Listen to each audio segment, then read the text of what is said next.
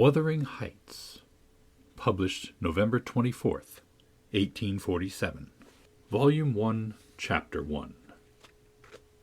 1801. I have just returned from a visit to my landlord, the solitary neighbor that I shall be troubled with. This is certainly a beautiful country. In all England I do not believe that I could have fixed on a situation so completely removed from the stir of society. A perfect misanthrope's heaven. And Mr. Heathcliff and I are such a suitable pair to divide the desolation between us. A capital fellow. He little imagined how my heart warmed towards him when I beheld his black eyes withdraw so suspiciously under their brows as I rode up, and when his fingers sheltered themselves, with a jealous resolution, still further in his waistcoat, as I announced my name. "Mr. Heathcliff?" I said. A nod was the answer. "Mr. Lockwood, your new tenant, sir. I do myself the honor of calling as soon as possible after my arrival, to express the hope that I have not inconvenienced you by my perseverance in soliciting the occupation of Thrushcross Grange. I heard yesterday you had had some thoughts." "Thrushcross Grange is my own, sir," he interrupted, wincing. "I should not allow anyone to inconvenience me if I could hinder it. Walk in." The walk-in was uttered so close to teeth and expressed the sentiments, "Go to the deuce." Even the gate over which he leant manifested no sympathizing movement to the words, and I think that circumstance determined me to accept the invitation. I felt interested in a man who seemed more exaggeratedly reserved than myself. When he saw my horse's breast fairly pushing the barrier, he did pull out his hand to unchain it, and then sullenly preceded me up the causeway, calling as we entered the court, "Joseph, take Mr. Lockwood's horse and bring him up some wine." "Here we have the whole establishment of domestics, I suppose," was a reflection suggested by this compound order. No wonder the grass grows up between the flags, and cattle are the only hedge-cutters. Joseph was an elderly, nay, an old man, very old, perhaps, though hale and sinewy. "The Lord help us," he soliloquized, in an undertone of peevish displeasure, while relieving me of my horse, looking meantime in my face so sourly that I charitably conjectured he must have need of divine aid to digest his dinner, and his pious ejaculation had no reference to my unexpected advent. Wuthering Heights is the name of Mr. Heathcliff's dwelling, wuthering being a significant provincial adjective descriptive of the atmospheric tumult to which its station is exposed in stormy weather. Pure, bracing ventilation they must have up there, at all times indeed. One may guess the power of the north wind, blowing over the edge, by that excessive slant of a few stunted firs at the end of the house, and by a range of gaunt thorns all stretching their limbs one way, as if craving alms of the sun. Happily the architect had the foresight to build it strong. The narrow windows are deeply set in the wall, and the corners defended with large jutting stones. Before passing the threshold, I paused to admire a quantity of grotesque carving lavished over the front, and especially about the principal door, above which, among a wilderness of crumbling griffins and shameless little boys, I detected the date 1500 and the name Hareton Earnshaw. I would have made a few comments and requested a short history of the place from the surly owner, but his attitude at the door appeared to demand my speedy entrance, or complete departure, and I had no desire to aggravate his impatience previous to inspecting the penetralium. One step brought us into the family sitting-room, without any introductory lobby or passage. They call it here the house, preeminently. It includes kitchen and parlor generally, but I believe at Wuthering Heights the kitchen is forced to retreat altogether into another quarter. At least I distinguished a chatter of tongues and a clatter of culinary utensils deep within, and I observed no signs of roasting, boiling, or baking about the huge fireplace, nor any glitter of copper saucepans and tin colanders on the walls. One end, indeed, reflected splendidly both light and heat from the ranks of immense pewter dishes, interspersed with silver jugs and tankards, towering row after row in a vast oak dresser to the roof. The latter had never been underdrawn. Its entire anatomy lay bare to an inquiring eye, except where a frame of wood laden with oatcakes and clusters of legs of beef, mutton, and ham concealed it. Above the chimney were sundry villainous old guns and a couple of horse pistols, and, by way of ornament, 3 gaudily painted canisters disposed along its edge. The floor was of smooth white stone, the chairs high-backed, primitive structures, painted green, 1 or 2 heavy black ones lurking in the shade. In an arch under the dresser reposed a huge liver-colored bitch pointer, surrounded by a swarm of squealing puppies, and other dogs haunted other recesses. The apartment and furniture would have been nothing extraordinary, as belonging to a homely northern farmer with a stubborn countenance, and stalwart limbs set out to advantage in knee breeches and gaiters. Such an individual, seated in his armchair, his mug of ale frothing on the round table before him, is to be seen in any circuit of 5 or 6 miles among these hills, if you go at the right time after dinner. But Mr. Heathcliff forms a singular contrast to his abode and style of living.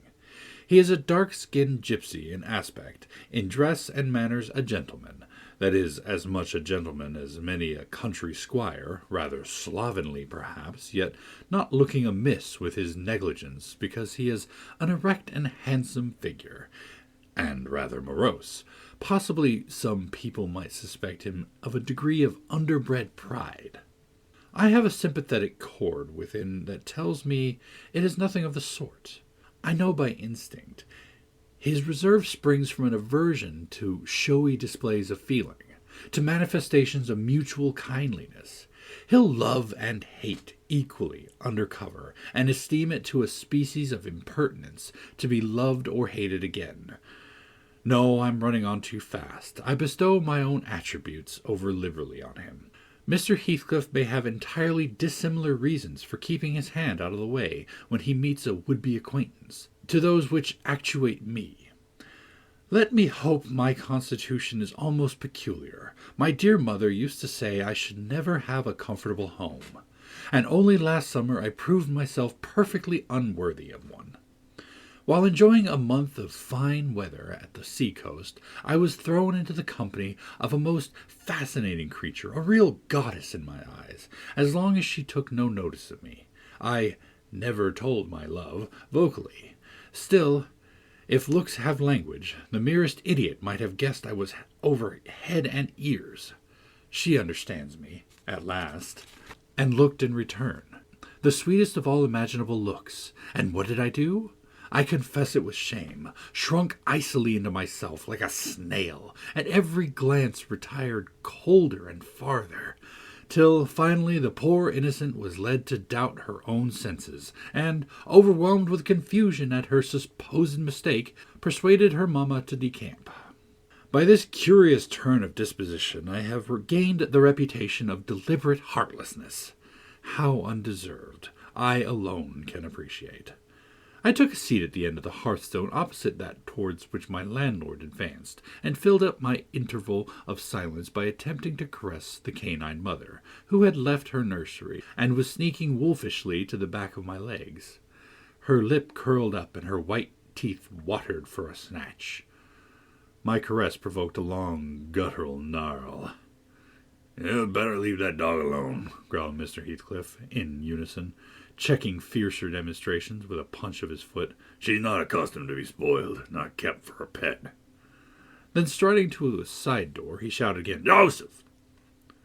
Joseph mumbled indistinctly in the depths of the cellar, but gave no intimation of ascending, so his master dived down to him, leaving me vis-a-vis the ruffianly bitch and a pair of grim, shaggy sheep-dogs, who shared with her a jealous guardianship over all my movements. Not anxious to come in contact with their fangs, I sat still. But, imagining they would scarcely understand tacit insults, I unfortunately indulged in winking and making faces at the trio, and some turn of my physiognomy so irritated Madame that she suddenly broke into a fury and leapt on my knees. I flung her back and hastened to interpose the table between us. This proceeding roused the whole hive. Half a dozen 4-footed fiends of various sizes and ages issued from hidden dens to the common center. I felt my heels and coat laps peculiar subjects of assault, and, parrying off the larger combatants as effectually as I could with the poker, I was constrained to demand aloud assistance from some of the household in re-establishing peace. Mr. Heathcliff and his man climbed the cellar steps with vexatious phlegm. I don't think they moved 1 second faster than usual, though the hearth was an absolute tempest of worrying and yelping. Happily, an inhabitant of the kitchen made more dispatch, a lusty dame, with tucked-up gown, bare arms, and fire-flushed cheeks, rushed in the midst of us, flourishing a frying-pan, and used that weapon and her tongue to such purpose that the storm subsided magically, and she only remained, heaving like a sea after a high wind when her master entered on the scene. "What in the devil is the matter?" he asked, eyeing me in a manner that I could ill endure after this inhospitable treatment. "What the devil, indeed?" I muttered. "The herd of possessed swine could have no worse spirits in them than those animals of yours, sir. You might as well leave a stranger with a brood of tigers." "They won't meddle with person who don't touch nothing," he remarked, putting the bottle before me and restoring the displaced table. "The dogs do right to be vigilant. Take a glass of wine?" "No, thank you." "Not bitten, are you?" "If I had been, I would have set my signet on the biter." Heathcliff's countenance relaxed into a grin. Come. You're flurried, Mr. Lockwood. Here, take a little wine. Guests are so exceedingly rare in this house that I and my dogs, I am willing to own, hardly know how to receive them. Your health, sir." I bowed and returned the pledge, beginning to perceive that it would be foolish to sit sulking for the misbehavior of a pack of curs. Besides, I felt loath to yield the fellow further amusement at my expense, since his humor took that turn. He, probably swayed by prudential considerations of the folly of offending a good tenant, relaxed a little in the laconic style of chipping off his pronouns and auxiliary verbs, and introduced what he supposed would be a subject of interest to me, a discourse on the advantages and disadvantages of my present place of retirement. I found him very intelligent on the topics we touched, and, before I went home, I was encouraged so far as to volunteer another visit tomorrow. He evidently wished no repetition of my intrusion. I shall go, notwithstanding. It is astonishing how sociable I feel myself compared with him. Chapter 2. Yesterday afternoon set in misty and cold. I had half a mind to spend it by my study fire, instead of wading through heath and mud to Wuthering Heights. On coming up from dinner, however, N.B. I dined between 12 and 1 o'clock, the housekeeper, a matronly lady taken as a fixture along with the house, could not or would not comprehend my request that I might be served at 5. On mounting the stairs with this lazy intention and stepping into the room, I saw a servant girl on her knees, surrounded by brushes and coal scuttles, and raising an infernal dust as she extinguished the flames with heaps of cinders. This spectacle drove me back immediately. I took my hat, and after a 4 miles walk, arrived at Heathcliff's garden gate, just in time to escape the first feathery flakes of snow-shower. On that bleak hilltop the earth was hard with a black frost, and the air made me shiver through every limb. Being unable to remove the chain, I jumped over, and, running up the flagged causeway, bordered with straggling gooseberry bushes, knocked vainly for admittance, till my knuckles tingled and the dogs howled. "Wretched inmates!" I ejaculated mentally. "You deserve perpetual isolation from your species for your churlish inhospitality. At least I would not keep my door barred in the daytime. I don't care. I will get in." So I resolved. I grasped the latch and shook it vehemently. Vinegar-faced Joseph projected his head from a round window of the barn. "Where ye fer?" he shouted. "To Master down at Fraud. Gone round by the end of the lathe. If you want to speak to him."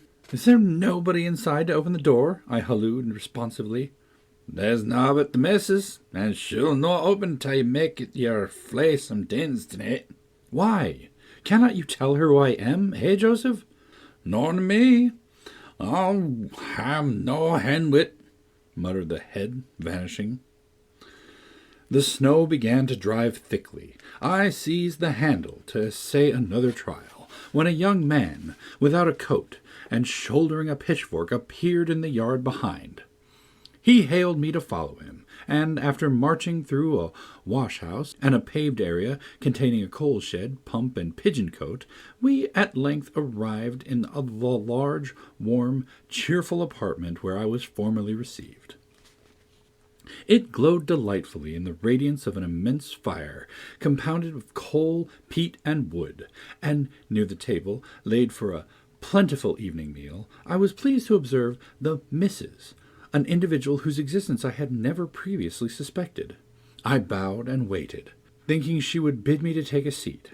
She looked at me, leaning back in her chair, and remained motionless and mute. "Rough weather," I remarked. "I'm afraid, Mrs. Heathcliff, the floor must bear the consequences of your servant's leisure attendance. I had hard work to make them hear me." She never opened her mouth. I stared. She stared also. At any rate, she kept her eyes on me in a cool, regardless manner, exceedingly embarrassing and disagreeable. "Sit down," said the young man gruffly. "He'll be in soon." I obeyed and hemmed, and called the villain Juno, who deigned at this second interview to move the extreme tip of her tail in token of owning my acquaintance. "A beautiful animal," I commenced again. "Do you intend parting with the little ones, madam?" "They're not mine," said the amiable host, more repellingly than Heathcliff himself could have replied. "Ah, your favourites are among these," I continued, turning to an obscure cushion full of something like cats. "A strange choice of favourites," she observed scornfully. Unluckily, it was a heap of dead rabbits. I hemmed once more and drew closer to the hearth, repeating my comment on the wildness of the evening. "You should not have come out," she said, rising and reaching from the chimney-piece 2 of the painted canisters. Her position before was sheltered from the light. Now I had a distinct view of her whole figure and countenance. She was slender and apparently scarcely past girlhood, an admirable form, and the most exquisite little face that I have ever had the pleasure of beholding. Small features, very fair, flaxen ringlets, or rather golden, hanging loose on her delicate neck, and eyes. Had they been agreeable in expression, they would have been irresistible. Fortunately for my susceptible heart, the only sentiment they evinced hovered between scorn and a kind of desperation, singularly unnatural to be detected there. The canisters were almost out of her reach. I made a motion to aid her. She turned upon me as a miser might turn, if anyone attempted to assist him in counting his gold. "I don't want your help," she snapped. "I can get them for myself." "I beg your pardon," I hastened to reply. "Were you asked to tea?" she demanded, tying an apron over her neat black frock, and standing with a spoonful of the leaf poised over the pot. "I shall be glad to have a cup," I answered. "Were you asked?" she repeated. "No," I said, half smiling. "You are the proper person to ask me." She flung the tea back, spoon and all, and resumed her chair in a pet, her forehead corrugated, and her red upper lip pushed out like a child's, ready to cry. Meanwhile, the young man had slung onto his person a decidedly shabby upper garment, and, erecting himself before the blaze, looked down on me, from the corner of his eyes, for all the world as if there were some mortal feud unavenged between us. I began to doubt whether he were a servant or not. His dress and speech were both rude, entirely devoid of the superiority observable in Mr. and Mrs. Heathcliff. His thick brown curls were rough and uncultivated, his whiskers encroached bearishly over his cheeks, and his hands were embrowned like those of a common labourer. Still, his bearing was free, almost haughty, and he showed none of a domestic's assiduity in attending on the lady of the house. In the absence of clear proofs of his condition, I deemed it best to abstain from noticing his curious conduct, and 5 minutes afterwards the entrance of Heathcliff relieved me, in some measure, from my uncomfortable state. "You see, sir, I am come according to my promise," I exclaimed, assuming the cheerful, "and I fear I shall be weather-bound for half an hour, if you can afford me shelter during that space." "Half an hour," he said, shaking the white flakes from his clothes. "I wonder you should select the thick of a snowstorm to ramble about in. Do you know that you run the risk of being lost in the marshes? People familiar with these moors often miss their road on such evenings, and I can tell you there is no chance of a change at present. Perhaps I can get a guide among your lads, and he might stay at the Grange till morning. Could you spare me one? No, I could not. Oh, indeed. Well, then, I must trust to my own sagacity. Are you going to make the tea? Demanded he of the shabby coat, shifting his ferocious gaze from me to the young lady. Is he to have any? She asked, appealing to Heathcliff. Get it ready, will you? Was the answer, uttered so savagely that I started. The tone in which the words were said revealed a genuine bad nature. I no longer felt inclined to call Heathcliff a capital fellow. When the preparations were finished, he invited me with, Now, sir, bring forward your chair. And we all, including the rustic youth, drew round the table, an austere silence prevailing while we discussed our meal. I thought if I had caused the cloud, it was my duty to make an effort to dispel it. They could not every day sit so grim and taciturn, and it was impossible, however ill-tempered they might be, that the universal scowl they wore was their everyday countenance. It is strange, I began, in the interval of swallowing one cup of tea and receiving another, it is strange how custom can mold our tastes and ideas. Many could not imagine the existence of happiness in a life of such complete exile from the world as you spend, Mr. Heathcliff. Yet I'll venture to say that, surrounded by your family and with your amiable lady as the presiding genius over your home and heart— My amiable lady, he interrupted, with an almost diabolical sneer on his face. Where is she, my amiable lady? Mrs. Heathcliff, your wife, I mean. Well, yes, you would intimate that her spirit has taken the post of ministering angel and guards the fortunes of Wuthering Heights, even when her body is gone. Is that it? Perceiving myself in a blunder, I attempted to correct it. I might have seen there was too great a disparity between the ages of the parties to make it likely that they were man and wife. One was about 40, a period of mental vigor at which men seldom cherish the delusion of being married for love. By girls, that dream is reserved for the solace of our declining years. The other did not look 17. Then it flashed upon me. The clown at my elbow, who is drinking his tea out of a basin and eating his bread with unwashed hands, may be her husband. Heathcliff Jr., of course. Here is the consequence of me being buried alive. She has thrown herself away upon that boor, from sheer ignorance that better individuals existed. A sad pity. I must beware how I cause her to regret her choice. The last reflection may seem conceited. It was not. My neighbor struck me as bordering on repulsive. I knew through experience that I was tolerably attractive.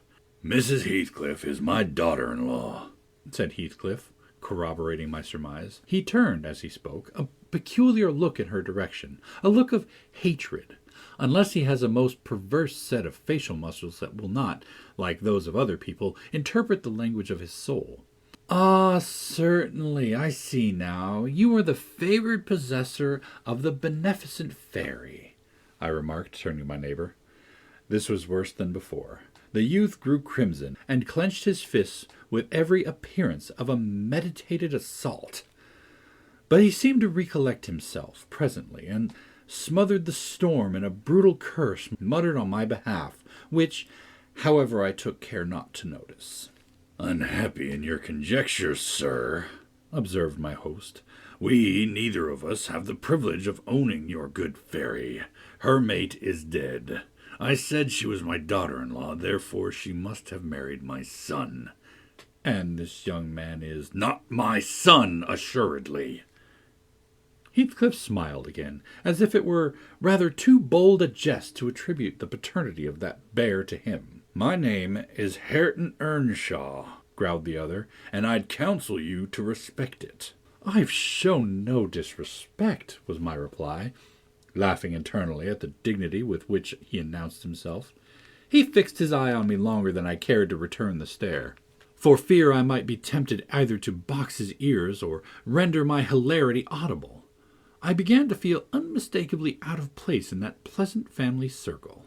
The dismal spiritual atmosphere overcame and more than neutralized the glowing physical comforts around me, and I resolved to be cautious how I ventured under those rafters a third time. The business of eating being concluded, and no one uttering a word of sociable conversation, I approached a window to examine the weather. A sorrowful sight I saw. Dark night coming down prematurely, and sky and hills mingled in one bitter whirl of wind and suffocating snow. I don't think it possible for me to get home now without a guide, I could not help exclaiming. The roads will be buried already, and if they were bare I could scarcely distinguish a foot in advance. Hareton, drive those dozen sheep into the barn porch. They'll be covered if left in the fold all night, and put a plank before 'em," said Heathcliff. "How must I do?" I continued, with rising irritation. There was no reply to my question, and on looking round I saw only Joseph bringing in a pail of porridge for the dogs, and Mrs. Heathcliff leaning over the fire, diverting herself with burning a bundle of matches which had fallen into the chimney-piece as she restored the tea-canister to its place. The former, when he had deposited his burden, took a critical survey of the room, and in cracked tones grated out, "I wonder how you can fashion to stand there in idleness and war, when all of 'em's going out. But you're now, and it's not just talking. You'll never mend your ill ways, but go right to the devil, like your mother for you." I imagined for a moment that this piece of eloquence was addressed to me, and sufficiently enraged, stepped towards the aged rascal with an intention of kicking him out the door. Mrs. Heathcliff, however, checked me by her answer. "You scandalous old hypocrite," she replied, "are you not afraid of being carried away bodily whenever you mention the devil's name? I warn you to refrain from provoking me, or I'll ask your abduction as a special favor. Stop, look here, Joseph," she continued, taking a long, dark book from a shelf. "I'll show you how far I've progressed in the black art. I shall soon be content to make a clear house of it. The red cow didn't die by chance, and your rheumatism can hardly be reckoned among providential visitations." "Oh, wicked, wicked!" gasped the elder. "May the Lord deliver us from evil." "No, reprobate, you are a castaway. Be off, or I'll hurt you seriously. I'll have you all mottled in wax and clay, and the first who passes the limits I fix I'll not say what he shall be done to, but you'll see. Go, I'm looking at you." The little witch put a mock malignity into her beautiful eyes, and Joseph, trembling with sincere horror, hurried out, praying and ejaculating "Wicked!" as he went. I thought her conduct must be prompted by a species of dreary fun, and, now that we were alone, I endeavored to interest her in my distress. "Mrs. Heathcliff," I said earnestly, "you must excuse me for troubling you. I presume because, with that face, I'm sure you cannot help being good-hearted. Do point out some landmarks by which I may know my way home. I have no more idea how to get there than you would have how to get to London." "Take the road you came," she answered, ensconcing herself in a chair with a candle and the long book open before her. "It is brief advice, but as sound as I can give." "Then if you hear me being discovered dead in a bog or a pit full of snow, your conscience won't whisper that it was partly your fault?" "How so?" "I cannot escort you. They wouldn't let me go to the end of the garden wall." "You! I should be sorry to ask you to cross the threshold for my convenience on such a night," I cried. "I want you to tell me the way, not to show it, or else to persuade Mr. Heathcliff to give me a guide." "Who?"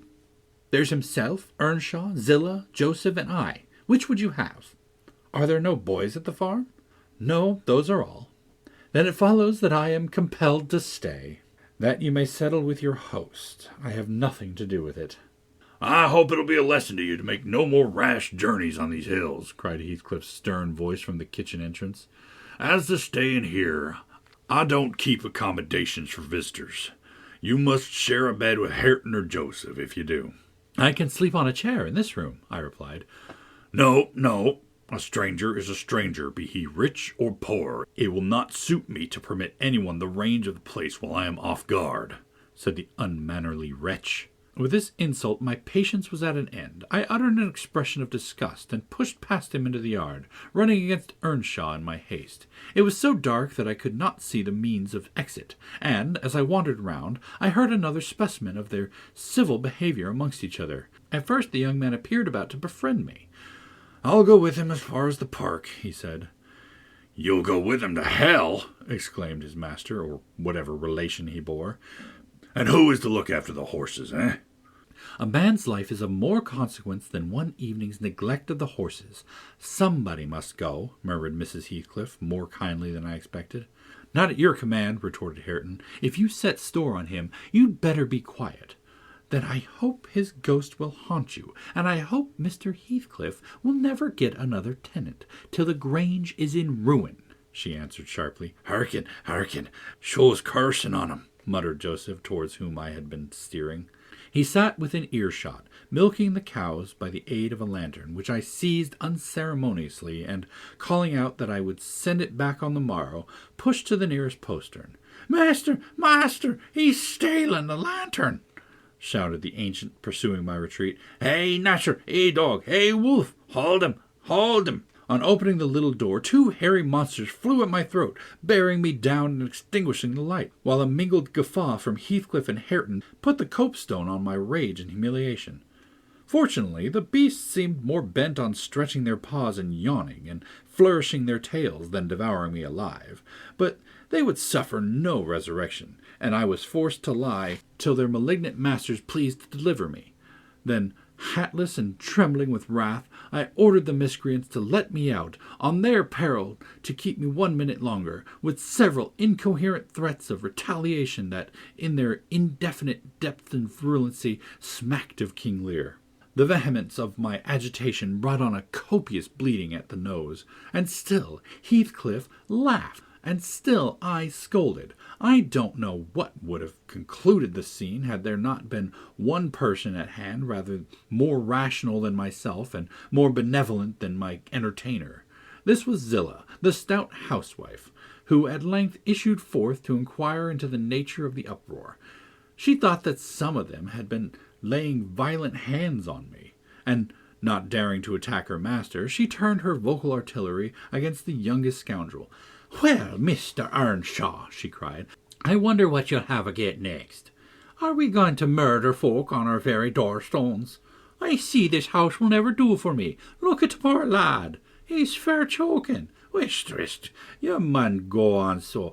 Come in, and I'll cure that. There now, hold you still." With these words, she suddenly splashed a pint of icy water down my neck and pulled me into the kitchen. Mr. Heathcliff followed, his accidental merriment expiring quickly in his habitual moroseness.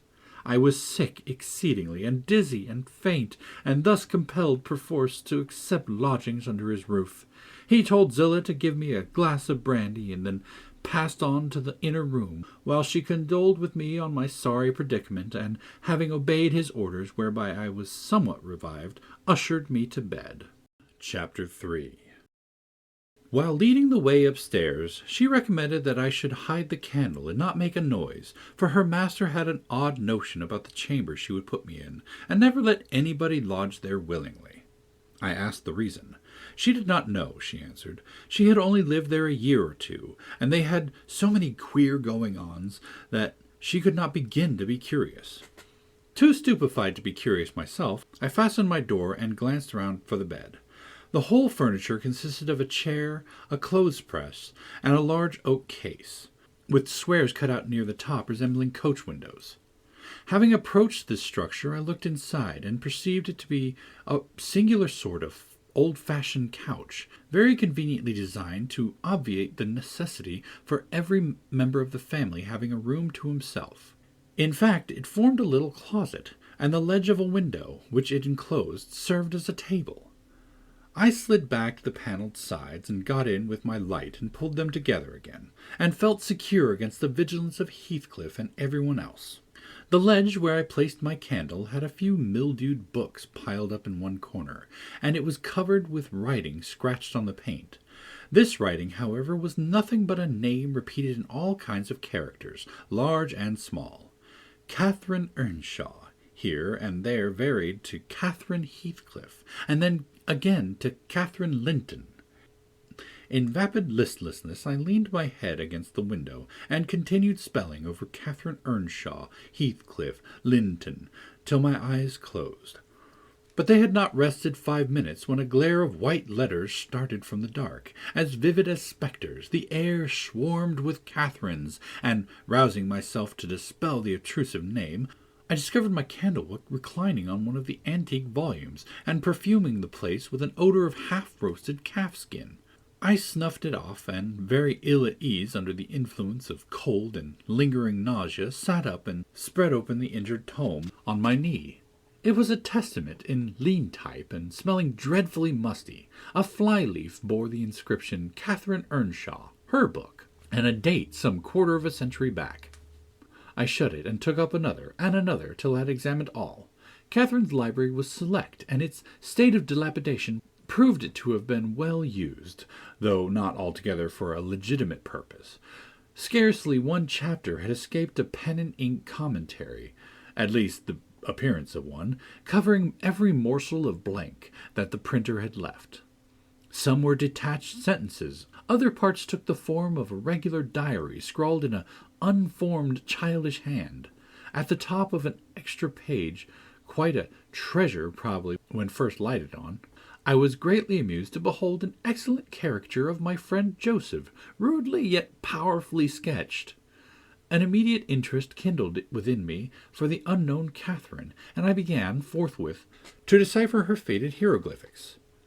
"An awful Sunday," commenced the paragraph beneath. "I wish my father were back again. Hindley is a detestable substitute. His conduct to Heathcliff is atrocious. H. and I are going to rebel. We took our initiatory step this evening. All day had been flooding with rain. We could not go to church, so Joseph must needs get up a congregation in the garret, and while Hindley and his wife basked downstairs before a comfortable fire, doing anything but reading their Bibles, I'll answer for it, Heathcliff, myself, and an unhappy ploughboy were commanded to take our prayer-books and mount. We were ranged in a row on a sack of corn, groaning and shivering, and hoping that Joseph would shiver too, so that he might give us a short homily for his own sake. A vain idea. The service lasted precisely 3 hours, and yet my brother had the face to exclaim, when he saw us descending, "What, done already?" On Sunday evenings we used to be permitted to play, if we did not make too much noise. Now a mere titter is sufficient to send us into corners. "You forget you have a master here," says the tyrant. "I'll demolish the first who puts me out of temper. I insist on perfect sobriety and silence. Oh, boy, was that you? Francis, darling, pull his hair as you go by. I heard him snap his fingers."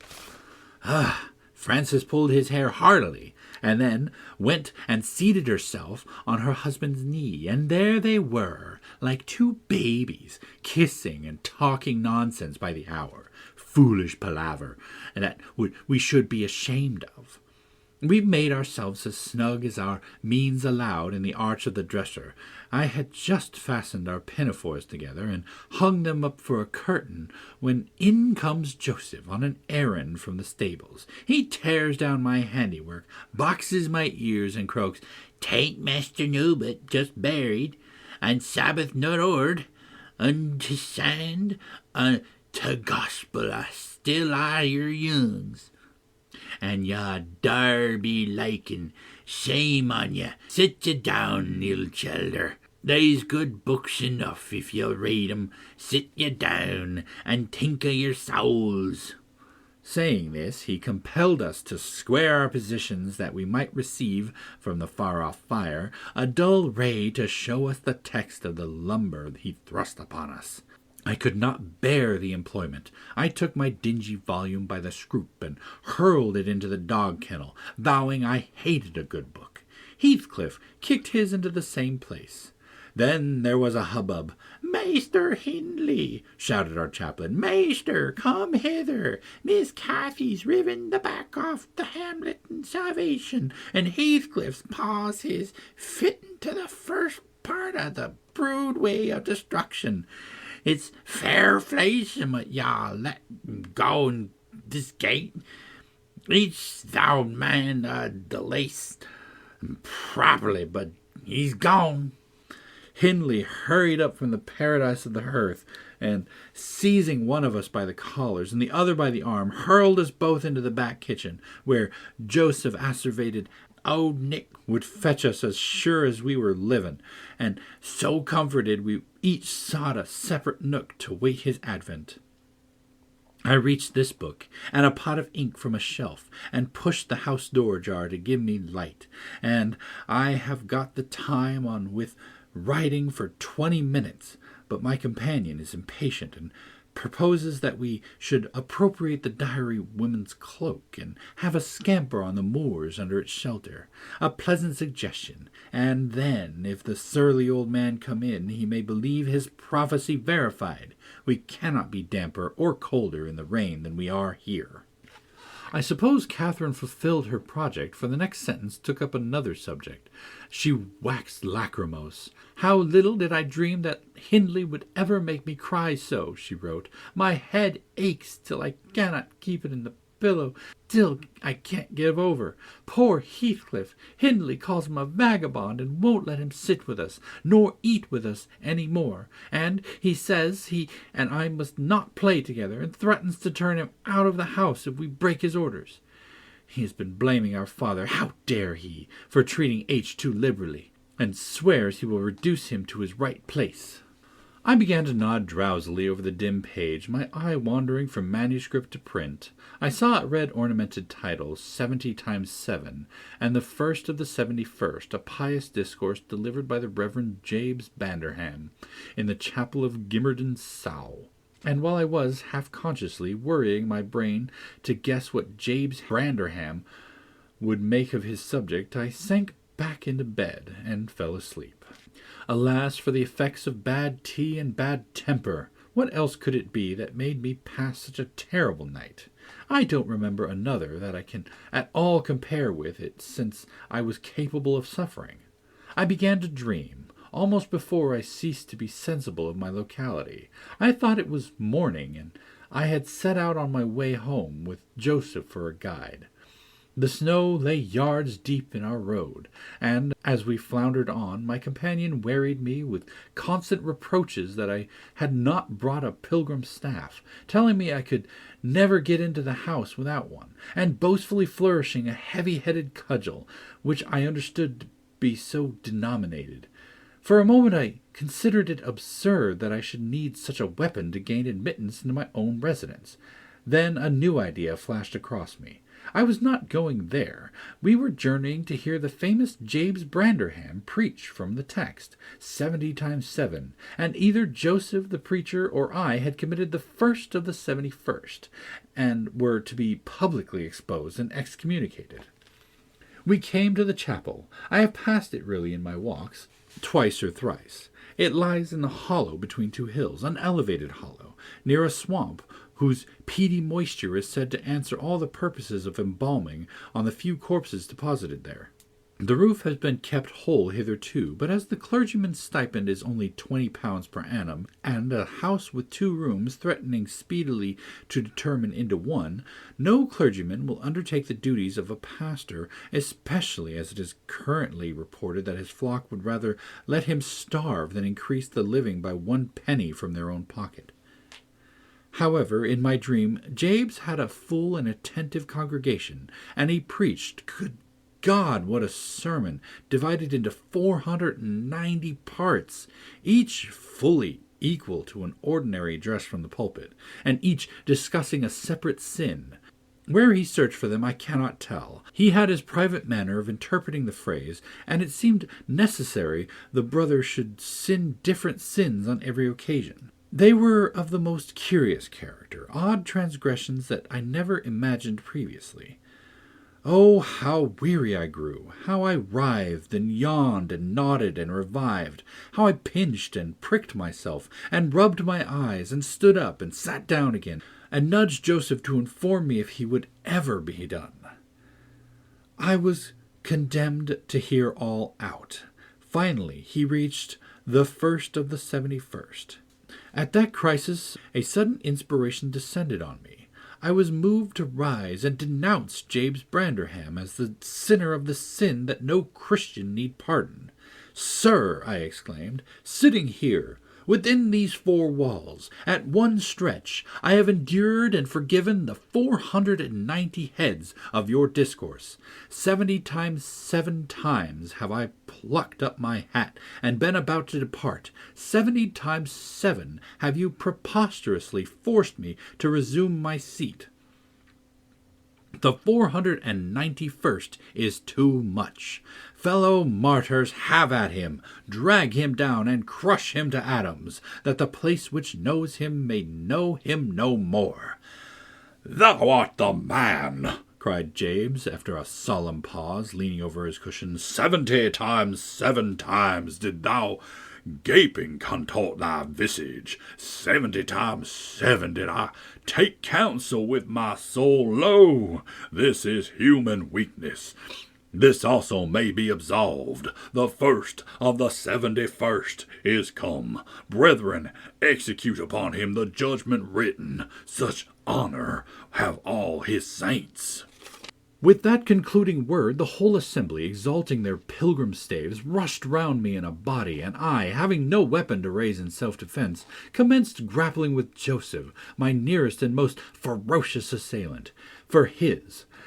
In the confluence of the multitude, several clubs crossed, blows aimed at me fell on other sconces. Presently, the whole chapel resounded with rappings and counter-rappings. Every man's hand was against his neighbor, and Branderham, unwilling to remain idle, poured forth his zeal in a shower of loud taps on the boards of the pulpit, which responded so smartly that, at last, to my unspeakable relief, they woke me. And what was it that had suggested the tremendous tumult? What had played Jabe's part in the row? Merely the branch of a fir tree that touched my lattice as the blast wailed by and rattled its dry cones against the panes. I listened doubtingly an instant, detected the disturber, then turned and dozed and dreamed again, if possible still more disagreeably than before. This time I remembered I was lying in an oak closet, and I heard distinctly the gusty wind and the driving of the snow. I heard also the fir bough repeat its teasing sound, and ascribed it to the right cause. But it annoyed me so much that I resolved to silence it, if possible. And, I thought, I rose and endeavored to unhasp the casement.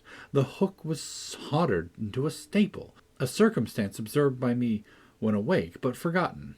I must stop it nevertheless, I muttered, knocking my knuckles through the glass, and stretching my arm out to seize the importunate branch, instead of which my hands closed on fingers of a little ice-cold hand. The intense horror of nightmare overcame me. I tried to draw back my arm, but the hand clung to it, and a most melancholy voice sobbed, "Let me in, let me in." "Who are you?" I asked, struggling meanwhile to disengage myself. "Catherine Linton," it replied shiveringly. Why did I think of Linton? I had read Earnshaw 20 times for Linton. "I am come home. I'd lost my way on the moor." As it spoke, I discerned obscurely a child's face looking through the window. Terror made me cruel, and, finding it useless to attempt shaking the creature off, I pulled its wrist onto the broken pane and rubbed it to and fro till the blood ran down and soaked the bedclothes. Still it wailed, "Let me in," and maintained its tenacious gripe, almost maddening me with fear. "How can I said at length. "Let me go if you want me to let you in." The fingers relaxed. I snatched mine through the hole, hurriedly piled the books up in a pyramid against it, and stopped my ears to exclude the lamentable prayer. I seemed to keep them closed above a quarter of an hour, yet the instant I listened again, there was that doleful cry moaning on. "Begone!" I shouted. "I'll never let you in, not if you beg for 20 years. "It's 20 years, mourned the voice. 20 years. I've been away for 20 years. Thereat began a feeble scratching outside, and the pile of books moved as if thrust forward. I tried to jump up, but could not stir a limb, and yelled aloud in a frenzied fright. To my confusion, I discovered the yell was not ideal. Hasty footsteps approached my chamber door. Somebody pushed it open with a vigorous hand, and a light glimmered through the squares at the top of the bed. I sat shuddering yet, and wiping the perspiration from my forehead, the intruder appeared to hesitate and muttered to himself. At last he said in a half-whisper, plainly not expecting an answer, "Is anyone there?" I considered it best to confess my presence, for I knew Heathcliff's accent, and feared he might search further if I kept quiet. With this intention I turned and opened the panels. I shall not soon forget the effect my action produced. Heathcliff stood near the entrance, in his shirt and trousers, with a candle dripping over his fingers, and his face as white as the wall behind him. The first creak of the oak startled him like an electric shock. The light leaped from his hold to a distance of some feet, and his agitation was so extreme that he could hardly pick it up. "It is only your guest, sir," I called out, desirous to spare him the humiliation of exposing his cowardice further. "I had the misfortune to scream in my sleep, owing to a frightful nightmare. I am sorry I disturbed you." "Oh, God confound you, Mr. Lockwood. I wish you were at the—" commenced my host, setting the candle on a chair because he found it impossible to hold it steady.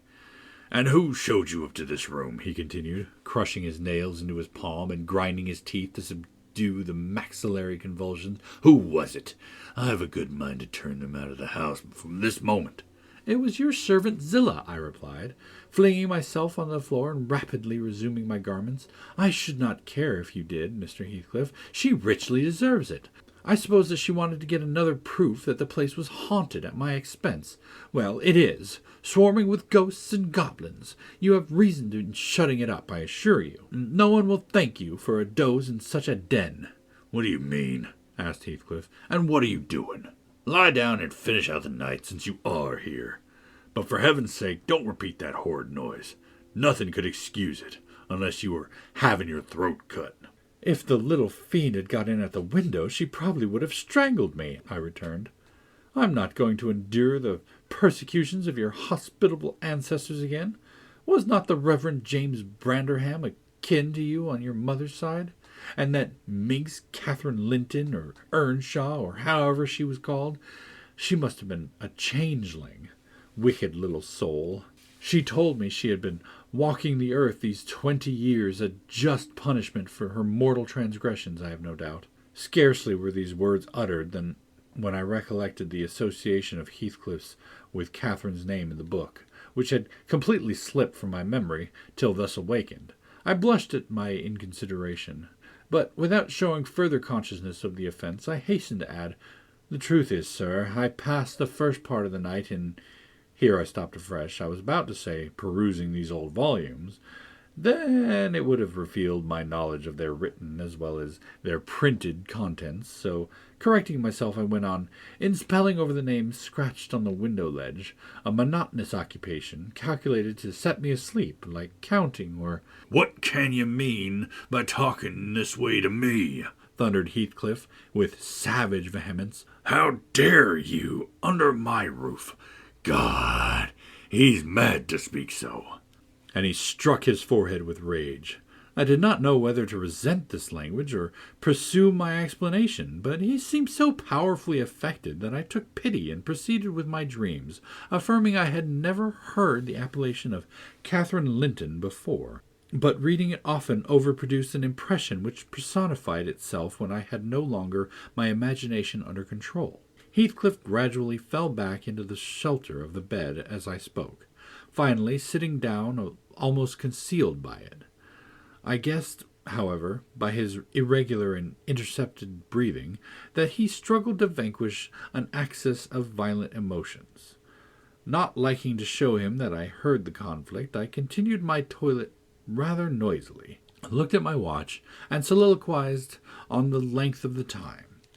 Not 3 o'clock yet. I could have taken oath it had been 6. Time stagnates here. We must surely have retired to rest at 8. "Always at 9 in winter, and always rise at 4, said my host, suppressing a groan, and, as I fancied, by the motion of his shadow's arm, dashing a tear from his eyes.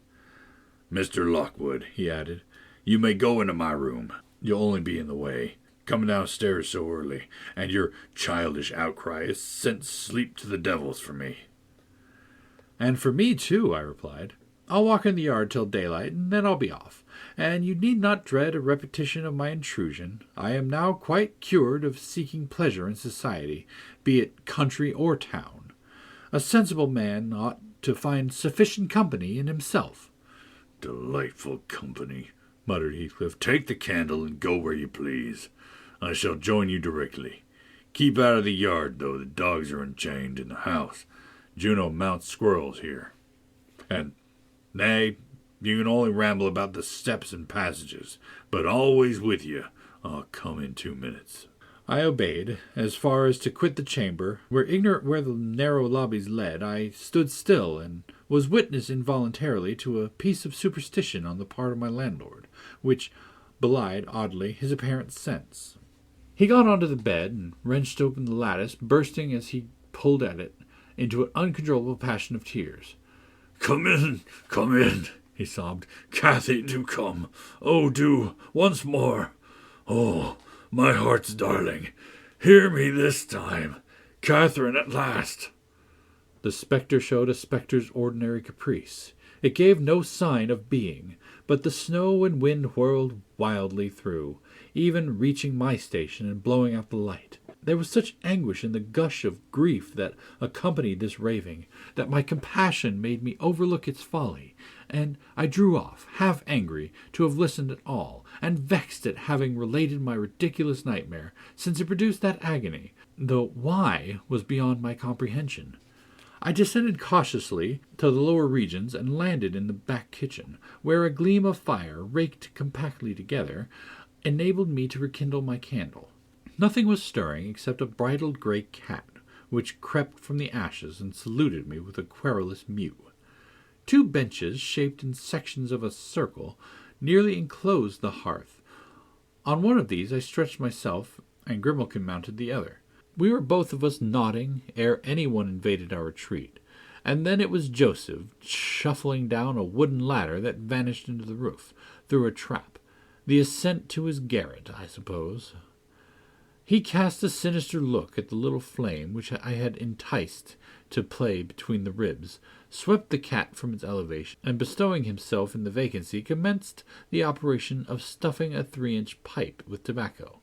My presence in his sanctum was evidently esteemed a piece of impudence too shameful for remark.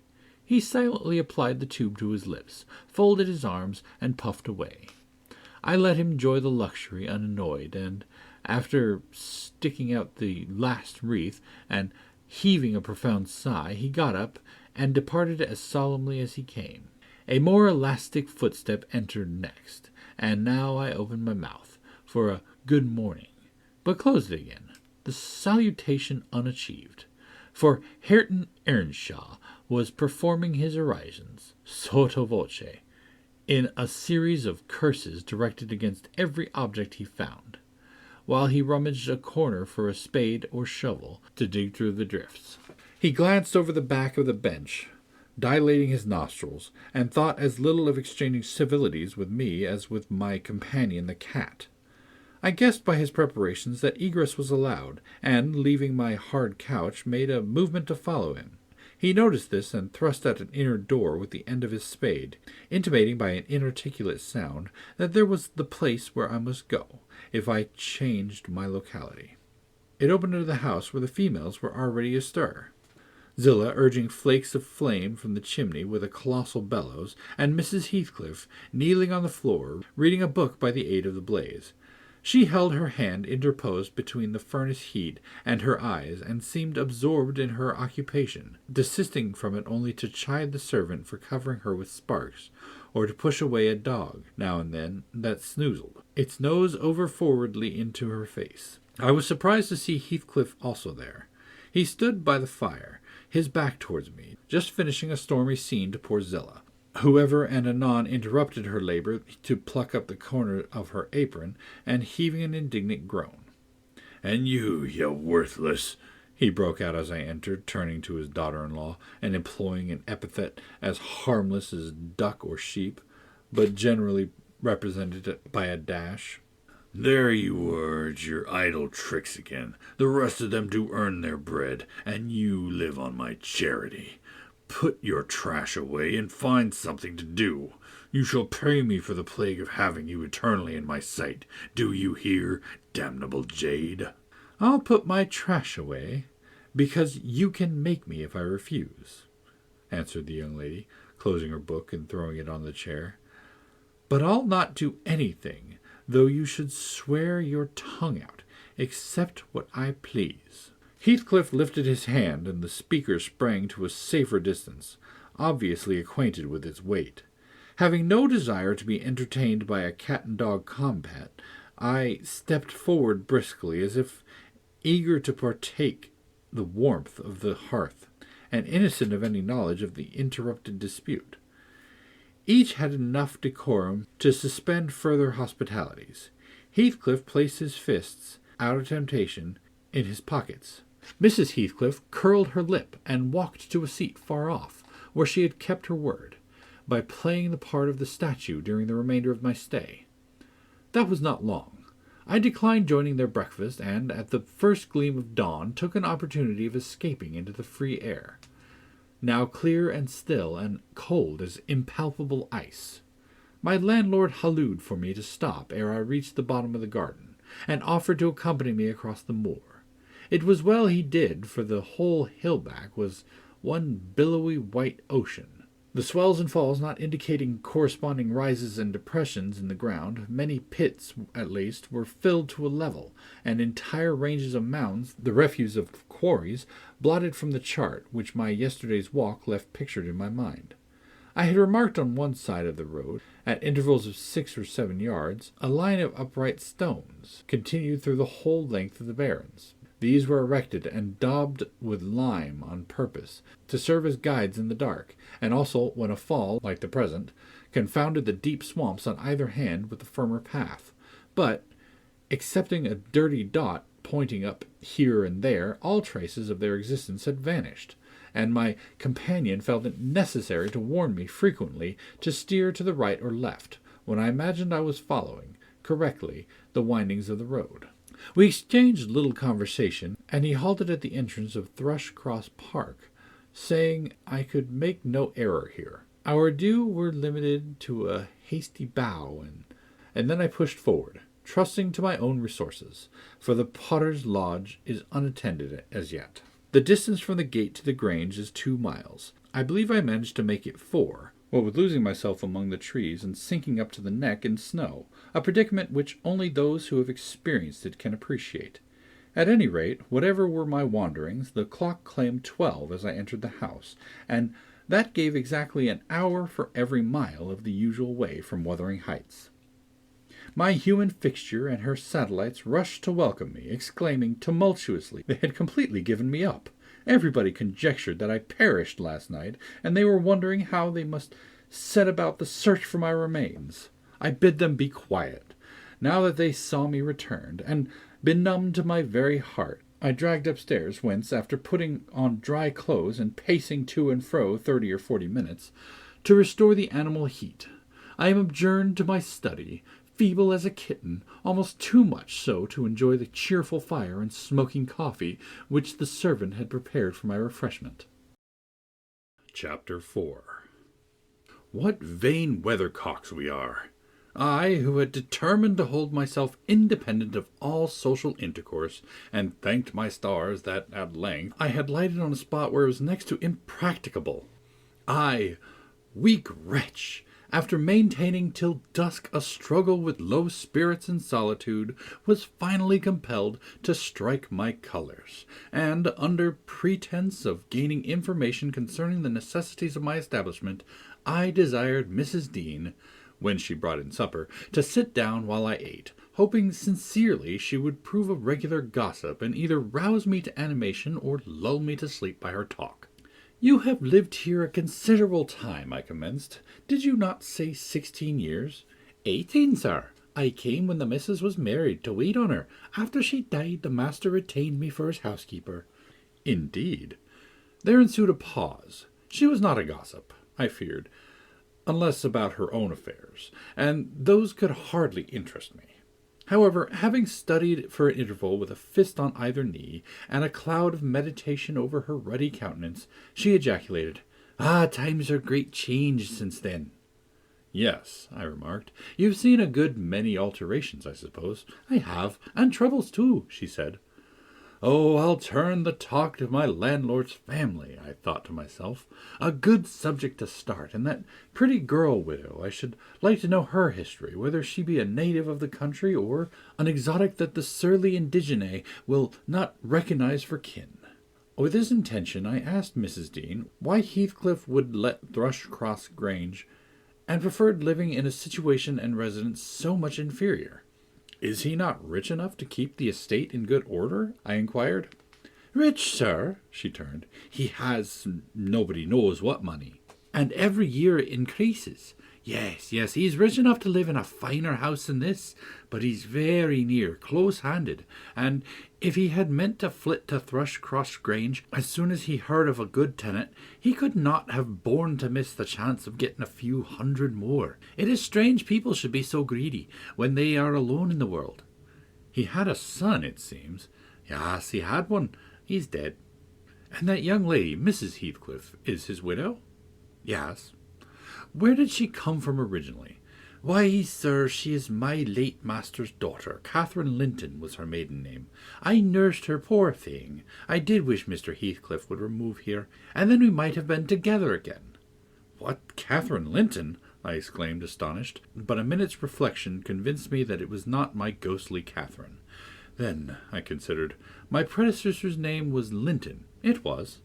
And who is that Earnshaw, Hareton Earnshaw, who lives with Mr. Heathcliff? Are they relation? No, he is the late Mrs. Linton's nephew. The young lady's cousin, then?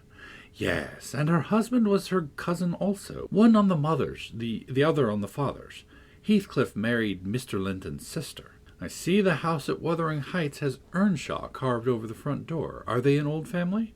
Very old, sir, and Hareton is the last of 'em, as our Miss Cathy is of us. I mean, of the Lintons. Have you been to Wuthering Heights? I beg pardon for asking, but I should like to hear how she is. Mrs. Heathcliff? She looked very well, and very handsome, yet I think not very happy.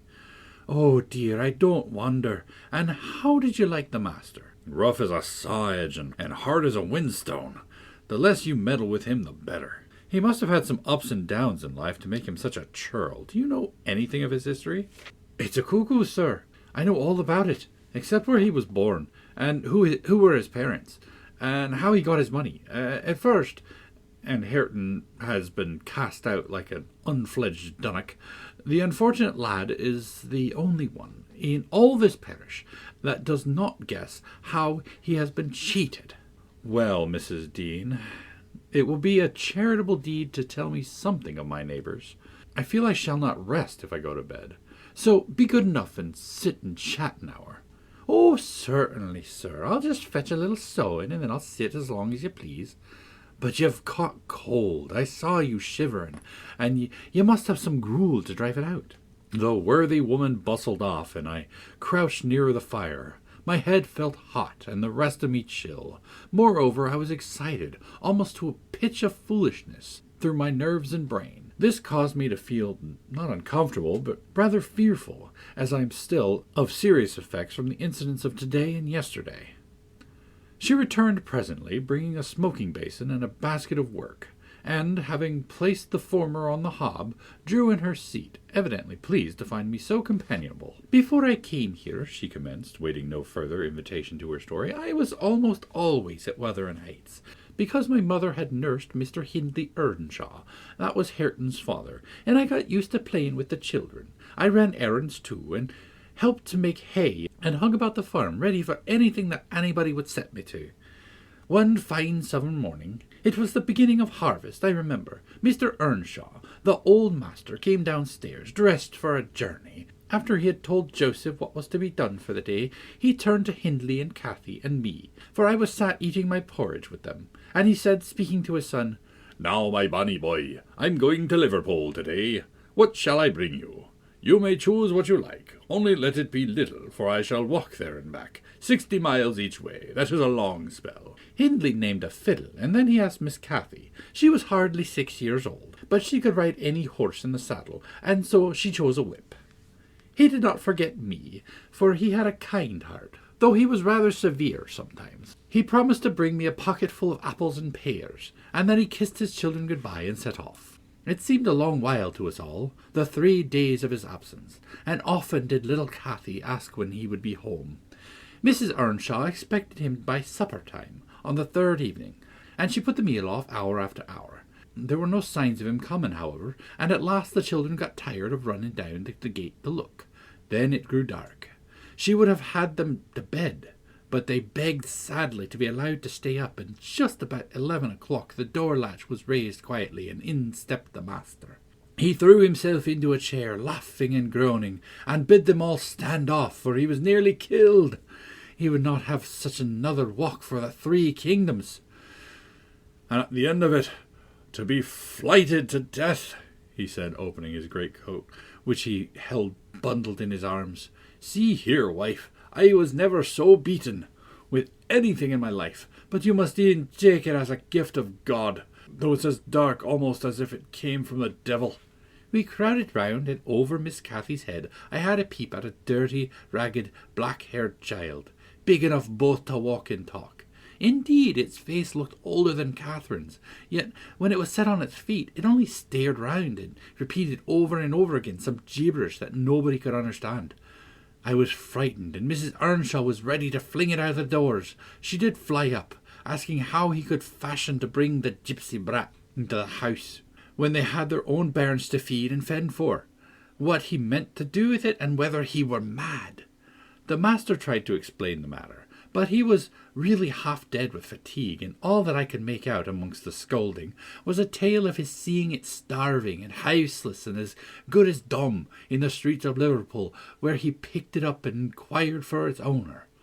Not a soul knew to whom it belonged, he said, and his money and time being both limited, he thought it better to take it home with him at once than run into vain expenses there, because he was determined he would not leave it as he found it.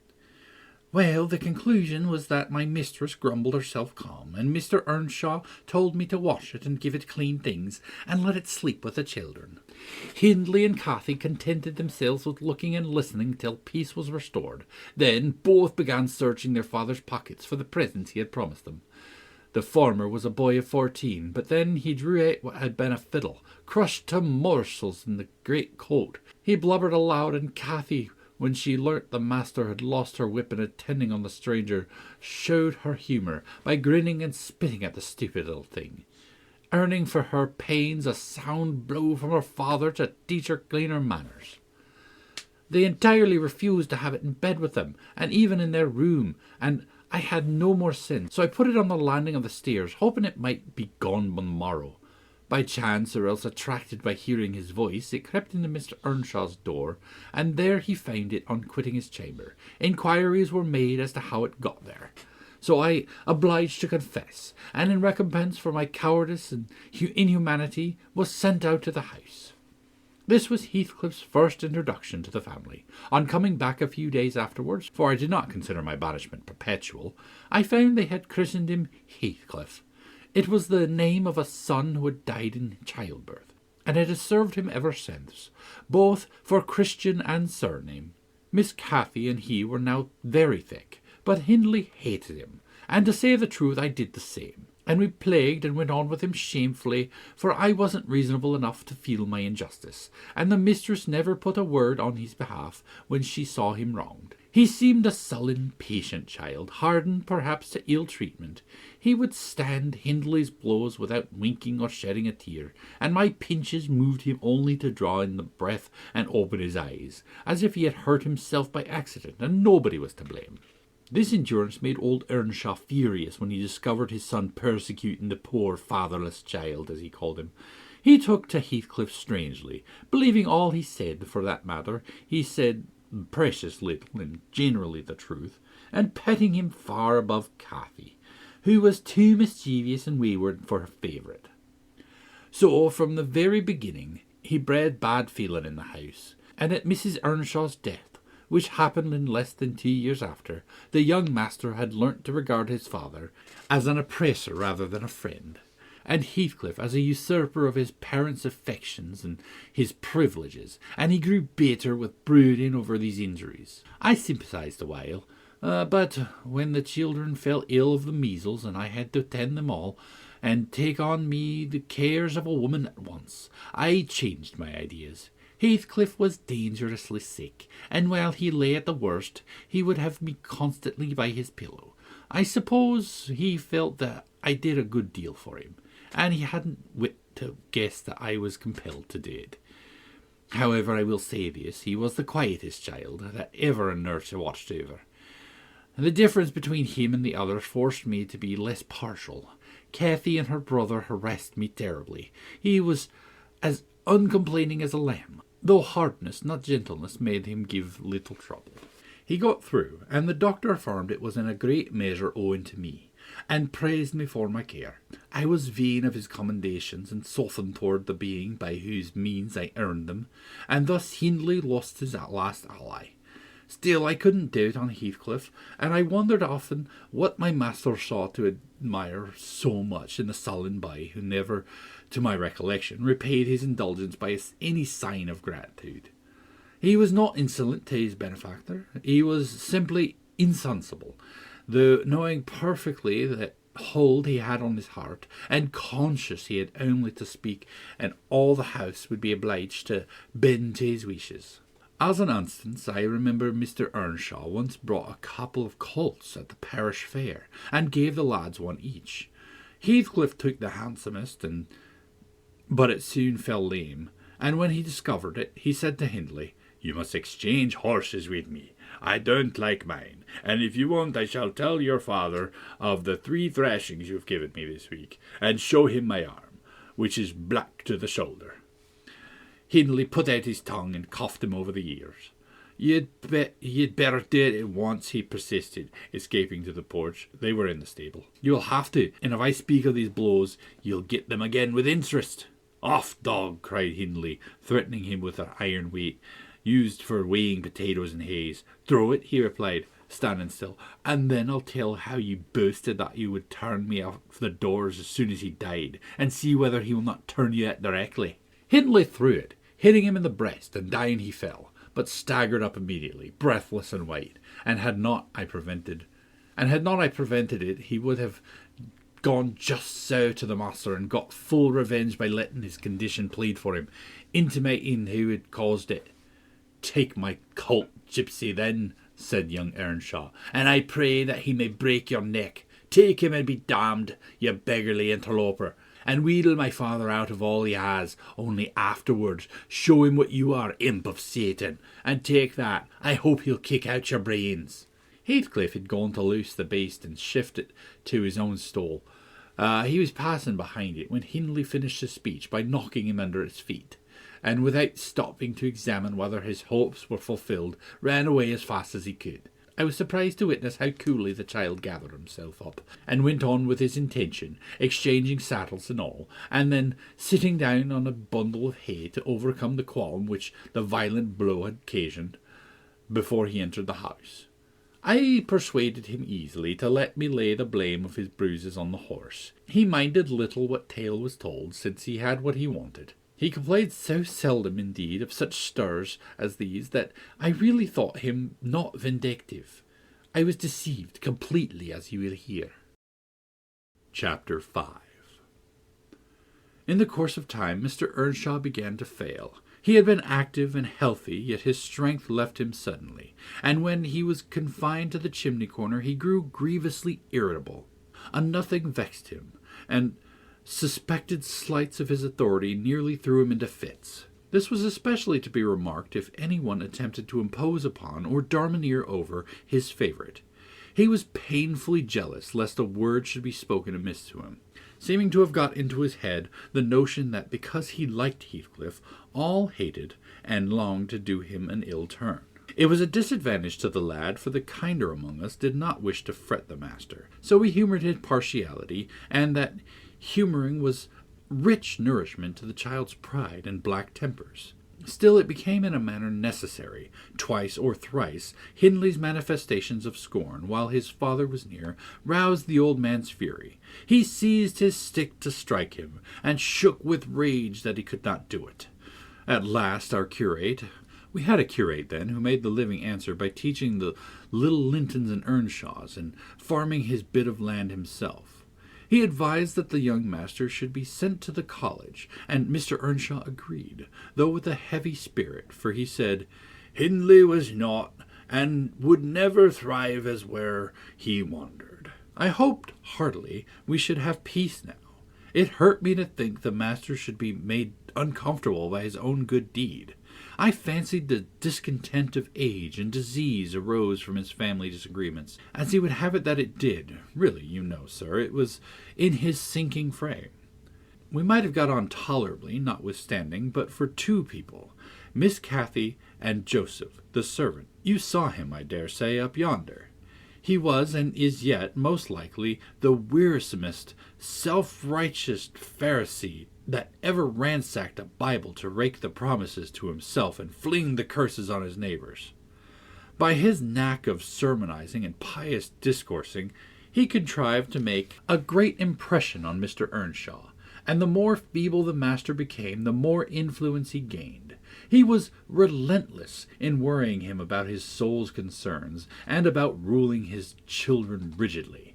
He encouraged him to regard Hindley as a reprobate, and, night after night, he regularly grumbled out a long string of tales against Heathcliff and Catherine, always minding to flatter Earnshaw's weakness by heaping the heaviest blame on the last.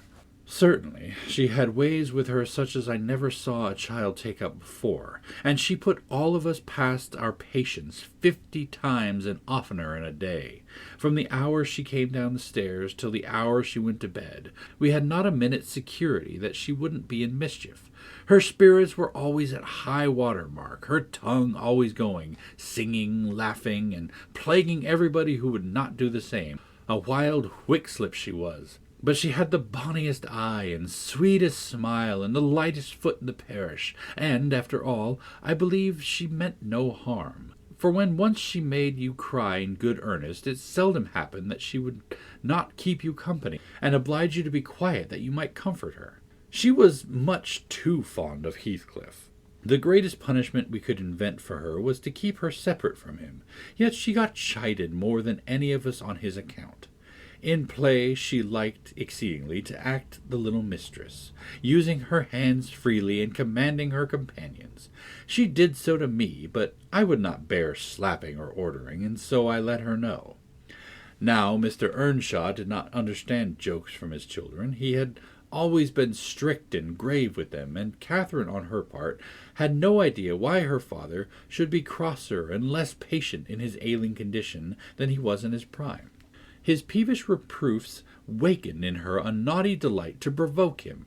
She was never so happy as when we were all scolding her at once, and she defying us with her bold, saucy look, and her ready words, turning Joseph's religious curses into ridicule, baiting me and doing just what her father hated most, showing how her pretended insolence, which he thought real, had more power over Heathcliff than his kindness, how the boy would do her bidding in anything, and his only when it suited his own inclination. After behaving as badly as possible all day, she sometimes came fondling to make it up at night.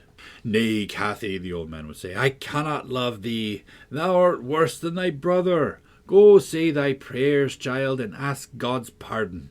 I doubt thy mother and I must rue that we ever reared thee." That made her cry at first, and then, being repulsed continuously, hardened her, and she laughed if I told her to say she was sorry for her faults, and begged to be forgiven. But the hour came at last that ended Mr. Earnshaw's troubles on earth. He died quietly in his chair one October evening, seated by the fireside. A high wind blustered around the house and roared in the chimney. It sounded wild and stormy, yet it was not cold, and we were all together, I a little removed from the hearth, busy at my knitting, and Joseph reading his Bible near the table, for the servants generally sat in the house then, and after their work was done. Miss Cathy had been sick, and that made her still. She leant against her father's knee, and Heathcliff was lying on the floor with his head in her lap. I remember the master, before he fell into a doze, stroking her bonny hair. It pleased him rarely to see her gentle, and saying, "Why canst thou not always be a good lass, Cathy?" And she turned her face up to his, and laughed, and answered, "Why cannot you always be a good man, father?" But as soon as she saw him vexed again, she kissed his hand, and said she would sing him to sleep. She began singing very low, till his fingers dropped from hers, and his head sank on his breast. Then I told her to hush and not stir, for fear she would wake him. We all kept as mute as mice, a full hour, and should have done longer, only Joseph, having finished his chapter, got up and said that he must rouse the master for prayers in bed. He stepped forward and called him by name, and touched his shoulder, but he would not move, so he took the candle and looked at him. I thought there was something wrong as he set down the light, and seizing the children by each arm, whispered them to frame upstairs and make little din they might pray alone that evening. He had something to do. "I shall bid father good night first," said Catherine, putting her arms around his neck before we could hinder her. The poor thing discovered her loss directly. She screamed out, "Oh, he's dead, Heathcliff, he's dead!" And they both set up a heart-breaking cry. I joined my wails to theirs, loud and bitter, but Joseph asked what we could be thinking of to roar in that way over a saint in heaven. He told me to put on my cloak and run to Gimmerton for the doctor and the parson. I could not guess the use that either would be of then. However, I went, through wind and rain, and brought one, the doctor, back with me. The other said he would come in the morning. Leaving Joseph to explain matters, I ran to the children's room. Their door was ajar. I saw they had never laid down, though it was past midnight, but they were calmer and did not need me to console them. The little souls were comforting each other with better thoughts than I could have hit on. No parson in the world ever pictured heaven so beautifully as they did in their innocent talk, and while I sobbed and listened, I could not help wishing we were all there safe together. Chapter 6. Mr. Hindley came home to the funeral, and, a thing that amazed us and set the neighbors gossiping right and left, he brought a wife with him. What she was and where she was born he never informed us. Probably she had neither money nor name to recommend her, or he would scarcely have kept the union from his father. She was not one that would have disturbed the house much on her own account. Every object she saw, the moment she crossed the threshold, appeared to delight her, and every circumstance that took place about her, except the preparing for the burial and the presence of the mourners. I thought she was half silly from her behavior while that went on. She ran into her chamber and made me come with her, though I should have been dressing the children, and there she sat shivering and clasping her hands and asking repeatedly, "Are they gone yet?" Then she began describing with hysterical emotion the effect it produced on her to see black, and started and trembled, and at last fell a-weeping, and when I asked what was the matter, answered she didn't know, but she felt so afraid of dying. I imagined her as little likely to die as myself. She was rather thin, but young and fresh-complexioned, and her eyes sparkled as bright as diamonds. I did remark, to be sure, that mounting the stairs made her breathe very quickly, and that the least sudden noise set her all in a quiver, and that she coughed troublesomely sometimes, but I knew nothing of what these symptoms portended, and had no impulse to sympathize with her. We don't in general take to foreigners here, Mr. Lockwood, unless they take to us first. Young Earnshaw was altered considerably in the 3 years of his absence. He had grown sparer and lost his colour, and spoke and dressed quite differently, and on the very day of his return he told Joseph and me we must thenceforth quarter ourselves in the back kitchen, and leave the house for him.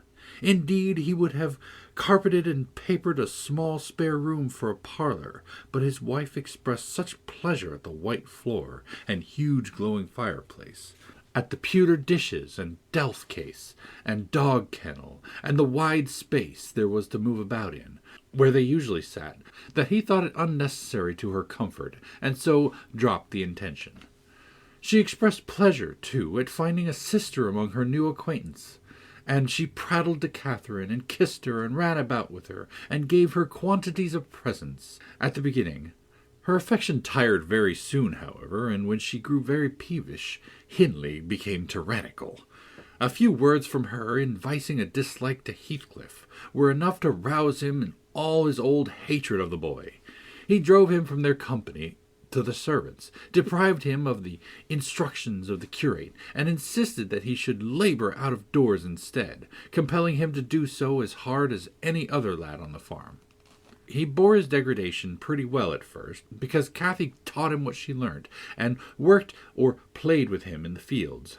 They both promised fair to grow up as rude as savages, the young master being entirely negligent how they behaved and what they did, so they kept clear of him. He would not even have seen after them going to church on Sundays, only Joseph and the curate reprimanded his carelessness when they absented themselves, and that reminded him to order Heathcliff a flogging and Catherine a fast from dinner or supper. But as one of their chief amusements to run away to the moors in the morning and remain there all day, and the after punishment grew a mere thing to laugh at. The curate might set as many chapters as he pleased for Catherine to get by heart, and Joseph might thrash Heathcliff till his arm ached. They forgot everything the minute they were together again.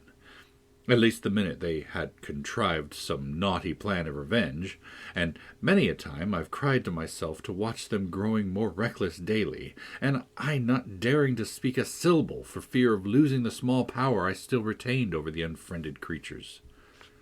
One Sunday evening it chanced that they were banished from the sitting-room for making noise, or a light offence of the kind, and when I went to call them to supper I could discover them nowhere. We searched the house above and below, and the yard and stables. They were invisible, and at last Hindley in a passion told us to bolt the doors, and swore nobody would let them in that night. The household went to bed, and I, too anxious to lie down, opened my lattice and put my head out to hearken, though it rained, determined to admit them in spite of the prohibition, should they return. In a while I distinguished steps coming up the road, and the light of a lantern glimmered through the gate. I threw a shawl over my head and ran to prevent them from waking Mr. Earnshaw by knocking. There was Heathcliff, by himself. It gave me a start to see him alone. "Where is Miss Catherine?" I cried hurriedly. "No accident, I hope?" "At Thrushcross Grange," he answered, "and I would have been there too, but they had not the manners to ask me to stay." "Well, you will catch it," I said. "You'll never be content till you're sent out about your business. What in the world led you wandering to Thrushcross Grange?" "Let me get off my wet clothes, and I'll tell you about it, Nelly," he replied.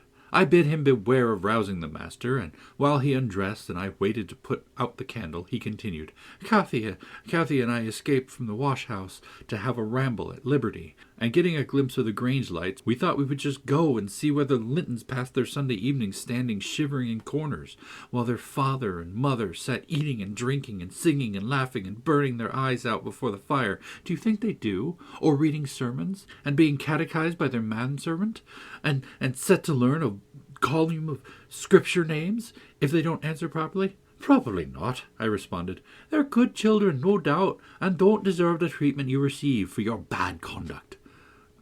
Don't you can't, Nelly, he said. Nonsense. We ran from the top of the heights to the park without stopping, Catherine completely beaten in a race, because she was barefoot. You'll have to seek for her shoes in the bog tomorrow. We crept through a broken hedge, groped our way up the path, and planted ourselves on a flower pot under the drawing-room window. The light came from thence. They had not put up the shutters, and the curtains were only half closed. Both of us were able to look in by standing on the basement and clinging to the ledge, and we saw, it was beautiful, a splendid place, carpeted with crimson and crimson-colored chairs and tables, and a pure white ceiling bordered by gold, a shower of glass drops hanging in silver chains from the center and shimmering with little soft tapers. Old Mr. and Mrs. Linton were not there. Edgar and his sister had it entirely to themselves. Shouldn't they have been happy? We should have thought ourselves in heaven, And now, guess what your good children are doing. Isabella, I believe she's 11, a year younger than Kathy, lay screaming at the farther end of the room, shrieking as if witches were running red-hot needles into her. Edgar stood on the hearth, weeping silently, and in the middle of the table sat a little dog, shaking its paw and yelping, which, from their mutual accusations, we understood they had nearly pulled in two between them. The idiots! That was their pleasure, to quarrel who should hold a heap of warm hair, and each begin to cry, because both, after struggling to get it, refused to take it. We laughed outright at the petted things. We did despise them. When would you catch me wishing to have what Catherine wanted, or find us by ourselves seeking entertainment and yelling and sobbing and rolling on the ground, divided by the whole room? I'd not exchange for 1,000 lives my condition here for Edgar Linton's at Thrushcross Grange. Not if I might have the privilege of flinging Joseph off the highest gable and painting the house front with Hindley's blood. Hush, hush, I interrupted. Still you have not told me, Heathcliff, how's Catherine left behind? I told you we laughed, he answered. The Lintons heard us, and with one accord they shot like arrows to the door. There was silence, and then a cry. Oh, mamma, mamma! Oh, papa! Oh, mamma! Come here! Oh, papa! Oh! They really did howl out, something in that way. We made frightful noises to terrify them still more, and then we dropped off the ledge because somebody was drawing the bars, and we felt we had better flee. I had Kathy by the hand and was urging her on, when all at once she fell down. Run, Heathcliff, run, she whispered. They have let the bulldog loose, and he holds me. The devil had seized her ankle, Nelly. I heard his abominable snorting. She did not yell out. No, she would have scorned to do it if she had been spitted on the horns of a mad cow. I did, though. I vociferated curses enough to annihilate any fiend in Christendom, and I got a stone and thrust it between his jaws, and tried with all my might to cram it down his throat. A beast of a servant came up with a lantern at last, shouting, Keep fast, Skulker, keep fast. He changed his note, however, when he saw Skulker's game. The dog was throttled off, his huge purple tongue hanging half a foot out of his mouth, and his pendant lips streaming with bloody slaver. The man took Kathy up. She was sick, not from fear, I'm certain, but from pain. He carried her in. I followed, grumbling execrations and vengeance. What pray, Robert? Hallooed Linton from the entrance. Skulker has caught a little girl, sir, he replied, and there's a lad here, he added, making a clutch at me, who looks an out-and-outer. Very like the robbers were for putting them through the window, to open the doors to the gang after all were asleep, that they might murder us at their ease. Hold your tongue, you foul thief, you shall go to the gallows for this. Mr. Linton, sir, don't lay by your gun. No, no, Robert, said the old fool. The rascals knew that yesterday was my rent day. They thought to have me cleverly. Come in, I'll furnish from them a reception. There, John, fasten the chains. Give Skulker some water. Jenny, to beard the magistrate in his stronghold, and on the Sabbath, too. Where will their insolence stop? Oh, my dear Mary, look here. Don't be afraid. It is but a boy. Yet the villain scowls so plainly in his face. Would it not be a kindness to the country to hang him at once, before he shows his nature in acts as well as features? He pulled me under the chandelier, and Mrs. Linton placed her spectacles on her nose and raised her hands in horror. The cowardly children crept nearer also, Isabella lisping, Frightful thing. Put him in the cellar, Papa. He's exactly like the son of the fortune-teller that stole my tame pheasant. Isn't he, Edgar? While they examined me, Kathy came round. She heard the last speech and laughed. Edgar Linton, after an inquisitive stare, collected sufficient wit to recognize her. They see us at church, you know, though we seldom meet them elsewhere. That's Miss Earnshaw, he whispered to his mother, and look how Skulker has bitten her, how her foot bleeds. Miss Earnshaw? Nonsense, cried the dame. Miss Earnshaw scouring the country with a gipsy, and yet, my dear, the child is in mourning, surely it is, and she may be lamed for life. What culpable carelessness in her brother, exclaimed Mr. Linton, turning from me to Catherine. I've understood from Shielders. that was the curate, sir, that he lets her grow up in absolute heathenism. But who is this? Where did she pick up this companion? Oh, I declare he is a strange acquisition my late neighbor made in his journey to Liverpool. A little Lascar, or an American, or Spanish castaway.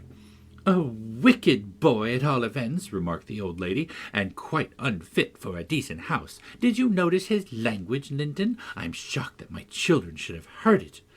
I recommenced cursing. Don't be angry, Nellie. And so Robert was ordered to take me off. I refused to go without Cathy. He dragged me into the garden, pushed the lantern into my hand, and assured me that Mr. Earnshaw should be informed of my behavior, and, bidding me march, directly secured the door again. The curtains were still looped up at the corner, and I resumed my station as spy, because if Catherine had wished to return, I intended shattering their great glass panes into a million fragments unless they let her out. She sat on the sofa quietly. Mrs. Linton took off the grey cloak of the dairymaid which we had borrowed for our excursion, shaking her head and expostulating with her, I suppose. She was a younger lady, and they made a distinction between her treatment and mine. Then the woman servant brought a basin of warm water and washed her feet, and Mr. Linton mixed a number of negus, and Isabella emptied a plateful of cakes into her lap, and Edgar stood gaping at a distance. Afterwards they dried and combed her beautiful hair, and gave her a pair of enormous slippers, and wheeled her to the fire, and I left her, as merry as she could be, dividing her food between the little dog and Skulker, whose nose she pinched as he ate, and kindling a spark of spirit in the vacant blue eyes of the Lintons, a dim reflection from her own enchanting face. I saw they were full of stupid admiration. She is so immeasurably superior to them, to everybody on earth, is she not, Nellie? There will be more to come of this business than you reckon, I answered, covering him up and extinguishing the light. You are incurable, Heathcliff, and Mr. Henley will have to proceed to extremities. See if he won't. My words came truer than I desired. The luckless adventure made Earnshaw furious, and then Mr. Linton, to mend matters, paid us a visit himself on the morrow, and read the young master such a lecture on the road he guided his family, that he was stirred to look about him in earnest. Heathcliff received no flogging, but he was told that the first word he spoke to Miss Catherine should ensure a dismissal, and Mrs. Earnshaw undertook to keep her sister-in-law in due restraint when she returned home, employing art, not force. With force, she would have found it impossible. Chapter 7. Cathy stayed at Thrushcross Grange 5 weeks till Christmas. By that time her ankle was thoroughly cured, and her manners much improved. The mistress visited her often in the interval, and commenced her plan of reform by trying to raise her self-respect with fine clothes and flattery, which she took readily, so that instead of the wild, hatless little savage jumping into the house and rushing to squeeze us all breathless, there lighted from a handsome black pony a very dignified person, with brown ringlets falling from the cover of a feathered beaver, and a long cloth habit, which she was obliged to hold up with both hands that she might sail in. Hindley lifted her from her horse, exclaiming delightedly, "Why, Cathy, you are quite a beauty. I should scarcely have known you. You look like a lady now. Isabella Linton is not to be compared with her, is she, Frances?" "Isabella has not her natural advantages," replied the wife, "but she must mind and not grow wild again here. Ellen, help Miss Catherine off with her things. Stay, dear, you will disarrange your curls. Let me untie your hat." I removed the habit, and there shone forth beneath a grand pallid silk frock, white trousers, and burnished shoes, and, while her eyes sparkled joyfully when the dogs came bounding up to welcome her, she dare hardly touch them lest they should fawn upon her splendid garments. She kissed me gently. I was all flour making the Christmas cake, and it would not have done to give me a hug, and then she looked round for Heathcliff. Mr. and Mrs. Earnshaw watched anxiously their meeting, thinking it would enable them to judge in some measure what grounds they had for hoping to succeed in separating the two friends. Heathcliff was hard to discover at first. If he were careless and uncared for before Catherine's absence, he had been 10 times more so since. Nobody but I even did him the kindness to call him a dirty boy, and bid him wash himself once a week, and children of his age seldom have a natural pleasure in soap and water. Therefore, not to mention his clothes, which had seen 3 months' service in mire and dust, and his thick, uncombed hair, the surface of his face and hands was dismally beclouded. He might well skulk behind the settle on beholding such a bright, graceful damsel enter the house, instead of a rough-headed counterpart to himself, as he expected. "Is Heathcliff not here?" she demanded, pulling off her gloves and displaying fingers wonderfully whitened with doing nothing and staying indoors. "Heathcliff, you may come forward," cried Mr. Hindley, enjoying his discomfiture and gratified to see what a forbidding young blackguard he would be compelled to present himself. "You may come and wish Miss Catherine welcome, like the other servants." Cathy, catching a glimpse of her friend in his concealment, flew to embrace him. She bestowed 7 or 8 kisses on his cheek within the second, and then stopped, drawing back, burst into a laugh, exclaiming, "Why, how very black and cross you look, and how funny and grim! But that's because I'm used to Edgar and Isabella Linton. Well, Heathcliff, have you forgotten me?" She had some reason to put the question, for shame and pride threw double gloom over his countenance, and kept him immovable. "Shake hands, Heathcliff," said Mr. Earnshaw condescendingly, "once in a way that is permitted." "I shall not," replied the boy, finding his tongue at last. "I shall not stand to be laughed at. I shall not bear it." And he would have broken from the circle, but Miss Cathy seized him again. "I did not mean to laugh at you," she said. "I could not hinder myself, Heathcliff. Shake hands at least. What are you sulky for? It was only that you looked odd. If you wash your face and brush your hair, it will be all right, but you are so dirty." She gazed concernedly at the dusky fingers she held in her own, and also at her dress, which she feared had gained no embellishment from its contact with him. "You needn't have touched me," he answered, following her eye and snatching away his hand. "I shall be as dirty as I please, and I like to be dirty, and I will be dirty." With that he dashed head foremost out of the room, amid the merriment of the master and mistress, and to the serious disturbance of Catherine, who could not comprehend how her remarks should have produced such an exhibition of bad temper. After playing lady's maid to the newcomer, and putting my cakes in the oven, and making the house and kitchen cheerful with great fires befitting Christmas Eve, I prepared to sit down and amuse myself by singing carols all alone, regardless of Joseph's affirmations that he considered the merry tunes I chose as next door to songs. He had retired to private prayer in his chamber, and Mr. and Mrs. Earnshaw were engaging Missy's attention by sundry gay trifles bought for her to present to the little Lintons, as an acknowledgment of their kindness. They had invited them to spend the morrow at Wuthering Heights, and the invitation had been accepted, on one condition. Mrs. Linton begged that her darlings might be kept carefully apart from that naughty swearing boy. Under these circumstances I remained solitary. I smelt the rich scents of the heating spices, and admired her shining kitchen utensils, and the polished clock, decked in holly, and the silver mugs arranged on a tray, ready to be filled with mulled ale for supper, and, above all, the speckless purity of my particular care, the scoured and well-swept floor. I gave due inward applause to every object, and then I remembered how old Earnshaw used to come in when all was tidied, and call me a cant lass, and slip a shilling into my hand as a Christmas box. And from that I went on to think of his fondness for Heathcliff, and his dread lest he should suffer neglect after death had removed him. And that naturally led me to consider the poor lad's situation now, and from singing I changed my mind to crying. It struck me soon, however, there would be more sense in endeavoring to repair some of his wrongs than shedding tears over them. I got up and walked into the court to seek him. He was not far. I found him smoothing the glossy coat of the new pony in the stable, and feeding the other beasts according to custom. "Make haste, Heathcliff," I said. "The kitchen is so comfortable, and Joseph is upstairs. Make haste, and let me dress you smart before Miss Cathy comes out.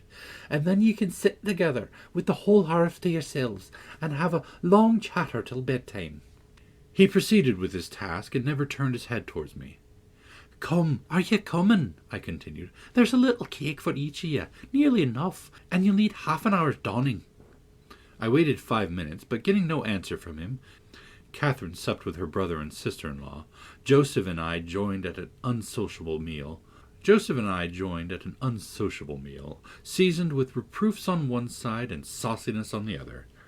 His cake and cheese remained on the table all night for the fairies. He managed to continue work till 9 o'clock, and then marched dumb and dour to his chamber. Cathy sat up late, having a world of things to order for the reception of her new friends. She came into the kitchen once to speak to her old one, but he was gone, and she only stayed to ask what was the matter with him, and then went back. In the morning he rose early, and, as it was a holiday, carried his ill humour onto the moors, not reappearing till the family were departed for church. Fasting and reflection seemed to have brought him a better spirit. He hung about me for a while, having screwed up his courage, exclaimed abruptly, "Nelly, make me decent. I'm going to be good." "High time, Heathcliff," I said. "You have grieved Catherine. She's sorry she ever came home, I dare say. It looks as if you envied her, because she is more thought of than you." The notion of envying Catherine was incomprehensible to him, but the notion of grieving her he understood clearly enough. "Did she say she was grieved?" he inquired, looking very serious. "She cried when I told you were off again this morning." "Well, I cried last night," he returned, "and I had more reason to cry than she." "Yes, you had the reason of going to bed with a proud heart and an empty stomach," said I. "Proud people breathe sad sorrows for themselves. But if you be ashamed of your touchiness, you must ask pardon, mind, when she comes in. You must go up and offer to kiss her, and say, you know best what to say, only do it heartily, and not as if ye thought her converted into a stranger by her grand dress. And now, though I have dinner to get ready, I'll steal time to arrange you so that Edgar Linton shall look quite a doll beside you. And that he does. You're younger, and yet I'll be bound you're taller and twice as broad across the shoulders. You can knock him down in a twinkling. Don't you feel that you could?" Heathcliff's face brightened a moment. Then it was overcast afresh, and he sighed, "But, Nelly, if I knocked him down 20 times, that wouldn't make him less handsome, or me more so. I wish I had light hair and fair skin, and was dressed and behaved as well, and had a chance of being rich as he will be." "And cried for mamma at every turn," I added, "and trembled if a country lad heaved his fist against you, and sat at home all day for a shower of rain. Oh, Heathcliff, you're showing a poor spirit. Come to the glass, and I'll let you see what you shall wish. Do you mark those 2 lines between your eyes, and those thick brows that instead of rising arched sink in the middle, and that couple of black fiends so deeply buried, who never open their windows boldly, but lurk glintingly under them, like devil's spies? Wish and learn to smooth away the surly wrinkles, to raise your lids frankly, and change the fiends to confident, innocent angels, suspecting and doubting nothing, and always seeing friends where they are not sure of foes. Don't get the expression of a vicious cur that appears to know the kicks it gets are its desert, and yet hates all the world, as well as the kicker, for what it suffers. In other words, I must wish for Edgar Linton's great blue eyes and even forehead," he replied. "I do, and that won't help me to them." "A good heart will help you to a bonny face, my lad," I continued. "If you were a regular black, and a bad one will turn to the if you are regular black, and a bad one will turn the bonniest into something worse than ugly. And now that we've done washing and combing and sulking, tell me whether you don't think yourself rather handsome. I'll tell you I do. You're fit for a prince in disguise. Who knows but your father was Emperor of China, and your mother an Indian queen, each of them able to buy up with 1 week's income Wuthering Heights and Thrushcross Grange together, and you were kidnapped by wicked sailors and brought to England. Were I in your place, I would frame high notions of my birth, and the thoughts of what I was should give me courage and dignity to support the oppressions of a little farmer. So I chatted on, and Heathcliff gradually lost his frown, and began to look quite pleasant, when, all at once, our conversation was interrupted by a rumbling sound moving up the road and entering the court. He ran to the window, and I to the door, just in time to behold the two Lintons descend from the family carriage, smothered in cloaks and furs, and the Earnshaws dismounted from their horses. They often rode to church in winter. Catherine took a hand of each of the children, and brought them into the house, and set them before the fire, which quickly put colour into their white faces. I urged my companion to hasten now, and show his amiable humour, and he willingly obeyed. But ill luck would have it that as he opened the door leading from the kitchen on one side, Hindley opened it on the other. They met, and the master, irritated at seeing him clean and cheerful, or perhaps eager to keep his promise to Mrs. Linton, shoved him back with a sudden thrust, and angrily bade Joseph keep the fellow out of the room. Send him into the garret till dinner's over. He'll be cramming his fingers in the darts and stealing the fruit if left alone with him a minute. Nay, sir, I could not avoid answering, he'll touch nothing. Not he. And I suppose he must have his share of the dainties as well as we. He shall have his share of my hand if I catch him downstairs again till dark, cried Hindley. Begone, you vagabond! What, you are tempting the coxcomb, are you? Wait till I get a hold of these elegant locks, see if I won't pull them a little bit longer. They are long enough already, observed Master Linton, peeping from the doorway.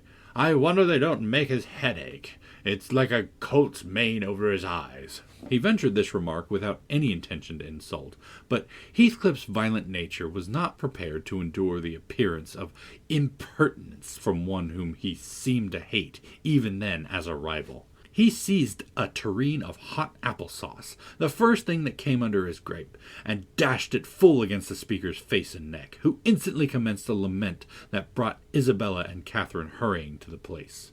Mr. Earnshaw snatched up the culprit directly and conveyed him to his chamber, where, doubtless, he administered a rough remedy to cool the fit of passion, for he reappeared red and breathless.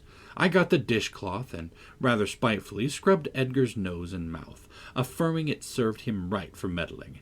His sister began weeping to go home, and Cathy stood by confounded, blushing for all.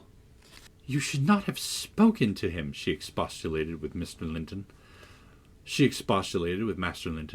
was in a bad temper, and now you've spoilt your visit, and he'll be flogged. I hate him to be flogged. I can't eat my dinner. Why did you speak to him, Edgar?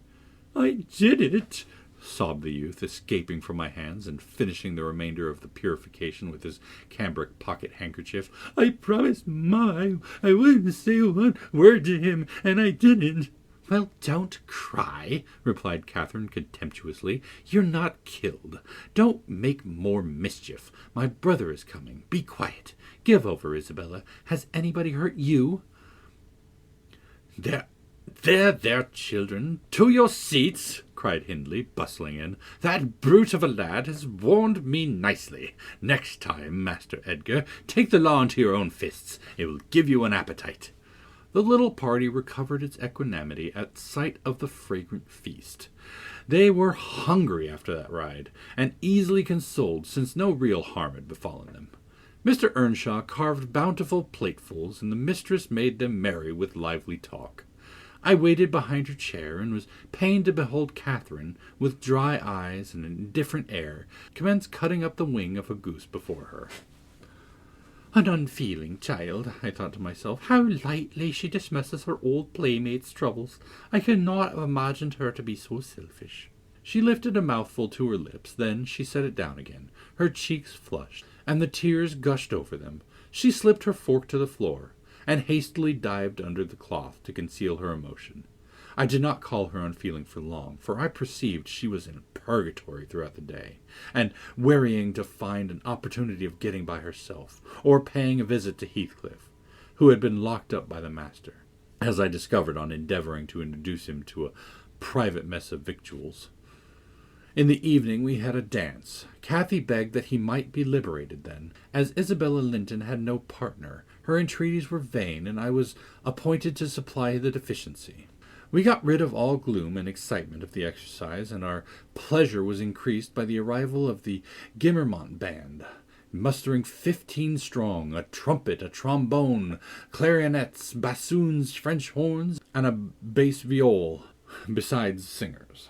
They go the rounds of all the respectable houses and receive contributions every Christmas, and we esteem it a first-rate treat to hear them. After the usual carols had been sung, we set them to songs and glees.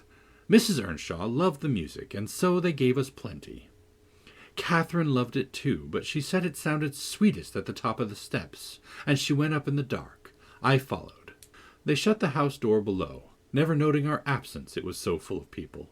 She made no stay at the stairs' head, but mounted further to the garret where Heathcliff was confined, and called him. He stubbornly declined answering for a while. She persevered, and finally persuaded him to hold communion with her through the boards. I let the poor things converse unmolested, till I supposed the songs were going to cease, and the singers to get some refreshment. Then I clambered up the stairs to warn her. Instead of finding her outside, I heard a voice within. The little monkey had crept by the skylight of one garret, along the roof and into the skylight of the other, and it was with the utmost difficulty I could coax her out again. When she did come, Heathcliff came with her, and she insisted that I should take him into the kitchen, as my fellow servant had gone to a neighbour's to be removed from the sound of our devil's psalmody, as it pleased him to call it. I told them I intended by no means to encourage their tricks, but as the prisoner had never broken his fast since yesterday's dinner, I would wink at his cheating Mr. Hindley that once. He went down. I set him a stool by the fire, and offered him a quantity of good things. But he was sick and could eat little, and my attempts to entertain him were thrown away. He leant his 2 elbows on his knees and his chin on his hands, and remained wrapped in dumb meditation. On my inquiring the subject of his thoughts, he answered gravely, "I am trying to settle how I shall pay Hindley back. I don't care how long I wait, if I can only do it at last. I hope he will not die before I do." "For shame, Heathcliff," said I. It is for God to punish wicked people. We should learn to forgive." "No, God won't have the satisfaction that I shall," he returned. "I only wish I knew the best way. Leave me alone, and I'll plan it out. While I'm thinking of that, I don't feel the pain." "But, Mr. Lockwood, I forget these tales cannot divert you. I'm annoyed at how I should dream of chattering on at such a rate, and your gruel cold, and you nodding for bed. I could have told Heathcliff's history, all that you need to hear, in 6 words." Thus interrupting herself, the housekeeper rose and proceeded to lay aside her sewing. But I felt incapable of moving from the hearth, and I was very far from nodding. "Sit still, Miss Dean," I cried. Do sit still. Another half hour." "You've done just right to tell the story leisurely. That is the method I like, and you must finish in the same style. I'm interested in every character you have mentioned, more or less." "The clock is on the stroke of 11, sir." "No matter. I'm not accustomed to go to bed in the long hours. 1 or 2 is early enough for a person who lies till 10. "You shouldn't lie till 10. There's the very prime of the morning gone long before that time. A person who has not done half of his day's work by 10 o'clock runs a chance of leaving the other half undone. Nevertheless, Mrs. Dean, resume your chair, because tomorrow I intend lengthening the night till afternoon. I prognosticate for myself an obstinate cold, at least." "I hope not, sir. Well, you must allow me to leap over some 3 years, during the space Mrs. Earnshaw—" No, I'll allow nothing of the sort. Are you acquainted with the mood of mind in which, if you were seated alone, and the cat licking its kitten on the rug before you, you would watch the operation so intently that puss's neglect of one ear would put you so seriously out of temper? A terrible lazy mood, I should say." "On the contrary, a tiresomely active one.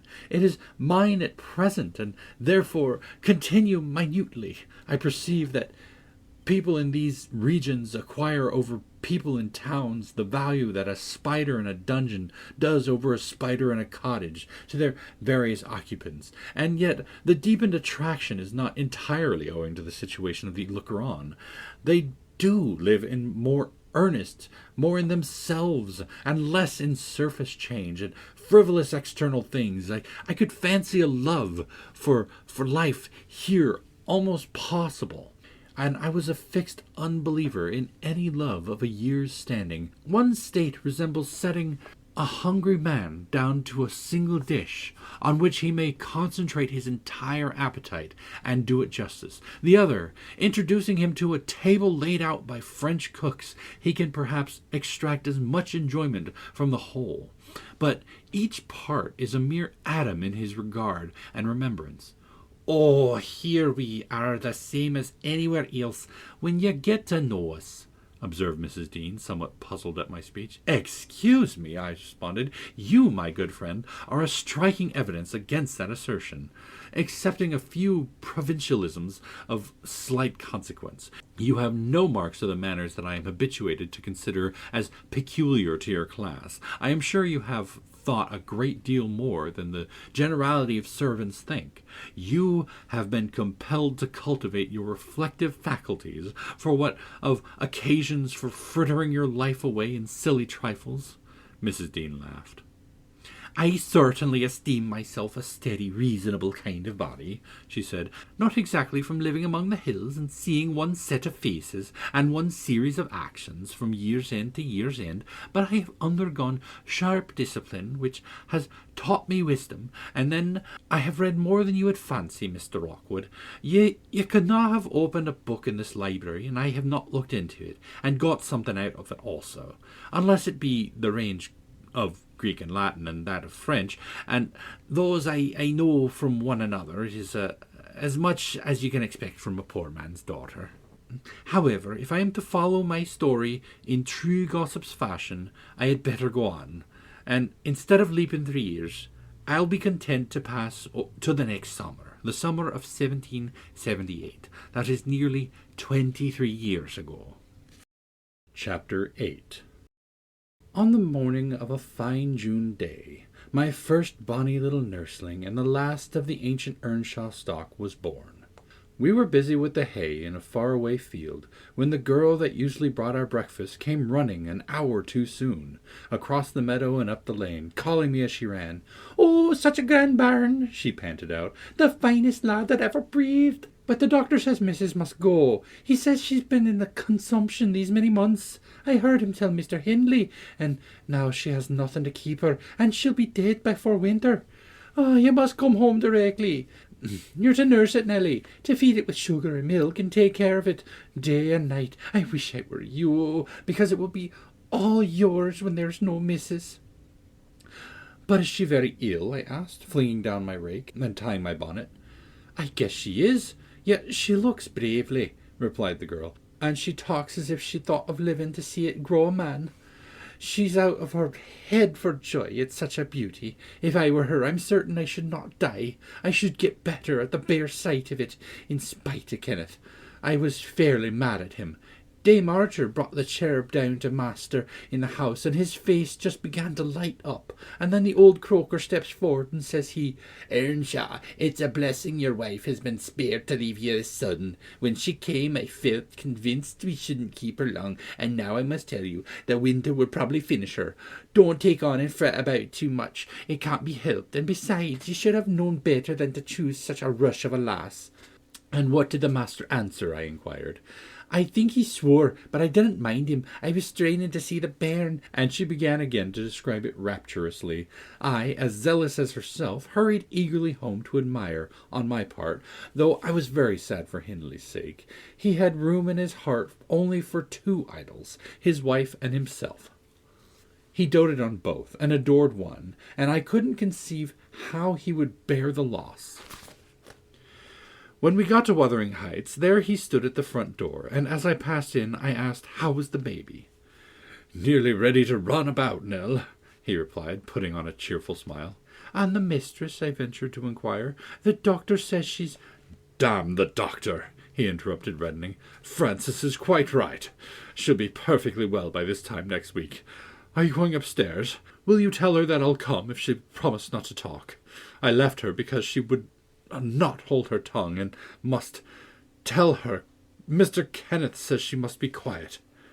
I delivered this message to Mrs. Earnshaw. She seemed in flighty spirits, and replied merrily, "I hardly spoke a word, Ellen, and there he has gone out twice crying. Well, say I promise I won't speak, but that does not bind me not to laugh at him." Poor soul!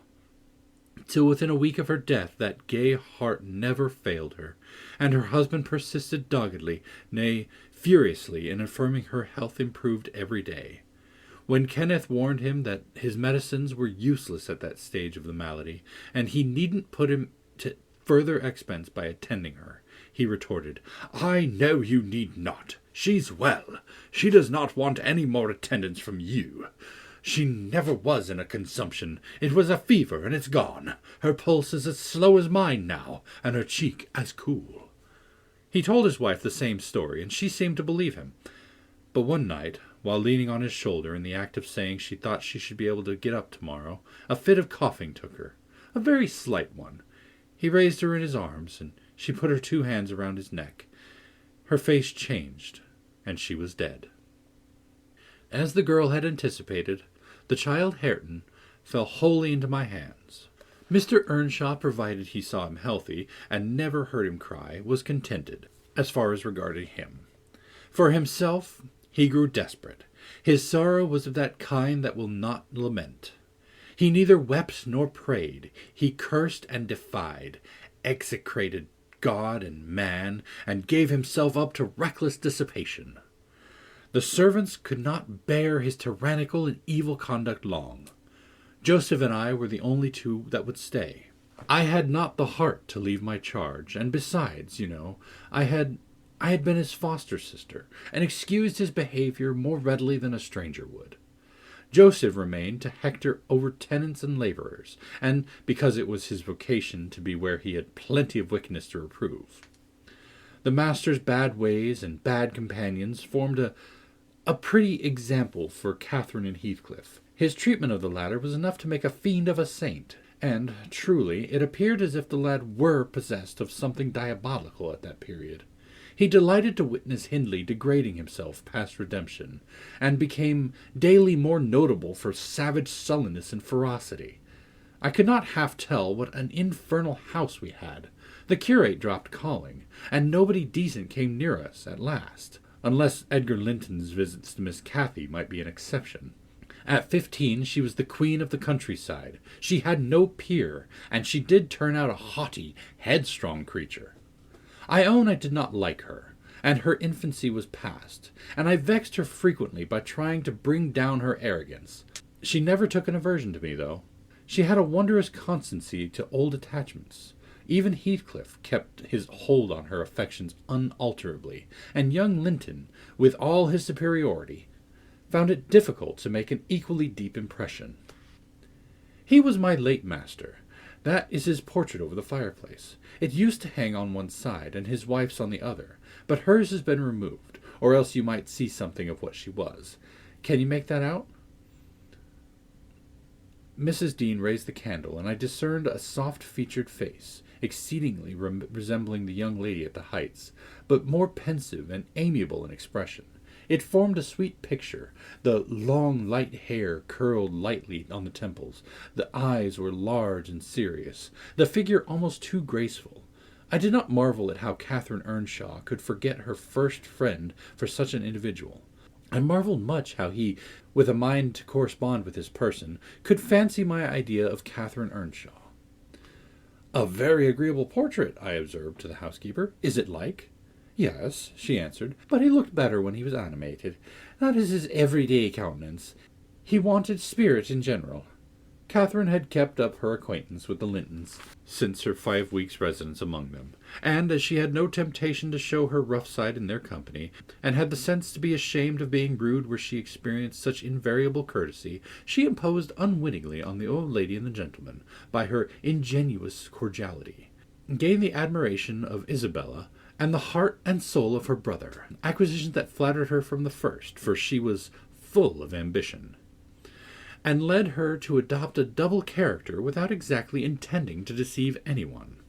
In the place where she heard Heathcliff termed a vulgar young ruffian, and worse than a brute, she took care not to act like him, but at home she had small inclination to practice politeness that would only be laughed at, and restrain an unruly nature when it would bring her neither credit nor praise. Mr. Edgar seldom mustered courage to visit Wuthering Heights openly. He had a terror of Earnshaw's reputation, and shrunk from encountering him, and yet he was always received with our best attempts at civility. The master himself avoided offending him, knowing why he came, and if he could not be gracious, kept out of the way. I rather think his appearance there was distasteful to Catherine. She was not artful, never played the coquette, and had evidently an objection to her two friends meeting at all.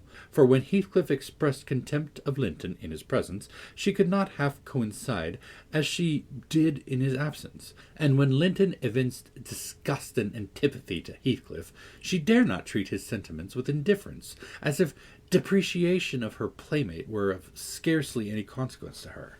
I've had many a laugh at her perplexities and untold troubles, which she vainly strove to hide from my mockery. That sounds ill-natured, but she was so proud it became really impossible to pity her distresses, till she should be chastened into more humility.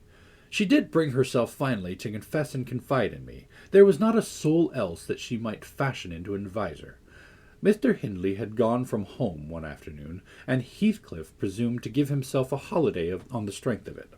He had reached the age of 16 then, I think, and without having had features or being deficient in intelligence, he contrived to convey an impression of inward and outward repulsiveness that his present aspect retains no traces of. In the first place, he had, by that time, lost the benefit of his early education.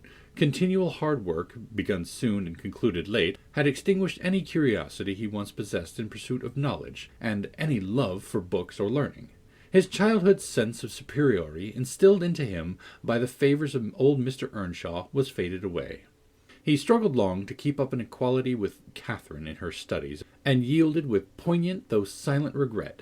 But he yielded completely, and there was no prevailing on him to take a step in the way of moving upward, when he found he must, necessarily, sink beneath his former level. Then personal appearance sympathized with mental deterioration. He acquired a slouching gait, and ignoble look. His naturally reserved disposition was exaggerated into almost idiotic excess of unsociable moroseness, and he took a grim pleasure, apparently, in exciting the aversion rather than the esteem of his few acquaintance. Catherine and he were constant companions still at this season of respite from labour, but he had ceased to express his fondness for her in words, and recoiled with angry suspicion from her girlish caresses, as if conscious there could be no gratification in lavishing such marks of affection on him. On the before-named occasion he came into the house to announce his intention of doing nothing, while I was assisting Miss Cathy to arrange her dress.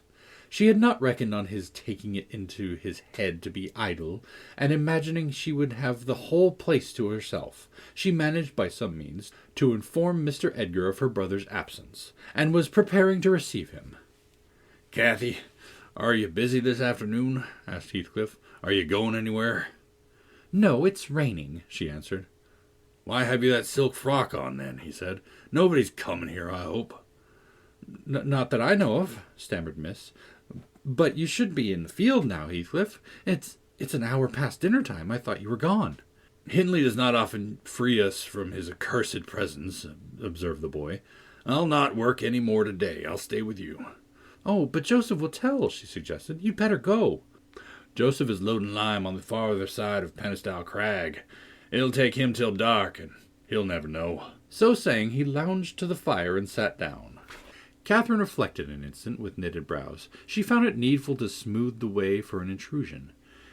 "Isabella and Edgar Linton talked of calling this afternoon," she said, at the conclusion of a minute's silence. "As it rains, I hardly expect them, but they may come, and if they do, you run the risk of being scolded for no good." "Order Ellen to say you were engaged, Cathy," he persisted. Don't turn me out for those pitiful, silly friends of yours. I'm on this point sometimes of complaining but I'll not. That they what? Cried Catherine, gazing at him with a troubled countenance. Oh, Nelly, she added petulantly, jerking her head away from my hands. You've combed my hair quite out of curl. That's enough. Let me alone. What are you on the point of complaining about, Heathcliff? Nothing. Only look at the almanac on the wall. He pointed to the framed sheet hanging near the window and continued. The crosses are for the evenings you spent with the Lintons. The dots are for those you spent with me. Do you see? I've marked every day. Yes, very foolish, as I took notice, replied Catherine in a peevish tone. And where is the sense of that? To show you that I do take notice, said Heathcliff. And should I always be sitting with you? She demanded, growing more irritated. What good do I get? What do you talk about? You might be dumb or a baby for anything you say to amuse me, or for anything you do either. You never told me before that I talked too little, or that you disliked my company, Cathy, exclaimed Heathcliff in much agitation. It's no company at all when people know nothing and say nothing, she muttered. Her companion rose up, but he hadn't time to express his feelings further, for a horse's feet were heard on the flags, and, having knocked gently, young Linton entered, his face brilliant with delight at the unexpected summons he had received. Doubtless Catherine marked the difference between her friends as one came in and the other went out. The contrast resembled what you see in exchanging a bleak, hilly, coal country for a beautiful, fertile valley, and his voice and greeting were as opposite as his aspect. He had a sweet, low manner of speaking, and pronounced his words as you do. That's less gruff than we talk here, and softer. I'm not come too soon, am I? He said, casting a look at me. I had begun to wipe the plate and tidy some drawers at the far end in the dresser. No, answered Catherine. What are you doing here, Nelly? My work, miss, I replied. Mr. Hindley had given me directions to make a third party in any private visits Linton chose to pay. She stepped behind me and whispered crossly, Take yourself and your dusters off. When company are in the house, servants don't commence scouring and cleaning in the room where they are. It's a good opportunity now that the master's away, I answered loudly. He hates me to be fidgeting over these things in his presence. I'm sure Mr. Edgar will excuse me. I hate you to be fidgeting in my presence, exclaimed the young lady imperiously, not allowing her guest time to speak. She had failed to recover her equanimity since the little dispute with Heathcliff. I'm sorry for it, Miss Catherine, was my response, and I proceeded assiduously with my occupation. She, supposing Edgar could not see her, snatched the cloth from my hand and pinched me with a prolonged wrench, very spitefully on the arm. I've said I did not love her, and rather relish mortifying her vanity now and then. Besides, she hurt me extremely, so I started up from my knees and screamed, Oh, miss, that's a nasty trick. You have no right to nip me, and I'm not going to bear it. I didn't touch you, you lying creature, cried she, her fingers tingling to repeat the act, and her ears red with rage. She never had power to conceal her passion. It always set her whole complexion in a blaze. What's that, then? I retorted, showing a decided purple witness to refute her. She stamped her foot, wavered a moment, and then, irresistibly impelled by the naughty spirit within her, slapped me on the cheek, a stinging blow that filled both my eyes with water. Catherine, love, Catherine, interposed Linton, greatly shocked at the double fault of falsehood and violence which his idol had committed. Leave the room, Ellen, she repeated, trembling all over. Little Hareton, who followed me everywhere, was sitting near me on the floor. At seeing my tears commenced crying himself, and sobbed out complaints against wicked Aunt Cathy, which drew her fury on his unlucky head. She seized his shoulders and shook him till the poor child waxed livid, and Edgar thoughtlessly laid hold of her hands to deliver him. In an instant one was wrung free, and the astonished young man felt it applied over his own ear in a way that could not be mistaken for jest. He drew back in consternation. I lifted Hareton in my arms and walked off to the kitchen with him, leaving the door of communication open, for I was curious to watch how they would settle their disagreement.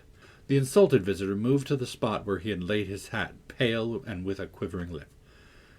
That's right, I said to myself. Take a warning and be gone. It's a kindness to let you have a glimpse of her genuine disposition. Where are you going? Demanded Catherine, advancing on the door. He swerved aside and attempted to pass. You must not go. I must and shall, he replied in a subdued voice. No, she persisted, grasping the handle. "Not yet, Edgar Linton. Sit down. You shall not leave me in that temper. I should be miserable all night, and I won't be miserable for you." "Can I stay after you have struck me?" asked Linton. Catherine was mute. "You've made me afraid and ashamed of you," he continued. "I'll not come here again." Her eyes began to glisten, and her lids a twinkle. "And you told a deliberate untruth," he said. "I didn't," she cried, recovering her speech. "I did nothing deliberately. Well, go, if you please. Go away. And now I'll cry. I'll cry myself sick." She dropped down on her knees by a chair and set to weeping in serious earnest. Edgar persevered in his resolution as far as the court. There he lingered. I resolved to encourage him. "Mrs. Dreadfully wayward, sir," I called out. "As bad as any marred child. You'd better be riding home, or else she'll be sick, only to grieve us." The soft thing looked askance through the window. He possessed the power to depart, as much as a cat possesses the power to leave a mouse half killed, or a bird half eaten. "Ah," I thought, "there will be no saving him. He's doomed, and flies to his fate." And so it was. He turned abruptly, hastened into the house again, shut the door behind him, and, when I went in a while after to inform them that Earnshaw had come home rabid drunk, ready to pull the old place about our ears, his ordinary frame of mind in that condition, I saw the quarrel had merely effected a closer intimacy, had broken the outworks of youthful timidity, and enabled them to forsake the disguise of friendship, and confess themselves lovers. Intelligence of Mr. Hindley's arrival drove Linton speedily to his horse, and Catherine to her chamber. I went to hide little Hareton, and to take the shot out of the master's fowling piece, which he was fond of playing with in his insane excitement, to the hazard of the lives of any who provoked, or even attracted his notice too much. And I hit upon the plan of removing it, that he might do less mischief, if he did go the length of firing the gun. Chapter 9. He entered, vociferating oaths dreadful to hear, and caught me in the act of stowing his son away in the kitchen cupboard. Hareton was impressed with a wholesome terror of encountering either his wild beast's fondness or his madman's rage. For in one he ran a chance of being squeezed and kissed to death, and in the other of being flung into the fire or dashed against the wall, and the poor thing remained perfectly quiet wherever I chose to put him. "There, I've found it out at last," cried Hindley, pulling me back by the skin of the neck like a dog. "By heaven and hell, you've sworn between you to murder that child. I know how it is. Now that you swallow the carving knife, Nellie, you needn't laugh, for I've just crammed Kenneth, head downmost, in the Black Horse Marsh, and 2 is the same as 1, and I want to kill some of you. I shall have no rest till I do." "I don't like the carving knife, Mr. Hindley," I answered. "It's been cutting red herrings. I'd rather be shot, if you please." "You'd rather be damned," he said, "and so you shall. No law in England can hinder a man from keeping his house decent, and mine's abominable. Open your mouth." He held the knife in his hand and pushed its point between my teeth, but, for my part, I was never much afraid of his vagaries. I spat out and affirmed it tasted detestably. I would not take it on any account. "Oh," said he, releasing me, "I see that hideous little villain is not Hareton. I beg your pardon, Nell. If it be, he deserves flaying alive, for not running to welcome me, and for screaming as if I were a goblin. Unnatural cub, come hither. I'll teach thee to impose on a good-hearted, deluded father. Now, don't you think the lad would be handsomer cropped? It makes a dog fiercer, and I love something fierce. Get me a scissors, something fierce and trim. Besides, it's infernal affectation, devilish conceit it is, to cherish our ears. We're asses enough without them. Hush, child, hush. Well, then it is, my darling. Wisht, dry thy eyes. There's a joke. Kiss me, what? It won't? Kiss me, Hareton. Damn thee, kiss me. By God, as if I would rear such a monster. As sure as I'm living, I'll break the brat's neck." Poor Hareton was squalling and kicking in his father's arms with all his might, and redoubled his yells when he carried him upstairs and lifted him over the banister. I cried out that he would frighten the child into fits, and ran to rescue him. As I reached them, Hindley leant forward on the rails and listened to the noise below, almost forgetting what he had in his hands. Who is that?" he asked, hearing someone approaching the stairs foot. I leaned forward, also, for the purpose of signing to Heathcliff, whose step I recognized, not to come any further, and at the instant when my eyes quitted Hareton, he gave a sudden spring, delivered himself from the careless grasp that held him, and fell. There was scarcely time to experience a thrill of horror before we saw that the little wretch was safe. Heathcliff arrived underneath just at the critical moment. By a natural impulse, he arrested his descent, and setting him on his feet, looked up to discover the author of the accident. A miser who has parted with a lucky lottery ticket for 5 shillings, and finds next day he has lost in the bargain £5,000, could not show a blanker countenance than he did on beholding the figure of Mr. Earnshaw above. It expressed, plainer than words could do, the intensest anguish at having made himself the instrument of thwarting his own revenge. Had it been dark, I dare say, he would have tried to remedy the mistake by smashing Hareton's skull onto the steps. But we witnessed his salvation, and I was presently below with my precious charge pressed to my heart. Hindley descended more leisurely, sobered and abashed. "It's your fault, Ellen," he said. "You should have kept him out of sight. You should have taken him from me. Is he injured anywhere?" "Injured?" I cried angrily. "If he's not killed, he'll be an idiot. Oh, I wonder his mother does not rise from the grave to see how you use him. You're worse than a heathen, treating your own flesh and blood in that manner." He attempted to touch the child, who, on finding himself with me, sobbed off his terror directly. At the first finger his father laid on him, however, he shrieked again, louder than before, and struggled as if he would go into convulsions. "You shall not meddle with him," I continued. "He hates you. They all hate you, that's the truth. A happy family you'll have, and a pretty state you're come to." "I shall come to a prettier yet, Nelly," laughed the misguided man, recovering his hardness. "At present, convey yourself and him away, and hark you, Heathcliff, clear you too, quite from my reach and hearing. I wouldn't murder you tonight unless, perhaps, I set the house on fire, but that's as my fancy goes." While saying this, he took a pint bottle of brandy from the dresser and poured some into a tumbler. "Nay, don't," I entreated.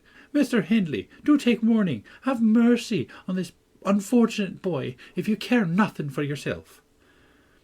"Anyone will do better for him than I shall," he answered. "Have mercy on your own soul," I said, endeavouring to snatch the glass from his hand. "Not I. On the contrary, I shall have great pleasure in sending it to perdition, to punish its maker," exclaimed the blasphemer. "Here's to its hearty damnation."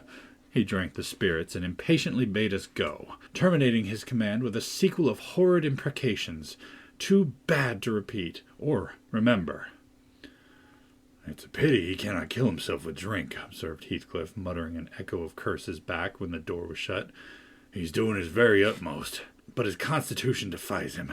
Mr. Kenneth says he would wager his mare that he'll outlive any man on this side of Gimmerton, and go to the grave a hoary sinner, unless some happy chance out of the common course befall him." I went into the kitchen and sat down to lull my little lamb to sleep. Heathcliff, as I thought, walked through to the barn. It turned out afterward that he only got as far as the other side to settle, when he flung himself on the bench by the wall, removed from the fire, and remained silent. I was rocking Hareton on my knee and humming a song that began, "It was far in the night, and the bairnies grad, the mither beneath the mools heard that," when Miss Cathy, who had listened to the hubbub from her room, put her head in and whispered, "Are you alone, Nelly?" "Yes, miss," I replied. She entered and approached the hearth. I, supposing she was going to say something, looked up. The expression of her face seemed disturbed and anxious. Her lips were half asunder as if she meant to speak, and she drew a breath, but it escaped in a sigh instead of a sentence. I resumed my song, not having forgotten her recent behaviour. "Where's Heathcliff?" she said, interrupting me. "About his work in the stable," was my answer. He did not contradict me. Perhaps he had fallen into a doze. There followed another long pause, during which I perceived a drop or two trickle from Catherine's cheeks to the flag. Is she sorry for her shameful conduct? I asked myself. That'll be a novelty, but she may come to the point as she will. I shan't help her. No, she felt small trouble regarding any subject save her own concerns. "Oh dear," she cried at last, "I am very unhappy." A pity, observed I. You're hard to please. So many friends and so few cares, and can't make yourself content. Nelly, will you keep a secret for me? She pursued, kneeling down by me, and lifting her winsome eyes to my face with that sort of look which turns off bad temper, even when one has all the right in the world to indulge it. Is it worth keeping? I inquired less sulkily. Yes, and it worries me, and I must let it out. I want to know what I should do. Today, Edgar Linton asked me to marry him, and I've given him an answer. Now, before I tell you whether it was consent or denial, you'll tell me which it ought to have been. Really, Miss Catherine, how can I know? I replied. To be sure, considering the exhibition you performed in his presence this afternoon, I might say it would be wise to refuse him. Since he asked you after that, he must either be hopelessly stupid or a venturesome fool. If you talk so, I won't tell you any more, she returned peevishly, rising to her feet. I accepted him, Nelly. Be quick, and say whether I was wrong. You accepted him? Then what good is it discussing the matter? You have pledged your word and cannot retract. But say whether I should have done so. Do! She exclaimed in an irritated tone, chafing her hands together and frowning. There are many things to consider before that question can be answered properly, I said sententiously. First and foremost, do you love Mr. Edgar? Who can help it? Of course I do, she answered. Then I put her through the following catechism. For a girl of 22, it was not injudicious. Why do you love him, Miss Cathy? Nonsense, I do. That's sufficient. By no means. You must say why. Well, because he's handsome and pleasant to be with. Bad, was my commentary. And because he's young and cheerful. Bad still. And because he loves me. Indifferent, coming there. And he will be rich, and I shall like to be the greatest woman of the neighbourhood, and I shall be proud of having such a husband. Worst of all. And now, see how you love him. As everybody loves. You're silly, Nelly. Not at all. Answer.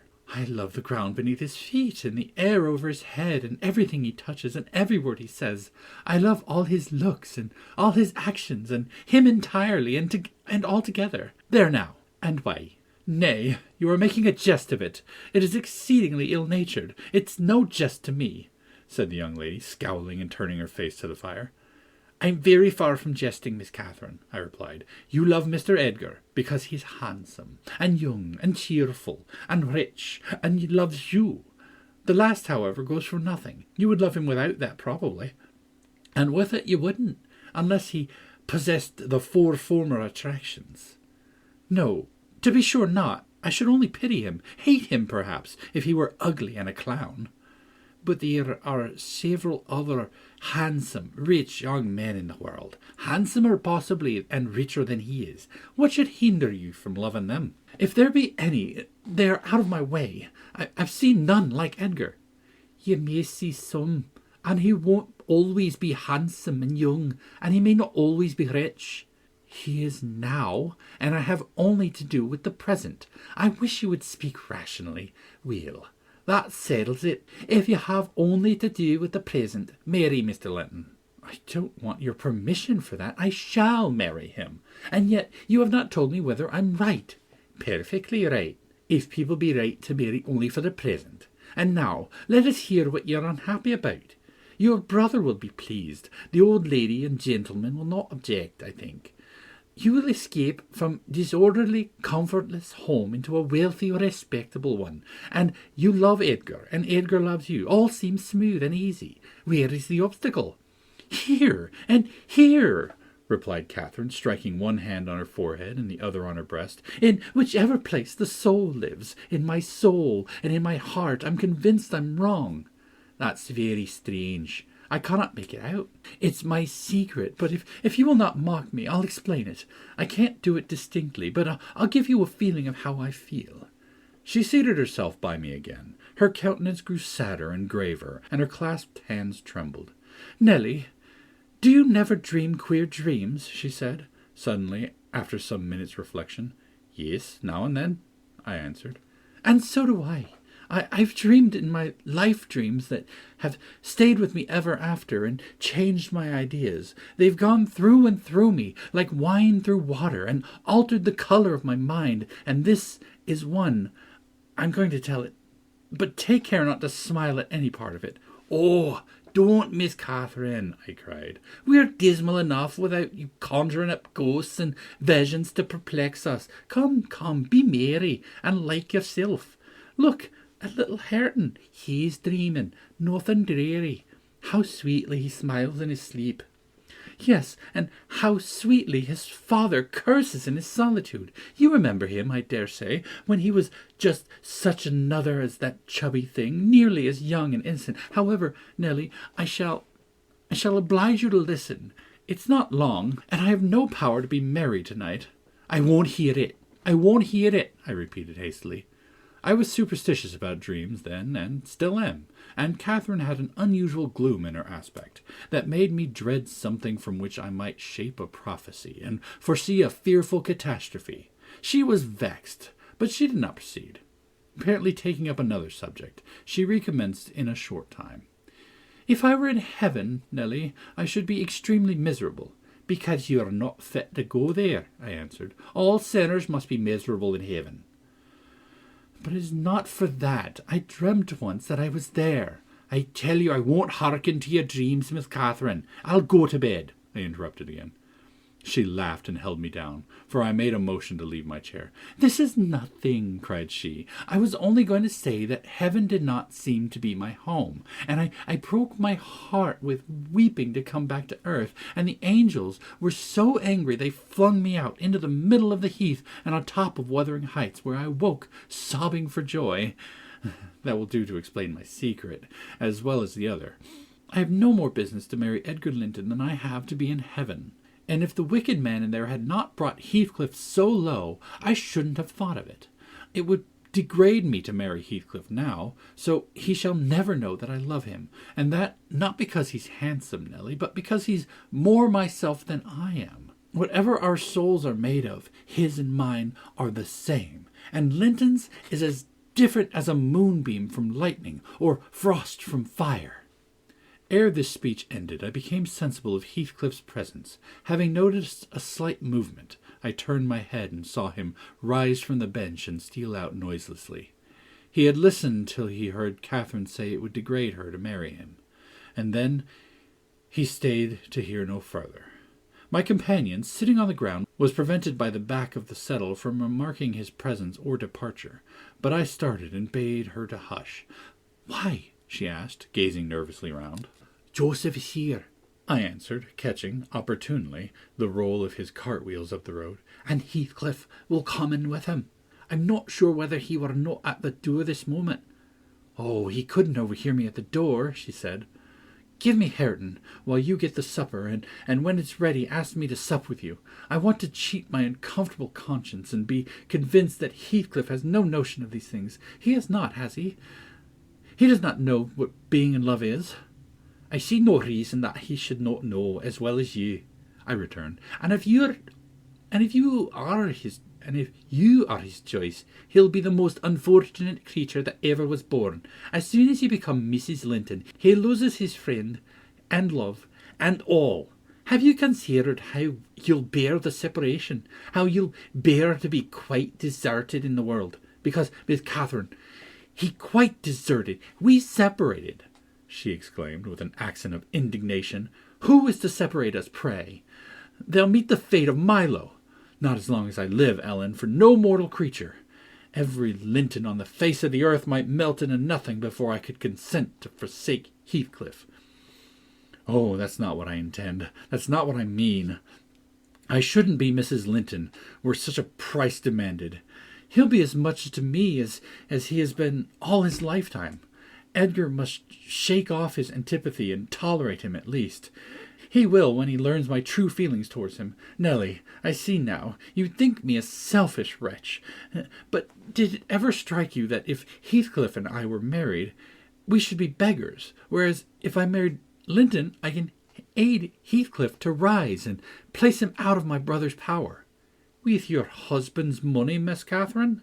I asked. "You'll find him not so pliable as you calculate upon, and though I'm hardly a judge, I think that's the worst motive you've given for being the wife of young Linton." "It is not," she retorted. "It is the best."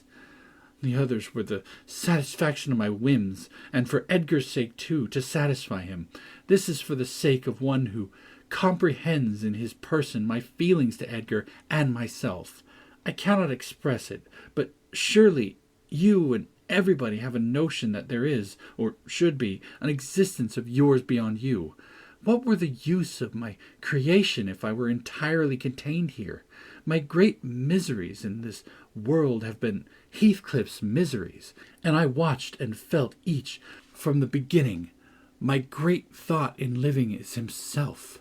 If all else perished and he remained, I should still continue to be, and if all else remained and he were annihilated, the universe would turn into a mighty stranger. I should not seem a part of it.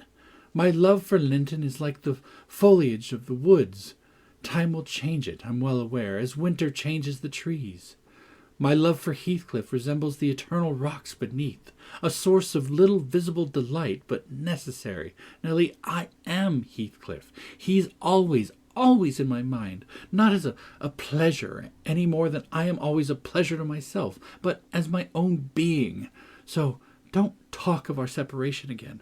It is impracticable, and... She paused and hid her face in the folds of my gown, but I jerked it forcibly away. I was out of patience for her folly. "If I can make any sense of your nonsense, miss," I said, "it only goes to convince me that you are ignorant of the duties you undertake in marrying, or else that you are a wicked, unprincipled girl. But trouble me with no more secrets. I'll not promise to keep them." "You'll keep that?" she asked eagerly. "No, I'll not promise," I repeated.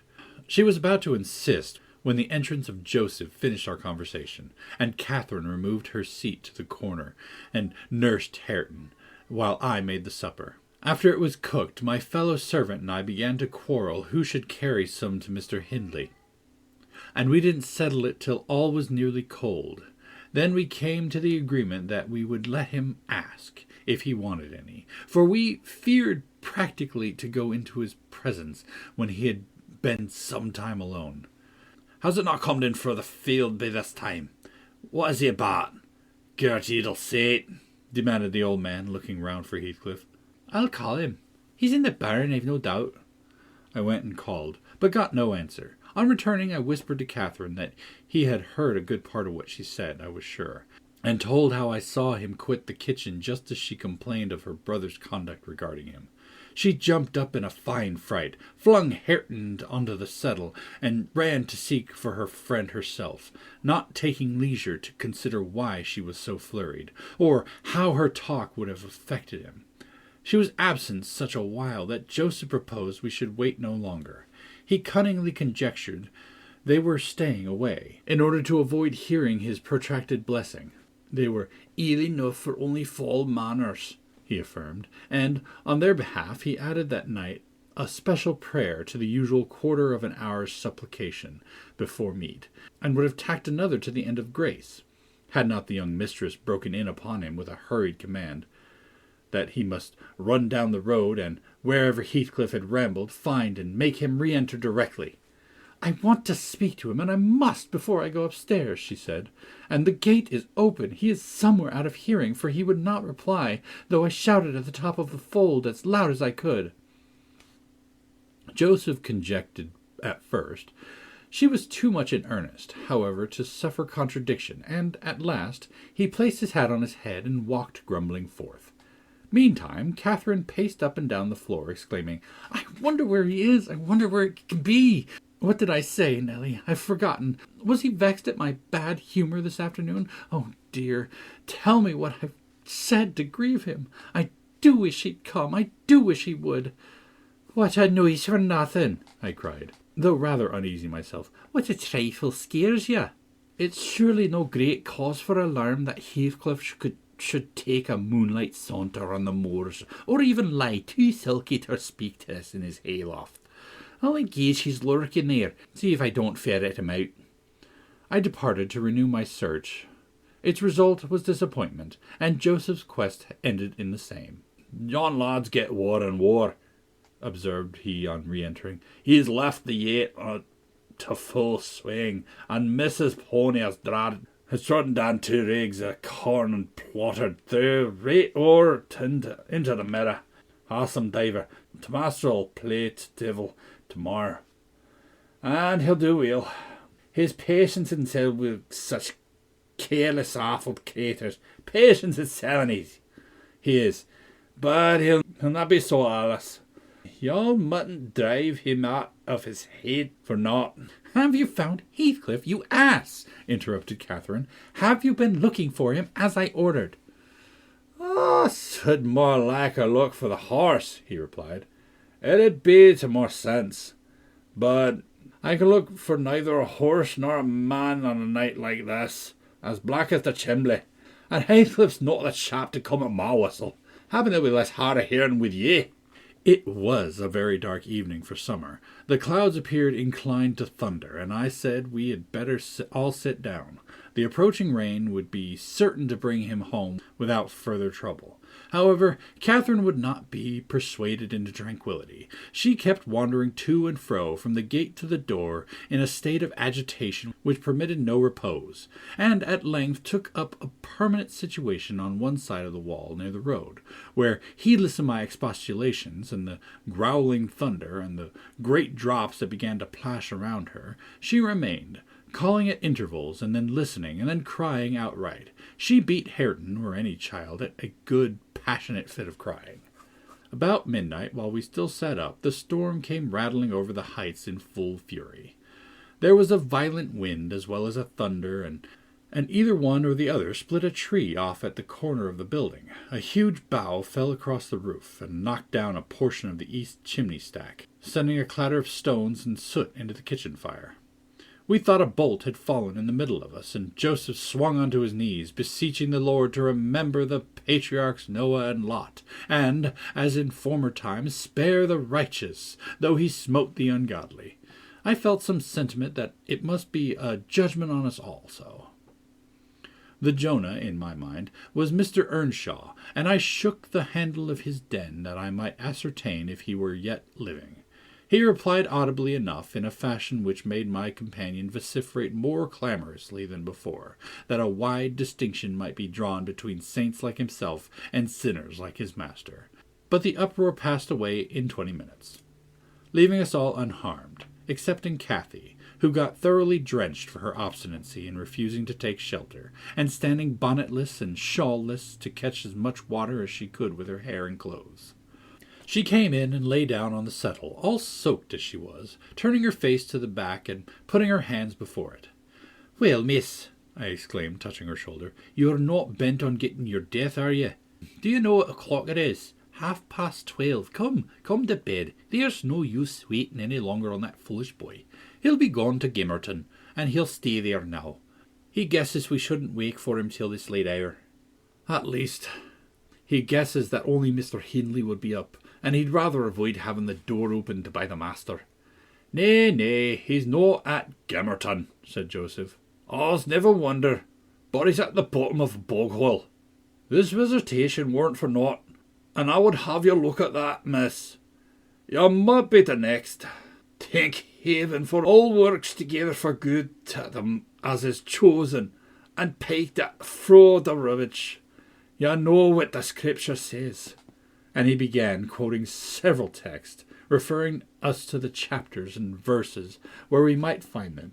I, having vainly begged the wilful girl to rise and remove her wet things, left him preaching and her shivering, and betook myself to bed with little Hareton, who slept as fast as if every one had been sleeping around him.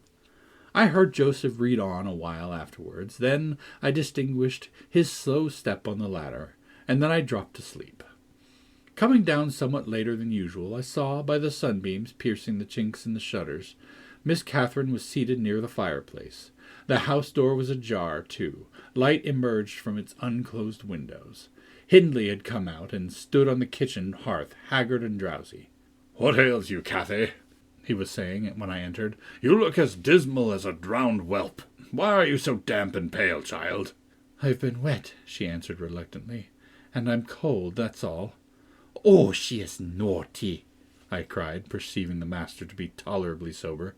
She's got steeped in the shower of yesterday evening, and there she has sat the night through, and I couldn't prevail on her to stir." Mr. Earnshaw stared at us in surprise. "The night through?" he repeated. "What kept her up? Not fear of the thunder, surely? That was over hours since." Neither of us wished to mention Heathcliff's absence as long as we could conceal it, so I replied I didn't know how she took it onto her head to sit up, and she said nothing. The morning was fresh and cool. I threw back the lattice, and presently the room filled with sweet scents from the garden. But Catherine called peevishly to me. "Ellen, shut the window. I'm starving." And her teeth chattered as she shrunk closer to the almost extinguished embers. "She's ill," said Hindley, taking her wrist. "I suppose that's the reason she would not go to bed. Damn it! I don't want to be troubled with more sickness here. What took you into the rain?" "Running up to the lads as usual," croaked Joseph, catching an opportunity from our hesitation to thrust his evil tongue. "If I were you, master, I'd just slam to boards in their faces on all of 'em, gentle and simple. Never a day off. But yon cat Linton comes sneaking hither, and Miss Nelly, she's a fine lass. She sits and watching for you in the kitchen, and as you're in at one door, he's at another. And then where grand lady goes a courting off her side. It's bonny behaviour lurking among the fields after 12 at night, with that foul-flesome devil of a gypsy Heathcliff. They think I'm blind, but I'm not of the sort. I seed young Linton both coming and going, and I seed ya," directing his discourse to me, "ya good for naught, slatingly witch. Nip up and bolt into the house the minute you heard the master's horse fit clattering up the road." "Silence, eavesdropper!" cried Catherine. "None of your insolence before me. Edgar Linton came yesterday by chance, Hindley, and it was I who told him to be off, because I knew you would not like to have met him as you were." "You lie, Cathy, no doubt," answered her brother, "and you are a confounded simpleton. But never mind Linton at present. Tell me, were you not with Heathcliff last night? Speak the truth now. You need not be afraid of harming him. Though I hate him as much as ever, he did me a good turn a short time since that will make my conscience tender of breaking his neck. To prevent it, I shall send him about his business this very morning, and after he's gone, I will advise you all to look sharp. I shall only have the more humour for you." "I never saw Heathcliff last night," answered Catherine, beginning to sob bitterly, "and if you do turn him out of doors, I'll go with him. But perhaps you'll never have an opportunity. Perhaps he's gone." Here she burst into uncontrollable grief, and the remainder of her words were inarticulate. Hindley lavished on her a torrent of scornful abuse, and bid her to get to her room immediately, or she shouldn't cry for nothing. I obliged her to obey, and I shall never forget what a scene she acted when she reached her chamber. It terrified me. I thought she was going mad, and I begged Joseph to run for the doctor. It proved the commencement of delirium. Mr. Kenneth, as soon as he saw her, pronounced her dangerously ill. She had a fever. He bled her, and he told me to let her live on whey and water gruel, and take care she did not throw herself downstairs or out of the window. And then he left, for he had enough to do in the parish, where 2 or 3 miles was the ordinary distance between cottage and cottage. Though I cannot say I made a gentle nurse, and Joseph and the master were no better, and though our patient was as wearisome and headstrong as a patient could be, she weathered it through.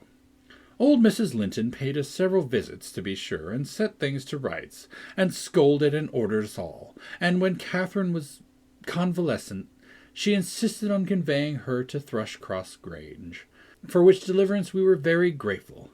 But the poor dame had reason to repent of her kindness. She and her husband both took the fever and died within a few days of each other. Our young lady returned to us, saucier and more passionate and haughtier than ever. Heathcliff had never been heard of since the evening of the thunderstorm, and, one day, I had the misfortune, when she had provoked me exceedingly, to lay the blame of his disappearance on her, where indeed it belonged, as well she knew. From that period, for several months, she ceased to hold any communication with me, save in the relation of a mere servant. Joseph fell under a ban also. He would speak his mind, and lecture her all the same as if she were a little girl, and she esteemed herself a woman. and our mistress, and thought that her recent illness gave her a claim to be treated with consideration. Then the doctor had said that she would not bear crossing much. She ought to have her own way, and it was nothing less than murder in her eyes for anyone to presume to stand up and contradict her. From Mr. Earnshaw and his companions she kept aloof, and tutored by Kenneth, and serious threats of a fit that often attended her rages, her brother allowed her whatever she pleased to demand, and generally avoided aggravating her fiery temper. He was rather too indulgent in humoring her caprices, not from affection, but from pride. He wished earnestly to see her bring honor to the family by an alliance with the Lintons, and as long as she left him alone, she might trample us like slaves for aught he cared. Edgar Linton, as multitudes have been before and will be after him, was infatuated, and believed himself the happiest man alive on the day he led her to Gimmerton Chapel, 3 years subsequent to his father's death. Much against my inclination, I was persuaded to leave Wuthering Heights and accompany her here. Little Hareton was nearly 5 years old, and I had just begun to teach him his letters. We made a sad parting, but Catherine's tears were more powerful than ours. When I refused to go, and when she found her entreaties did not move me, she went lamenting to her husband and her brother. The former offered me munificent wages. The latter ordered me to pack up. He wanted no women in his house, he said, now that there was no mistress. And as to Hareton, the curate should take him in hand by and by. And so I had but one choice left, to do as I was ordered. I told the master he got rid of all decent people, only to run to ruin a little faster. I kissed Hareton good-bye, and since then he has been a stranger. And it's very queer to think, but I've no doubt he has completely forgotten all about Ellen Dean, and that he was ever more than all the world to her, and she to him. At this point in the housekeeper's story, she chanced to glance toward the timepiece over the chimney, and was in amazement on seeing it, the minute hand, measure 1:30. She would not hear of staying a second longer. In truth, I felt rather disposed to defer the sequel of her narrative, myself. And now that she is vanished to her rest, and I have meditated for another hour or two, I shall summon courage to go, also, in spite of aching laziness of head and limbs. Chapter 10. A charming introduction to the hermit's life. 4 weeks' torture, tossing in sickness. Oh, these bleak winds and bitter northern skies, and impassable roads, and dilatory country surgeons, and oh, this death of the human physiognomy, and, worst of all, the terrible intimation of Kenneth, and that I need not expect to be out of doors till spring.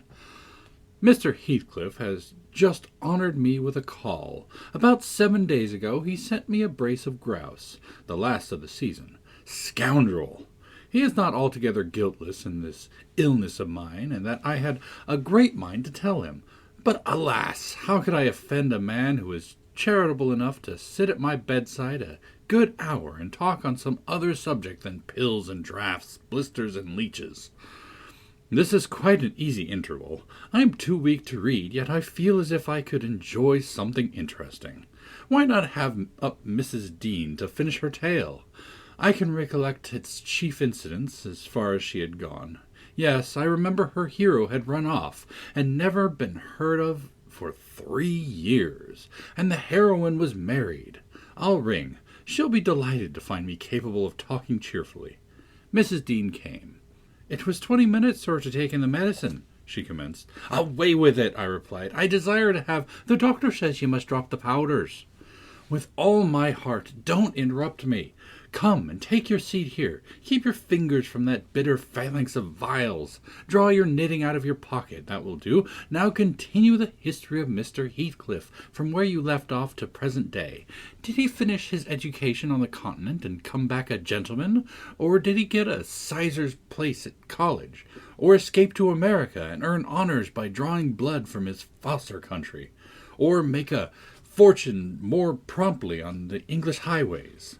He may have done a little in all these vacations, Mr. Lockwood, but I couldn't give my word for any. I stated before that I didn't know how he gained his money, neither am I aware of the means he took to raise his mind from the savage ignorance into which it has sunk. But, with your leave, I'll proceed in my own fashion, if you think it will amuse and not weary you. Are you feeling better this morning? Much. That's good news.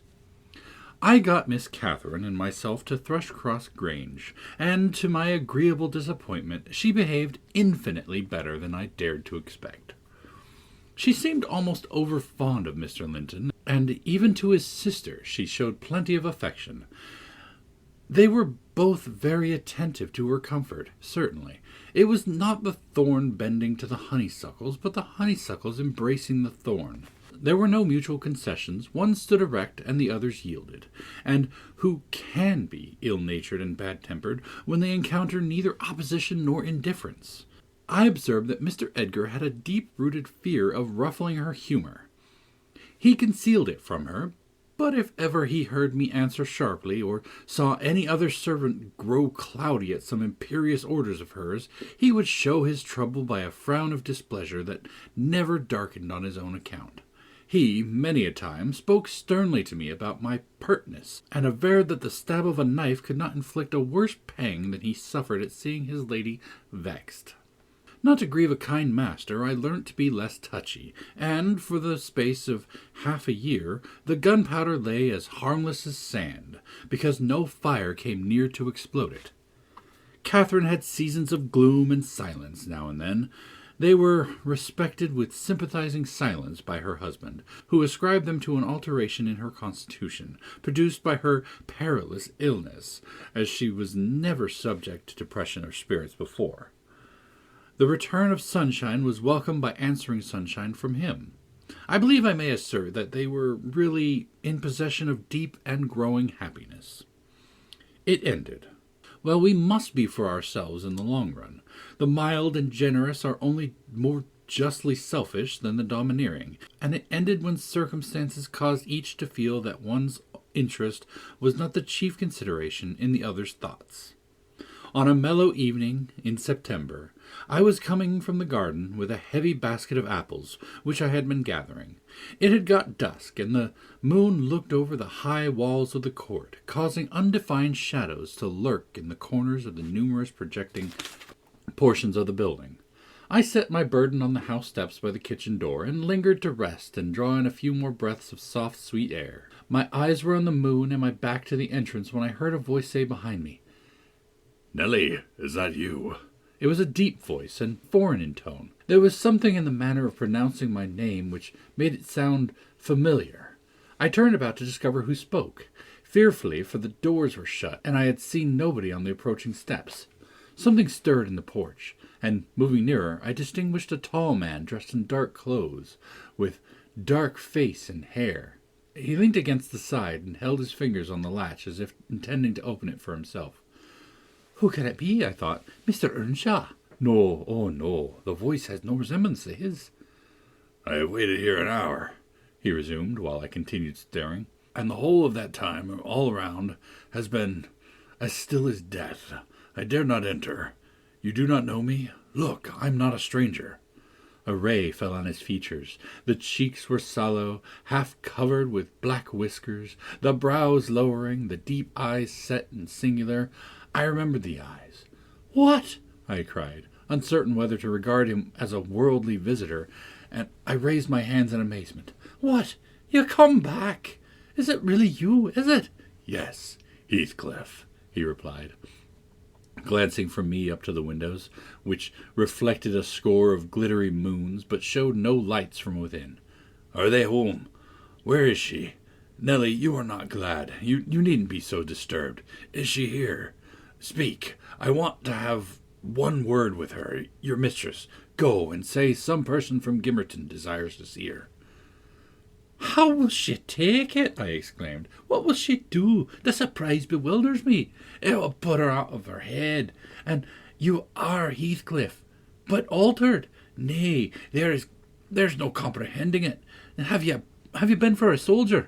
"Go and carry my message," he interrupted impatiently. "I'm in hell till you do." He lifted the latch, and I entered. But when I got to the parlor where Mr. and Mrs. Linton were, I could not persuade myself to proceed. At length I resolved on making an excuse to ask if they would have the candles lighted, and I opened the door. They sat together in a window whose lattice lay back against the wall, and displayed, beyond the garden trees and the wild green park, the valley of Gimmerton, with a long line of mist winding nearly to its top. For very soon after you pass the chapel, as you may have noticed, the sow that runs from the marshes joins a beck, which follows the bend of the glen. Wuthering Heights rose above this silvery vapour, but our old house was invisible. It rather dips down on the other side. Both the room and its occupants, and the scene they gazed on, looked wondrously peaceful. I shrank reluctantly from performing my errand, and was actually going away, leaving it unsaid after having put my question about the candles, when a sense of folly compelled me to return and mutter, "A person from Gimmerton wishes to see you, ma'am." What does he want?" asked Mrs. Linton. "I did not question him," I answered. "Well, close the curtains, Nellie," she said, "and bring up tea. I'll be back again directly." She quitted the apartment. Mr. Edgar inquired carelessly who it was. "Someone the mistress does not expect," I replied. "That Heathcliff, you recollect him, sir, who used to live at Earnshaw's." "What, the gipsy, the ploughboy?" he cried. "Why did you not say so to Catherine?" "Hush! You must not call him by those names, master," I said. "She'd be sadly grieved to hear it. She was nearly heartbroken when he ran off. I guess his return will make a jubilee to her." Mr. Linton walked to a window on the other side of the room that overlooked the court.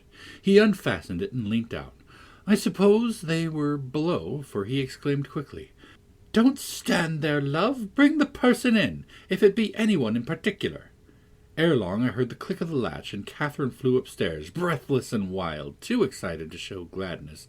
Indeed, by her face you would rather have surmised an awful calamity. "Oh, Edgar, Edgar!" she panted, flinging her arms round his neck. "Oh, Edgar, darling, Heathcliff's come back, he is!" And she tightened her embrace to a squeeze. "Well, well," cried her husband crossly, "don't strangle me for that. He never struck me as such a marvellous treasure. There's no need to be frantic." "I know you didn't like him," she answered, repressing a little the intensity of her delight. "Yet for my sake you must be friends now. Shall I tell him to come up?" "Here," he said, "into the parlour." "Where else?" she asked. He looked vexed, and suggested the kitchen as a more suitable place for him. Mrs. Linton eyed him with a droll expression, half angry, half laughing at his fastidiousness.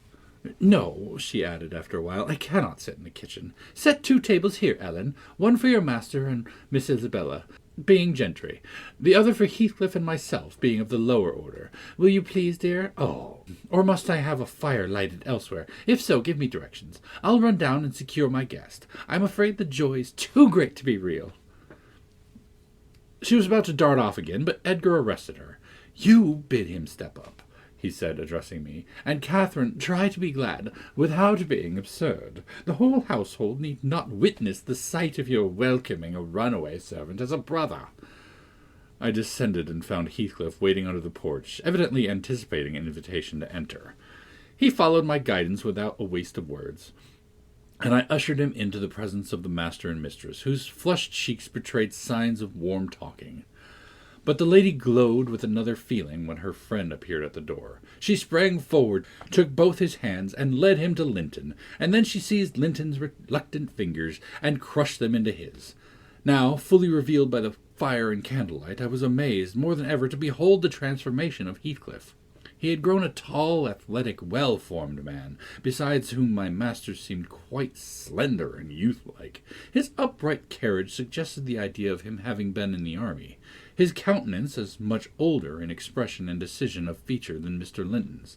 It looked intelligent and retained no marks of former degradation. A half-civilized ferocity lurked yet in the depressed brows, and eyes full of black fire. But it was subdued, and his manner was even dignified, quite divested of roughness, though too stern for grace. My master's surprise equaled or exceeded mine. He remained for a minute at a loss how to address the ploughboy, as he had called him. Heathcliff dropped his slight hand and stood looking at him coolly, till he chose to speak.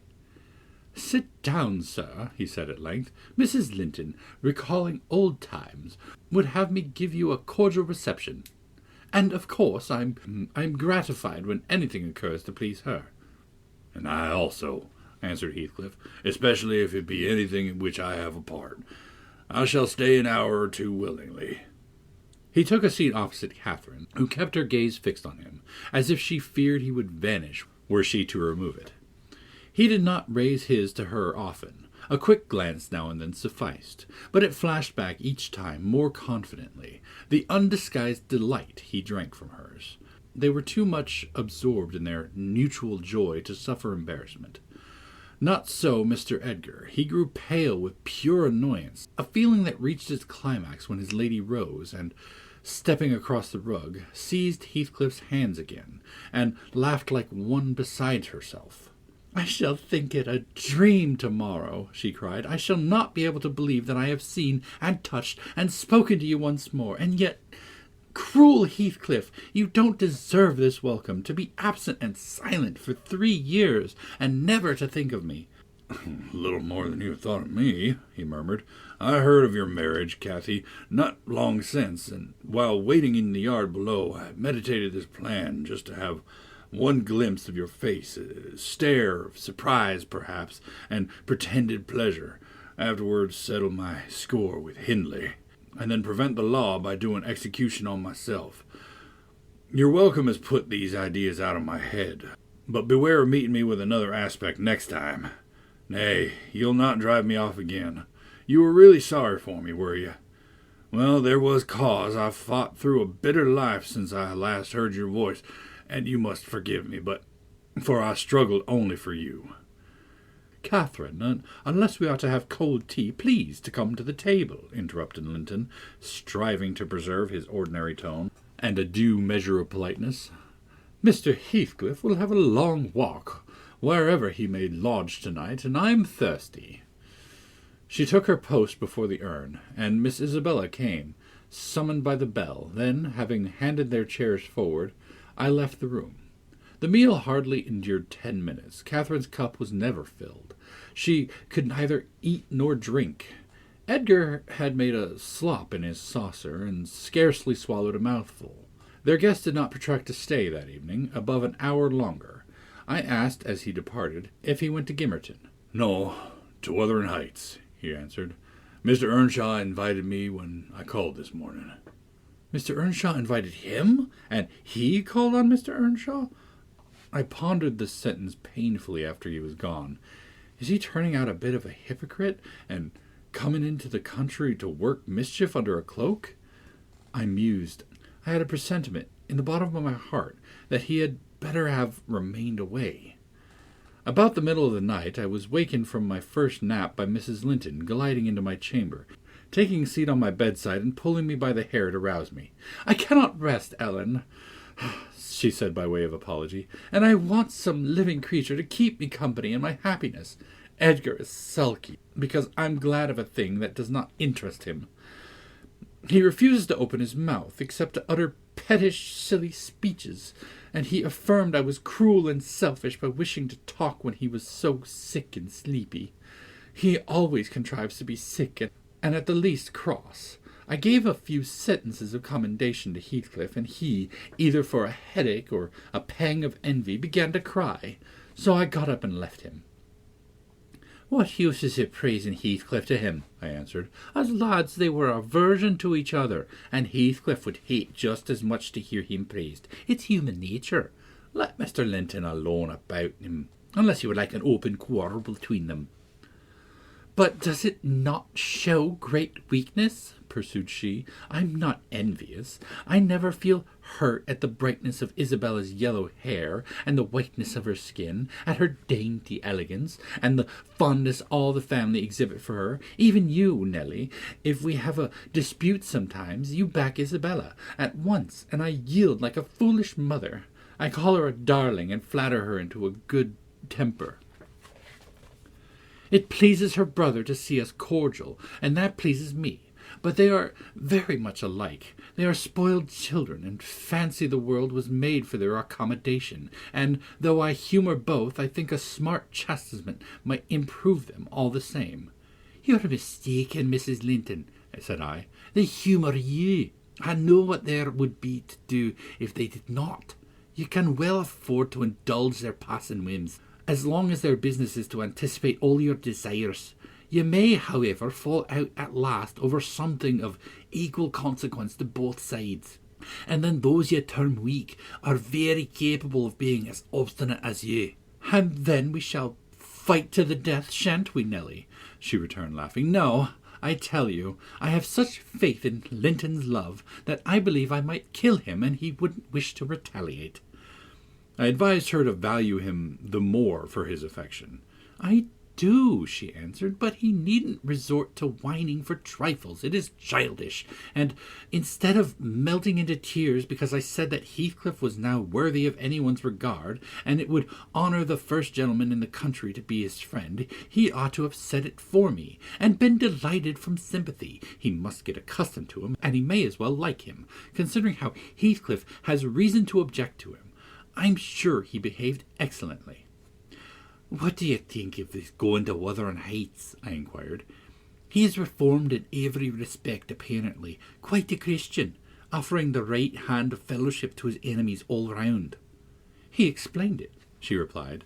I wondered as much as you. He said he called to gather information concerning me from you, supposing you resided there still. And Joseph told Hindley, who came out and fell to questioning him of what he had been doing and how he had been living, and finally desired him to walk in. There were some persons sitting at cards. Heathcliff joined them. My brother lost some money to him, and finding him plentifully supplied, he requested he would come again in the evening, to which he consented. Hindley is too reckless to select his acquaintance prudently. He doesn't trouble himself to reflect on the causes he might have for mistrusting one whom he has basely injured, but Heathcliff affirms his principal reason for resuming a connection with his ancient prosecutor is a wish to install himself in quarters at walking distance from the Grange, and an attachment to the house where we live together, and likewise a hope that I shall have more opportunities of seeing him there than I could have if he settled in Gimmerton. He means to offer liberal payment for permission to lodge at the Heights, and doubtless my brother's covetousness will prompt him to accept the terms. He was always greedy, though what he grasps with one hand he flings away with the other. It's a nice place for a young man to fix his dwelling in, said I. Have you no fear of the consequences, Mrs. Linton? None for my friend, she replied. His strong head will keep him from danger. A little for Hindley, but he can't be made morally worse than he is, and I stand between him and bodily harm. The event of this evening has reconciled me to God and humanity. I had risen in angry rebellion against Providence. Oh, I've endured very, very bitter misery, Nelly. If that creature knew how bitter, he'd be ashamed to cloud its removal with idle petulance. It was kindness for him which induced me to bear it alone. Had I expressed the agony I frequently felt, he would have been taught to long for its alleviation as ardently as I. However, it's over, and I take no revenge on his folly. I can afford to suffer anything hereafter. Should the meanest thing alive slap me on the cheek, I'd not only turn the other, but I'd ask pardon for provoking it, and, as proof, I'll go and make peace with Edgar instantly. Good night. I'm an angel. In this self-complacent conviction she departed, and the success of her fulfilled resolution was obvious on the morrow. Mr. Linton had not only abjured his peevishness, though his spirits seemed still subdued by Catherine's exuberance of vivacity, but he ventured no objection to her taking Isabella with her to Wuthering Heights in the afternoon, and she rewarded him with such a summer of sweetness and affection, in return, as made the house a paradise for several days, both master and servants profiting from the perpetual sunshine. Heathcliff, Mr. Heathcliff, I should say in future, used the liberty of visiting at Thrushcross Grange cautiously at first. He seemed estimating how far its owner would bear his intrusion. Catherine also deemed it judicious to moderate her expressions of pleasure in receiving him, and he gradually established his right to be expected. He retained a great deal of the reserve for which his boyhood was remarkable, and that served to repress all startling demonstrations of feeling. My master's uneasiness experienced a lull, and further circumstances diverted it into another channel for a space. His new source of trouble sprang from the not anticipated misfortune of Isabella Linton, evincing a sudden and irresistible attraction towards the tolerated guest. She was at that time a charming young lady of 18, infantile in manners, though possessed of keen wit, keen feelings, and a keen temper too, if irritated. Her brother, who loved her tenderly, was appalled at this fantastic preference. Leaving aside the degradation of an alliance with a nameless man and the possible fact that his property, in default of heirs male, might pass into such a one's power, he had sense to comprehend Heathcliff's disposition, to know that, though his exterior was altered, his mind was unchangeable and unchanged. And he dreaded that mind. It revolted him. He shrank forebodingly from the idea of committing Isabella to its keeping. He would have recoiled still more had he been aware that her attachment rose unsolicited, and was bestowed where it awakened no reciprocation of sentiment. For the minute he discovered its existence, he laid the blame on Heathcliff's deliberate designing. We had all remarked that Miss Linton fretted and pined over something. She grew cross and wearisome, snapping at and teasing Catherine continually at the imminent risk of exhausting her limited patience. We excused her to a certain extent, on the plea of ill health. She was dwindling and fading before our eyes. But one day, when she had been peculiarly wayward, rejecting her breakfast, complaining that the servants did not do what she told them, that the mistress would allow her to be nothing in the house, and Edgar neglected her, that she had caught a cold with the doors being left open, and we let the parlour fire go out on purpose to vex her, with 100 yet more frivolous accusations, Mrs. Linton peremptorily insisted that she should get to bed, and, having scolded her heartily, threatened to send for the doctor. Mention of Kenneth caused her to exclaim, instantly, that her health was perfect, and it was only Catherine's harshness which had made her unhappy. "How can you say that I'm harsh, you naughty fondling?" cried mistress, amazed at the unreasonable assertion. "You are surely losing your reason. When have I been harsh? Tell me." "Yesterday," sobbed Isabella. "And now?" "Yesterday?" said her sister-in-law. "On what occasion?" "In our walk along the moor you told me to ramble where I pleased, while you sauntered on with Mr. Heathcliff."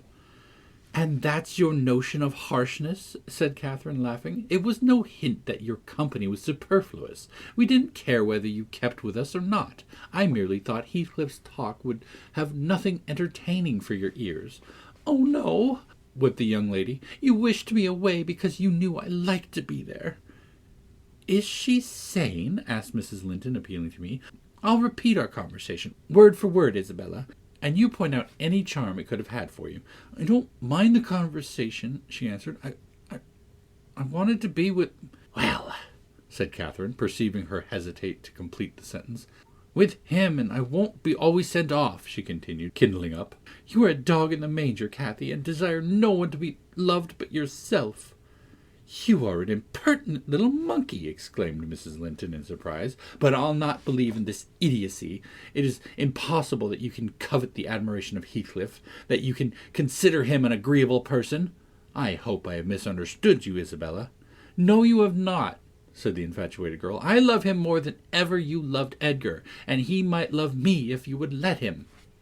"I wouldn't be you for a kingdom, then," Catherine declared emphatically, and she seemed to speak sincerely. "Nellie, help me to convince her of her madness. Tell her what Heathcliff is, an unreclaimed creature, without refinement, without cultivation, an arid wilderness of furs and whinstone. I'd as soon put that little canary into the park on a winter's day as recommend you to bestow your heart on him. It is deplorable ignorance of his character, child, and nothing else, which makes that dream enter your head. Pray don't imagine that he conceals depths of benevolence and affection beneath a stern exterior. He's not a rough diamond, a pearl containing oyster of rustic. He's a fierce, pitiless, wolfish man. I never say to him, let this or that enemy alone, because it would be ungenerous or cruel to harm them. I say, let them alone, because I should hate them to be wronged. And he'd crush you like a sparrow's egg, Isabella, if he found you a troublesome charge. I know he couldn't love a Linton, and yet he'd be quite capable of marrying your fortune and expectations. Avarice is growing with him a besetting sin. There's my picture, and I'm his friend. So much so that had he thought seriously to catch you, I should, perhaps, have held my tongue and let you fall into his trap. Miss Linton regarded her sister-in-law with indignation. For shame, she repeated angrily. You are worse than 20 foes, you poisonous friend. Ah, you won't believe me then, said Catherine. You think I speak from wicked selfishness? I'm certain you do, retorted Isabella, and I shudder at you. Good, cried the other. Try for yourself, if that be your spirit. I have done, and yield that argument to your saucy insolence. And I must suffer for her egotism, she sobbed as Mrs. Linton left the room. All is against me. She has blighted my single consolation. But she uttered falsehoods, didn't she? Mr. Heathcliff is not a fiend. He has an honourable soul, and a true one. And how could he remember her? Banish from your thoughts, miss, I said. He's a bird of bad omen. No mate for you. Mrs. Linton spoke strongly, and yet I can't contradict her. She is better acquainted with his heart than I or anyone besides, and she never would represent him as worse than he is. Honest people don't hide their deeds. How has he been living? How has he got rich? Why is he staying at Wuthering Heights, the house of a man whom he abhors? They say Mr. Earnshaw is worse and worse since he came. They sit up all night together continually, and Hindley has been borrowing money on his land, and he does nothing but play and drink. I heard only a week ago it was Joseph who told me. I met him at Gimmerton. Nellie, he said, we have a craner quest in our folks. One of them's almost gotten his finger cut off with holding t'other for sticking a hassle like a calf. The meister, you know, put so up a going to grand sizes. He's no feared at the bench of judges, neither Paul nor Peter nor John nor Matthew nor no one of 'em, not he. He fair likes. He longs to set his brazen face agin 'em. And yon bonny lad Heathcliff, you mind, he's a rare un. He can grin a laugh as wheel's anybody at right devil's jest. Does he never say naught of his fine living among us, when he's got to the Grange? This is the way it won't.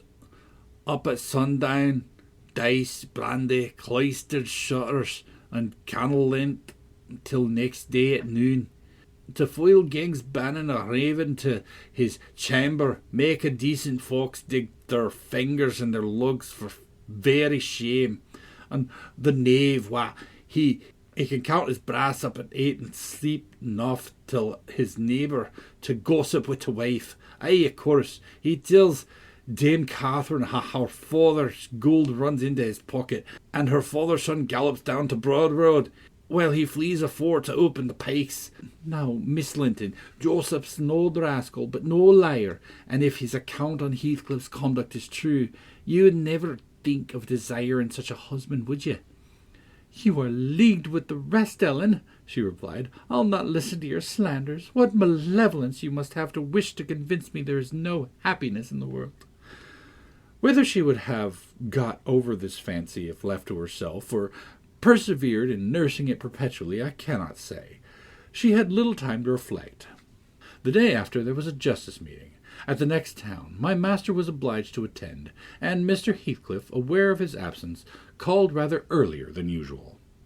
Catherine and Isabella were sitting in the library, on hostile terms, but silent, the latter alarmed at her recent indiscretion, and the disclosure she had made of her secret feelings in a transient fit of passion, The former, on mature consideration, really offended with her companion, and if she laughed again at her pertness, inclined to make it no laughing matter to her. She did laugh as she saw Heathcliff pass the window. I was sweeping the hearth, and I noticed a mischievous smile on her lips. Isabella, absorbed in her meditation or a book, remained till the door opened, and it was too late to attempt an escape, which she would gladly have done had it been practicable. "Come in, that's right," exclaimed the mistress, gaily, pulling a chair to the fire. "Here are two people sadly in need of a third to thaw the ice between them, and you are the very one we should both of us choose. Heathcliff, I'm proud to show you, at last, somebody that dotes on you more than myself. I expect you to feel flattered. Nay, it's not Nelly, don't look at her. My poor little sister-in-law is breaking her heart by mere contemplation of your physical and moral beauty. It lies in your own power to be Edgar's brother. No, no, Isabella, you shan't run off," she continued, arresting with feigned playfulness the confounded girl, who had risen indignantly. "We were quarrelling like cats about you, Heathcliff, and I was fairly beaten in protestations of devotion and admiration. And moreover, I was informed that if I would but have the manners to stand aside, my rival, as she will have herself to be, would shoot a shaft into your soul that would fix you for ever, and send my image into eternal oblivion." "Catherine," said Isabella, calling up her dignity and disdaining to struggle from the tight grasp that held her, "I thank you to adhere to the truth and not to slander me, even in joke. Mr. Heathcliff, be kind enough to bid this friend of yours release me. She forgets that you and I are not intimate acquaintances, and what amuses her is painful to me beyond expression." As the guest answered nothing, but took his seat, and looked thoroughly indifferent what sentiments she cherished concerning him, she turned and whispered an earnest appeal for liberty to her tormentor. "By no means," cried Mrs. Linton to answer. "I won't be named a dog in the manger again. You shall stay. Now then, Heathcliff, why don't you evince satisfaction at my pleasant news? Isabella swears that the love Edgar has for me is nothing to that she entertains for you. I'm sure she made some speech of the kind, did she not, Ellen? And she has fasted ever since the day before yesterday's walk, from sorrow and rage that I dispatched her out of your society under the idea of its being unacceptable." "I think you belie her," said Heathcliff, twisting his chair to face them. "She wishes to be out of my society now, at any rate." And he stared hard at the object of discourse, as one might do at a strange, repulsive animal, a centipede from the Indies, for instance, which curiosity leads one to examine in spite of the aversion it raises. The poor thing couldn't bear that. She grew white and red in rapid succession, and while tears beaded her lashes, bent the strength of her small fingers to loosen the firm clutch of Catherine, and perceiving that as fast as she raised one finger of her arm, another closed down, and she could not remove the whole together, she began to make use of her nails, and their sharpness presently ornamented the detainer with crescents of red. "There's a tigress!" exclaimed Miss Linton, setting her free, and shaking her hand with pain. "Begone, for God's sake, and hide your vixen face. How foolish to reveal those talons to him! Can't you fashion the conclusion he'll draw? Look, Heathcliff, they are instruments that will do execution. You must be aware of your eyes." "I'd wrenched it off her fingers if they ever menaced me," he answered brutally, when the door had closed after her. "But what did you mean by teasing the creature in that manner, Cathy? You were not speaking the truth, were you?" "I assure you I was," she returned. "She has been pining for your sake several weeks, and raving about you this morning, and pouring forth a deluge of abuse, because I represented your failings in a plain light for the purpose of mitigating her adoration. But don't notice it further. I wish to punish her sauciness, that's all. I like her too well, my dear Heathcliff, to let you absolutely seize and devour her." "And I like her too ill to attempt it," he said, "except in a very ghoulish fashion. You'd hear of odd things if I lived alone with that mawkish waxen face. The most ordinary would be painting on its white the colors of the rainbow and turning the blue eyes black every day or two. They detestably resemble Linton's." "Delectably," observed Catherine. "They are dove's eyes, angels." "She's her brother's heir, is she not?" he asked after a brief silence. I should be sorry to think so, returned his companion. 6 nephews shall erase her title. Please heaven, abstract your mind from the subject at present. You are too prone to covet your neighbor's goods. Remember, this neighbor's goods are mine. If they were mine, would be none the less that, said Heathcliff. But though Isabella Linton may be silly, she is scarcely mad, and, in short, we'll dismiss the matter as you advised. From their tongues they did dismiss it, and Catherine, probably from her thoughts. The other, I felt certain, recalled it often in the course of the evening. I saw him smile to himself, grin, rather, and lapse into ominous musing whenever Mrs. Linton had occasion to be absent from the apartment. I determined to watch his movements. My heart invariably cleaved to the master's, in preference to Catherine's side, with reason, I imagined, for he was kind and trustful and honourable, and she could not be called the opposite, yet she seemed to allow herself such wide latitude that I had little faith in her principles, and still less sympathy for her feelings. I wanted something to happen which might have the effect of freeing both Wuthering Heights and the Grange of Mr. Heathcliff, quietly leaving us as we had been prior to his advent. His visits were a continual nightmare to me, and I suspect to my masters also. His abode at the Heights was an oppression past explaining. I felt that God had forsaken the stray sheep there to its own wicked wanderings, and an evil beast prowled between it and the fold, waiting his time to spring and destroy. Chapter 11. Sometimes, while meditating on these things in solitude, I've got up in a sudden terror, and put on my bonnet to go see how all was at the farm.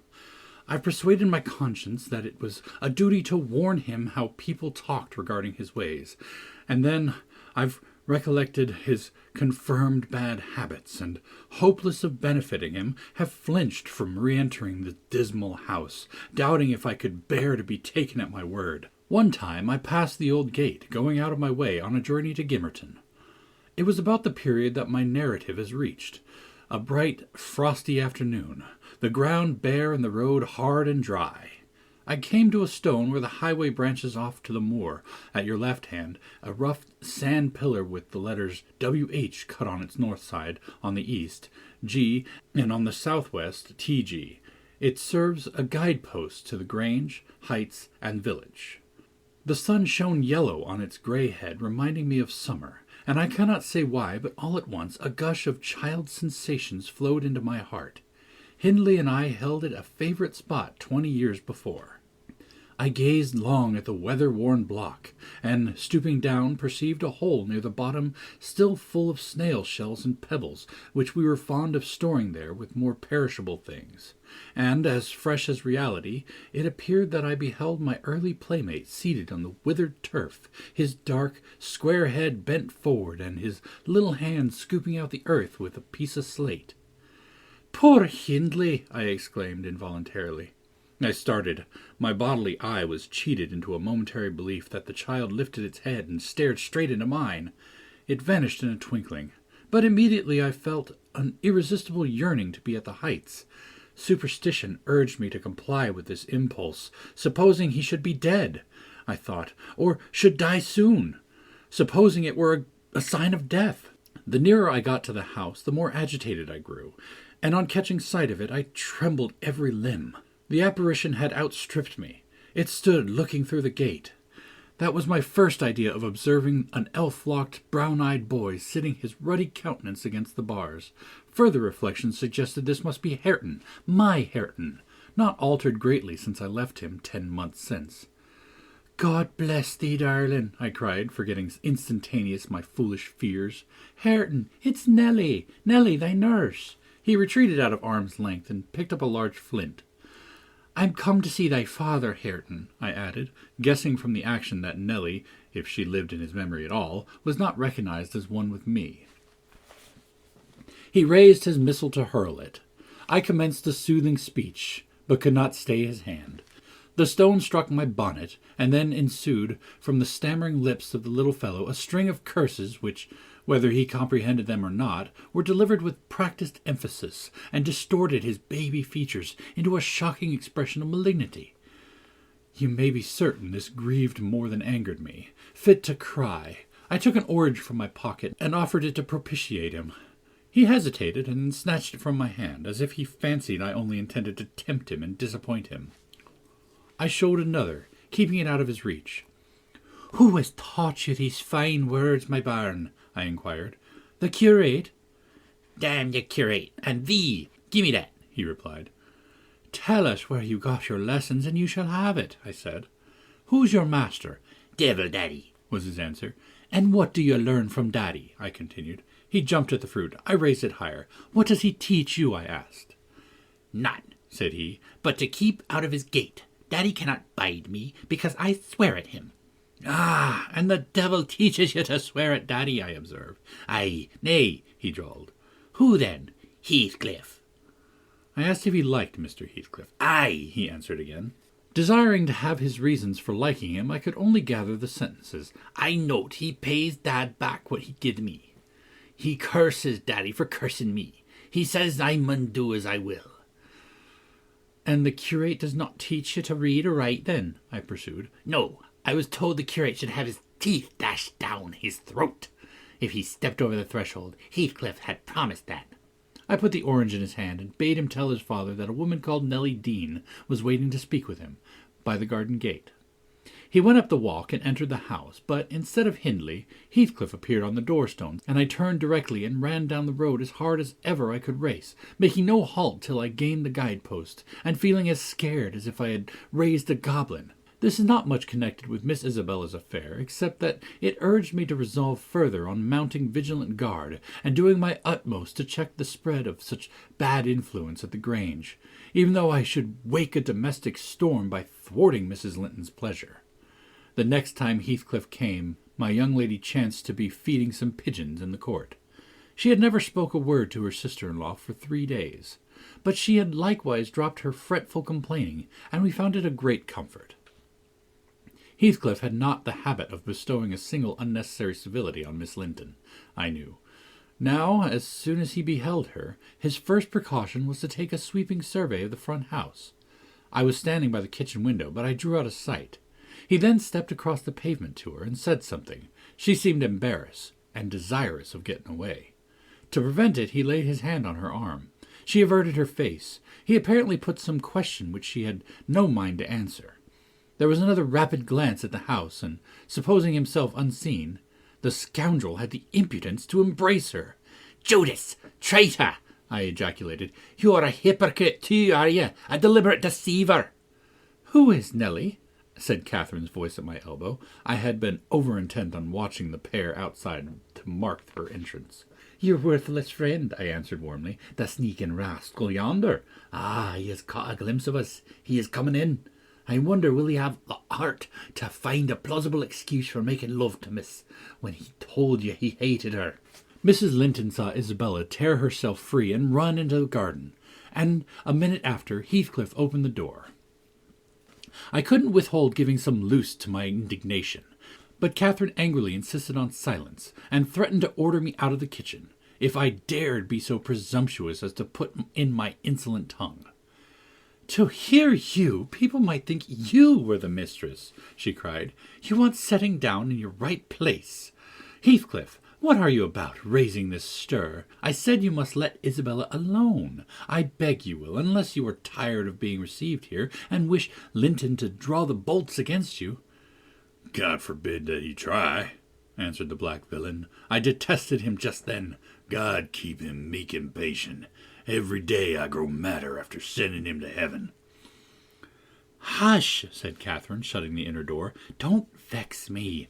Why have you disregarded my request? Did she come across you on purpose?" "What's it to you?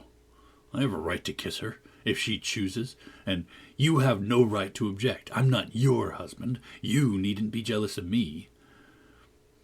"I'm not jealous of you," replied the mistress. "I'm jealous for you. Clear your face. You shan't scowl at me. If you like Isabella, you shall marry her. But do you like her? Tell the truth, Heathcliff. There, you won't answer. I'm certain you don't." And would Mr. Linton approve of his sister marrying that man? I inquired. Mr. Linton should approve. He might spare himself the trouble, said Heathcliff. I could do as well without his approbation. And as to you, Catherine, I have a mind to speak a few words now while we are at it. I want you to be aware that I knew you have treated me infernally, do you hear? And if you flatter yourself that I don't perceive it, you are a fool. And if you think I can be consoled by sweet words, you are an idiot. And if you fancy I'll suffer unrevenged, I'll convince you of the contrary in a very little while. Meantime, thank you for telling me your sister-in-law's secret. I swear I'll make the most of it, and stand you aside. What new phase of his character is this? Exclaimed Mrs. Linton, in amazement. I've treated you infernally, and you'll take revenge? How will you take it, ungrateful brute? How have I treated you infernally? I seek no revenge on you, replied Heathcliff less vehemently. That's not the plan. The tyrant grinds down his slaves, and they don't turn against him. They crush those beneath them. You are welcome to torture me to death. You are welcome to torture me to death for your amusement. Only allow me to amuse myself a little in the same style, and refrain from insult as much as you are able. Having leveled my palace, don't erect a hovel and complacently admire your own charity in giving me that for a home. If I imagined you really wished me to marry Isabella, I'd cut my throat. Oh, the evil is that I'm not jealous, is it? Cried Catherine. Well, I won't repeat my offer of a wife. It is as bad as offering Satan a lost soul.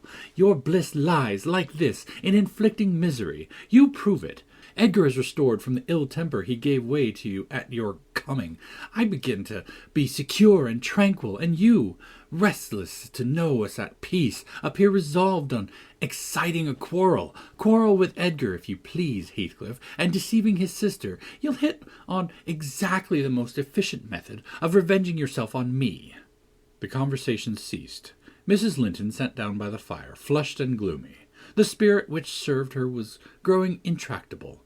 She could neither lay nor control it. He stood on the hearth, with folded arms, brooding his evil thoughts, and in his position I left them to seek the master, who was wondering what kept Catherine below so long. "Ellen," he said, when I entered, "have you seen your mistress?" "Yes, she's in the kitchen, sir," I answered. "She's sadly put out by Mr. Heathcliff's behaviour, and indeed I do think it's time to arrange his visits on another footing. There's harm in being too soft, and now it's come to this." And I related the scene in the court, and, as near as I dared, the whole subsequent dispute. I fancied it could not be very prejudicial to Mrs. Linton, unless she made it so afterwards, by assuming the defensive for her guest. Edgar Linton had difficulty in hearing me to the close. His first words revealed that he did not clear his wife of blame. "This is insufferable!" he exclaimed. "It is disgraceful that she should own him for a friend, and force his company on me. Call me 2 men out of the hall, Ellen. Catherine shall linger no longer to argue with this low ruffian. I have humoured her enough." He descended, and, bidding the servants wait in the passage, went, followed by me, to the kitchen. Its occupants had recommenced their angry discussion. Mrs. Linton, at least, was scolding with renewed vigour. Heathcliff had moved to the window and hung his head, somewhat cowed by her violent rating, apparently. He saw the master first, and made a hasty motion that she should be silent, which she obeyed abruptly, on discovering the reason of his intimation. "How is this?" said Linton, addressing her. "What notion of propriety must you have to remain here, after the language which has been held to you by that blackguard? I suppose, because it is his ordinary talk, you think nothing of it. You are habituated to his baseness, and perhaps imagine I can get used to it too." "Have you been listening at the door, Edgar?" asked the mistress, in a tone particularly calculated to provoke her husband, implying both carelessness and contempt of his irritation. Heathcliff, who had raised his eyes at the former speech, gave a sneering laugh on the latter, on purpose, it seemed, to draw Mr. Linton's attention. He succeeded. But Edgar did not mean to entertain him with any high flights of passion. "I have been so far forbearing with you, sir," he said quietly. "Not that I was ignorant of your miserable, degraded character, but I felt you were only partly responsible for that, and Catherine, wishing to keep up your acquaintance, I acquiesced, foolishly. Your presence is a moral poison that would contaminate the most virtuous. For that cause, and to prevent worse consequences, I shall deny you, hereafter, admission into this house, and give notice now that I require your instant departure. 3 minutes' delay will render it involuntary and ignominious." Heathcliff measured the height and breadth of the speaker with an eye full of derision. "Cathy, this lamb of yours threatens like a bull," he said. "It is in danger of splitting its skull against my knuckles. By God, Mr. Linton, I'm mortally sorry that you are not worth knocking down."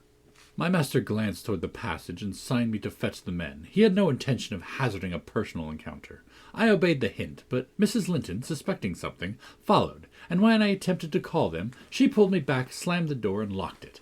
"Fair means," she said, in answer to her husband's look of angry surprise. "If you have not the courage to attack him, make an apology, or allow yourself to be beaten. It will correct you of feigning more valor than you possess. No, I'll swallow the key before you shall get it. I'm delightfully rewarded for my kindness to each. After constant indulgence of one's weak nature and the other's bad, I earn for thanks 2 samples of blind ingratitude, stupid to absurdity. Edgar, I was defending you and yours, and I wish Heathcliff may flog you sick for daring to think an evil thought of me."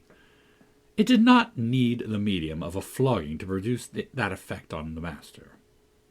He tried to wrest the key from Catherine's grasp, and for safety she flung it into the hottest part of the fire, whereupon Mr. Edgar was taken with a serious trembling, and his countenance grew deadly pale. For his life he could not avert that access of emotion. Mingled anguish and humiliation overcame him completely. He leant on the back of his chair and covered his face. "Oh, heavens! In old days this would win you a knighthood," exclaimed Mrs. Linton. "We are vanquished! We are vanquished! Heathcliff would as soon lift a finger at you as the king would march his army against a colony of mice. Cheer up! You shan't be hurt. Your type is not a lamb, it's a sucking leveret." "I wish you joy of the milk-blooded coward, Cathy," said her friend. "I compliment you on your taste, and that is the slavering, shivering thing you preferred to me. I would not strike him with my fist, but I'd kick him with my foot, and experience considerable satisfaction. Is he weeping, or is he going to faint for fear?" The fellow approached and gave the chair on which Linton rested a push. He'd better have kept his distance. My master quickly sprang erect, struck him full in the throat with a blow that would have leveled a slider man. It took his breath for a minute, and while he choked, Mr. Linton walked out the back door into the yard, and from thence to the front entrance. "There, you've done with coming here," cried Catherine. "Get away now. He'll return with a brace of pistols and a half-dozen assistants. If he did overhear us, of course, he'd never forgive you. You've played me an ill turn, Heathcliff, but go, make haste. I'd rather see Edgar at bay than you." "Do you suppose I'm going with that blow burning in my gullet?" he thundered. "By hell, no! I'll crush his ribs in like a rotten hazelnut before I cross the threshold. If I don't floor him now, I shall murder him sometime. So as you value his experience, let me get at him." "He's not coming," I interposed, framing a bit of a lie. "There's the coachman, and the 2 gardeners. You'll surely not wait to be thrust into the road by them. Each has a bludgeon, and master will very likely be watching from the parlour windows to see that they fulfil their orders." The gardeners and the coachman were there, but Linton was with them. They had already entered the court. Heathcliff, on second thoughts, resolved to avoid a struggle against 3 underlings, and seized the poker, smashed the lock from the inner door, and made his escape as they tramped in. Mrs. Linton, who was very much excited, bid me accompany her upstairs. She did not know my share in contributing to the disturbance, and I was anxious to keep her in ignorance. "I'm nearly distracted, Nelly," she exclaimed, throwing herself on the sofa. "1,000 smith's hammers are beating in my head. Tell Isabella to shun me. This uproar is owing to her, and should she or anyone else aggravate my anger at present, I shall get wild. And Nelly, say to Edgar, if you see him again tonight, that I am in danger of being seriously ill. I wish it may prove true. He has startled and distressed me shockingly. I want to frighten him. Besides, He might come and begin a string of abuse or complainings. I'm certain I should recriminate, and God knows where we should end. Will you do so, my good Nelly? You are aware that I am no way blamable in this matter. What possessed him to turn listener? Heathcliff's talk was outrageous after you left us, but I could soon have diverted him from Isabella, and the rest meant nothing. Now all is dashed wrong by the fool's craving to hear evil of self that haunts some people like a demon. Had Edgar never gathered our conversation, he would never have been the worse for it. Really, when he opened on me in that unreasonable tone of displeasure, after I had scolded Heathcliff till I was hoarse for him, I did not care, hardly, what they did to each other, especially as I felt that, however the scene closed, we should all be driven asunder for nobody knows how long. Well, if I cannot keep Heathcliff for a friend, if Edgar will be mean and jealous, I'll try to break their hearts by breaking my own. That will be a prompt way of finishing all, when I am pushed to extremity. But it's a deed to be reserved for a forlorn hope. I'd not take Linton by surprise with it. To this point he has been discreet in dreading to provoke me.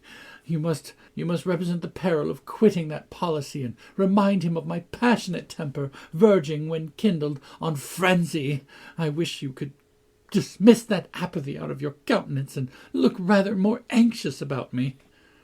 The stolidity with which I received these instructions was no doubt rather exasperating, for they were delivered in perfect sincerity, but I believed a person who could plan the turning of her fits of passion to account beforehand might, by exerting her will, manage to control herself tolerably even while under their influence, and I did not wish to frighten her husband, as she said, and multiply his annoyances for the purpose of serving her selfishness.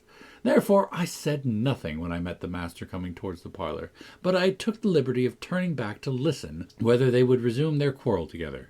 "Remain where you are, Catherine," he said, without any anger in his voice, but with much sorrowful despondency. "I shall not stay.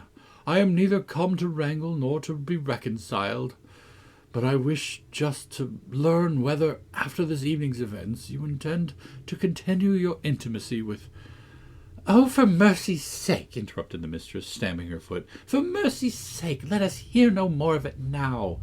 Your cold blood cannot be worked into a fever. Your veins are full of ice water, but mine are boiling, and the sight of such chillness makes them dance."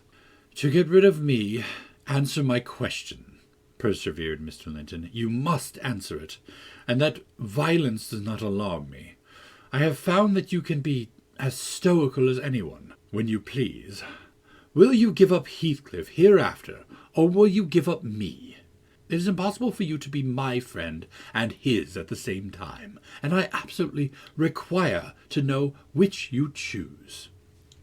"I require to be left alone," exclaimed Catherine furiously. "I demand it. Don't you see I can scarcely stand? Edgar, you leave me." She rung the bell till it broke with a twang. I entered leisurely. It was enough to try the temper of a saint, such senseless, wicked rages. There she lay, dashing her head against the arm of the sofa, and grinding her teeth so that you might fancy she would crash them into splinters. Mr. Linton stood looking at her in sudden compunction and fear. He told me to fetch some water.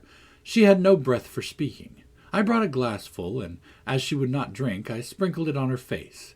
In a few seconds she stretched herself out stiff and turned her eyes, while her cheeks, at once blanched and livid, assumed the aspect of death.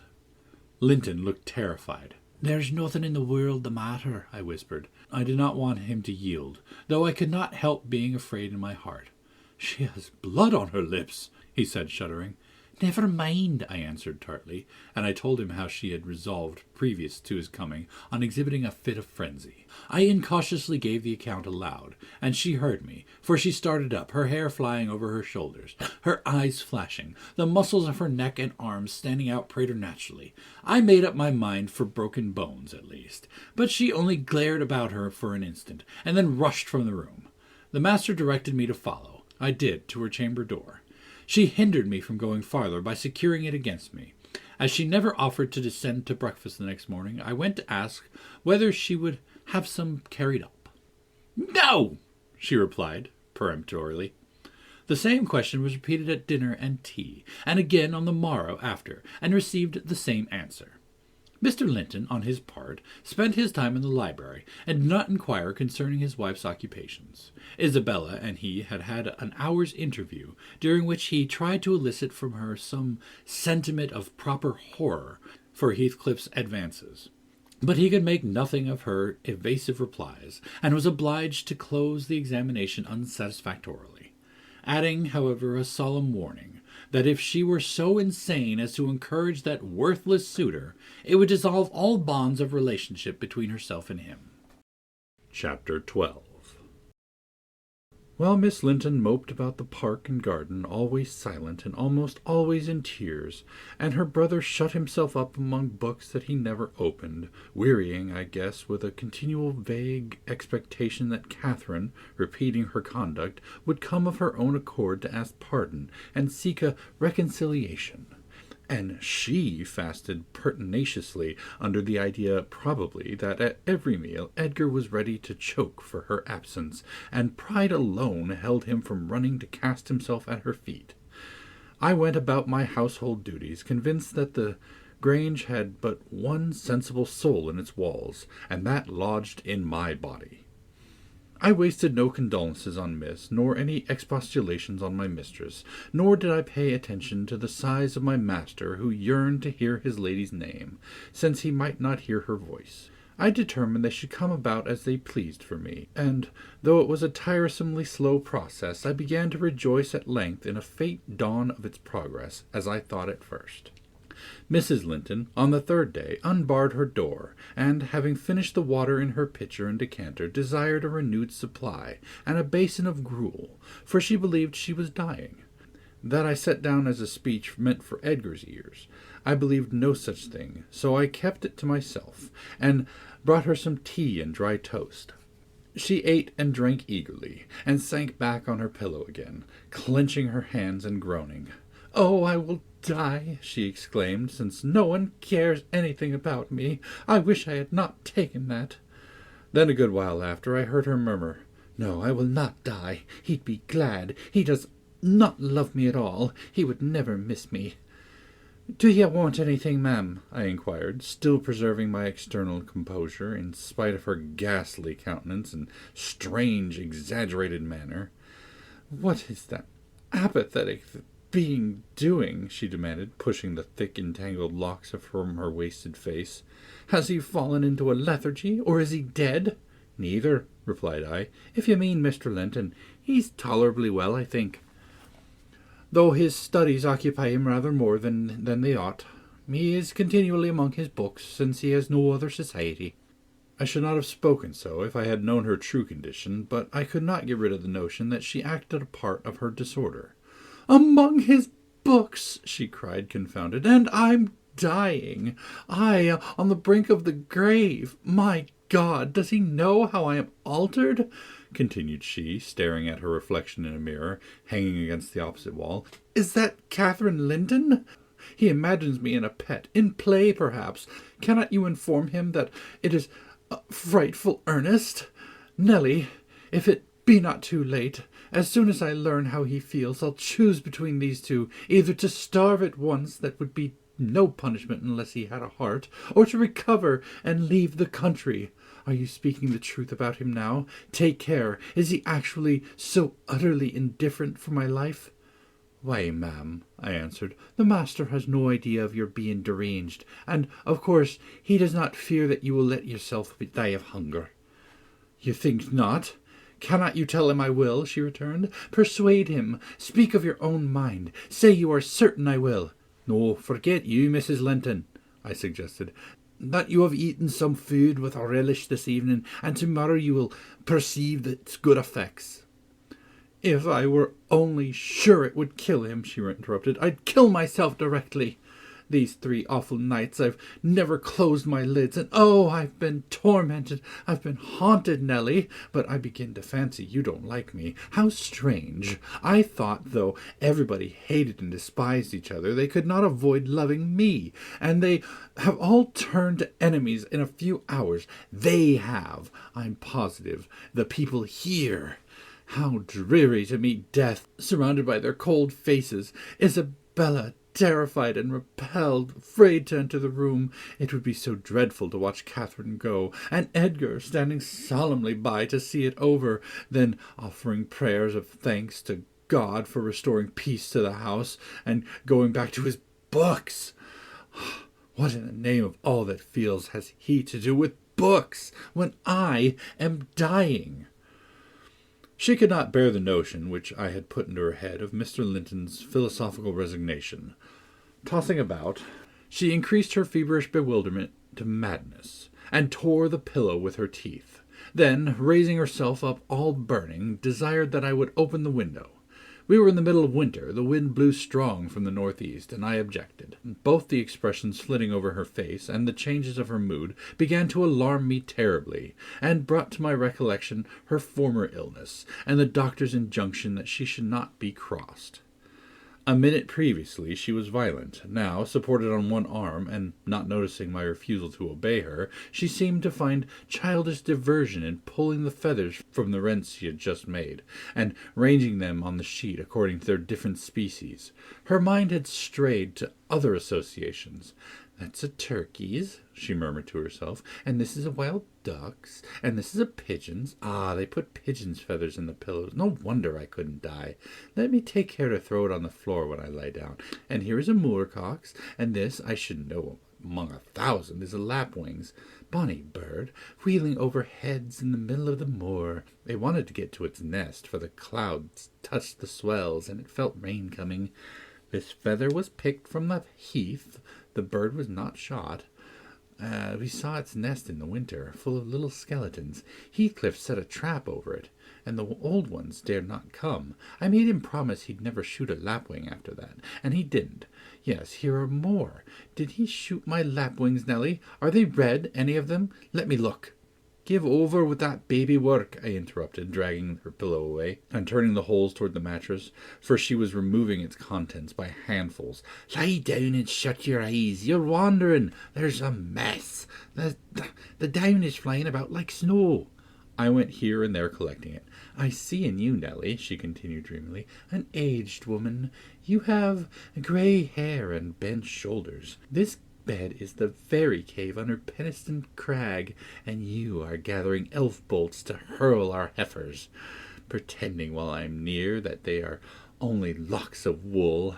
That's what you'll come to 50 years hence. I know you are not so now. I'm not wandering. You're mistaken, or else I should believe you really were the withered hag, and I should think I was under Penistone Crag, and I'm conscious it's night, and there are 2 candles on the table making the black press shine like jet." "The black press? Where is that?" I asked. "You are talking in your sleep." "It's against the wall, as it always is," she replied. "It does appear odd. I see a face in it." "There's no press in that room, and never was," said I, resuming my seat and looping up the curtain that I might watch her. "Don't you see that face?" she inquired, gazing earnestly at the mirror. And say what I could, I was incapable of making her comprehend it to be her own, so I rose and covered it with a shawl. "It's behind there still," she pursued anxiously, "and it stirred. Who is it? I hope it will not come out when you are gone. Oh, Nelly, the room is haunted. I'm afraid of being alone." I took her hand in mine and bid her be composed, for a succession of shudders convulsed her frame, and she would keep straining her gaze toward the glass. "There's nobody here," I insisted. "It was yourself, Mrs. Linton. You knew it a while since."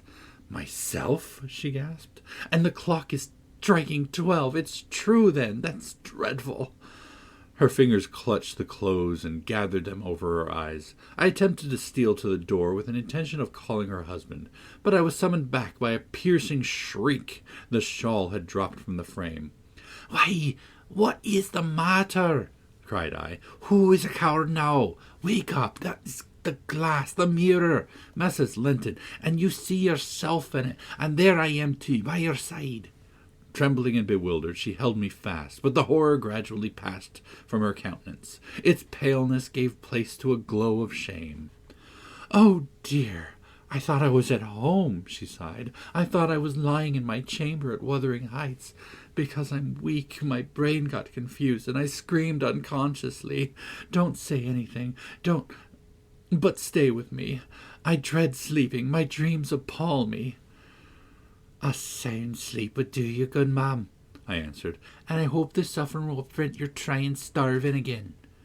Oh, if I were but in my own bed, in my old home, she went on bitterly, wringing her hands, and that wind sounding in the firs by the lattice. Do let me feel it. It comes straight down the moor. Do let me have one breath. To pacify her, I held the casement ajar a few seconds. A cold blast rushed through. I closed it and returned to my post. She lay still now, her face bathed in tears. Exhaustion of body had entirely subdued her spirit. Our fiery Catherine was no better than a wailing child. "How long has it been since I shut myself in here?" she asked, suddenly reviving.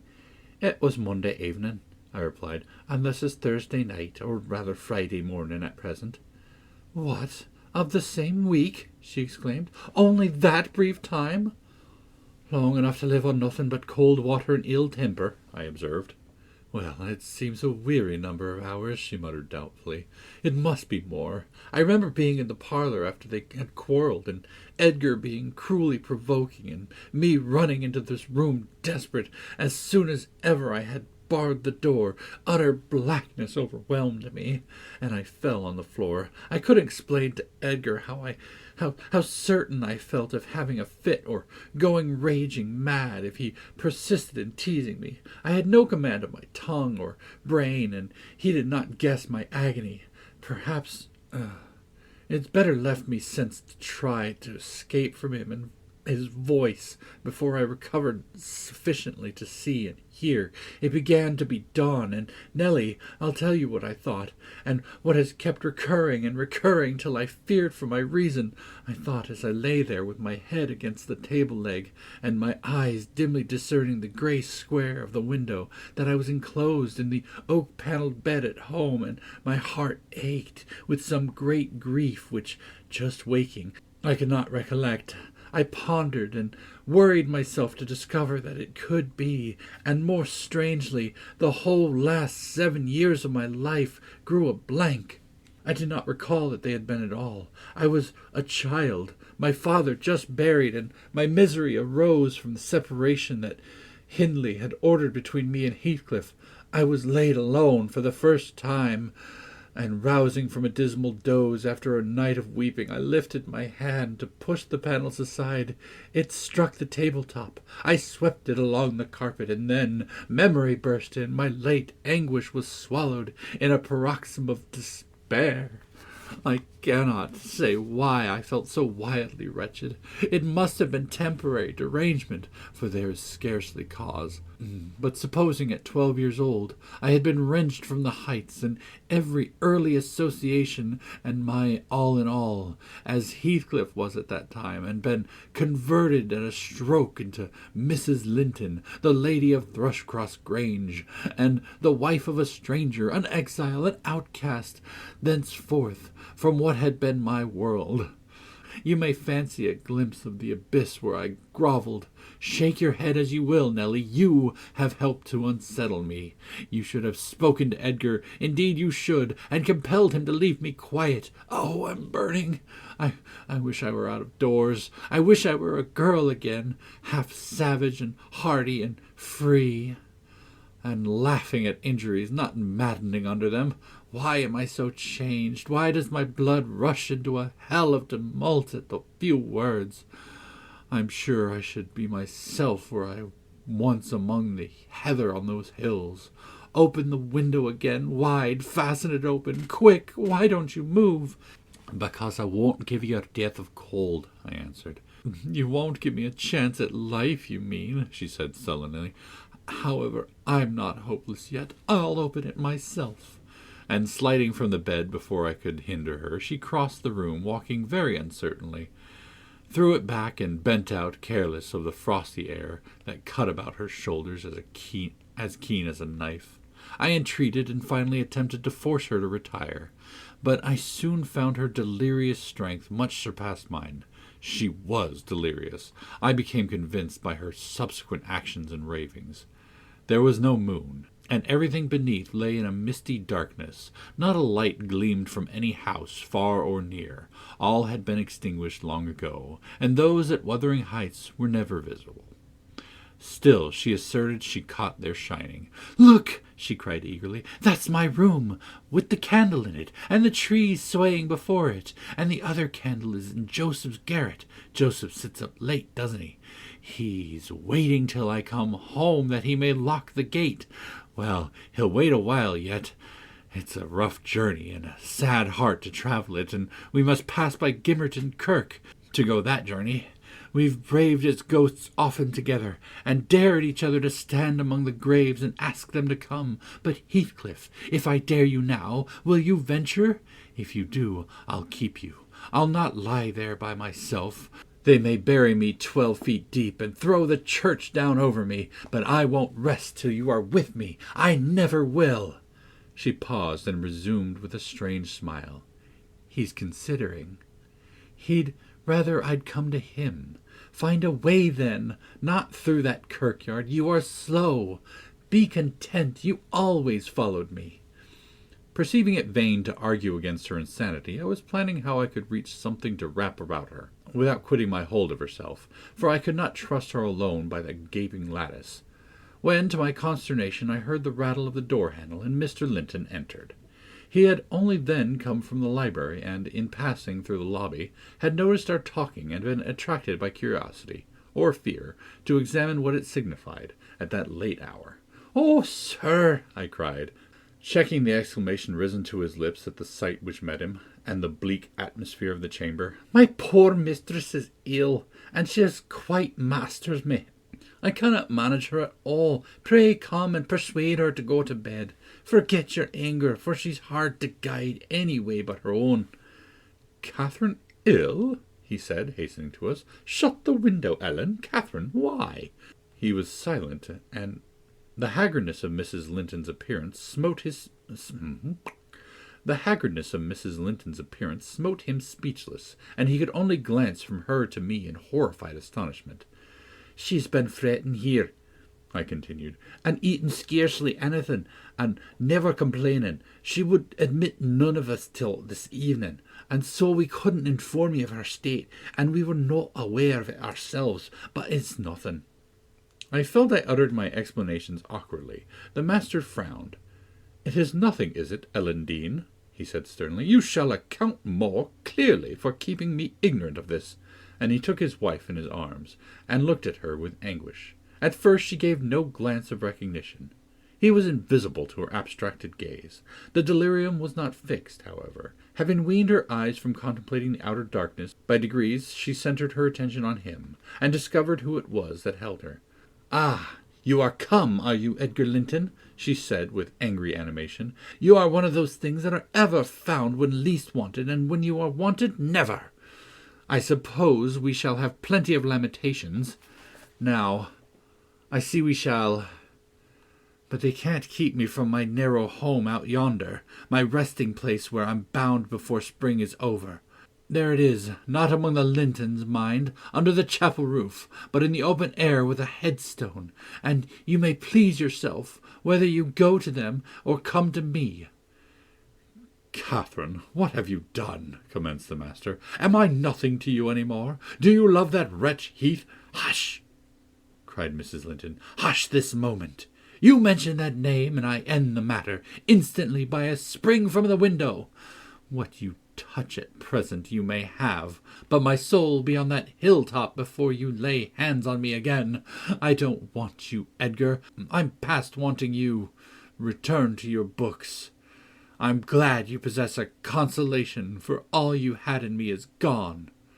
"Her mind wanders, sir," I interposed. "She's been talking nonsense the whole evening, but let her have quiet and proper attendance, and she'll rally. Hereafter we must be cautious how we vex her." "I desire no further advice from you," answered Mr. Linton. "You knew your mistress's nature, and you encouraged me to harass her, and not to give me one hint of how she has been these 3 days. It was heartless, Months of sickness could not cause such a change. I began to defend myself, thinking it too bad to be blamed for another's wicked waywardness. I knew Mrs. Linton's nature to be headstrong and domineering, cried I, but I didn't know that you wished to foster her fierce temper. I didn't know that to humour her I should wink at Mr. Heathcliff. I performed the duty of a faithful servant in telling you, and I have got no faithful servant's wages. Well, it will teach me to be careful next time.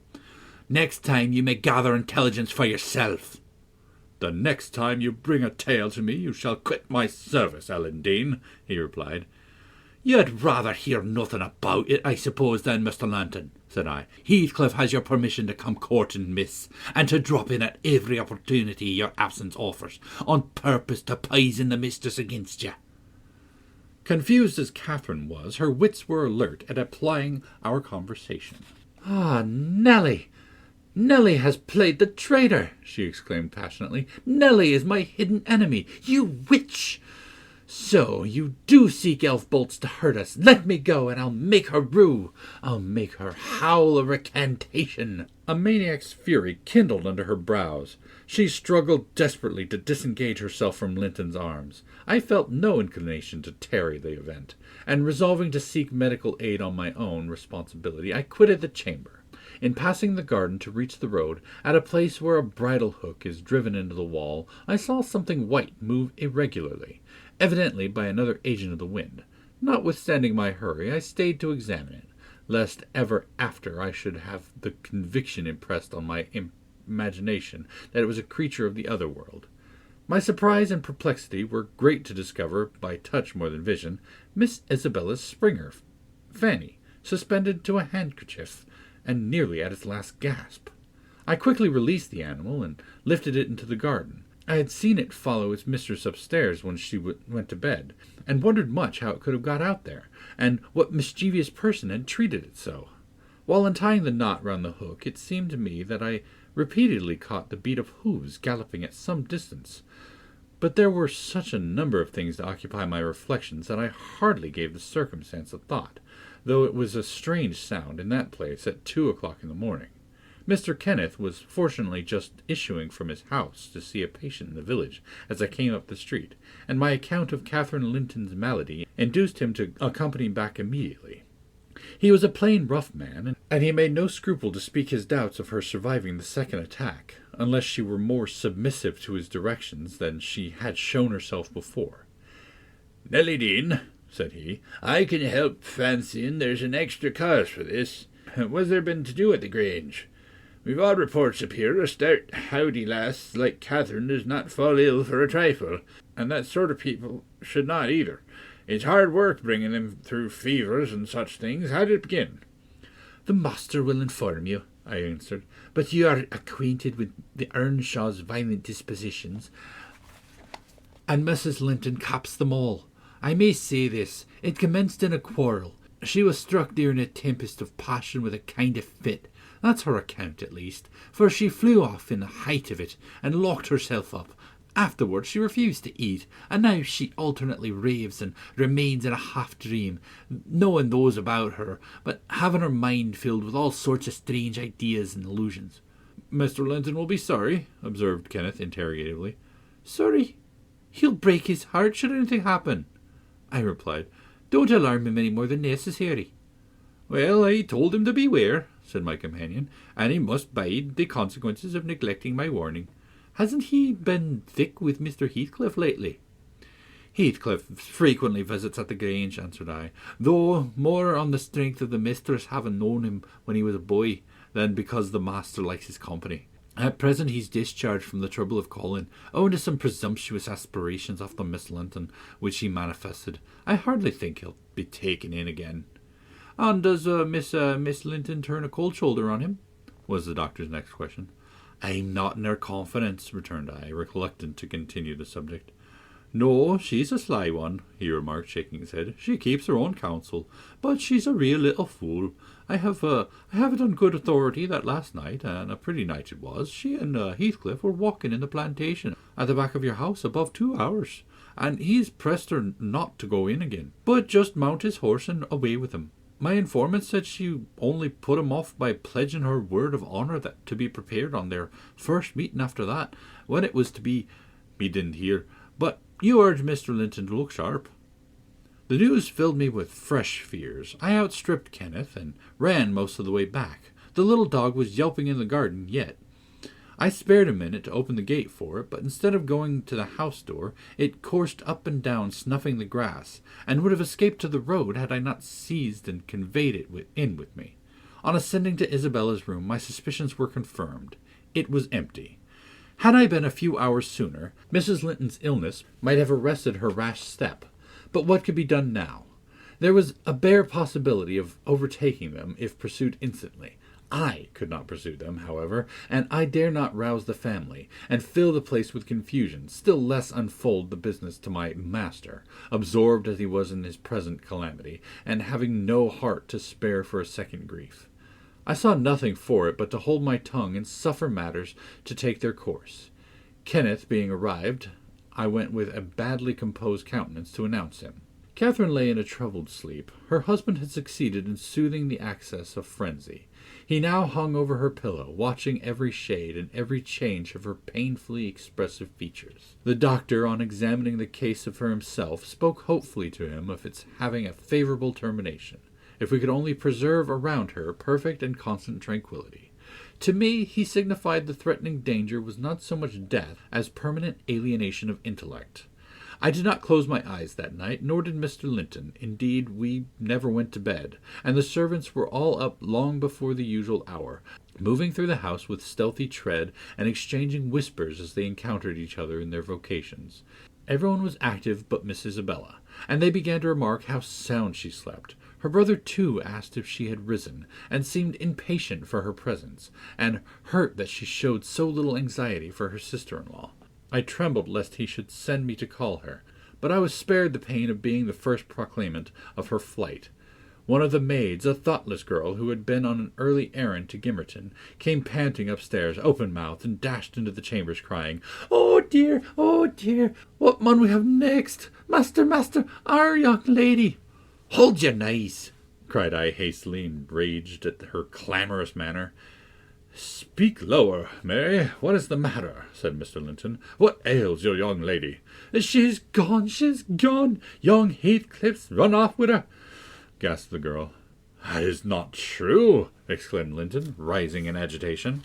"It cannot be. How has the idea entered your head? Elendine, go and seek her. It is incredible. It cannot be." As he spoke, he took the servant to the door, and then repeated his demand to know her reason for such an assertion. "Why, I met on the road a lad that fetches milk here," she stammered, "and he asked whether we weren't in trouble at the Grange. I thought he meant for Mrs.'s sickness, so I answered yes. Then says he, there's somebody gone after him, I guess." I stared. He saw I knew naught about it, and he told how a gentleman and a lady had stopped to have a horse's sheath fastened at the blacksmith's shop 2 miles out of Gimmerton, not very long after midnight, and how the blacksmith's lass had got up and to spy at who they were. She knew them both directly, and she noticed the man, Heathcliff it was. She felt certainly nobody could mistake him besides. Put a sovereign in her father's hand for payment. The lady had a cloak about her face, but having desired a sup of water while she drank, it fell back, and she saw her very plain. Heathcliff held both bridles as they rode on, and they set their faces from the village and went as fast as the rough roads would let them. The lass said nothing to her father, but she told it all over Gimmerton this morning. I ran and peeped, for form's sake, into Isabella's room, confirming, when I returned, the servant's statement. Mr. Linton had resumed his seat by the bed. On my re-entrance he raised his eyes, read the meaning of my blank aspect, and dropped them without giving an order, or uttering a word. "Are we to try any measures for overtaking and bringing her back?" I inquired. "How shall we do?" "She went of her own accord," answered the master. "She had a right to go if she pleased. Trouble me no more about her. Hereafter she is only my sister in name, not because I disown her, but because she has disowned me." And that was all he said on the subject. He did not make a single inquiry further, or mention her in any way, except directing me to send what property she had in the house to her fresh home, wherever it was, when I knew it. Chapter 13. For 2 months the fugitives remained absent. In those 2 months Mrs. Linton encountered and conquered the worst shock of what was denominated a brain fever. No mother could have nursed an only child more devotedly than Edgar tended her. Day and night he was watching, and patiently enduring all the annoyances that irritable nerves and shaken reason could inflict. And, though Kenneth remarked that what he saved from the grave would only recompense his care by forming the source of constant future anxiety, in fact that his health and strength were being sacrificed to preserve a mere ruin of humanity, he knew no limits in gratitude and joy when Catherine's life was declared out of danger. And hour after hour he would sit beside her, tracing the gradual return to bodily health, and flattering his too sanguine hopes with the illusion that her mind would settle back to its right balance also, and she would soon be entirely her former self. The first time she left her chamber was at the commencement of the following March. Mr. Linton had put on her pillow, in the morning, a handful of golden crocuses. Her eye, long stranger to any gleam of pleasure, caught them in waking, and shone delighted as she gathered them eagerly together.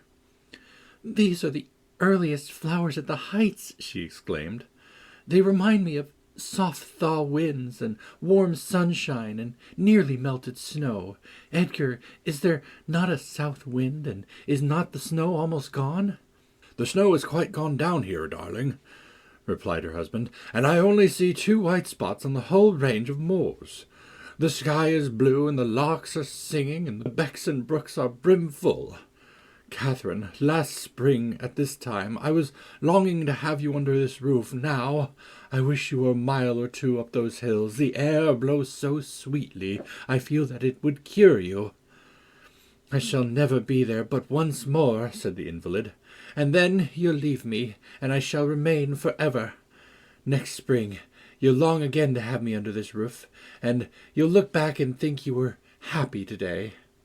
Linton lavished on her the kindest caresses, and tried to cheer her by the fondest words.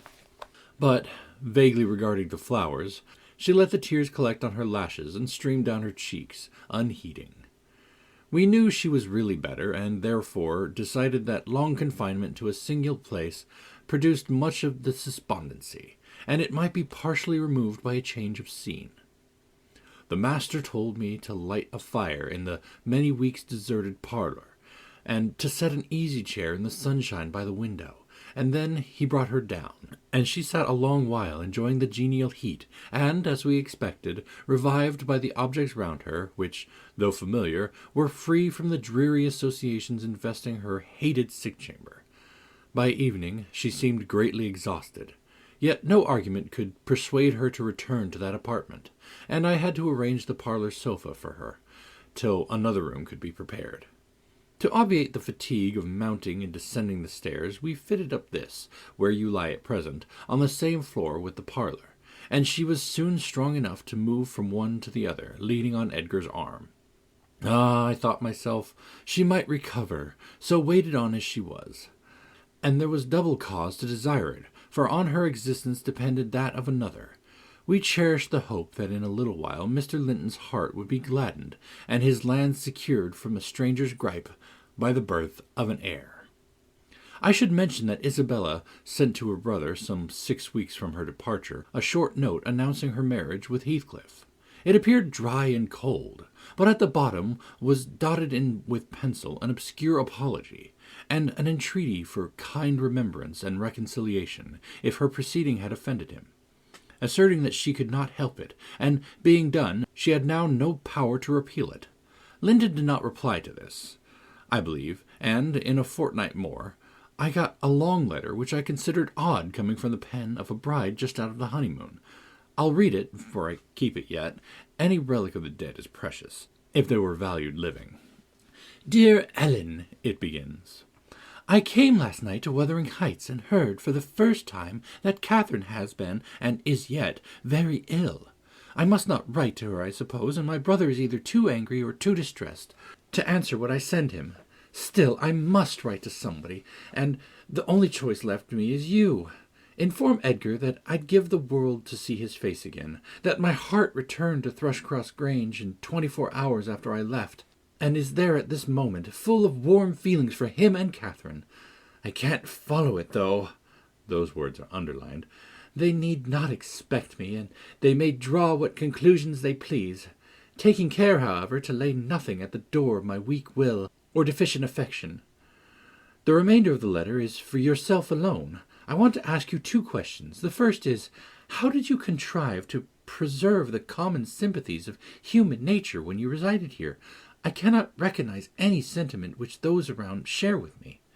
The second question is, I have great interest in. It is this. Is Mr. Heathcliff a man? If so, is he mad? And if not, is he a devil? I shan't tell my reasons for making this inquiry, but I beseech you to explain, if you can, what I have married. That is, when you call to see me, and you must call, Ellen, very soon. Don't write, but come, and bring me something from Edgar. Now, you shall hear how I have been received in my new home, as I am led to imagine the Heights will be. It is to amuse myself that I dwell on such subjects as the lack of external comforts. They never occupy my thoughts, except at the moment when I miss them. I should laugh and dance for joy if I found their absence was the total of my miseries, and the rest was an unnatural dream. The sun set behind the Grange as we turned on to the moors. By that I judged it to be 6 o'clock, and my companion halted half an hour to inspect the park and the gardens, and probably the place itself, as well as he could. So it was dark when we dismounted in the paved yard of the farmhouse, and your old fellow-servant Joseph issued out to receive us by the light of a dip-candle. He did it with a courtesy that redounded to his credit. His first act was to elevate his torch to a level with my face, squint malignantly, project his underlip, and turn away. Then he took the 2 horses and led them into the stables, reappearing for the purpose of locking the outer gate, as if we lived in an ancient castle. Heathcliff stayed to speak with him, and I entered the kitchen, a dingy, untidy hole. I dare say you would not know it, it is so changed since it was in your charge. By the fire stood a ruffianly child, strong in limb and dirty in garb, with a look of Catherine in his eye and about his mouth. This is Edgar's legal nephew, I reflected, mine in a manner. I must shake hands, and yes, I must kiss him. It is right to establish a good understanding at the beginning. I approached, and attempting to take his chubby fist, said, "How do you do, my dear?" He replied in a jargon I did not comprehend. "Shall you and I be friends, Hareton?" was my next essay at conversation. An oath and a threat to set Throttler on me if I did not frame off rewarded my perseverance. "Hey, Throttler, lad," whispered the little wretch, rousing a half-bred bulldog from its lair in a corner. "Now wilt thou be gang in?" he asked authoritatively. Love for my life urged a compliance. I stepped over the threshold to wait till the others should enter. Mr. Heathcliff was nowhere visible, and Joseph, whom I followed to the stables, and requested to accompany me in, after staring and muttering to himself, screwed up his nose and replied, "Mem, mem, mem. Did ever Christian body hear it like that? Minchin' and munchin'. How can I tell what you say?" "I say, I wish you to come with me into the house," I cried, thinking him deaf, yet highly disgusted at his rudeness.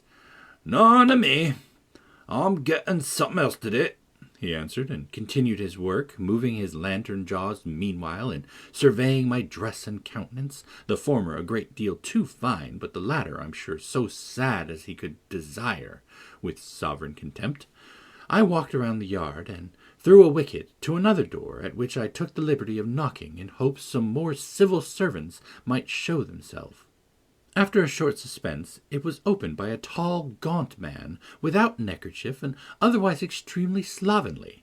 His features were lost in masses of shaggy hair that hung on his shoulders, and his eyes, too, were like a ghostly Catherine's, with all their beauty annihilated.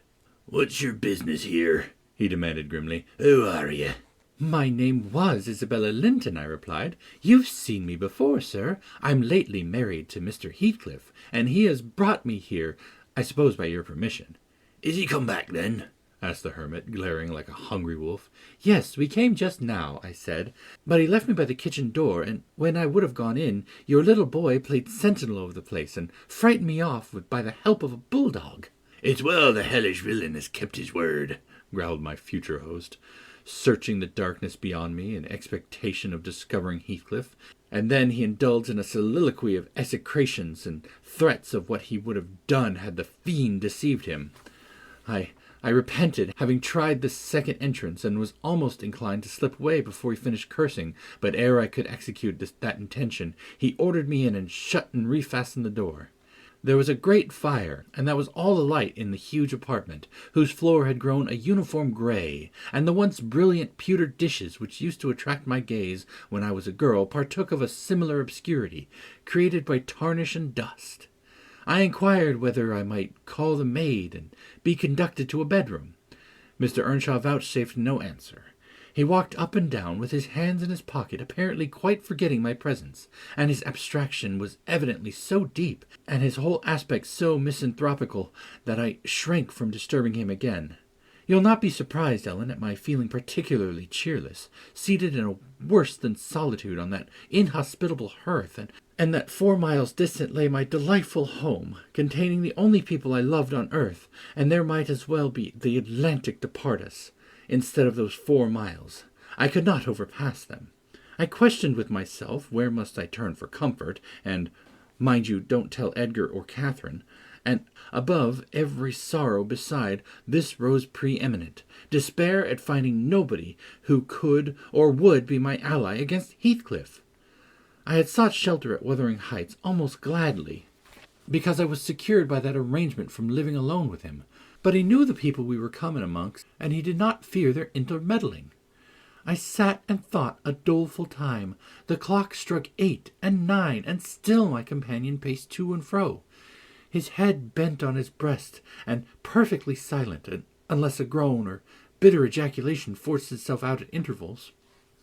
I listened to detect a woman's voice in the house, and filled the interim with wild regrets and dismal anticipations, which, at last, spoke audibly in irrepressible sighing and weeping. I was not aware how openly I grieved till Earnshaw halted opposite in his measured walk, and gave me a stare of newly awakened surprise. Taking advantage of his recovered attention, I exclaimed, "I'm tired with my journey, and I want to go to bed. Where is the maidservant? Direct me to her, as she won't come to me." "We have none," he answered. "You must wait on yourself." "Where must I sleep, then?" I sobbed. I was beyond regarding self-respect, weighed down by fatigue and wretchedness. "Joseph will show you Heathcliff's chamber," he said. "Open that door. He's in there." I was going to obey, but he suddenly arrested me and added in the strangest tone, "Be so good as to turn your lock and draw your bolt. Don't omit it." "Well," I said, "but why, Mr. Earnshaw?" I did not relish the notion of deliberately fastening myself in with Heathcliff. "Look here," he replied, pulling from his waistcoat a curiously constructed pistol, having a double-edged spring knife attached to the barrel. "That's a great tempter to a desperate man, is it not? I cannot resist going up with this every night and trying his door. If once I find it open, he's done for. I do it invariably, even though the minute before I have been recalling 100 reasons that should make me refrain. It is some devil that urges me to thwart my own schemes by killing him. You fight against that devil for love, as long as you may. When the time comes, not all the angels in heaven shall save him." I surveyed the weapon inquisitively. A hideous notion struck me. How powerful I should be possessing such an instrument. I took it from his hand and touched the blade. He looked astonished at the expression on my face assumed during a brief second. It was not horror, it was covetousness. He snatched the pistol back jealously, shut the knife, and returned it to its concealment. "I don't care if you tell him. Put him on his guard and watch for him. You know the terms we are on, I see. His danger does not shock you." "What has Heathcliff done to you?" I asked. "In what has he wronged you to warrant this appalling hatred? Wouldn't it be wiser to bid him to quit the house?" "No!" thundered Earnshaw. "Should he offer to leave me, he's a dead man.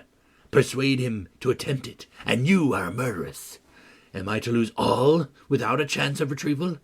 Is Hareton to be a beggar? Oh, damnation, I will have it back. I will have his gold too, and then his blood, and hell shall have his soul.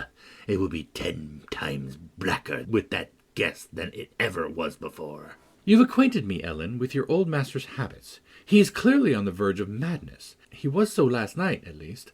I shuddered to be near him, and thought on the servant's ill-bred moroseness as comparatively agreeable. He now recommenced his moody walk, and I raised the latch and escaped into the kitchen. Joseph was bending over the fire, peering into a large pan that swung above it, and a wooden bowl of oatmeal stood on the settle close by. The contents of the pan began to boil, and he turned to plunge his hand into the bowl.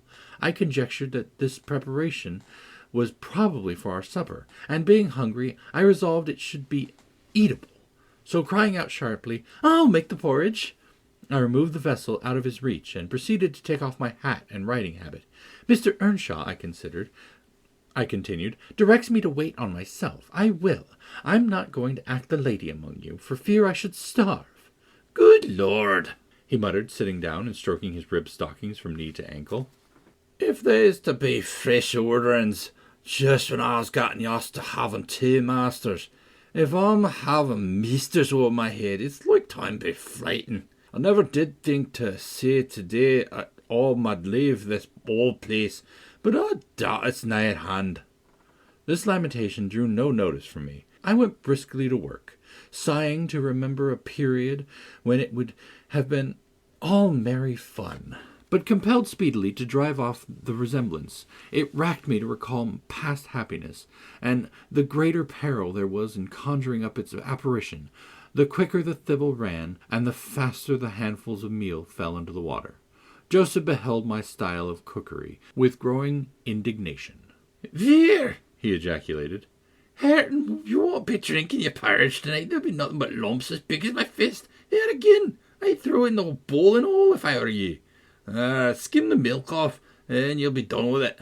Bang, bang! It's a mercy the bottom hadn't dived it." It was rather a rough mess, I own, when poured into the basins. 4 had been provided, and a gallon pitcher of new milk was brought from the dairy, which Hareton seized and commenced drinking and spilling from the expansive lip. I expostulated, and desired that he should have his in a mug, affirming that I could not taste the liquid treated so dirtily. The old cynic chose to be vastly offended at this nicety, assuring me repeatedly that the bairn was every bit as good as I, and every bit as wholesome, and wondering how I could fashion to be so conceited. Meanwhile, the infant ruffian continued sucking and glowering up at me defyingly, and as he slavered into the jug. "I shall have my supper in another room," I said. "Have you no place you call a parlour?" "Parlour!" he echoed sneeringly. "Parlour! Nay, we no parlour. If you don't like our company, they's masters, and if you don't like masters, they's us." "Then I shall go upstairs," I answered. "Show me a chamber." I put my basin on a tray, and went myself to fetch some more milk. With great grumblings, this fellow rose, and preceded me in my ascent. We mounted to the garrets, he opening a door now and then, to look into the apartments as we passed. "Here's a room," he said at last, flinging back a cranky board on hinges. "It's well enough to eat your porridge in. There's a pack of corn in the corner there, matterly clean. If you're fear of mucking up your grand silk clothes, spread your handkerchief atop of that. The ram was a kind of lumber hole smelling strongly of malt and grain, various sacks of which articles were piled around, leaving a wide, bare space in the middle.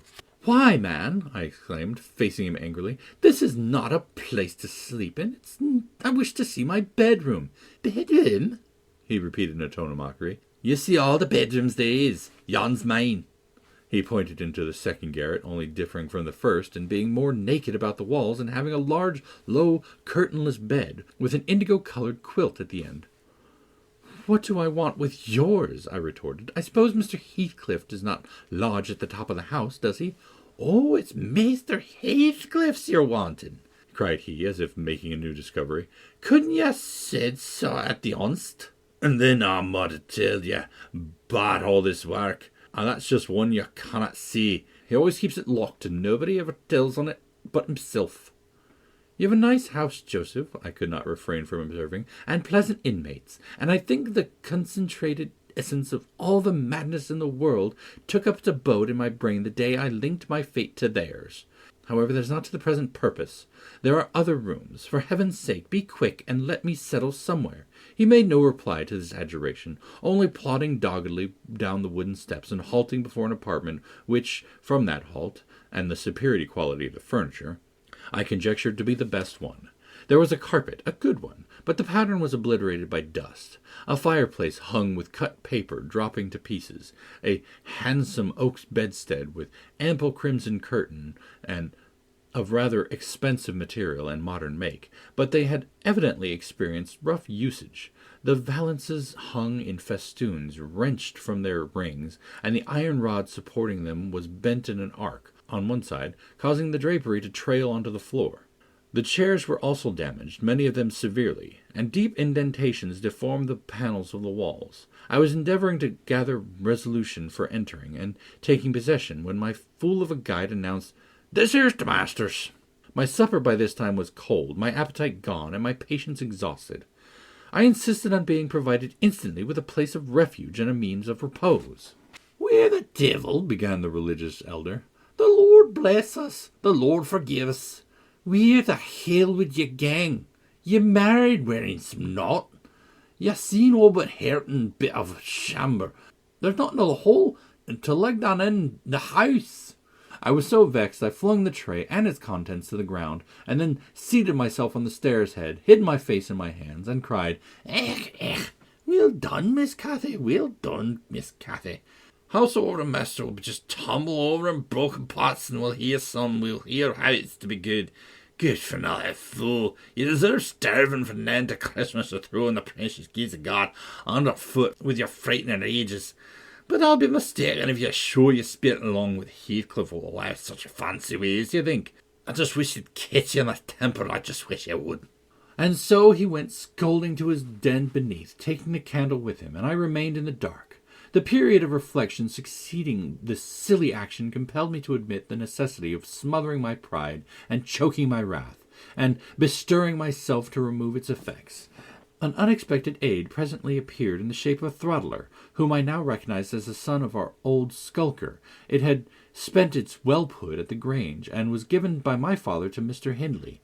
I fancy it knew me. It pushed its nose against mine by way of salute, and then hastened to devour the porridge, while I groped from step to step, collecting the shattered earthenware, and drying the spatters of milk from the banister with my pocket-handkerchief. Our labours were scarcely over when I heard Earnshaw's tread in the passage. My assistant tucked his tail and pressed to the wall. I stole into the nearest doorway. The dog's endeavour to avoid him was unsuccessful, as I guessed by the scutter downstairs and a prolonged piteous yelping. I had better luck. He passed on, entered his chamber, and shut the door. Directly after, Joseph came up with Hareton to put him to bed. I had found shelter in Hareton's room, and the old man, on seeing me, said, "There's room for both you and your pride now, I should think, in the house. It's empty. You may have it all to yourself and him, as allus makes a third. It's such ill company." Gladly did I take advantage of this intimation, and the minute I flung myself into a chair by the fire, I nodded and slept. My slumber was deep and sweet, though over far too soon. Mr. Heathcliff awoke me. He had just come in, and demanded, in his loving manner, what I was doing there.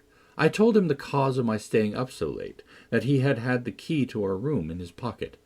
The adjective "our" gave mortal offence. He swore it was not, nor ever should be mine, and but I'll not repeat his language, nor describe his habitual conduct. He is ingenious and unresting in seeking to gain my abhorrence. I sometimes wonder at him, with an intensity that deadens my fear, yet I assure you a tiger or a venomous serpent could not rouse terror in me equal to that which he wakens. He told me of Catherine's illness, and accused my brother of causing it, promising that I should be Edgar's proxy in suffering till he could get a hold of him. I do hate him. I am wretched. I have been a fool. Beware of uttering one breath of this to anyone at the Grange. I shall expect you every day. Don't disappoint me. Isabella. Chapter 14. As soon as I had perused this epistle, I went to the master, and informed him that his sister had arrived at the Heights, and sent me a letter expressing her sorrow for Mrs. Linton's situation, and her ardent desire to see him, with a wish that he would transmit to her, as early as possible, some token of forgiveness by me. Forgiveness? said Linton. "I have nothing to forgive her, Ellen. You may call at Wuthering Heights this afternoon, if you like, and say that I am not angry, but I am sorry to have lost her, especially as I can never think she'll be happy. It is out of question my going to see her, however. We are eternally divided, and should she wish to oblige me, let her persuade the villain she has married to leave the country." "And you won't write her a little note, sir?" I asked imploringly. "No," he answered. "It is needless. My communication with Heathcliff's family shall be as sparing as his with mine. It shall not exist." Mr. Edgar's coldness depressed me exceedingly, and all the way from the Grange I puzzled my brains how to put more heart into what he said, when I repeated it, and how to soften his refusal of even a few lines to console Isabella. I dare say she had been on the watch for me since morning. I saw her looking through the lattice as I came up the garden causeway, and I nodded to her, but she drew back as if afraid of being observed. I entered without knocking. There never was such a dreary, dismal scene as the formerly cheerful house presented. I must confess that, if I had been in the young lady's place, I would, at least, have swept the hearth and wiped the tables with a duster. But she already partook of the pervading spirit of neglect which encompassed her.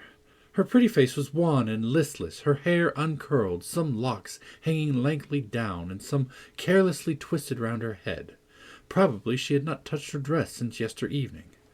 Hindley was not there. Mr. Heathcliff sat at a table, turning over some papers in his pocket-book, but he rose when I appeared, asked me how I did, quite friendly, and offered me a chair. He was the only thing there that seemed decent, and I thought he'd never looked better. So much had circumstances altered their positions that he would certainly have struck a stranger as a born and bred gentleman, and his wife as a thorough little slattern. She came forward eagerly to greet me, and held out one hand to take the expected letter. I shook my head. She wouldn't understand the hint, but followed me to a sideboard, where I went to lay my bonnet, and importuned me in a whisper to give her directly what I had brought. Heathcliff guessed the meaning of her manoeuvres, and said, "If you've got anything for Isabella, as no doubt you have, Nelly, give it to her. You needn't make a secret of it. We have no secrets between us."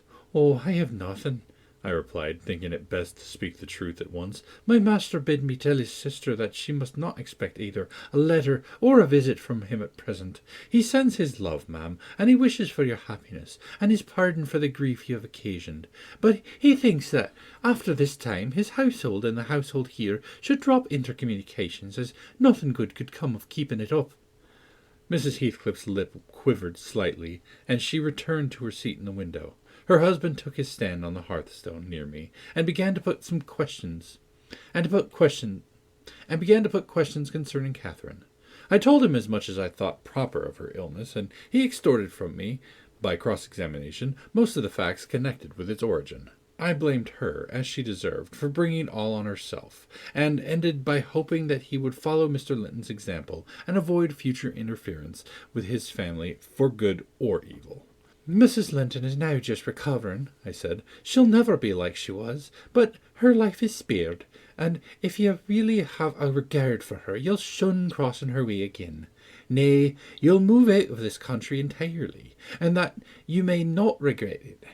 I'll inform you Catherine Linton is as different now from your old friend Catherine Earnshaw as that young lady is different from me. Her appearance is greatly changed, her character much more so, and the person who is compelled of necessity to be her companion will only sustain his affection hereafter by the remembrance of what she once was, by common humanity and a sense of duty." "That is quite possible," remarked Heathcliff, forcing himself to seem calm. "Quite possible that your master should have nothing but common humanity and a sense of duty to fall back on. But do you imagine that I shall leave Catherine to his duty and humanity? And can you compare my feelings respecting Catherine to his? Before you leave this house, I must exact a promise from you that you'll get me an interview with her. Consent to refuse, I will see her. What do you say?" "I say, Mr. Heathcliff," I replied, "you must not, you never shall, through my means. Another encounter between you and the master would kill her altogether." "With your aid that may be avoided," he continued, "and should there be danger of such an event, should he be the cause of adding a single trouble more to her existence, Why, I think I shall be justified in going to extremes. I wish you had sincerity enough to tell me whether Catherine would suffer greatly from his loss. The fear that she would restrains me. And there you see the distinction between our feelings. Had he been in my place and I in his, though I hated him with a hatred that turned my life to gall, I never would have raised a hand against him. You may look incredulous if you please. I never would have banished him from her society as long as she desired his. The moment her regard ceased, I would have torn his heart out and drank his blood. But till then, if you don't believe me, you don't know me. Till then, I would have died by inches before I touched a single hair of his head. And yet, I interrupted, you have no scruples in completely ruining all hopes of her perfect restoration by thrusting yourself into her remembrance, now, when she has nearly forgotten you, and involving her in a new tumult of discord and distress. You suppose she's nearly forgotten me, he said. Oh, Nellie, you know she is not. You know as well as I do that for every thought she spends on Linton, she spends 1,000 on me. At a most miserable period of my life I had a notion of the kind. It haunted me on my return to the neighborhood last summer, but only her own assurance could make me admit the horrible idea again. And then Linton would be nothing, nor Hindley, nor all the dreams that ever I dreamt. 2 words would comprehend my future: death and hell. Existence after losing her would be hell. Yet I was a fool to fancy for a moment that she valued Edgar Linton's attachment more than mine. If he loved with all the powers of his puny being, he couldn't love as much in 80 years as I could in a day. And Catherine has a heart as deep as I have. The sea could be as readily contained in that horse trough as her whole affection be monopolized by him. Tush! He is scarcely a degree dearer to her than her dog or her horse. It's not in him to be loved like me.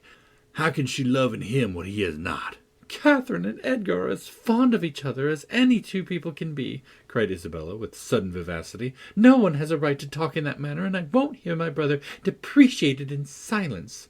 Your brother's wondrous fond of you, too, isn't he? Observed Heathcliff scornfully. He turns you adrift on the world with surprising alacrity. He is not aware of what I suffer, she replied. I didn't tell him that. You've been telling him something, then. You've written, haven't you? To say that I was married, I did write. You saw the note. And nothing since? No.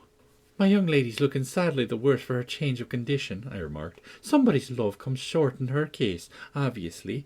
Whose, I may guess, but perhaps I shouldn't say. I should guess it was her own, said Heathcliff. She degenerates into a mere slut. She is tired of trying to please me uncommonly early. You hardly credit it, but the very morrow of our wedding she was weeping to go home. However, she'll suit this house so much the better for not being over nice, and I'll take care she does not disgrace me by rambling abroad. Well, sir, returned I hope you'll consider that Mrs. Heathcliff is accustomed to be looked after and waited on, and that she has been brought up like an only daughter, whom every one was ready to serve. You must let her have a maid to keep things tidy about her, and you must treat her kindly. Whatever be your notion of Mr. Edgar, you cannot doubt that she has a capacity for strong attachments, or she wouldn't have abandoned the elegancies and comforts and friends of her former home to fix contentedly in such a wilderness as this with you.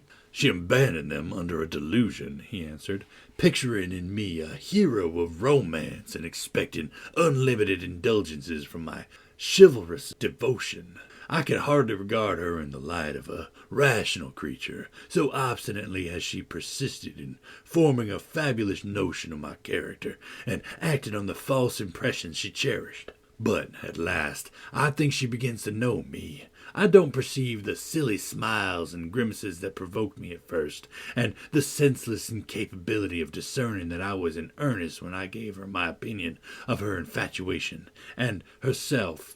It was a marvelous effort of perspicacity to discover that I did not love her. I believed at one point no lessons could teach her that, and yet it is poorly learnt, for this morning she announced as a piece of appalling intelligence that I had actually succeeded in making her hate me. A positive labor of Hercules, I assure you. If it be achieved, I have cause to return thanks. Can I trust your assertion, Isabella? Are you sure you hate me?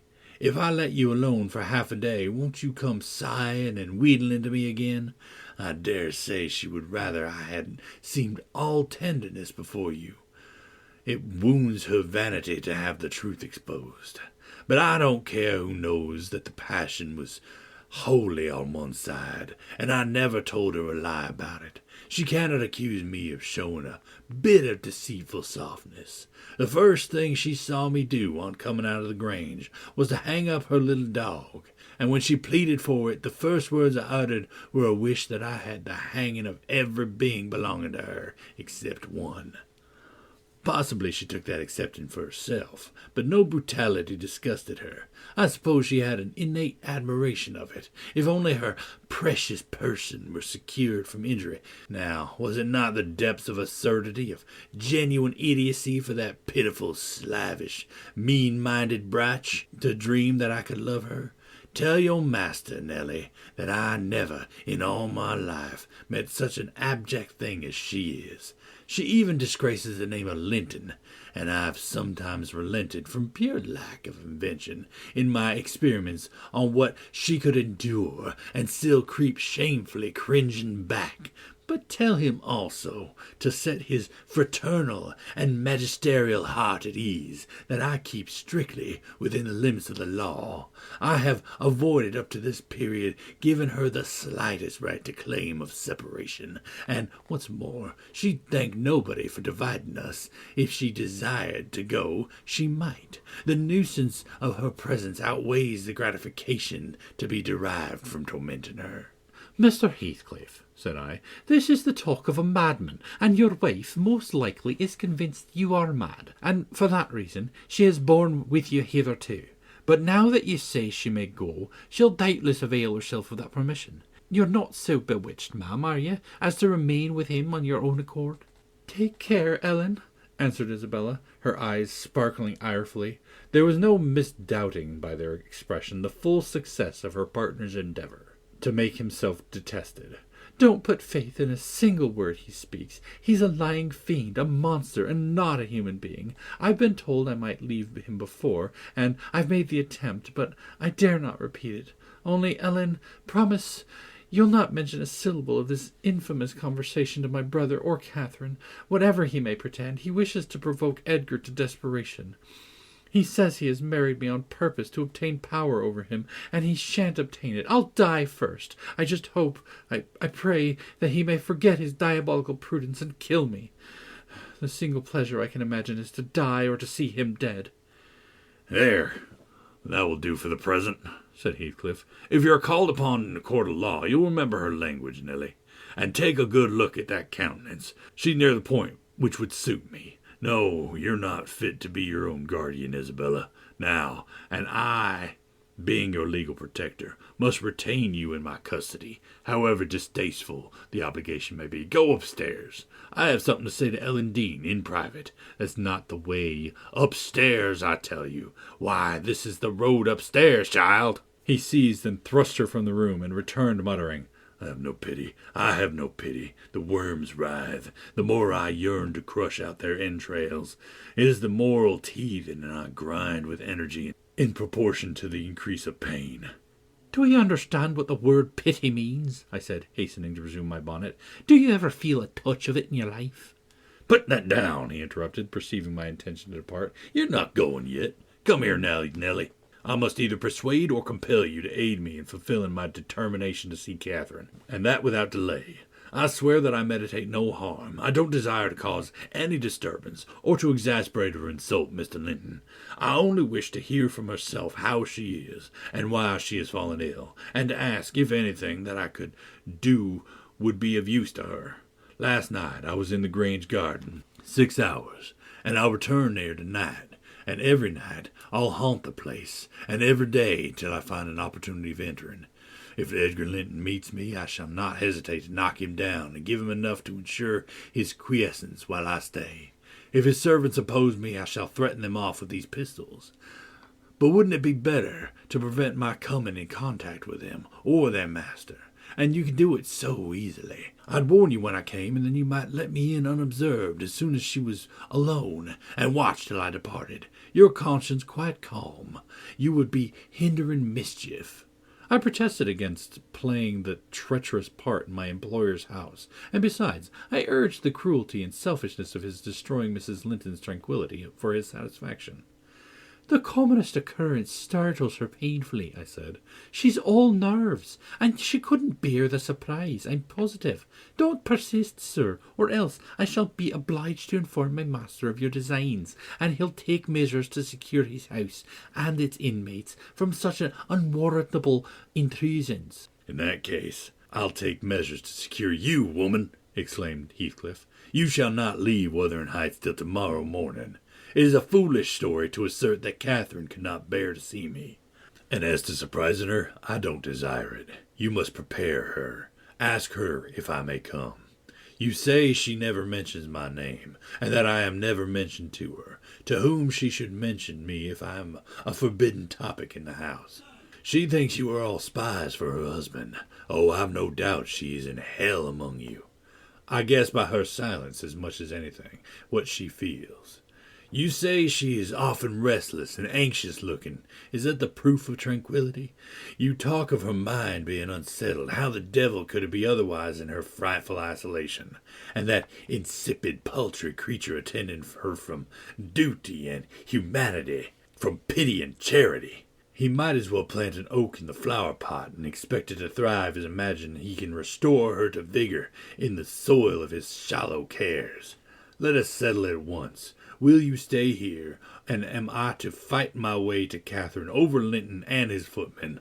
Or will you be my friend, as you have been hitherto, and do what I request? Decide, because there is no reason for my lingering another minute, if you persist in your stubborn ill nature. Well, Mr. Lockwood, I argued and complained and flatly refused him 50 times, but in the long run he forced me to an agreement. I engaged to carry a letter from him to my mistress, and should she consent, I promised to let him have intelligence of Linton's next absence from home, when he might come, and get in as he was able. I wouldn't be there, and my fellow servants should be equally out of the way. Was it right or wrong? I fear it was wrong, though expedient. I thought I prevented another explosion by my compliance, and I thought, too, it might create a favorable crisis in Catherine's mental illness. And then I remembered Mr. Edgar's stern rebuke of my carrying tales, and I tried to smooth away all disquietude on the subject by affirming with frequent iteration that that betrayal of trust, if it merited so harsh an appellation, should be the last. Notwithstanding, my journey homeward was sadder than my journey thither, and many misgivings I had, ere I could prevail on myself to put the missive into Mrs. Linton's hand. But here is Kenneth. I'll go down and tell him how much better you are. My history is dree, as we say, and will serve to wale away another morning. Dree and dreary, I reflected as the good woman descended to receive the doctor, and not exactly of the kind which I should have chosen to amuse me. But never mind, I'll extract wholesome medicines from Mrs. Dean's bitter herbs, and firstly let me beware of the fascination that lurks in Catherine Heathcliff's brilliant eyes. I should be in a curious taking if I surrendered my heart to that young person, and the daughter turned out a second edition of the mother. End of Volume 1. Volume 2, Chapter 1. Another week over, and I am so many days nearer health and spring.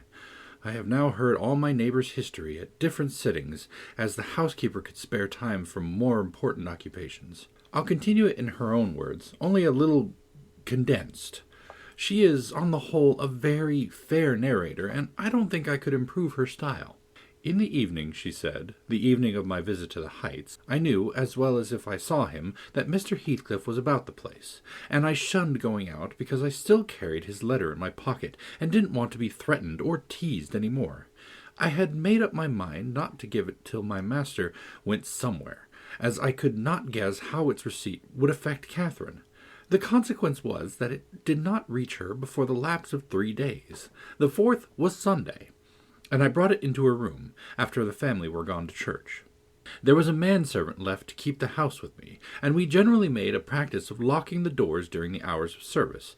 But on that occasion the weather was so warm and pleasant that I set them wide open, and, to fulfill my engagement, as I knew who would be coming, I told my companion that the mistress wished very much for some oranges, and he must run over to the village and get a few, to be paid for on the morrow. He departed, and I went upstairs.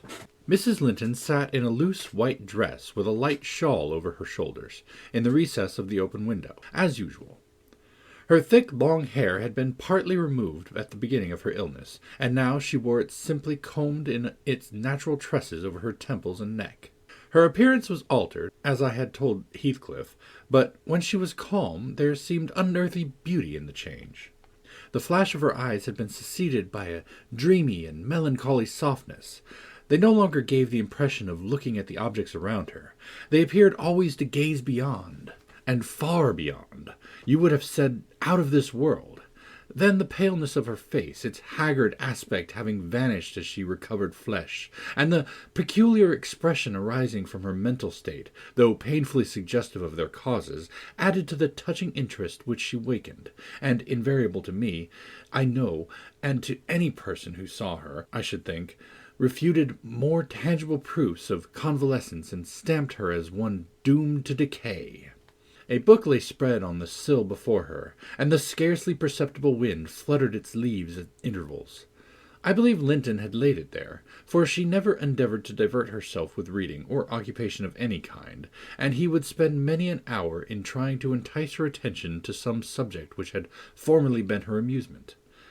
She was conscious of his aim, and in her better moods endured his efforts placidly, only showing their uselessness by now and then suppressing a wearied sigh, and checking him at last with the saddest of smiles and kisses. At other times she would turn petulantly away and hide her face in her hands, or even push him off angrily, and then he took care to let her alone, for he was certain of doing no good.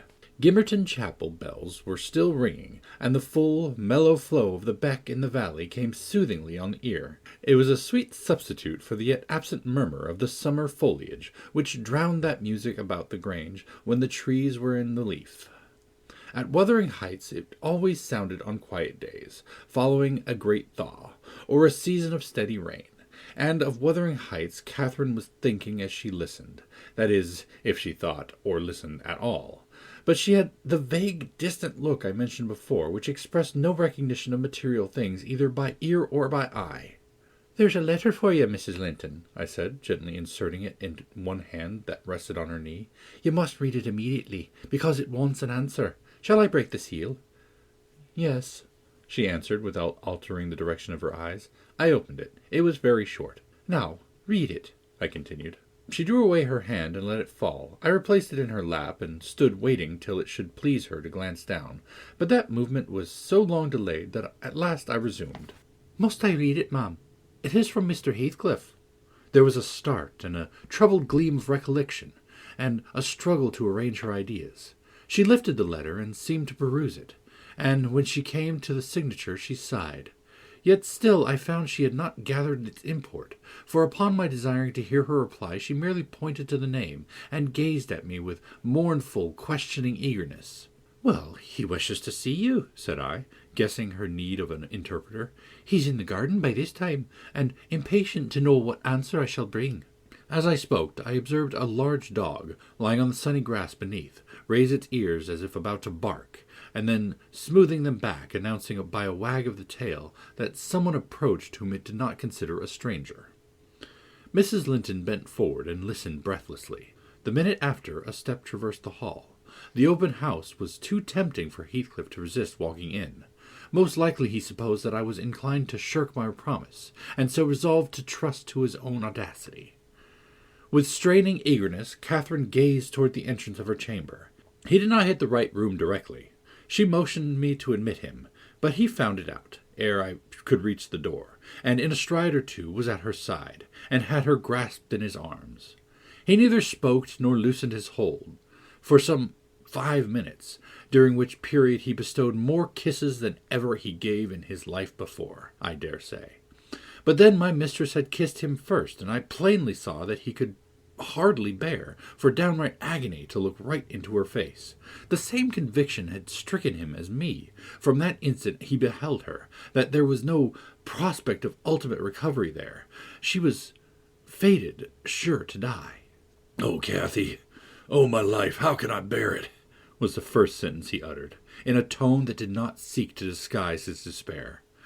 And now he stared at her so earnestly that I thought the very intensity of his gaze would bring tears into his eyes, but they burned with anguish. They did not melt. "What now?" said Catherine, leaning back, and returning his look with a sudden clouded brow. Her humour was a mere vein for constantly varying caprices. "You and Edgar have broken my heart, Heathcliff, and you both come to bewail the deed to me, as if you were the people to be pitied. I shall not pity you, not I. You have killed me, and thriven on it, I think. How strong you are! How many years do you mean to live after I'm gone?" Heathcliff had knelt on one knee to embrace her. He attempted to rise, but she seized his hair and kept him down. "I wish I could hold you," she continued bitterly, "till we were both dead. I shouldn't care what you suffered. I care nothing for your sufferings. Why shouldn't you suffer? I do. Will you forget me? Will you be happy when I am in the earth? Will you say 20 years hence, 'That's the grave of Catherine Earnshaw. I loved her long ago, and was wretched to lose her, but it is past. I have loved many others since. My children are dearer to me than she was, and at death I shall not rejoice that I am going to her. I shall be sorry that I must leave them. Will you say so, Heathcliff?" "Don't torture me till I'm as mad as yourself," cried he, wrenching his head free and grinding his teeth. The two, to a cool spectator, made a strange and fearful picture. Well might Catherine deem that heaven would be a land of exile to her, unless, with her mortal body, she cast away her mortal character also. Her present countenance had a wild vindictiveness in its white cheek, and a bloodless lip, and scintillating eye, and she retained in her closed fingers a portion of the locks she had been grasping. As to her companion, while rising himself with one hand, he had taken her arm with the other, and so inadequate was his stock of gentleness to the requirements of her condition, that, on his letting go, I saw 4 distinct impressions left blue in the colourless skin. "Are you possessed with a devil, to talk in that manner to me when you are dying? Do you reflect that all those words will be branded in my memory and eating deeper eternally after you've left me? You know you lie to say I've killed you, and, Catherine, you know that I could as soon forget you as my existence. Is it not sufficient for your infernal selfishness that while you are at peace I shall writhe in the torments of hell?" "I shall not be at peace," moaned Catherine, recalled to a sense of physical weakness by the violent, unequal throbbing of her heart, which beat visibly and audibly under this excess of agitation. She said nothing further till the paroxysm was over. Then she continued, more kindly, "I'm not wishing you greater torment than I have, Heathcliff. I only wish us never to be parted, and should a word of mine distress you hereafter, think I feel the same distress underground, and for my own sake forgive me. Come here and kneel down again. You never harmed me in your life. Nay, if you nurse anger, that will do worse to remember than my harsh words. Won't you come here again? Do!" Heathcliff went to the back of her chair and leant over, but not so far as to let her see his face, which was livid with emotion. She bent round to look at him. He would not permit it. Turning abruptly, he walked to the fireplace, where he stood silent with his back towards us. Mrs. Linton's glance followed him suspiciously. Every movement woke a new sentiment in her. After a pause and a prolonged gaze, she resumed, addressing me in accents of indignant disappointment. "Oh, you see, Nelly, he would not relent a moment to keep me out of the grave. That is how I'm loved. Well, never mind, that is not my Heathcliff. I shall love mine yet, and take him with me. He is in my soul, and," added she musingly, "the thing that irks me most is this shattered prison, after all.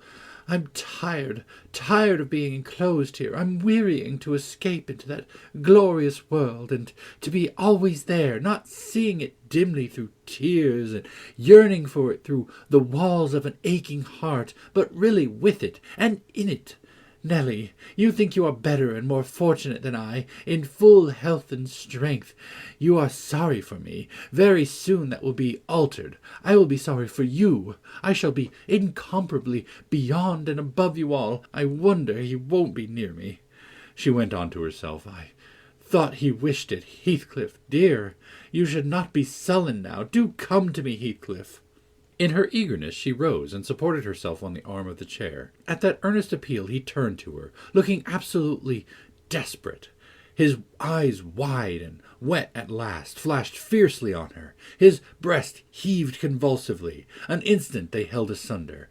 And then, how they met I hardly saw, but Catherine made a spring, and he caught her.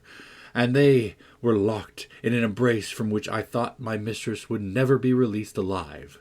In fact, to my eyes, she seemed directly insensible.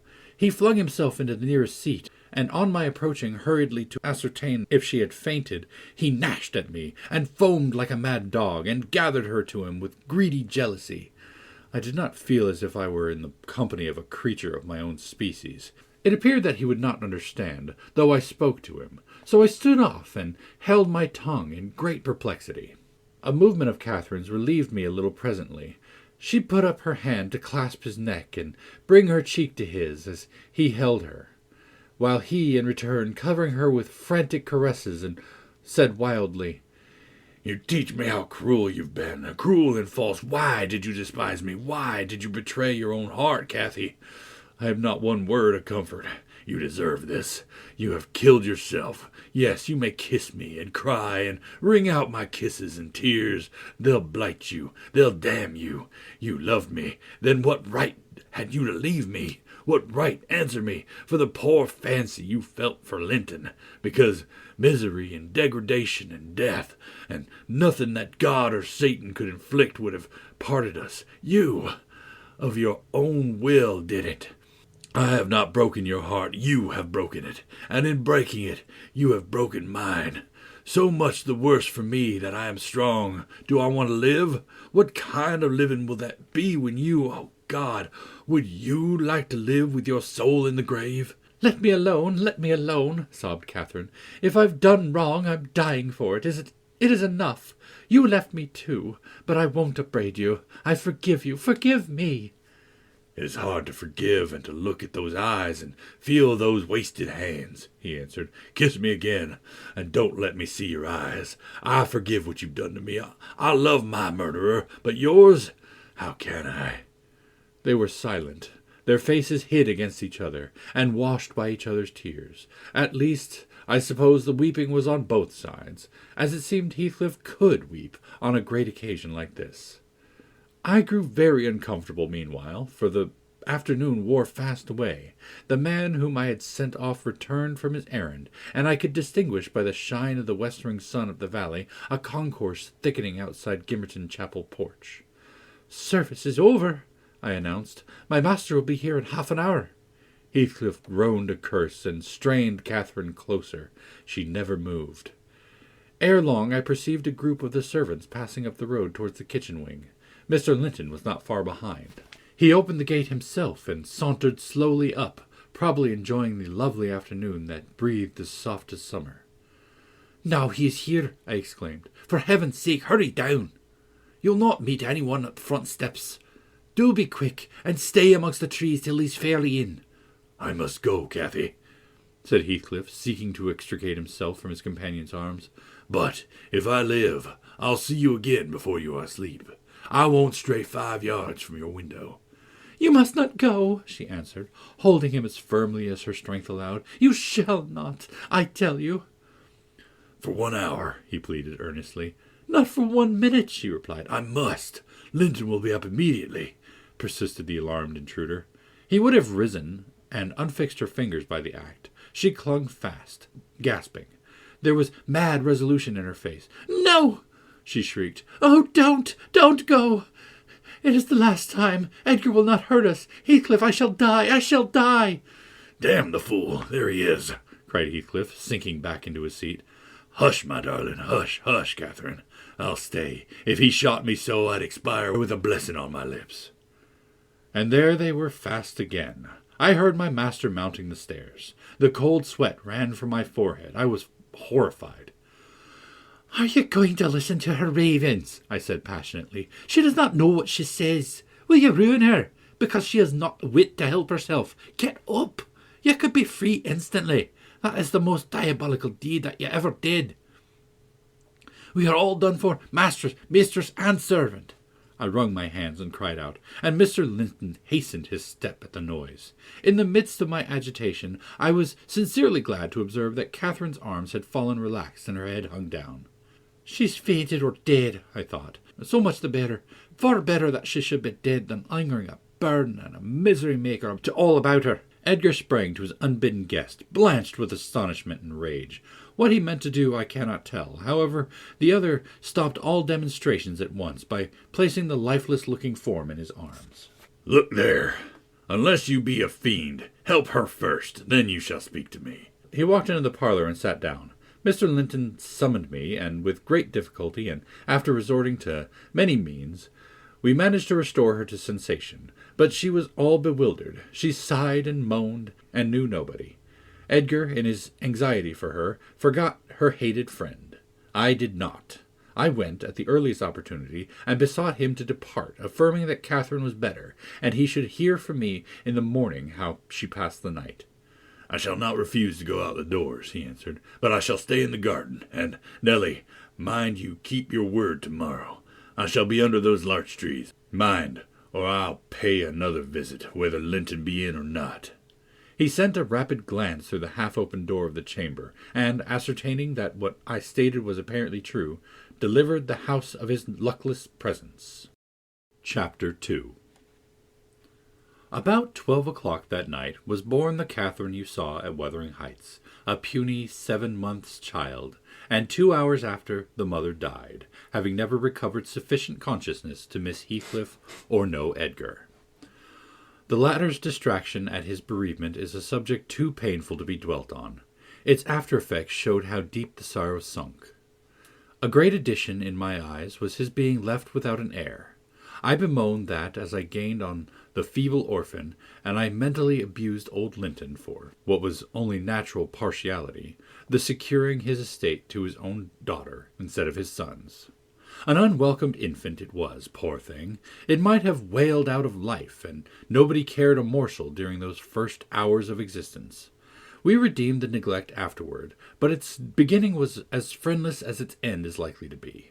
Next morning, bright and cheerful out of doors, stole softened in through the blinds of the silent room, and suffused the couch and its occupant with a mellow, tender glow.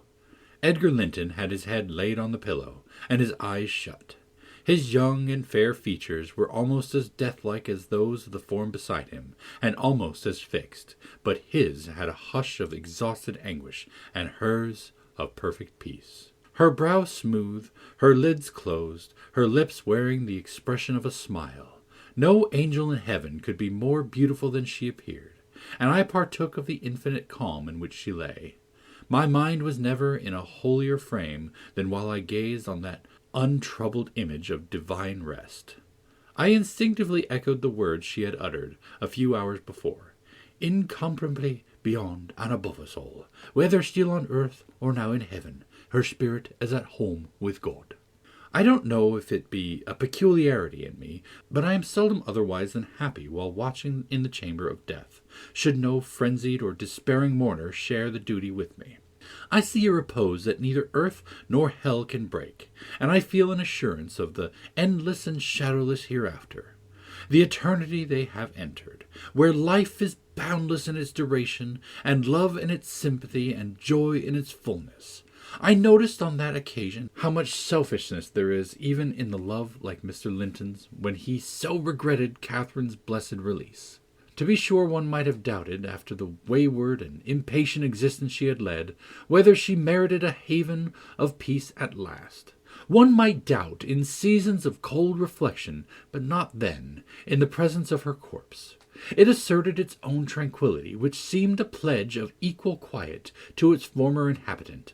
"Do you believe such people are happy in the other world, sir? I'd give a great deal to know." I declined answering Mrs. Dean's question, which struck me as something heterodox. She proceeded, "Retracing the course of Catherine Linton, I fear we have no right to think she is, but we'll leave her with her Maker." The master looked asleep, and I ventured soon after sunrise to quit the room and steal out to the pure, refreshing air. The servants thought me gone to shake off the drowsiness of my protracted watch. In reality, my chief motive was seeing Mr. Heathcliff. If he had remained among the larches all night, he would have heard nothing of the stir at the Grange, unless, perhaps, he might catch the gallop of the messenger going to Gimmerton. If he had come nearer, he would probably be aware from the lights flitting to and fro and the opening and shutting of the outer doors that all was not right within. I wished yet feared to find him. I felt the terrible news must be told, and I longed to get it over with, but how to do it I did not know. He was there, at least a few hundred yards further in the park, leant against an old ash tree, his hat off and his hair soaked with the dew that had gathered on the budded branches, and fell pattering around him. He had been standing a long time in that position, for I saw a pair of ousel passing and repassing scarcely 3 feet from him, busy in building their nest, and regarding his proximity no more than that of a piece of timber. They flew off at my approach, and he raised his eyes and spoke. "She's dead," he said. "I've not waited for you to learn that. Put your handkerchief away. Don't snivel before me. Damn you all. She wants none of your tears." I was weeping as much for him as her. We do sometimes pity creatures that have none of the feeling either for themselves or others. And when I first looked into his face, I perceived that he had got intelligence of the catastrophe, and a foolish notion struck me that his heart was quelled, and he prayed because his lip moved and his gaze was bent on the ground. "Yes, she's dead," I answered, checking my sobs and drying my cheeks. "Gone to heaven, I hope, where we may, everyone, join her if we take due warning, and leave our evil ways to follow good." "Did she take due warning, then?" asked Heathcliff, attempting a sneer. "Did she die like a saint? Come, give me a true history of the event. How did—" He endeavored to pronounce the name, but could not manage it, and, compressing his mouth, he held a silent combat with his inward agony, defying, meanwhile, my sympathy with an unflinching, ferocious stare.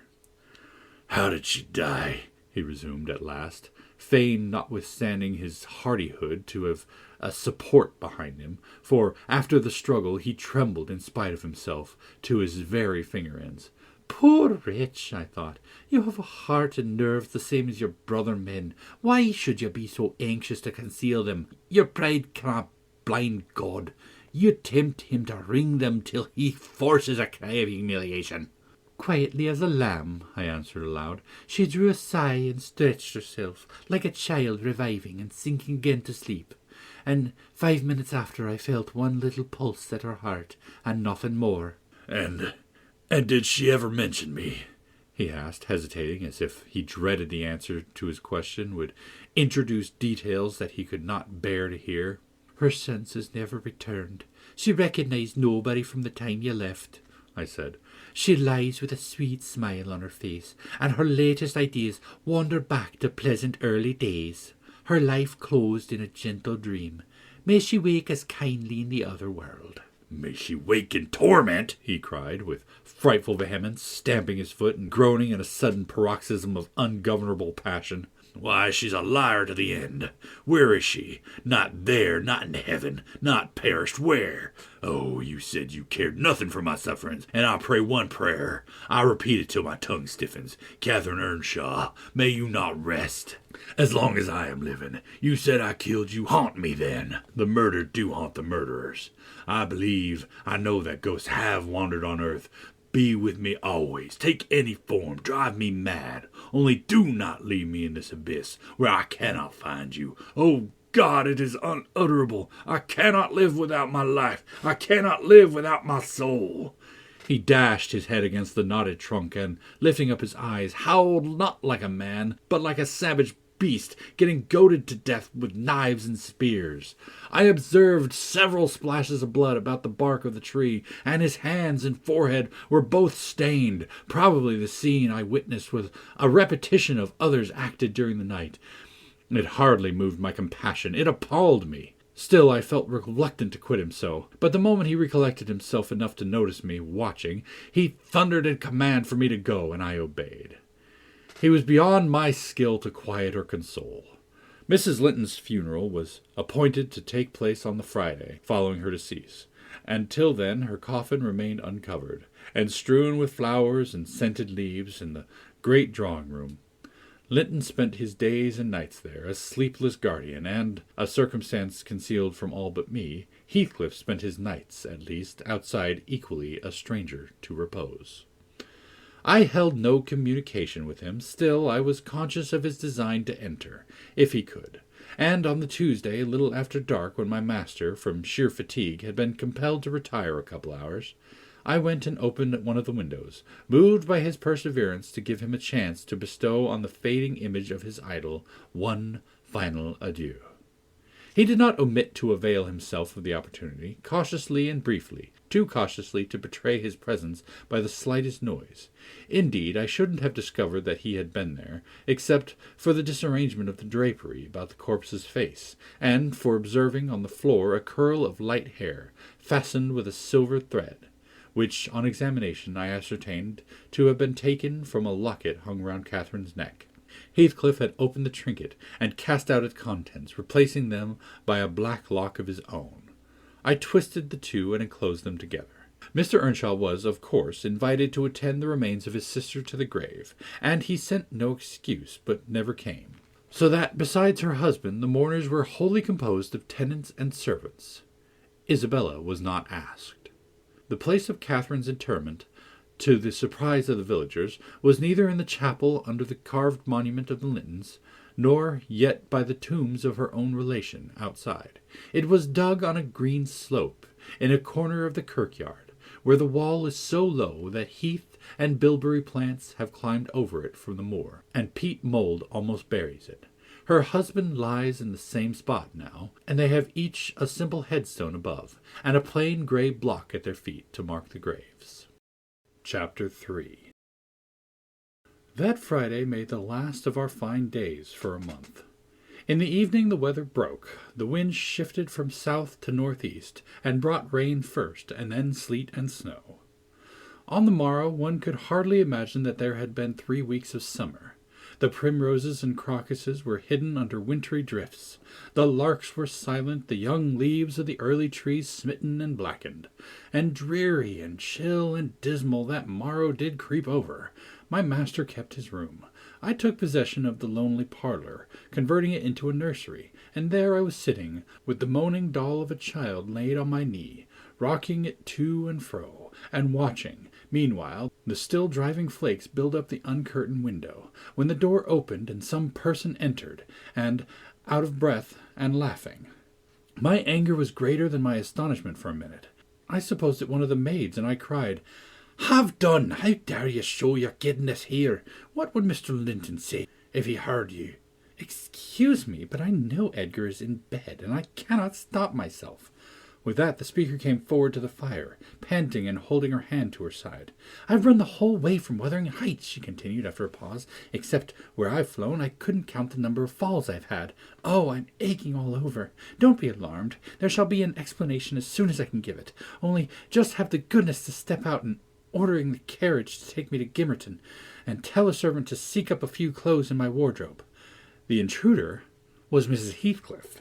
She certainly seemed in no laughing predicament. Her hair streamed on her shoulders, dripping with snow and water. She was dressed in the girlish dress she had commonly wore, befitting her age more than her position, a low frock with short sleeves and nothing on either head nor neck. The frock was of light silk and clung to her with wet, and her feet were protected merely by thin slippers. Add this to the deep cut under one ear, which only the cold prevented from bleeding profusely, a white face scratched and bruised, and a frame hardly able to support itself through fatigue, and you may fancy my first fright was not much allayed when I had leisure to examine her. My dear young lady, I exclaimed, I'll stir nowhere and hear nothing till you have removed every article of your clothes and put on dry things, and certainly you shall not go to Gimmerton tonight, so it is needless to order the carriage. Certainly I shall, she said, walking or riding, yet I've no objection to dress myself decently, and see how it flows down my neck now, the fire does make it smart. She insisted on my fulfilling her directions before she would let me touch her, and not until after the coachman had been instructed to get ready, and a maid set to pack up some necessary attire, did I obtain her consent for binding the wound and helping her to change her garments. Now, Ellen, she said, when my task was finished, and she was seated in an easy-chair on the hearth, with a cup of tea before her, you sit down opposite me, and put poor Catherine's baby away. I don't like to see it. You mustn't think I care little for Catherine, because I behaved so foolishly on entering. I've cried too, bitterly. Yes, more than anyone else has reason to cry. We parted unreconciled, you remember, and I shan't forgive myself, but for all that I was not going to sympathize with him, the brute beast. Oh, give me the poker. This is the last thing of his I shall have about me. She slipped the gold ring from the third finger and threw it on the floor. I'll smash it, she continued, striking with childish spite, and then I'll burn it. Then she took and dropped the misused article among the coals. There! He shall buy another if he gets me back again. He'd be capable of coming to seek me, to tease Edgar.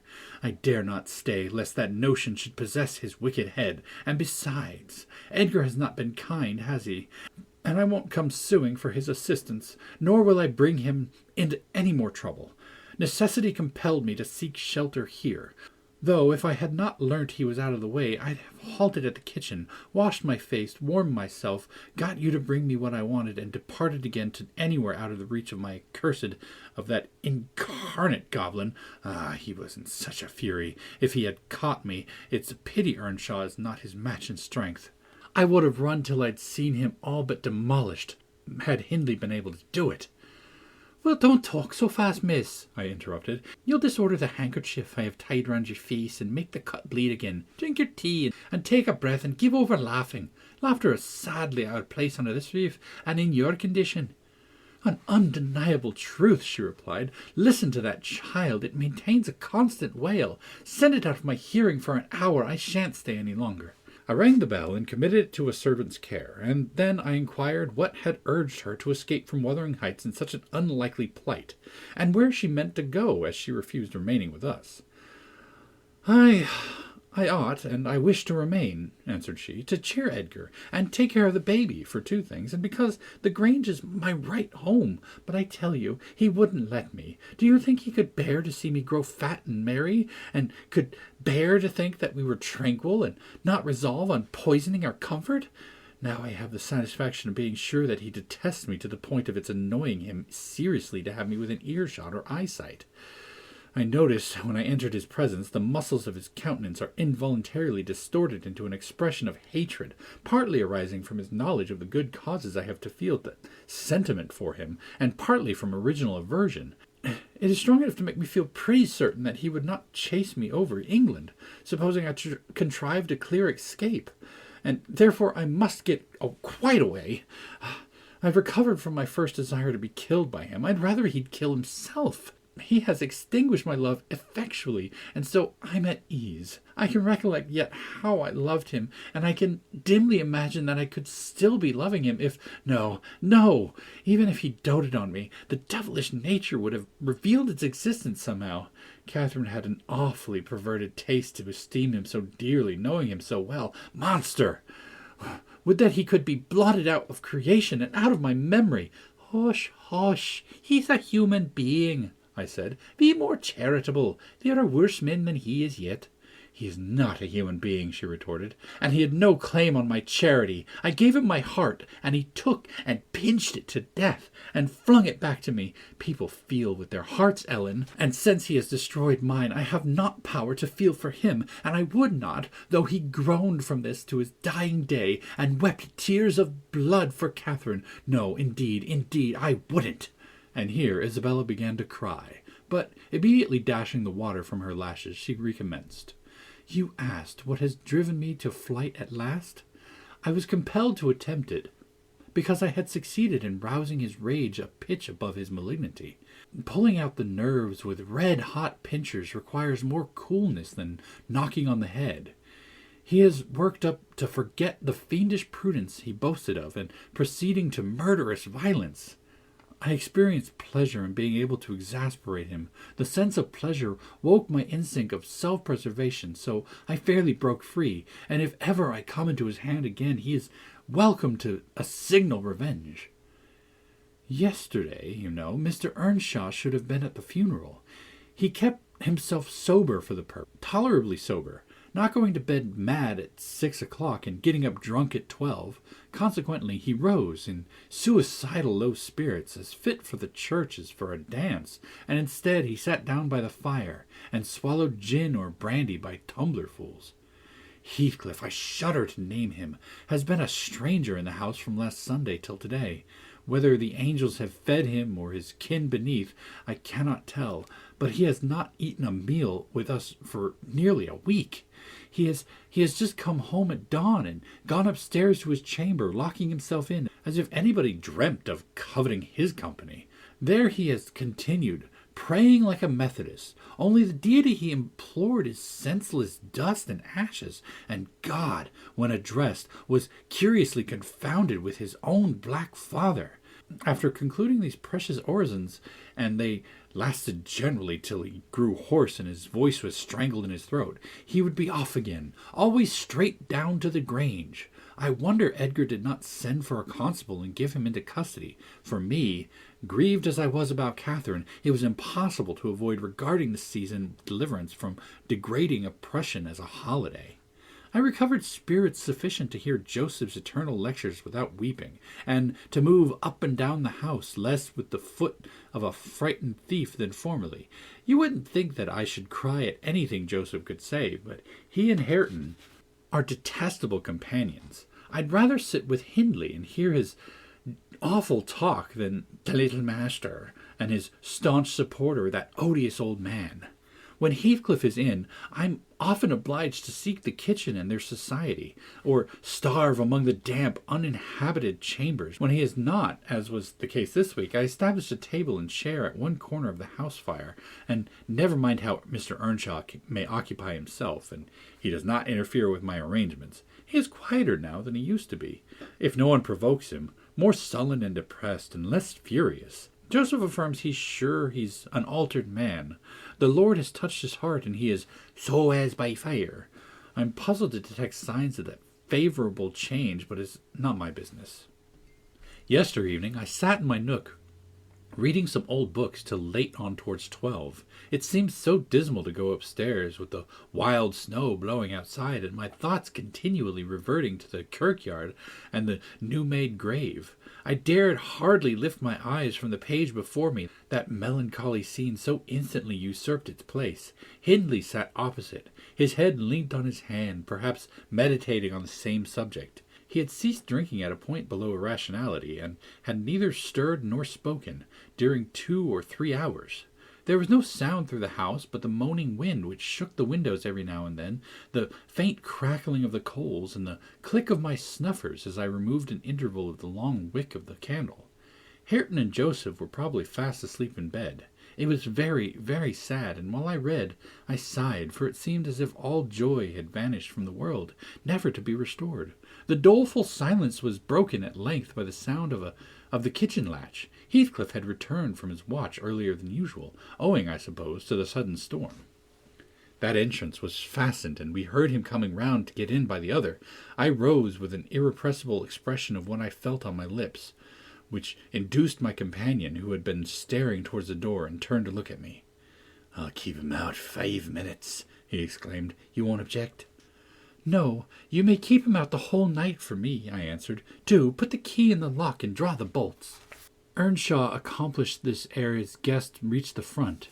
He then came and brought his chair to the other side of my table, leaning over it and searching in my eyes a sympathy with the burning hate that gleamed from his, as he both looked and felt like an assassin. He couldn't exactly find that, but he discovered enough to encourage him to speak. "You and I," he said, "have each a great debt to settle with the man out yonder. If we neither of us are cowards, we might combine to discharge it. Are you as soft as your brother? Are you willing to endure to the last and not once attempt a repayment? I'm weary of enduring now, I replied, and I'd be glad of a retaliation that wouldn't recoil on myself, but treachery and violence are spears pointed at both ends. They wound those who resort to them worse than their enemies. Treachery and violence are just a return for treachery and violence, cried Hindley. Mrs. Heathcliff, I'll ask you to do nothing, but sit still and be dumb. Tell me now, can you? I'm sure you would have as much pleasure as I in witnessing the conclusion of the fiend's existence. He'll be your death unless you overreach him, and he'll be my ruin. Damn the hellish villain! He knocks at the door as if he were master here already. Promise to hold your tongue, and before that clock strikes, it wants 3 minutes of 1. You're a free woman. He took the implements which I described to you in my letter, and would have turned down the candle. I snatched it away, however, and seized his arm. I'll not hold my tongue, I said. You mustn't touch him. Let the door remain shut, and be quiet. No, I formed my resolution, and by God, I'll execute it, cried the desperate being. I'll do you a kindness in spite of yourself, and Hareton justice. And you needn't trouble your head to screen me. Catherine is gone. Nobody alive would regret me or be ashamed, though I cut my throat this minute, and it's time to make an end. I might as well have struggled with a bear or reasoned with a lunatic. The only resource left to me was to run to a lattice and warn his intended victim of a fate which awaited him. You'd better seek shelter somewhere else tonight, I exclaimed in a rather triumphant tone. Mr. Earnshaw has a mind to shoot you if you persist in endeavoring to enter. You'd better open the door, he answered, addressing me by some elegant term that I don't care to repeat. I shall not meddle in the matter, I retorted again. Come in and get shot, if you please. I've done my duty. With that I shut the window and returned to my place by the fire, having too small a stock of hypocrisy at my command to pretend any anxiety for the danger that menaced him. Earnshaw swore passionately at me, affirming that I loved the villain yet, and calling me all sorts of names for the base spirit I evinced, and I, in my secret heart, and conscience never reproached me, thought was a blessing that it would be for him, should Heathcliff put him out of his misery, and what a blessing for me, should he send Heathcliff to his right abode.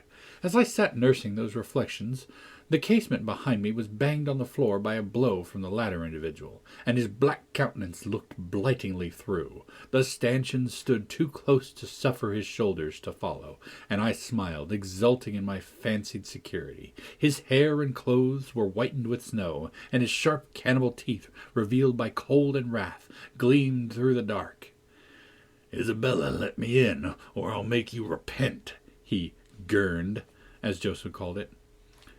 I cannot commit murder, I replied. Mr. Hindley stands sentinel with a knife and loaded pistol. "Let me in by the kitchen door," he said. Hindley will be there before me, I answered, and that's a poor love of yours that I cannot bear a shower of snow.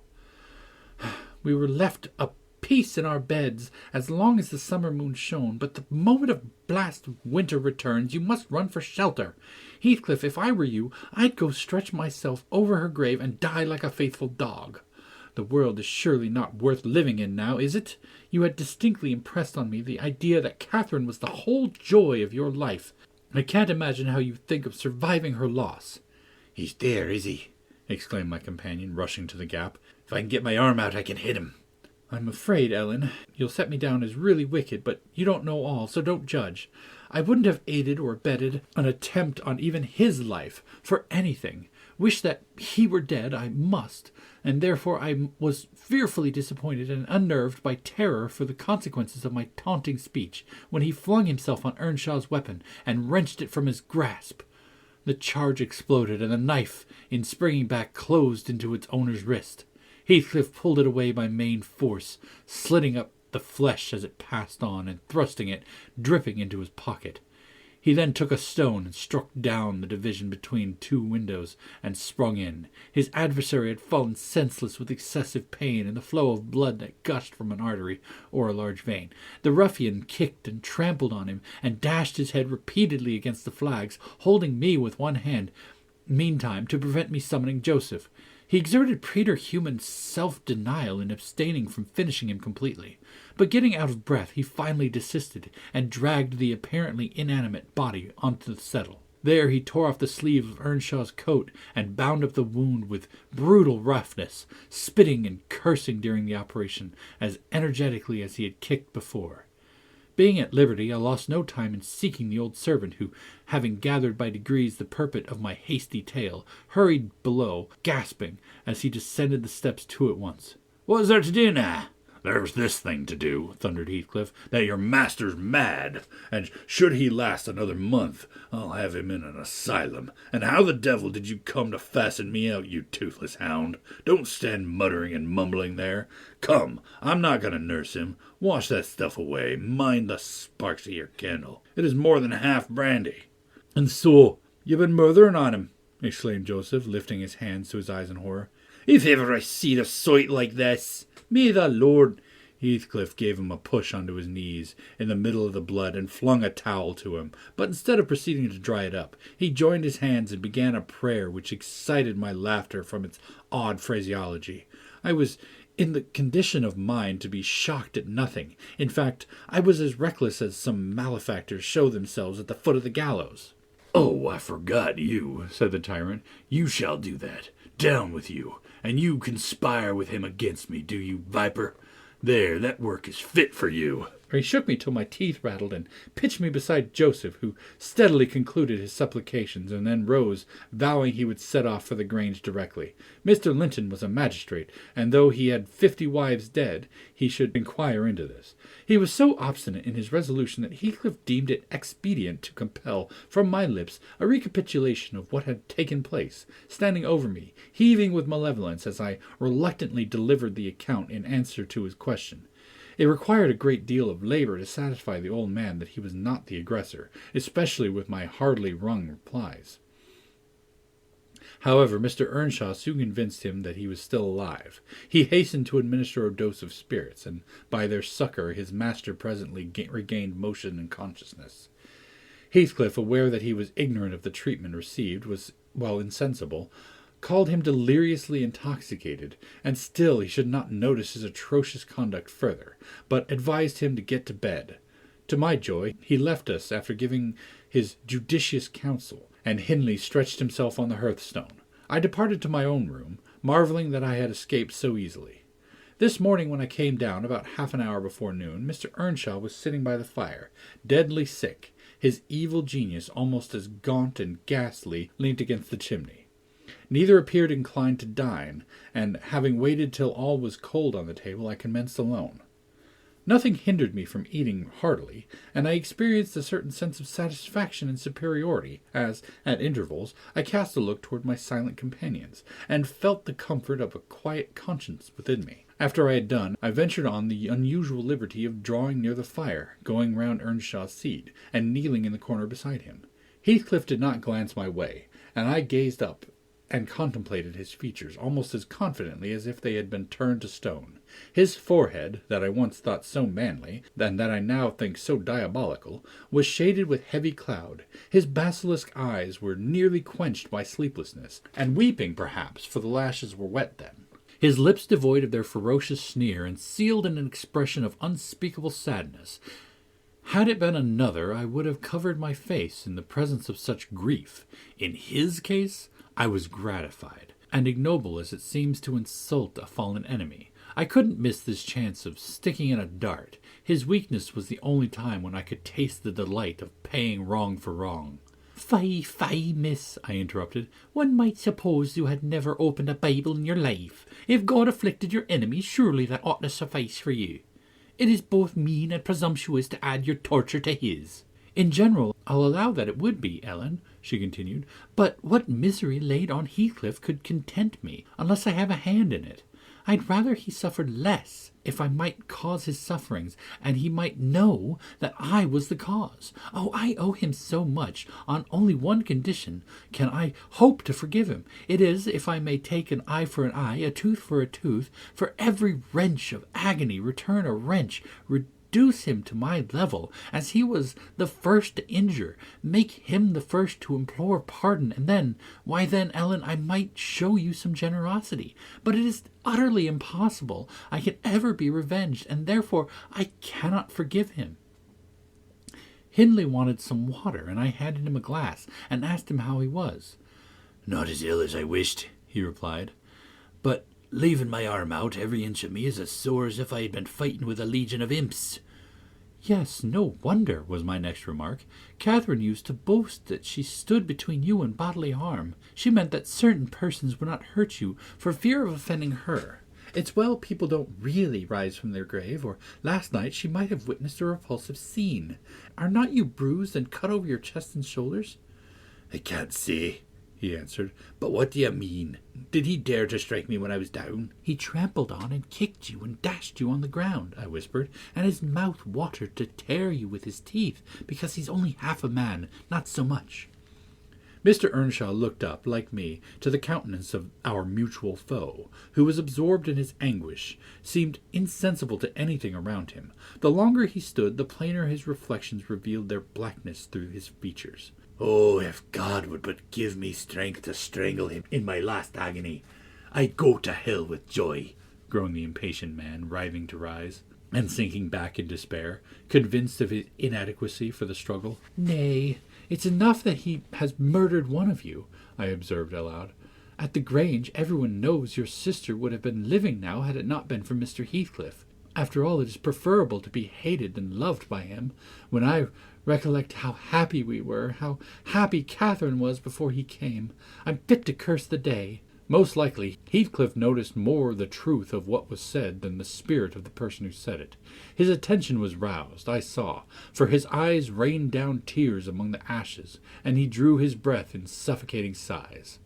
I stared full at him and laughed scornfully. The clouded windows of hell flashed a moment towards me. The fiend, which usually looked out, however, was so dimmed and drowned that I did not fear to hazard another sound of derision. Get up and be gone out of my sight, said the mourner. I guessed he uttered those words, at least, though his voice was hardly intelligible. I beg your pardon, I replied, but I loved Catherine too, and her brother requires attendance which, for her sake, I shall supply. Now that she's dead, I see her in Hindley. Hindley has exactly her eyes. If you had not tried to gouge them out, and made them black and red, and her— Get up, wretched idiot, before I stamp you to death, he cried, making a movement that caused me to make one also. But then, I continued, holding myself ready to flee, if poor Catherine had trusted you, and assumed the ridiculous, contemptible, degrading title of Mrs. Heathcliff, she would soon have presented a similar picture. She wouldn't have borne your abominable behavior quietly. Her detestation and disgust must have found voice. The back of the settle and Earnshaw's person interposed between me and him, so instead of endeavoring to reach me, he snatched a dinner knife from the table and flung it at my head. It struck beneath my ear and stopped the sentence I was uttering, but, pulling it out, I sprang to the door and delivered another which I hoped went a little deeper than his missile. The last glimpse I caught of him was a furious rush on his part, checked by the embrace of his host, and both fell locked together on the hearth. In my flight through the kitchen, I bid Joseph speed to his master.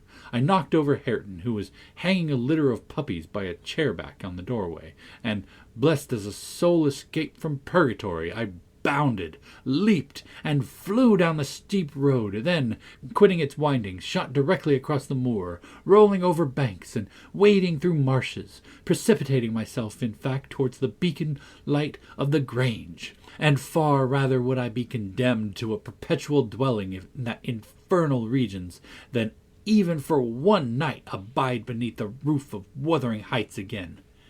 Isabella ceased speaking and took a long drink of tea. Then she rose, and bidding me put on her bonnet and a great shawl I had brought, and turning a deaf ear to my entreaties for her to remain another hour, she stepped onto a chair, kissed Edgar and Catherine's portraits, bestowed a similar salute on me, and descended to the carriage accompanied by Fanny, who yelped wild with joy at recovering her mistress. She was driven away, never to revisit this neighborhood, but a regular correspondence was established between her and my master when things were more settled. I believe her new abode was in the south, near London. There she had a son born, a few months subsequent to her escape. He was christened Linton, and, from the first, she reported him to be an ailing, peevish creature. Mr. Heathcliff, meeting me one day in the village, inquired where she lived. I refused to tell. He remarked that it was not of any moment, only she must beware of coming to her brother. She should not be with him, if he had to keep her himself. Though I would give no information, he discovered, through some of the other servants, both her place of residence and the existence of the child. Still, he didn't molest her, for which forbearance she might thank his aversion, I suppose. He often asked about the infant when he saw me, and on hearing its name smiled grimly and observed, "They wish me to hate it too, do they?" "I don't think they wish you to know anything about it," I answered. "But I'll have it," he said, "when I want it. They may reckon on that." Fortunately, its mother died before the time arrived, some 13 years after the decease of Catherine, when Linton was 12, or a little more. On the day succeeding Isabella's unexpected visit, I had no opportunity of speaking to my master. He shunned conversation, and was fit for discussing nothing. When I could get him to listen, I saw it pleased him that his sister had left her husband, whom he abhorred with an intensity which the mildness of his nature would scarcely seem to allow. So deep and sensitive was his aversion that he refrained from going anywhere where he was likely to see or hear of Heathcliff. Grief, and that together, transformed him into a complete hermit. He threw up his office of magistrate, ceased even to attend church, avoided the village on all occasions, and spent a life of entire seclusion within the limits of his park and grounds, only varied by solitary rambles on the moors, and visited to the grave of his wife, mostly at evening, and early morning before other wanderers were abroad. But he was too good to be thoroughly unhappy too long. He didn't pray for Catherine's soul to haunt him. Time brought resignation and a melancholy sweeter than common joy. He recalled her memory with ardent, tender love, and hopeful aspiring to the better world, where he doubted not she was gone. And he had earthly consolation and affections also. For a few days, I said, he seemed regardless of the puny successor to the departed. That coldness melted as fast as snow in April, and ere the tiny thing could stammer a word or totter a step, it wielded a despot sceptre in his heart. It was named Catherine, but he never called it the name in full, as he had never called the first Catherine short, probably because Heathcliff had a habit of doing so. The little one was always Cathy. It formed to him a distinction from the mother and yet a connection with her, and his attachment sprang from its relation to her, far more than from its being his own. I used to draw a comparison between him and Hindley Earnshaw, and perplexed myself to explain satisfactorily why their conduct was so opposite in similar circumstances. They had both been fond husbands, and were both attached to their children, and I could not see how they shouldn't both have taken the same road, for good or evil. But I thought in my mind Hindley, with apparently the stronger head, has shown himself sadly the worse and the weaker man. When his ship struck, the captain abandoned his post, and the crew, instead of trying to save her, rushed into riot and confusion, leaving no hope for their luckless vessel. Linton, on the contrary, displayed the true courage of a loyal and faithful soul. He trusted God, and God comforted him. One hoped, and the other despaired. They chose their own lots, and were righteously doomed to endure them. But you'll not want to hear my memorializing, Mr. Lockwood. You'll judge as well as I can all these things. At least, you'll think you will, and that's the same. The end of Earnshaw was what might have been expected. It followed fast on his sister's. There was scarcely 6 months between them. We at the Grange never got a very succinct account of his state preceding it. All that I did learn was on occasion of going to aid in the preparation of the funeral. Mr. Kenneth came to announce the event to my master. "Well, Nelly," said he, riding into the yard one morning, too early not to alarm me, and with an instant presentiment of bad news, "it's yours and my turn to go into mourning at present. Who's giving us the slip now, do you think?" "Who?" I asked in a flurry. "Why, guess," he returned, dismounting and slinging his bridle on a hook by the door. "Nip up to the corner of your apron. I'm certain you'll need it." "Not Mr. Heathcliff, surely?" I exclaimed. "What? Would you have tears for him?" said the doctor. "No, Heathcliff's a tough young feller. He looks blooming today. I've just seen him. He's rapidly regaining flesh since he's lost his better half." "Who is it then, Mr. Kenneth?" I repeated impatiently. "Hindley Earnshaw, your old friend Hindley. he replied, and my wicked gossip, though he's been too wild for me this long while. There, I said we should draw water, but cheer up, he died true to his character, drunk as the Lord, poor lad. I'm sorry too. One can't help missing an old companion, though he had the worst tricks with him that ever a man imagined, and has done me a many rascally turn. He's barely 27, it seems. That's your own age. Who would have thought you were born in 1 year? I confess this blow was greater to me than the shock of Mrs. Linton's death. Ancient associations lingered around my heart. I sat down in the porch and wept as for a blood relation, desiring Kenneth to get another servant to introduce him to the master. I could not hinder myself from pondering on the question, had he had a fair play? Whatever I did, that idea would bother me. It was so tiresomely pertinacious that I resolved on requesting leave to go to Wuthering Heights and assist in the last duties of the dead. Mr. Linton was extremely reluctant to consent, but I pleaded eloquently for the friendless condition in which he lay, and I said my old master and foster brother had a claim on my services as strong as his own.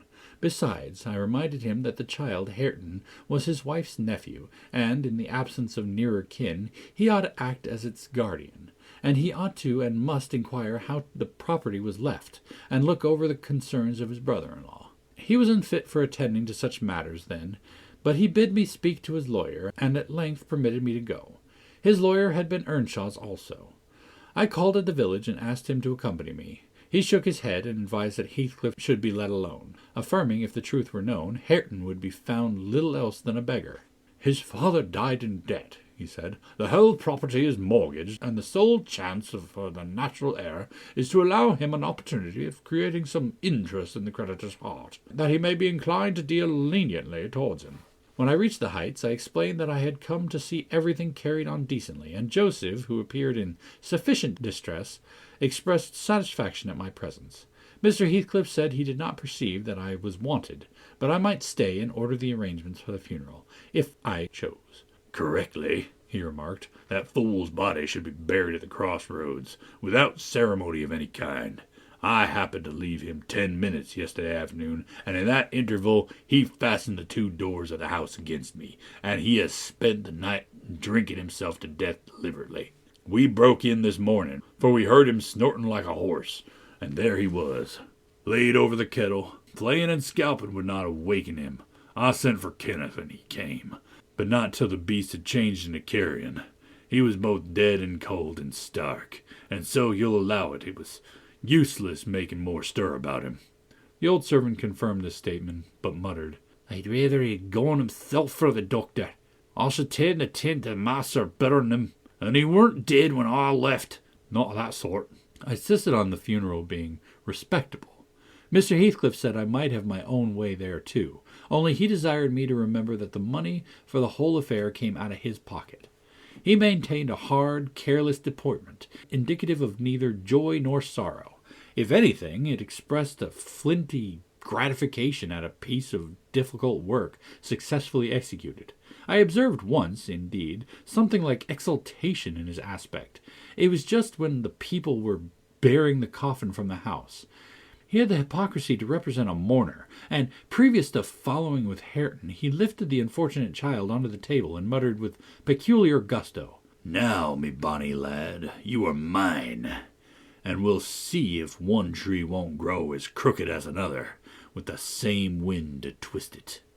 The unsuspecting thing was pleased at this speech. He played with Heathcliff's whiskers and stroked his cheek, but I divined its meaning and observed tartly, "That boy must go with me to Thrushcross Grange, sir. There's nothing in the world less yours than he is." "Does Linton say so?" "Of course, he has ordered me to take him," I replied. "Well," said the scoundrel, "we'll not argue the subject now, but I have a fancy to try my hand at rearing a young one, so intimate to your master that I must supply the place of this with my own, if he attempt to remove it. I don't engage to let Hareton go undisputed, but I'll be pretty sure to make the other come. Remember to tell him." This hint was enough to bind our hands. I repeated its substance on my return, and Edgar Linton, little interested at the commencement, spoke no more of interfering. I'm not aware that he could have done it to any purpose, had he been ever so willing. The guest was now the master of Wuthering Heights. He held firm possession, and proved to the attorney, who, in this turn, proved it to Mr. Linton, that Earnshaw had mortgaged every yard of land he owned for cash to supply his mania for gaming, and he, Heathcliff, was the mortgagee. In that manner, Hareton, who should now be the first gentleman in the neighbourhood, was reduced to a state of complete dependence on his father's inveterate enemy, and lives in his own house as a servant deprived of the advantage of wages, and quite unable to right himself because of his friendlessness and his ignorance that he has been wronged. Chapter 4. The 12 years, continued Mrs. Dean, following that dismal period, were the happiest of my life. My greatest troubles in their passage rose from our little lady's trifling illnesses, which she had to experience in common with all children, rich and poor. For the rest, after the first 6 months, she grew like a larch, and could walk and talk too, in her own way, before the heath blossomed a second time over Mrs. Linton's dust. She was the most winning thing that ever brought sunshine into a desolate house, a real beauty in face, with the Earnshaw's handsome dark eyes, but the Lintons' fair skin, and small features, and yellow curling hair. Her spirit was high, though not rough, and qualified by a heart sensitive and lively to excess in its affections. The capacity for intense attachments reminded me of her mother. Still, she did not resemble her, for she could be soft and mild as a dove, and she had a gentle voice and pensive expression. Her anger was never furious, her love never fierce. It was deep and tender. However, it must be acknowledged, she had faults to foil her gifts. A propensity to be saucy was one, and a perverse will that indulged children invariably acquire, whether they be good-tempered or cross. If a servant chanced to vex her, it was always, "I shall tell papa," and if he reproved her, even by a look, you would have thought it heart-breaking business. I don't believe he ever did speak a harsh word to her. He took her education entirely on himself, and made it an amusement. Fortunately, curiosity and a quick intellect urged her into an apt scholar. She learnt rapidly and eagerly, and did honour to his teaching. Till she reached the age of 13, she had not once been beyond the range of the park by herself. Mr. Linton would take her with him, a mile or so outside, on rare occasion, but he trusted her to no one else. Gimmerton was an unsubstantial name in her ears, the chapel the only building she had approached or entered except her own home. Wuthering Heights and Mr. Heathcliff did not exist for her. She was a perfect recluse, and, apparently, perfectly contented. Sometimes, indeed, while surveying the country from her nursery window, she would observe, "Ellen, how long will it be before I can walk to the top of those hills? I wonder what lies on the other side. Is it the sea?" "No, Miss Cathy," I would answer. "It is hills again, just like these." "And what are those golden rocks like when you stand under them?" she once asked. The abrupt descent of Penistone Crags particularly attracted her notice, especially when the setting sun shone on it and the topmost heights, and the whole extent of landscape besides lay in shadow. I explained that they were bare masses of stone, with hardly enough earth in their clefts to nourish a stunted tree. "And why are they bright so long after it is evening here?" she pursued. "Because they are a great deal higher up than we are," replied I. "You could not climb them. They are too high and steep. In winter the frost is always there before it comes to us, and deep into summer I have found snow under the black hollow on the north-east side." "Oh, you must have been on them!" she cried gleefully. "Then I can go too, when I am a woman. Has Papa been, Ellen?" "Papa would tell you, miss," I answered hastily, "that they are not worth the trouble of visiting. The moors where you ramble with him are much nicer, and Thrushcross Park is the finest place in the world." "I know the park, and I don't know those," she murmured to herself, "and I should delight to look around me from the brow of the tallest point. My little pony, Minnie, shall take me some time." One of the maids mentioning the fairy cave quite turned her head with a desire to fulfill this project. She teased Mr. Linton about it, and he promised she should have her journey when she got older. But Miss Catherine measured her age by months, and "Now am I old enough to go to Penistone Crags?" was the constant question in her mouth. The road thither wound close by Wuthering Heights. Edgar had not the heart to pass it, so she received as constantly the answer, "Not yet, my love, not yet." I said Mrs. Heathcliff lived above a dozen years after quitting her husband. Her family were of a delicate constitution. She and Edgar both lacked the ruddy health that you will generally meet in these parts. What her illness was, I'm not certain. I conjecture they died of the same thing, a kind of fever, slow at its commencement, but incurable, and rapidly consuming life towards the close. She wrote to inform her brother of the probable conclusion of a 4 months' indisposition under which she had suffered, and entreated him to come to her, if possible, for she had much to settle, and she wished to bid him adieu, and deliver Linton safely into his hands. Her hope was that Linton might be left with him, as he had been with her. His father, she would fain convince herself, had no desire to assume the burden of his maintenance or education. My master hesitated not a moment in complying with her request. Reluctant as he was to leave home at ordinary calls, he flew to answer this, commending Catherine to my peculiar vigilance in his absence, with reiterated orders that she must not wander out of the park, even under my escort. He did not calculate on her going unaccompanied. He was away 3 weeks. The first day or two, my charge sat in a corner of the library, too sad for either reading or playing. In that quiet state she caused me little trouble. But it was succeeded by an interval of impatient, fretful weariness. And being too busy and too old then to run up and down amusing her, I hit on a method by which she might entertain herself. I used to send her on travels round the grounds, now on foot and now on a pony, indulging her with a patient audience of all her real and imaginary adventures when she returned. The summer shone in full prime, and she took such a taste for this solitary rambling that she often contrived to remain out from breakfast till tea, and then the evenings were spent in recounting her fanciful tales. I did not fear her breaking bounds, because the gates were generally locked, and I thought she would scarcely venture forth if they had stood wide open. Unluckily, my confidence proved misplaced. Catherine came to me one morning at 8 o'clock, and said she was that day an Arabian merchant, going to cross the desert with his caravan, and I must give her plenty of provisions for herself and beasts, a horse and 3 camels, personated by a large hound and a couple of pointers. I got together good store of dainties, and slung them in a basket on one side of the saddle, and she sprang up as gay as a fairy, sheltered by her wide-brimmed hat and gauze veil from the July sun, and trotted off with a merry laugh, mocking my cautious counsel to avoid galloping and come back early. The naughty thing never made her appearance at tea. One traveller, the hound, being an old dog and fond of its ease, returned, but neither Cathy nor the pony nor the 2 pointers were visible in any direction, and I dispatched emissaries down this path and that path, and at last went wandering in search of her myself. There was a labourer working at the fence round a plantation on the borders of the ground. I inquired of him if he had seen our young lady. "Aye, sir, the morning," he replied. "She would have made me cut her a hazel switch, and then she leapt her galloway over the hedge yonder, where it's the lowest, and galloped out of sight." You may guess how I felt at hearing this news. It struck me directly she must have started for Penistone Crags. "What will become of her?" I ejaculated, pushing through a gap which the man was repairing, and making straight to the high road.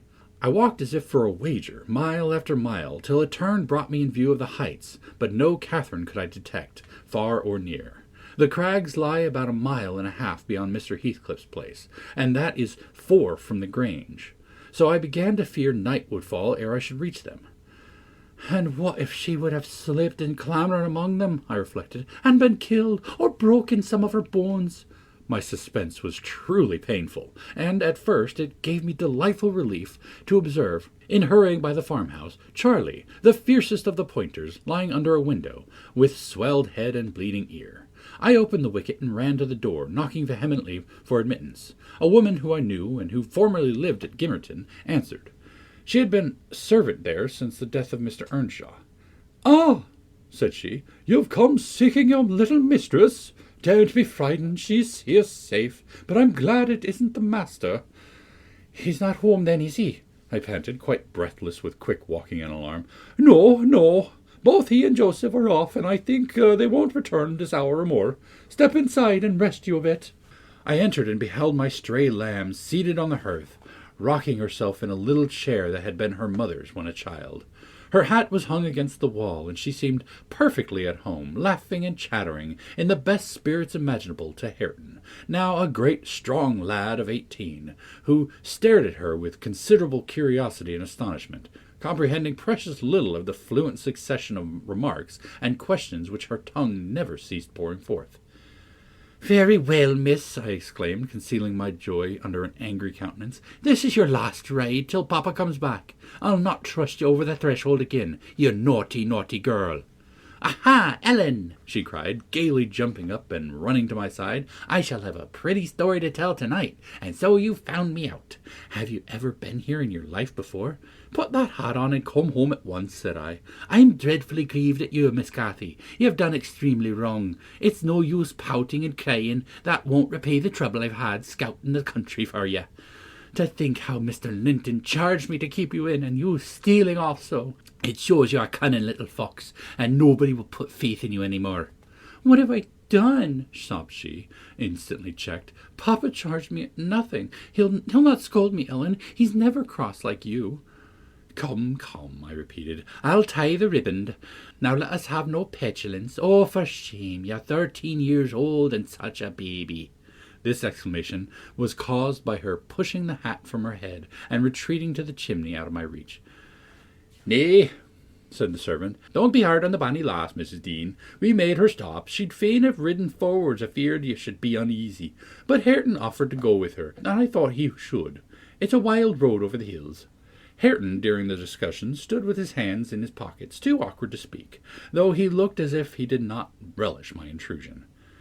How long am I to wait? I continued, disregarding the woman's interference. It will be dark in 10 minutes. Where is the pony, Miss Cathy? And where's Phoenix? I shall leave you unless you be quick, so please yourself. Pony's in the yard, she replied, and Phoenix is shut in there. He's bitten, and so is Charlie. I was going to tell you all about it. You're in a bad temper and don't deserve to hear. I picked up her hat and approached to reinstate it, but perceiving that the people of the house took her part, she commenced capering around the room, and, on giving chase, ran like a mouse over and under and behind the furniture, rendering it ridiculous for me to pursue. Hareton and the woman laughed, and she joined them, and waxed more impertinent still, till I cried in great irritation, Well, Miss Cathy, if you were aware whose house this is, you'd be glad enough to get out. It's your father's, isn't it? She said, turning to Hareton. Nay, he replied, looking down and blushing bashfully. He could not stand the steady gaze from her eyes, though they were just his own. Whose, then? Your master's? She asked. He colored deeper with a different feeling, and muttered an oath and turned away.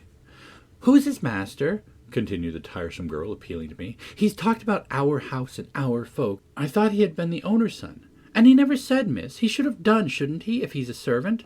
Hareton grew black as a thundercloud at this childish speech. I silently shook my questioner, and at last succeeded in equipping her for departure. Now get my horse, she said, addressing her unknown kinsman as she would one of the stable boys at the Grange, and you may come with me. I want to see where the goblin hunter rises in the marsh, and to hear about the fairishes, as you call them. But make haste. What's the matter? Get my horse, I say. I'll see thee damned before I be thy servant, growled the lad. You'll see me what? Asked Catherine in surprise. Damned, thou saucy witch, he replied. There, Miss Catherine, you see you've got into pretty company, I interposed. Nice words to be used to a young lady. Pray don't begin to dispute with him. Come, let us seek for Minnie ourselves and be gone. But Ellen, cried she, staring fixed in astonishment, how dare he speak so to me? Mustn't he be made to do as I ask him? You wicked creature, I shall tell Papa what you said. Now then. Hareton did not appear to feel this threat, so the tears sprung into her eyes with indignation. You bring the pony, she exclaimed, turning to the woman, and let my dog free this moment. Softly, miss, answered the address. You'll lose nothing by being civil. Though Mr. Hareton there be not the master's son, he's your cousin, and I was never hired to serve you. He, my cousin? Cried Cathy with a scornful laugh. Yes, indeed. Oh, Ellen, don't let them say such things, she pursued in great trouble. Papa has gone to fetch my cousin from London. My cousin is a gentleman's son. She stopped and wept outright, upset at the bare notion of relationship with such a clown. Hush, hush, I whispered. People can have many cousins and of all sorts, Miss Cathy, without being any worse for it. Only they needn't keep their company if they be disagreeable and bad. He's not my cousin, Ellen, she went on, gathering fresh grief from reflection, and flinging herself into my arms for refuge from the idea. I was much vexed at her and the servant for their mutual revelations, having no doubt of Linton's approaching arrival, communicated by the former being reported to Mr. Heathcliff, and feeling as confident that Catherine's first thought of her father's return would be to seek an explanation of the latter's assertion concerning her rude-bred kindred. Hareton, recovering from his disgust at being taken for a servant, seemed moved by her distress, and, having fetched the pony round to the door, he took to propitiate her, a fine crooked-legged terrier whelp, from the kennel, and, putting it into her hand, bid her wished for he met not. Pausing in her lamentations, she surveyed him with a glance of awe and horror, then burst forth anew. I could scarcely refrain from smiling at this antipathy to the poor fellow, who was a well-made, athletic youth, good-looking in features and stout and healthy, but attired in garments befitting his daily occupations of working on the farm, and lounging among the moors after rabbits and game. Still, I thought I could detect in his physiognomy a mind owning better qualities than his father ever possessed. Good things lost amid a wilderness of weeds, to be sure, whose rankness far overtopped their neglected growth. Yet notwithstanding evidence of a wealthy soil that might yield luxuriant crops under other and favorable circumstances. Mr. Heathcliff, I believe, had not treated him physically ill, thanks to his fearless nature, which offered no temptation to that course of oppression. It had none on the timid susceptibility that would have given zest to ill treatment, in Heathcliff's judgment. He appeared to have bent his malevolence on making him a brute. He was never taught to read or write, never rebuked for any bad habit which did not annoy his keeper, never led a single step towards virtue, or guarded by a single precept against vice.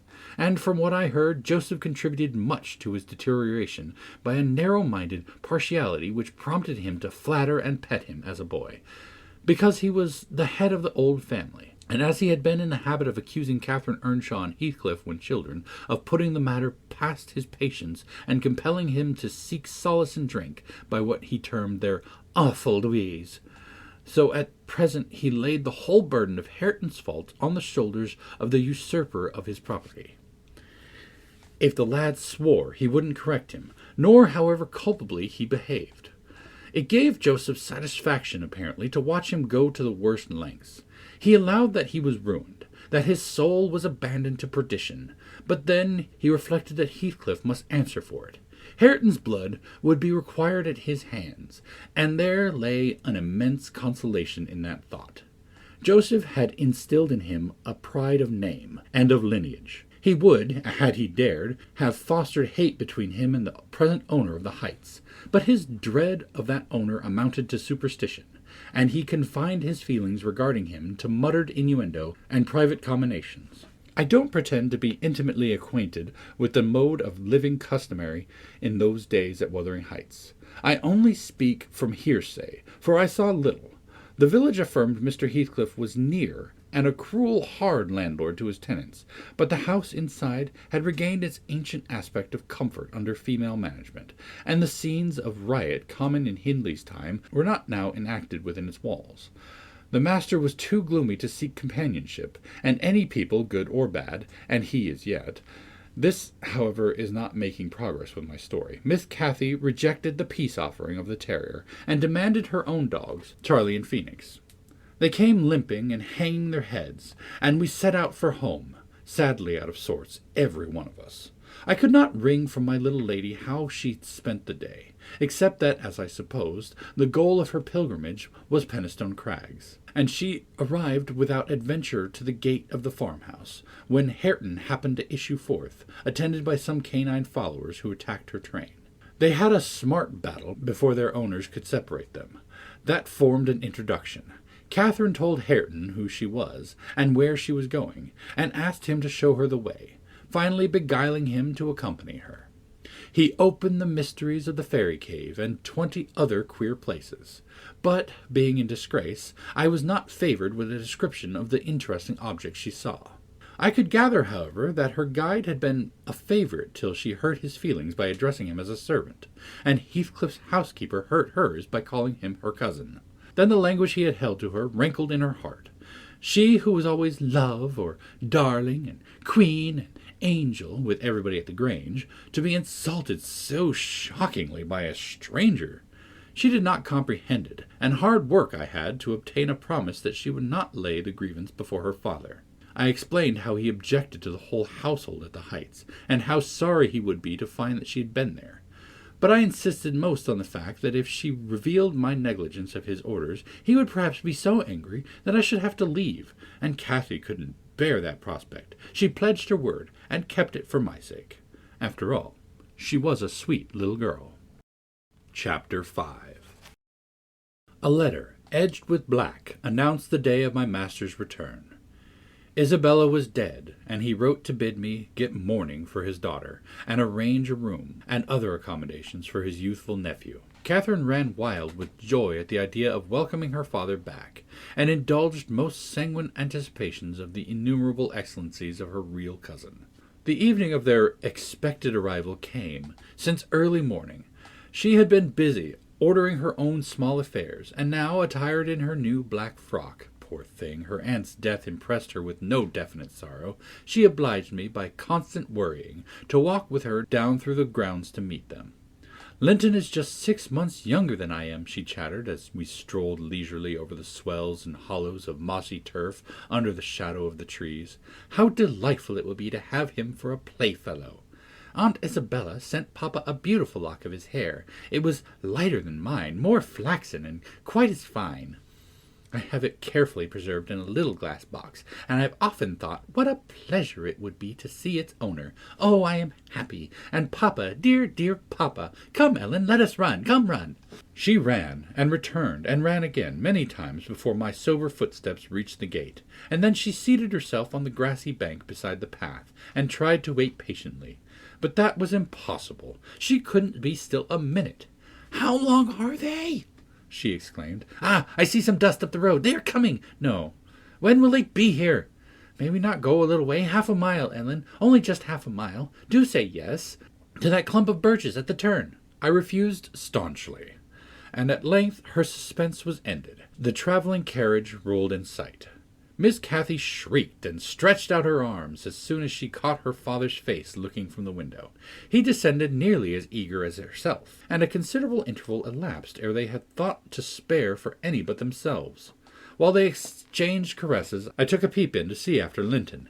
He was asleep in a corner, wrapped in a warm, fur-lined coat, as if it had been winter. A pale, delicate, effeminate boy, who might have been taken for my master's younger brother, so strong was the resemblance. But there was a sickly peevishness in his aspect that Edgar Linton never had. The latter saw me looking, and, having shaken hands, advised me to close the door, and leave him undisturbed, for the journey had fatigued him. Cathy would fain have taken one glance, but her father told her to come on, and they walked together up the park, while I hastened before to prepare the servants.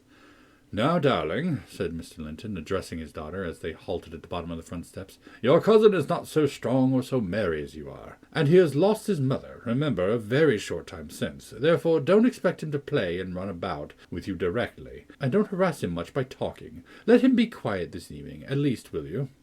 Yes, Papa," answered Catherine, "but I do want to see him, and he hasn't once looked out." The carriage stopped, and the sleeper, being roused, was lifted to the ground by his uncle. "This is your cousin Cathy, Linton," he said, putting their little hands together. "She's fond of you already, and mind you don't grieve her by crying tonight. Try to be cheerful now. The travelling is at an end, and you have nothing to do but rest and amuse yourself as you please." "Let me go to bed, then," answered the boy, shrinking from Catherine's salute, and he put his fingers to his eyes to remove incipient tears. Come, there's a good child," I whispered, leading him in. "You'll make her weep too. See how sorry she is for you." I do not know whether it were sorrow for him, but his cousin put on as sad a countenance as himself, and returned to her father. All three entered and mounted to the library, where tea was laid ready. I proceeded to remove Linton's cap and mantle, and placed him on a chair by the table, but he was no sooner seated than he began to cry afresh. My master inquired what was the matter. "I can't sit on a chair," sobbed the boy.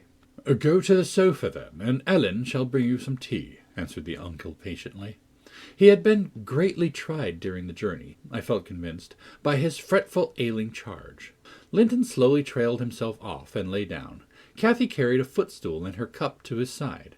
At first she sat silent, but that could not last. She had resolved to make a pet of her little cousin, as she would have him to be, and she commenced stroking his curls and kissing his cheek and offering him tea in her saucer, like a baby.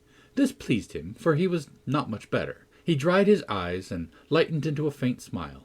"Oh, he'll do very well," said the master to me, after watching them a minute. "Very well, if we can keep him, Ellen.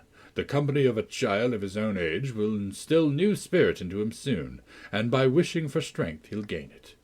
"Aye, if we can keep him," I mused to myself, and sore misgivings came over me that there was a slight hope of that. And then I thought, however will that weakling live at Wuthering Heights between his father and Hareton? What playmates and instructors they'll be! Our doubts were presently decided, even earlier than I expected. I had just taken the children upstairs after tea was finished, and seen Linton asleep. He would not suffer me to leave him till that was the case. I had come down, and was standing by the table in the hall, lighting a bedroom candle for Mr. Edgar, when a maid stepped out of the kitchen and informed me that Mr. Heathcliff's servant, Joseph, was at the door, and wished to speak with the master. "I shall ask him what he wants first," I said, in considerable trepidation. "A very unlikely hour to be troubling people, and the instant they have returned from a long journey. I don't think the master can see him." Joseph had advanced through the kitchen as I uttered these words, and now presented himself in the hall. He was donned in his Sunday garments, and his most sanctimonious and sourest face, and holding his hat in one hand, and his stick in the other. He proceeded to clean his shoes on the mat. "Good evening, Joseph," I said coldly. "What business brings you here tonight?" "It's Master Linton I must speak to," he answered, waving me disdainfully aside. "Mr. Linton is going to bed. Unless you have something particular to say, I'm sure he won't hear it now," I continued. "You'd better sit down and trust your message to me." "Watch us, Hezrim," pursued the fellow, surveying the range of closed doors. I perceived he was bent on refusing my mediation, so very reluctantly I went up to the library and announced the unseasonable visitor, advising that he should be dismissed till next day. Mr. Linton had no time to empower me to do so, for he mounted close at my heels, and, pushing into the apartment, planted himself at the far side of the table, with his two fists clamped on the head of his stick, and began in an elevated tone, as if anticipating opposition. "Heathcliff has sent me for his lad, and I mustn't go back without him." Edgar Linton was silent a minute. An expression of exceeding sorrow overcast his features. He would have pitied the child on his own account, but recalling Isabella's hopes and fears, and anxious wishes for her son, and her commendation of him to his care, he grieved bitterly at the prospect of yielding him up, and searched in his heart how it might be avoided. No plan offered itself. The very exhibition of any desire to keep him would have rendered the claimant more peremptory. There was nothing left but to resign him. However, he was not going to rouse him from sleep. "Tell Mr. Heathcliff," he answered calmly, "that his son shall come to Wuthering Heights tomorrow. He is in bed, and too tired to go the distance now. You must also tell him that the mother of Linton desired him to remain under my guardianship, and, at present, his health is very precarious." "No," said Joseph, giving a thud to his prop on the floor, and assuming an authoritative air. "No, that means not. Heathcliff makes no count of the mother, nor your norther. But he'll have his lad, and I mun take him. So now you know." "You shall not tonight," answered Linton decisively. "Walk downstairs at once, and repeat to your master what I have said. Ellen, show him. Go."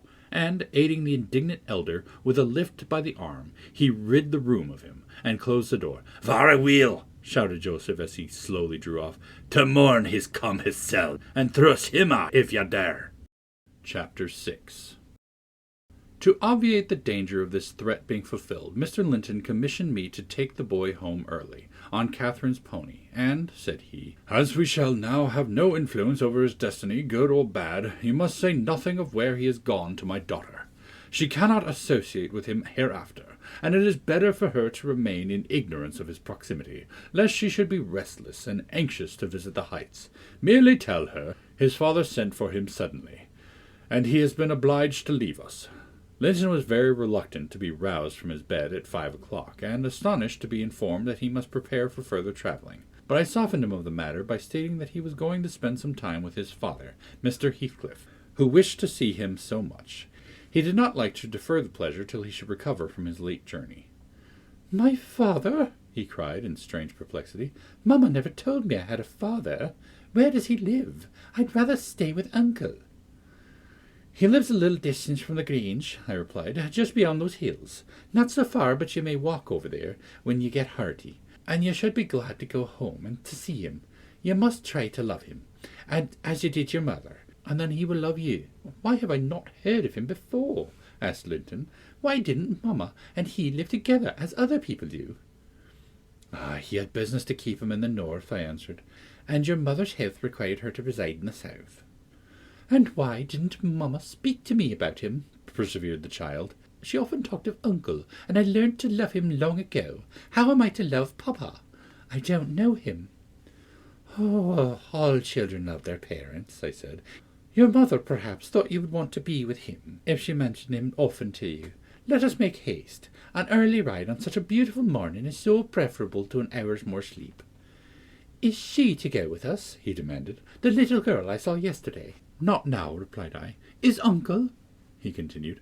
"No, I shall be your companion there," I said. Linton sank back under his pillow, and fell into a brown study. "I won't go without uncle," he cried at length. "I can't tell where you mean to take me." I attempted to persuade him of the naughtiness of showing reluctance to meet his father. Still he obstinately resisted any progress towards dressing, and I had to call for my master's assistance in coaxing him out of bed. The poor thing was finally got off, with several delusive assurances that his absence would be short, that Mr. Edgar and Cathy would visit him, and other promises, equally ill-founded, which I invented and reiterated at intervals throughout the way. The pure, heather-scented air, and the bright sunshine, and the gentle canter of Minnie relieved his despondency after a while. He began to put questions concerning his new home and its inhabitants with greater interest and liveliness.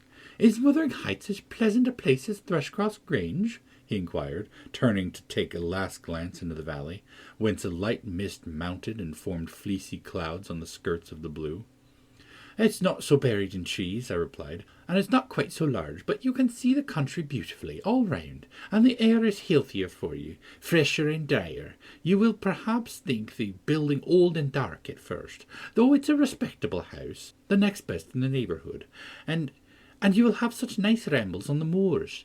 Hareton Earnshaw, that is Miss Cathy's other cousin, and so yours in a manner, will show you all the sweetest spots, and you can bring a book in fine weather and make a green hollow for your study, and now and then your uncle may join you in a walk. He does frequently walk out in the hills." "And what is my father like?" he asked. "Is he as young and handsome as uncle?" "He is as young," said I, "but he has black hair and eyes, and looks sterner, and he is taller and bigger altogether. He'll not seem to you so gentle and kind at first, perhaps, because it's not his way. Still, mind you be frank and cordial with him, and naturally he'll be fonder of you than any uncle, for you are his own." "Black hair and eyes," mused Linton. "I can't fancy him. Then I am not like him, am I?" "Not much," I answered. "Not a morsel," I thought, surveying with regret the white complexion and slim frame of my companion, and his large, languid eyes. His mother's eyes saved that, unless a morbid touchiness kindled them a moment. They had not a vestige of her sparkling spirit. "How strange that he should never come to see mamma and me," he murmured. "Has he ever seen me? If he have, I must have been a baby. I remember not a single thing about him." "Why, Master Linton," said I, 300 miles is a great distance, and 10 years seem very different in length to a grown-up person, compared with what they do to you. It's probable Mr. Heathcliff proposed going from summer to summer, but never found a convenient opportunity, and now it is too late. Don't trouble him with questions on the subject. It will disturb him for no good." The boy was fully occupied with his own cogitations for the remainder of the ride, till we halted before the farmhouse garden gate. I watched to catch his impressions in his countenance. He surveyed the carved front and low-browed lattices, the straggling gooseberry bushes and crooked firs, with solemn intentness, and then shook his head. His private feelings entirely disapproved of the exterior of his new abode, but he had sense to postpone complaining. There might be compensation within. Before he dismounted, I went and opened the door. It was 6:30. The family had just finished breakfast. The servant was clearing and wiping down the table. Joseph stood by his master's chair, telling some tale concerning a lame horse, and Hareton was preparing for the hayfield. "Hello, Nelly," cried Mr. Heathcliff when he saw me. "I feared I should have to come down and fetch my property myself. You've brought it, have you? Let us see what we can make of it." He got up and strode to the door. Hareton and Joseph followed in gaping curiosity. Poor Linton ran a frightened eye over the faces of the three. "Surely," said Joseph after a grave inspection, "he swapped with your master, and yon's his lass." Heathcliff, having stared his son into an ague of confusion, uttered a scornful laugh. "God, what a beauty! What a lovely, charming thing!" he exclaimed. "Haven't they reared it on snails and sour milk, Nellie? Oh, damn my soul, but that's worse than I expected, and the devil knows I was not sanguine." I bid the trembling and bewildered child get down and enter. He did not thoroughly comprehend the meaning of his father's speech, or whether it were intended for him.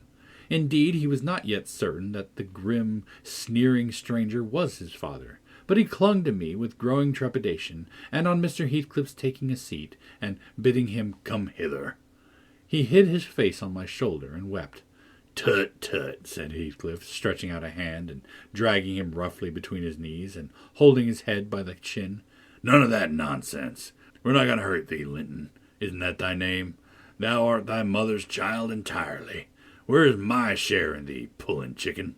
He took off the boy's cap and pushed back his flaxen curls, felt his slender arms and his small fingers, during which examination Linton ceased crying and lifted his great blue eyes to inspect the inspector. "Do you know me?" asked Heathcliff, having satisfied himself that the limbs were all equally frail and feeble. "No," said Linton, with a gaze of vacant fear. "You've heard of me, I dare say." "No," he replied again. "No? What a shame of your mother never to waken your filial regard for me. You are my son, then, I'll tell you, and your mother was a wicked slut to leave you in ignorance of the sort of father you possessed. Now don't wince and color up, though it is something to see you have not white blood. Be good, lad, and I'll do for you. Nellie, if you are tired, you may sit down. If not, get home again. I guess you'll report what you hear and see to the cipher at the Grange, and this thing won't be settled while you linger about." "Well," replied I hope you'll be kind to the boy, Mr. Heathcliff, or you'll not keep him long, and he's all you have a kin in the wide world that you'll ever know, remember." "I'll be very kind to him, you needn't fear," he said, laughing. "Only nobody else must be kind to him. I'm jealous of monopolizing his affection. And to begin my kindness, Joseph, bring the lad some breakfast. Hareton, you infernal calf, be gone to your work. Yes, Nell," he added when they were departed, "my son is prospective owner of your place, and I should not wish him to die till I was certain of being his successor. Besides, he's mine, and I want the triumph of seeing my descendant fairly lord of their estates. My child hiring their child to till their father's lands for wages. That is the sole consideration which can make me endure the whelp. I despise him for himself, and hate him for the memories he revives. But that consideration is sufficient. He's as safe with me, and shall be tended as carefully as your master tends his own. I have a room upstairs, furnished for him in handsome style. I've engaged a tutor also, to come 3 times a week, from 20 miles distance, to teach him what he pleases to learn. I've ordered Hareton to obey him, and in fact I've arranged everything with a view to preserve the superior and the gentleman in him above his associates. I do regret, however, that he so little deserves the trouble. If I wished any blessing in the world, it was to find him a worthy object of pride, and I'm bitterly disappointed with that whey-faced whining wretch." While he was speaking, Joseph returned, bearing a basin of milk porridge, and placed it before Linton. He stirred round the homely mess with a look of aversion, and affirmed he could not eat it. I saw the old manservant shared largely in his master's scorn of the child, though he was compelled to retain the sentiment in his heart, because Heathcliff plainly meant his underlings to hold him in honour. "Can I eat it?" repeated he, peering in Linton's face, and subduing his voice to a whisper for fear of being overheard. "But Maister Hareton never ate naught else when he were a little one, and what were good enough for him is good enough for ye, I'll rather think." "I shan't eat it," answered Linton snappishly. "Take it away." Joseph snatched up the food indignantly and brought it to us. Is there aught ails the victuals? He asked, thrusting the tray under Heathcliff's nose. What should ail them? He asked. Why, answered Joseph, yon dainty chap says he canna eat 'em. But I guess it's right. His mother were just so. We were almost too mucky to sow corn for making our bread. Don't mention his mother to me, said the master angrily. Get him something else that he can eat. That's all. What is his usual food, Nellie? I suggested boiled milk or tea, and the housekeeper received instructions to prepare some. Come, I reflected, his father's selfishness may contribute to his comfort. He perceives his delicate constitution and the necessity of treating him tolerably. I'll console Mr. Edgar by acquainting him with the turn Heathcliff's humour has taken. Having no excuse for lingering longer, I slipped out, while Linton was engaged in timidly rebuffing the advances of a friendly sheepdog. But he was too much on the alert to be cheated. As I closed the door, I heard a cry in frantic repetition of the words, "Don't leave me here, I'll not stay, here I'll not stay!" Then the latch was raised and fell. They did not suffer him to come forth. I mounted Minnie and urged her to a trot, and so my brief guardianship ended. Chapter 7. We had sad work with little Cathy that day. She rose in high glee, eager to join her cousin, and such passionate tears and lamentations followed the news of his departure that Edgar himself was obliged to soothe her, by affirming he could come back soon. He added, however, "if I can get him," and there were no hopes of that. This promise poorly pacified her, but time was more potent, and though still at intervals she inquired of her father when Linton would return, before she did see him again his features had waxed so dim in her memory that she did not recognize him. When I chanced to encounter the housekeeper of Wuthering Heights in paying business visits to Gimmerton, I used to ask how the young master got on, for he lived almost as secluded as Catherine herself, and was never to be seen. I could gather from her that he continued in weak health, and was a tiresome inmate. She said Mr. Heathcliff seemed to dislike him ever longer and worse, though he took some trouble to conceal it. He had an antipathy to the sound of his voice, and could not do it all with his sitting in the same room with him many minutes together. There seldom passed much talk between them. Linton learnt his lesson, and spent his evenings in a small apartment they called the parlour, or else lay in bed all day, for he was constantly getting coughs and colds and aches and pains of some sort. "And I never knew such a faint-hearted creature," added the woman, "nor one so careful of hisself. He will go on if I leave the window open a bit late in the evening. Oh, it's killing, a breath of night air, and he must have a fire in the middle of the summer, and Joseph's bacca pipe is poison, and he must always have sweets and dainties, and always milk for ever, heeding not how the rest of us are pinched in winter. And there he'll sit, wrapped in his furred cloak, in this chair by the fire, and some toast and water or other slop on the hob to sip at.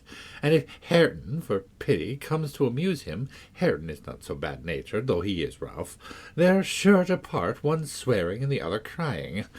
I believe the master would relish Earnshaw's thrashing him to a mummy if he were not his son, and I'm certain he would be fit to turn him out of doors if he knew half the nursing he gives himself. But then he wouldn't go into danger or temptation. He never enters the parlour, and should Linton show these ways in the house where he is, he sends him upstairs directly." I divined from this account the utter lack of sympathy had rendered young Heathcliff selfish and disagreeable, if he were not so originally, and my interest in him consequently decayed, though still I was moved with a sense of grief at his lot, and a wish that he had been left with us. Mr. Edgar encouraged me to gain information. He thought a great deal about him, I fancy, and would have run some risk to see him. And he told me once to ask the housekeeper whether he ever came into the village. She said he had only been twice, on horseback, accompanying his father, and both times he pretended to be quite knocked up for 3 or 4 days afterwards. That housekeeper left, if I recollect rightly, 2 years after he came, and another, whom I did not know, was his successor. She lives there still. Time wore on at the Grange in its former pleasant way till Miss Cathy reached 16. On the anniversary of her birth we never manifested any signs of rejoicing, because it was also the anniversary of my late mistress's death. Her father invariably spent that day alone in the library, and walked at dusk as far as Gimmerton Kirkyard, where he would frequently prolong his stay beyond midnight. Therefore Catherine was thrown on her own resources for amusement. This 20th of March was a beautiful spring day, and when her father had retired, my young lady came down dressed for going out, and said she had asked to have a ramble on the edge of the moors with me, and Mr. Linton had given her leave, if we went only a short distance, and were back within the hour. "So make haste, Ellen," she cried. "I know where I wish to go, where a colony of moor game are settled. I want to see whether they have made their nest yet." "That must be a good distance up," I answered. "They don't breed at the edge of the moor." "No, it's not. I've gone very near with Papa." I put on my bonnet and sallied out, thinking nothing more of the matter.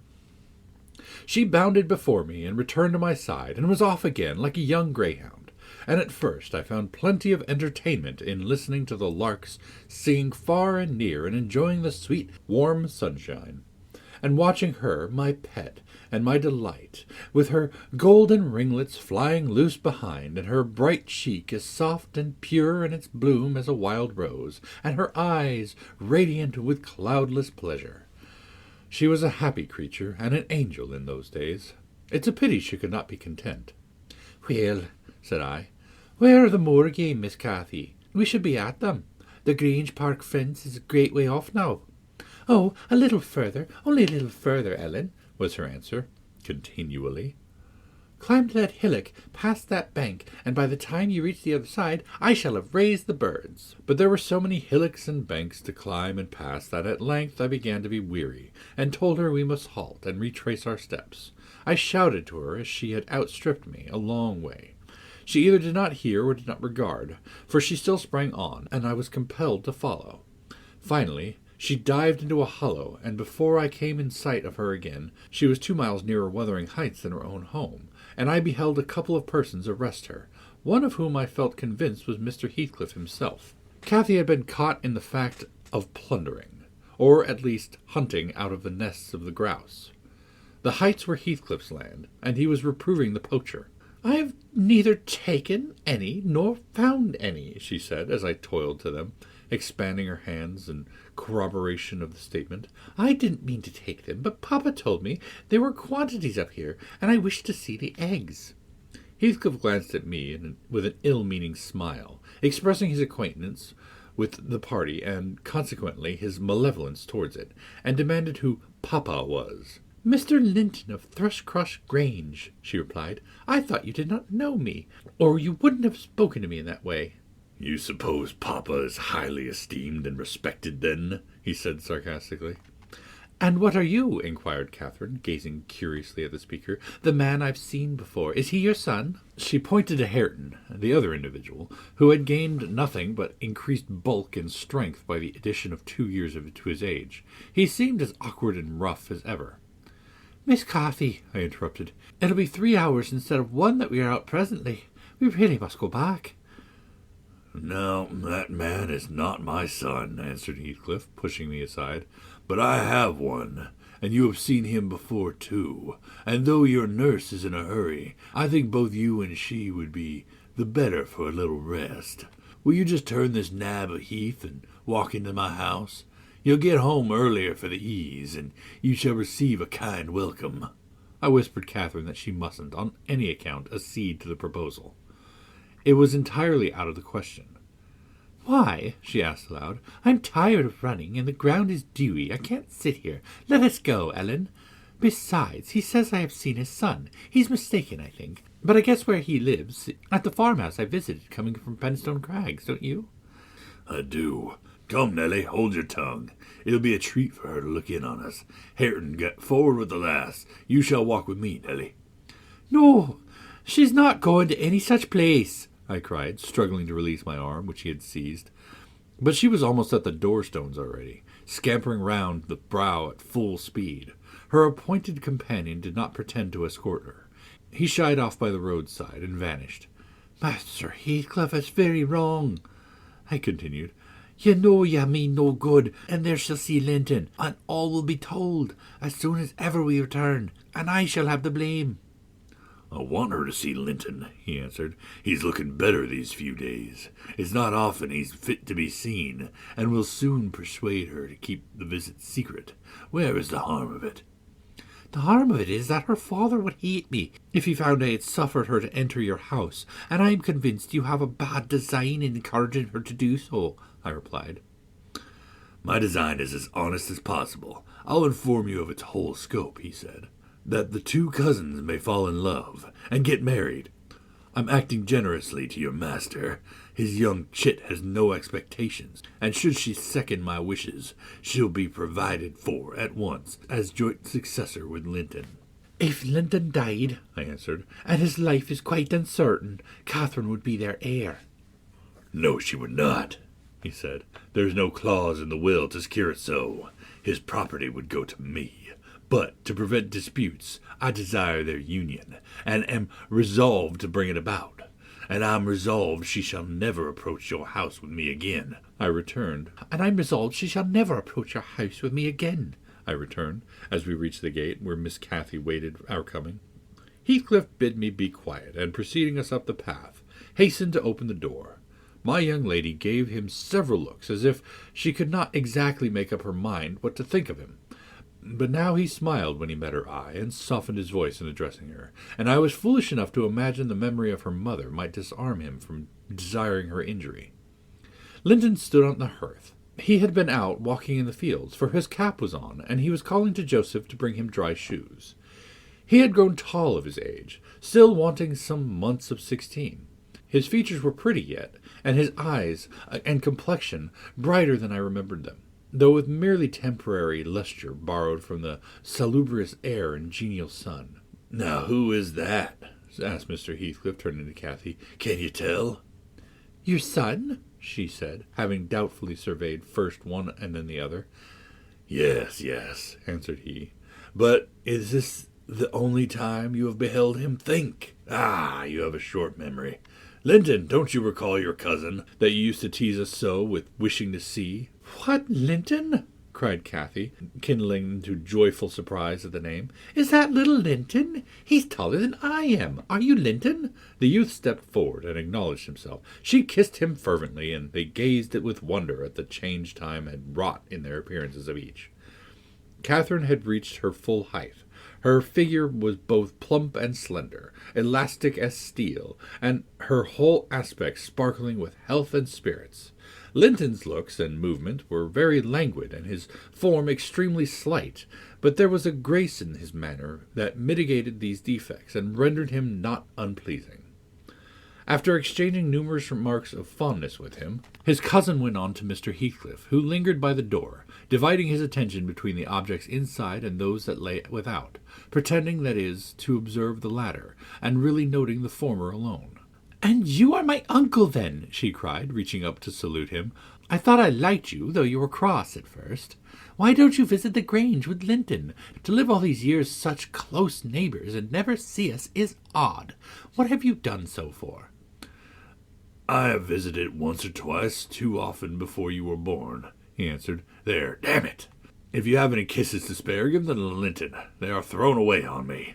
Naughty Ellen! exclaimed Catherine, flying to attack me next with her lavish caresses. Wicked Ellen! To try to hinder me from entering. But I'll take this walk every morning in the future. May I, uncle? And sometimes bring papa? Won't you be glad to see us? "Of course," replied the uncle, with a hardly suppressed grimace, resulting from his deep aversion to both the proposed visitors. "But stay," he continued, turning towards the young lady. "Now I think of it, I'll better tell you.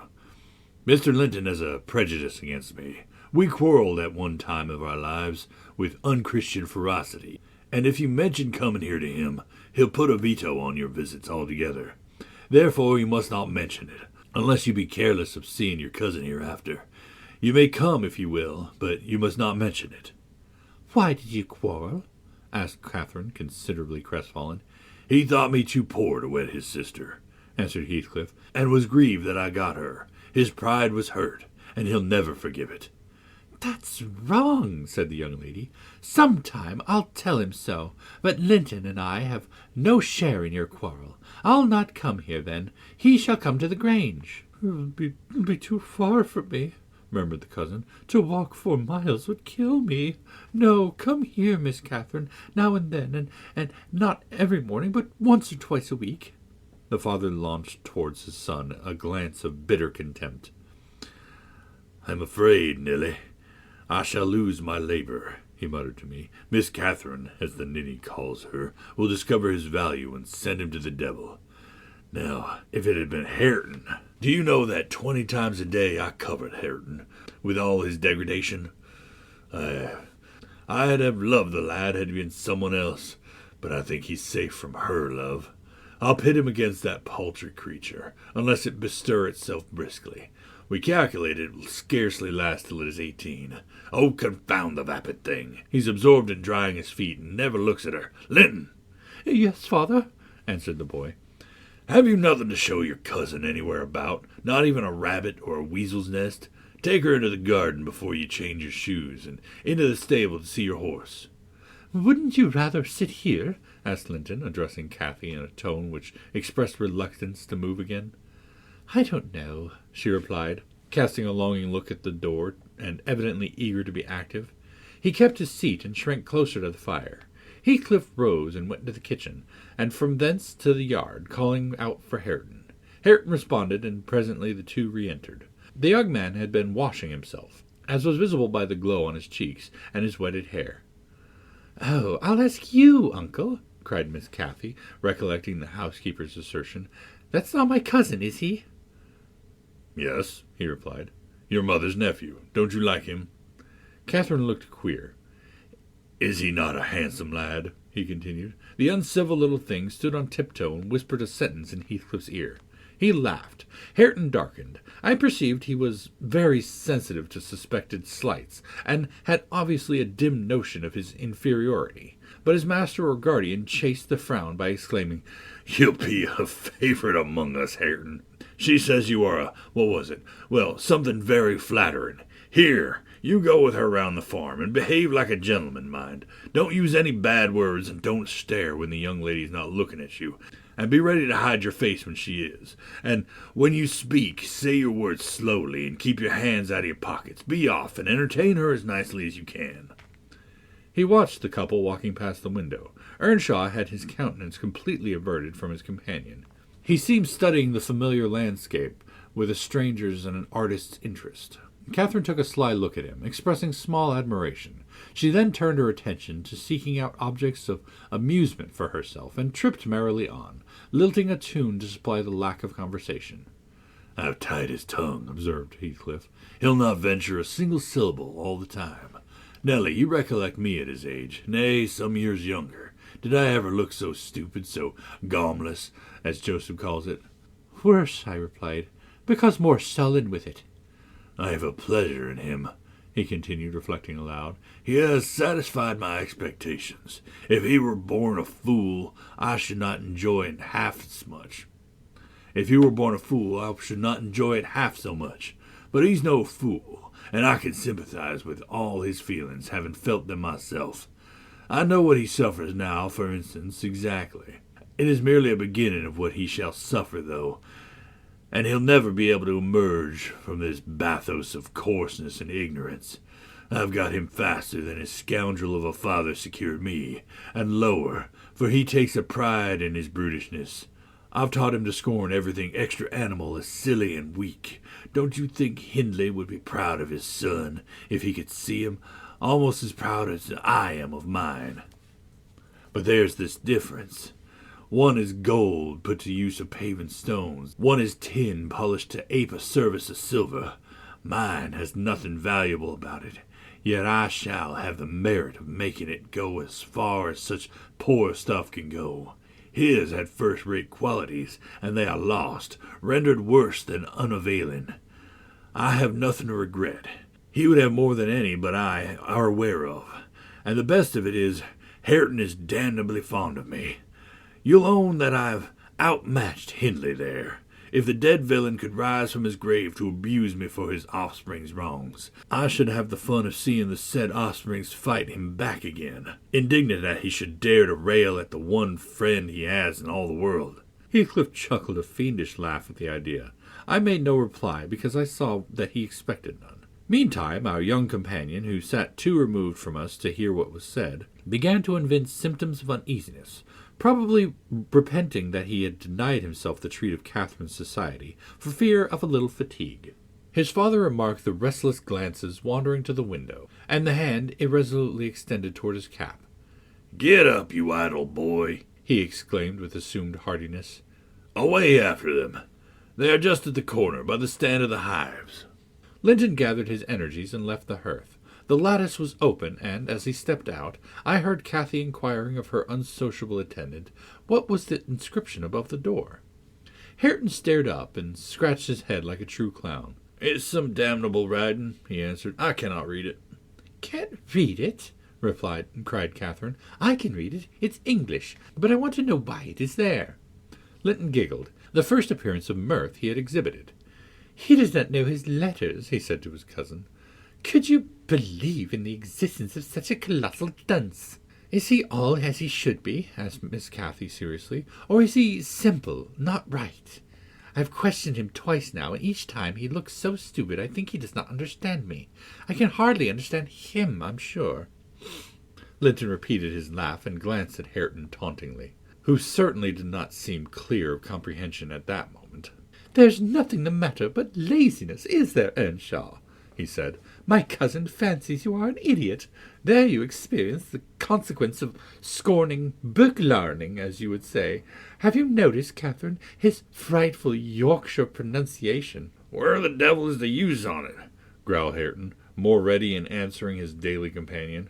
He was about to enlarge further, but the two youngsters broke into a noisy fit of merriment, my giddy miss being delighted to discover that he might turn his strange talk to matter of amusement. "Where's the use of the devil in that sentence?" tittered Linton. "Papa told you not to say any bad words, and you can't open your mouth without one. Do try to behave like a gentleman, now do." "If thou weren't more of a lass than a lad, I'd fell you this minute, I would. Pitiful lath of a crater," retorted the angry boor, retreating while his face burnt with mingled rage and mortification, for he was conscious of being insulted and embarrassed how to resent it. Mr. Heathcliff, having overheard the conversation, as well as I, smiled when he saw him go, but immediately afterward cast a look of singular aversion on the flippant pair, who remained chattering in the doorway, the boy finding animation enough while discussing Hareton's faults and deficiencies, and relating anecdotes of his goings-on, and the girl relishing his pert and spiteful sayings without considering the ill nature they evinced. And I began to dislike, more than to compassionate, Linton, and to excuse his father in some measure for holding him cheap. We stayed till afternoon. I could not tear Miss Cathy away before, but happily my master had not quitted his apartment, and remained ignorant of our prolonged absence. As we walked home, I would fain have enlightened my charge on the characters of the people we had quitted, but she had got into her head that I was prejudiced against them. "Aha!" she cried. "You take Papa's side, Ellen. You are partial." "I know, or else you wouldn't have cheated me so many years into the notion that Linton lived a long way from here. But I'm really extremely angry, only I'm so pleased I can't show it. But you must hold your tongue about my uncle. He's my uncle, remember, and I'll scold Papa for quarrelling with him." And so she ran on, till I dropped endeavouring to convince her of her mistake. She did not mention the visit that night, because she did not see Mr. Linton. Next day it all came out, sadly to my chagrin, and still I was not altogether sorry. I thought the burden of directing and warning would be more efficiently borne by him than me, but he was too timid in giving satisfactory reasons for his wish that she would shun connection with the household of the Heights, and Catherine liked good reasons for every restraint that harassed her petted will. "Papa!" she exclaimed after the morning salutations, "guess whom I saw yesterday in my walk on the moors. Ah, Papa, you started. You've not done right, have you now? I saw, but listen and you shall hear how I found out. And Ellen, who is in league with you, and yet pretended to pity me so when I kept hoping and was always disappointed about Linton's coming back." She gave a faithful account of her excursion and its consequences, and my master, though he cast more than one reproachful look at me, said nothing till she had concluded. Then she drew her to him, and asked if she knew why she had concealed Linton's near neighbourhood from her. Could she think it was to deny her a pleasure that she might harmlessly enjoy? It was because you disliked Mr. Heathcliff, she answered. Then you believe I care more for my own feelings than yours, Cathy? He said. No, it was not because I disliked Mr. Heathcliff, but because Mr. Heathcliff dislikes me, and is a most diabolical man, delighting to wrong and ruin those he hates, if they give him the slightest opportunity. I knew that you could not keep up an acquaintance with your cousin without being brought into contact with him, and I knew he would detest you on my account. So, for your own good and nothing else, I took precautions that you should not see Linton again. I meant to explain this some time as you grew older, and I'm sorry I delayed it. But Mr. Heathcliff was quite cordial, Papa, observed Catherine, not at all convinced. and he didn't object to our seeing each other, and he said I might come to his house when I pleased, only I must not tell you, because you had quarrelled with him, and would not forgive him for marrying Aunt Isabella. And you won't. You are the one to be blamed. He is willing to let us be friends, at least, Linton and I, and you are not. My master, perceiving that she would not take his word for her uncle-in-law's evil disposition, gave a hasty sketch of his conduct to Isabella, and the manner in which Wuthering Heights became his property. He could not bear to discourse long upon the topic, for though he spoke little of it, he still felt the same horror and detestation of his ancient enemy that had occupied his heart ever since Mrs. Linton's death. She might have been living yet if it had not been for him, was his constant bitter reflection, and in his eyes Heathcliff seemed a murderer. Miss Cathy, conversant with no bad deeds except her own slight acts of disobedience, injustice, and passion, rising from hot temper and thoughtlessness, and repented of on the day they were committed, was amazed at the blackness of spirit that could brood on and cover revenge for years, and deliberately prosecuted its plans without a visitation of remorse. She appeared so deeply impressed and shocked at this new view of human nature, excluded from all her studies and all her ideas till now, that Mr. Edgar deemed it unnecessary to pursue the subject. He merely added, "You will know hereafter, darling, why I wish you to avoid his house and his family. Now return to your old employments and amusements, and think no more about them."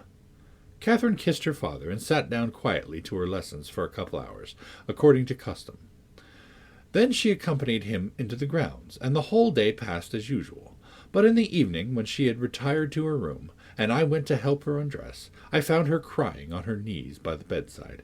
"Oh, fie, silly child," I exclaimed. "If you had any real griefs, you'd be ashamed to waste a tear on this little contrariety. You never had one shadow of substantial sorrow, Miss Catherine. Suppose for a minute that Master and I were dead, and you were by yourself in the world. How would you feel then? Compare the present occasion with such an affliction as that, and be thankful for the friends you have, instead of coveting more." "I'm not crying for myself, Ellen," she answered. "It's for him. He's expected to see me again tomorrow, and there he'll be so disappointed, and he'll wait for me, and I shan't come." "Nonsense," said I. "Do you imagine he has thought as much of you as you have of him? Hasn't he Hareton for a companion? Not 1 in 100 would weep at losing a relation they had just seen twice, for 2 afternoons. Linton will conjecture how it is, and trouble himself no further about you." "But may I not write a note and tell him I cannot come?" she asked, rising to her feet, "and just send those books I promised to lend him? His books are not as nice as mine, and he wanted to have them extremely. And when I told him how interesting they were, may I not, Ellen?" "No, indeed," replied I, with decision. "Then he would write you, and there'd never be an end to it. No, Miss Catherine, the acquaintance must be dropped entirely, so Papa expects, and I shall see that it is done." "But how can one little note—" she recommenced, putting on an imploring countenance. "Silence," I interrupted. "We'll not begin with your little notes. Get into bed." She threw at me a very naughty look, so naughty that I would not kiss her good night at first. I covered her up and shut the door in great displeasure, but, repenting halfway, I returned softly, and lo! There was Miss, standing at the table with a bit of blank paper before her and a pencil in her hand, which she guiltily slipped out of sight on my re-entrance. You'll get nobody to take that, Catherine, I said, if you write it, and at present I shall put out your candle. I set the extinguisher on the flame, receiving as I did so a slap on my hand and a petulant "cross thing." I then quitted her again, and drew the bolt in one of her worst, most peevish humours. The letter was finished and forwarded to its destination by a milk-fetcher who came from the village, but that I didn't learn until some time afterwards. Weeks passed on, and Cathy recovered her temper, though she grew wondrous fond of stealing off to corners by herself, and often, if I came near her suddenly while reading, she would start and bend over the book, evidently desirous to hide it, and I detected edges of loose paper sticking out beyond the leaves. She also got a trick of coming down early in the morning, and lingering about the kitchen, as if she were expecting the arrival of something, and she had a small drawer in the cabinet in the library, which she would trifle over for hours, and whose key she took special care to remove when she left it. One day, as she inspected the drawer, I observed the playthings and trinkets, which recently formed its contents, were transmuted into bits of folded paper. My curiosity and suspicion were roused. I determined to take a peep at her mysterious treasures. So at night, as soon as she and my master were safe upstairs, I searched and readily found among my house keys one that would fit the lock. Having opened, I emptied the whole content into my apron, and took them with me to examine at my leisure in my own chamber. Though I could not but suspect, I was still surprised to discover that they were a mass of correspondence, daily almost, it must have been, from Linton Heathcliff, answers to documents forwarded by her. The earlier dated were embarrassed and short. Gradually, however, they expanded into copious love letters, foolish as the age of the writer rendered natural, yet the touches here and there, which I thought were borrowed from a more experienced source. Some of them struck me as singularly odd compounds of ardour and flatness, commencing in strong feeling, and concluding in an affected, wordy way that a schoolboy might use to a fancied, incorporeal sweetheart. Whether they satisfied Cathy I did not know, but they appeared very worthless trash to me. After turning over as many as I thought proper, I tied them in a handkerchief and set them aside, relocking the vacant drawer. Following her habit, my young lady descended early and visited the kitchen. I watched her go to the door on the arrival of a certain little boy, and, while the dairymaid filled his can, she tucked something into his jacket pocket and plucked something out. I went round by the garden and laid wait for the messenger, who fought valorously to defend his trust, and we spilt the milk between us. But I succeeded in abstracting the epistle, and threatening serious consequences if he did not look sharp home. I remained under the wall and perused Miss Cathy's affectionate composition. It was more simple and more eloquent than her cousin's, very pretty and very silly. I shook my head and went meditating into the house. The day being wet, she could not divert herself with rambling about the park. So, at the conclusion of her morning studies, she resorted to a solace of the drawer. Her father sat reading at the table, and I, on purpose, had sought a bit of work in some unripped fringes of the window curtain, keeping my eye steadily fixed on her proceedings. Never did any bird, flying back to a plundered nest which it had left brimful of chirping young ones, express more competent despair in its anguished cries and flutterings than she by her single "Oh!" and the change that transfigured her late happy countenance. Mr. Linton looked up. "What is the matter, love? Have you hurt yourself?" he said. His tone and look assured her that he had not discovered the hoard. "No, Papa," she gasped. Ellen, come upstairs. I'm sick." I obeyed her summons, and accompanied her out. "Oh, Ellen, you have got them," she commenced immediately, dropping to her knees, when we were enclosed again. "Oh, give them to me, and I'll never do so again. Don't tell Papa. You have not told Papa, Ellen. Say you have not. I've been exceedingly naughty, but I won't do it any more." With a grave severity in my manner, I bid her to stand up. "So," I exclaimed, "Miss Catherine, you are tolerably far on, it seems. You may well be ashamed of them.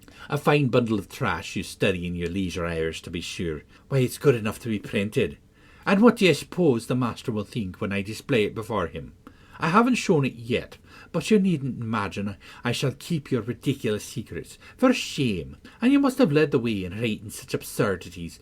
You would not have thought at the beginning, I'm certain." I didn't, sobbed Cathy, fit to break her heart. I didn't once think of loving him till—" "Loving!"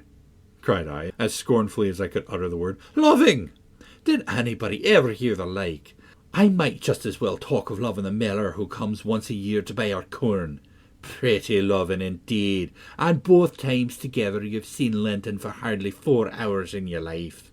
Now here's the babyest trash. I'm going with it to the library, and we'll see what your father says to such loving. She sprang at her precious epistles, but I held them above my head, and then she poured out further frantic entreaties that I would burn them, do anything rather than show them, and being really fully as inclined to laugh as scold, for I esteemed it all girlish vanity, I at length relented in a measure, and asked, If I consent to burn them, will you promise faithfully neither to send nor receive a letter again, nor a book, for I perceive you have sent him books, nor locks of hair, nor rings, no playthings? We don't send playthings, cried Catherine, her pride overcoming her shame. Nor anything at all then, my lady, I said. Unless you will, here I go. I promise, Ellen, she cried, catching my dress. Oh, put them in the fire, do. But when I proceeded to open a place with a poker, and the sacrifice was too painful to be borne, she earnestly supplicated that I would spare her 1 or 2. 1 or 2, Ellen, to keep for Linton's sake. I unknotted the handkerchief, and commenced dropping them in from an angle, and the flame curled up into the chimney. I will have 1, you cruel wretch, she screamed, darting her hand into the fire and drawing forth some half-consumed fragments at the expense of her fingers. Very well, and I will have some to exhibit to Papa, I answered, shaking back the rest into a bundle, and turning anew to the door. She emptied her blackened pieces into the flame, and motioned me to finish the immolation. It was done. I stirred up the ashes, and interred them under a shovel full of coals, and she mutely, and with a sense of intense injury, retired to her private compartment. I descended to tell my master that the young lady's qualm of sickness was almost gone, but I judged it best for her to lie down for a while. She wouldn't dine, but she reappeared at tea, pale and red about her eyes, and marvellously subdued in outward aspect. Next morning I answered the letter by a slip of paper inscribed, Master Heathcliff is requested to send no more notes to Miss Linton, as she will not receive them. And thenceforth the little boy came with vacant pockets. Chapter 8. Summer drew to an end, and early autumn. It was past Michaelmas, but the harvest was late that year, and a few of our fields were still uncleared. Mr. Linton and his daughter would frequently walk out amongst the reapers. At the carrying of the last sheaves they stayed till dusk, and the evening happening to be chill and damp, my master caught a bad cold that, settling obstinately in his lungs, confined him indoors throughout the whole of the winter, nearly without intermission. Poor Cathy, frightened from her little romance, had been considerably sadder and duller since its abandonment, and her father insisted on her reading less and taking more exercise. She had his companionship no longer. I esteemed it a duty to supply its lack, as much as possible, with mine, an inefficient substitute, for I could only spare 2 or 3 hours from my numerous diurnal occupations, to follow her footsteps, and then my society was obviously less desirable than his. On an afternoon in October, or the beginning of November, a fresh watery afternoon, when the turf and paths were rustling with moist withered leaves, and the cold blue sky was half hidden by clouds, dark grey streamers rapidly mounting from the west, and boding abundant rain, I requested my young lady to forego her ramble because I was certain of showers.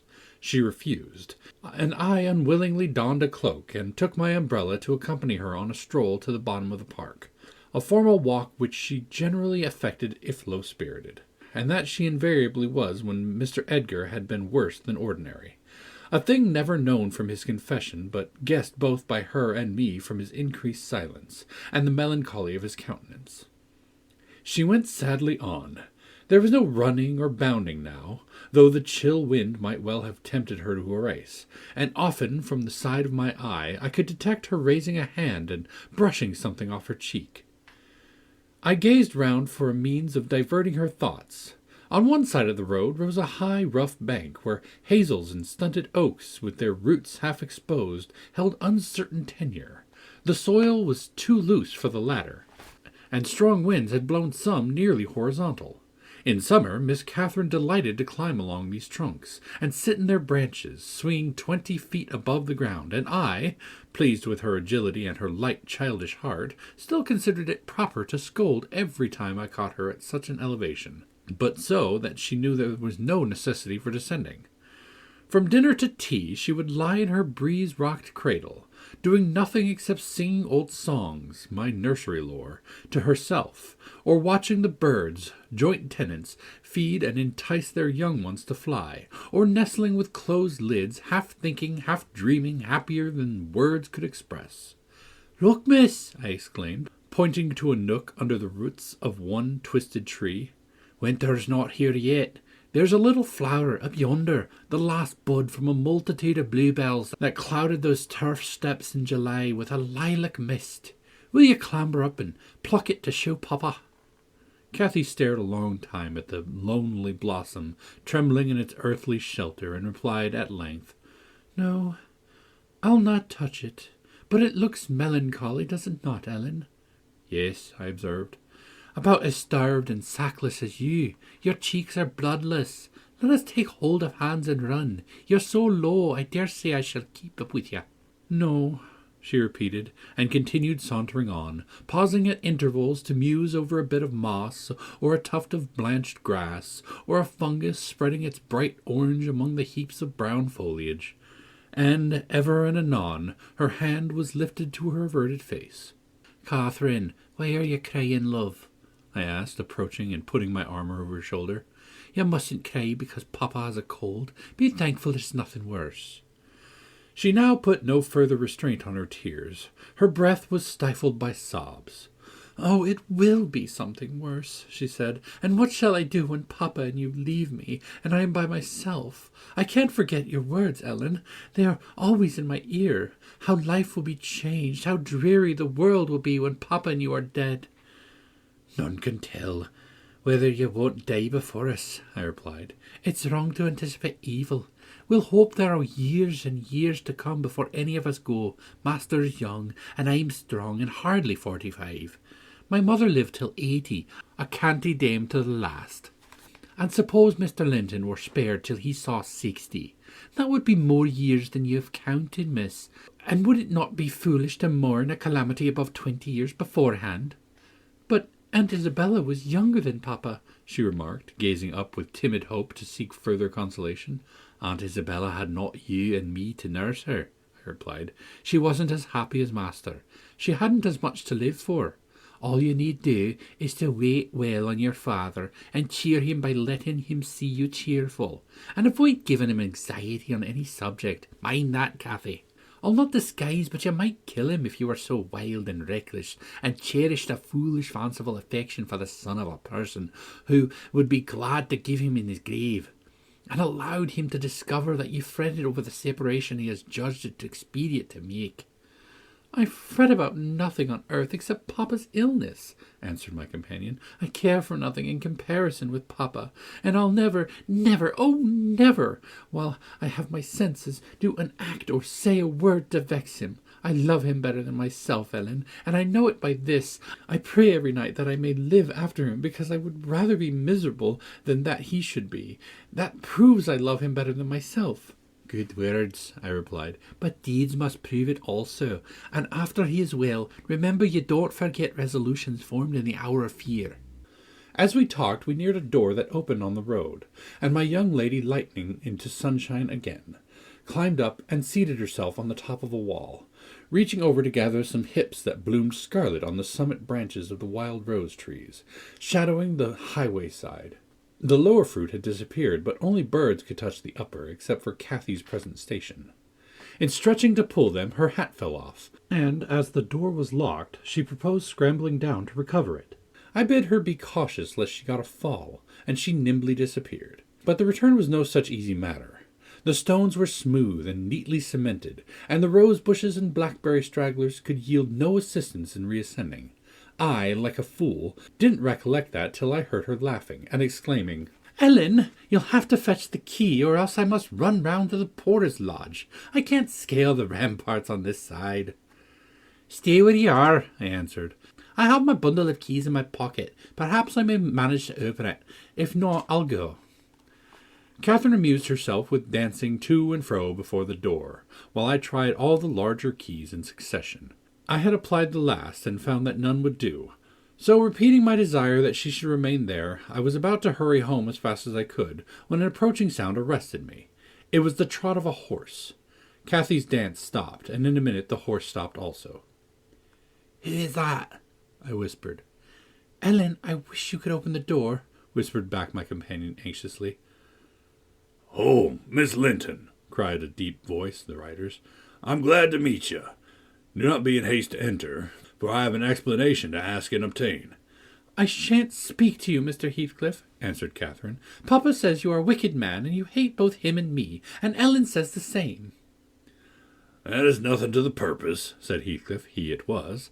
"I don't hate my son, I suppose, and it is concerning him that I demand your attention. Yes, you have cause to blush. 2 or 3 months since, were you not in the habit of riding Linton?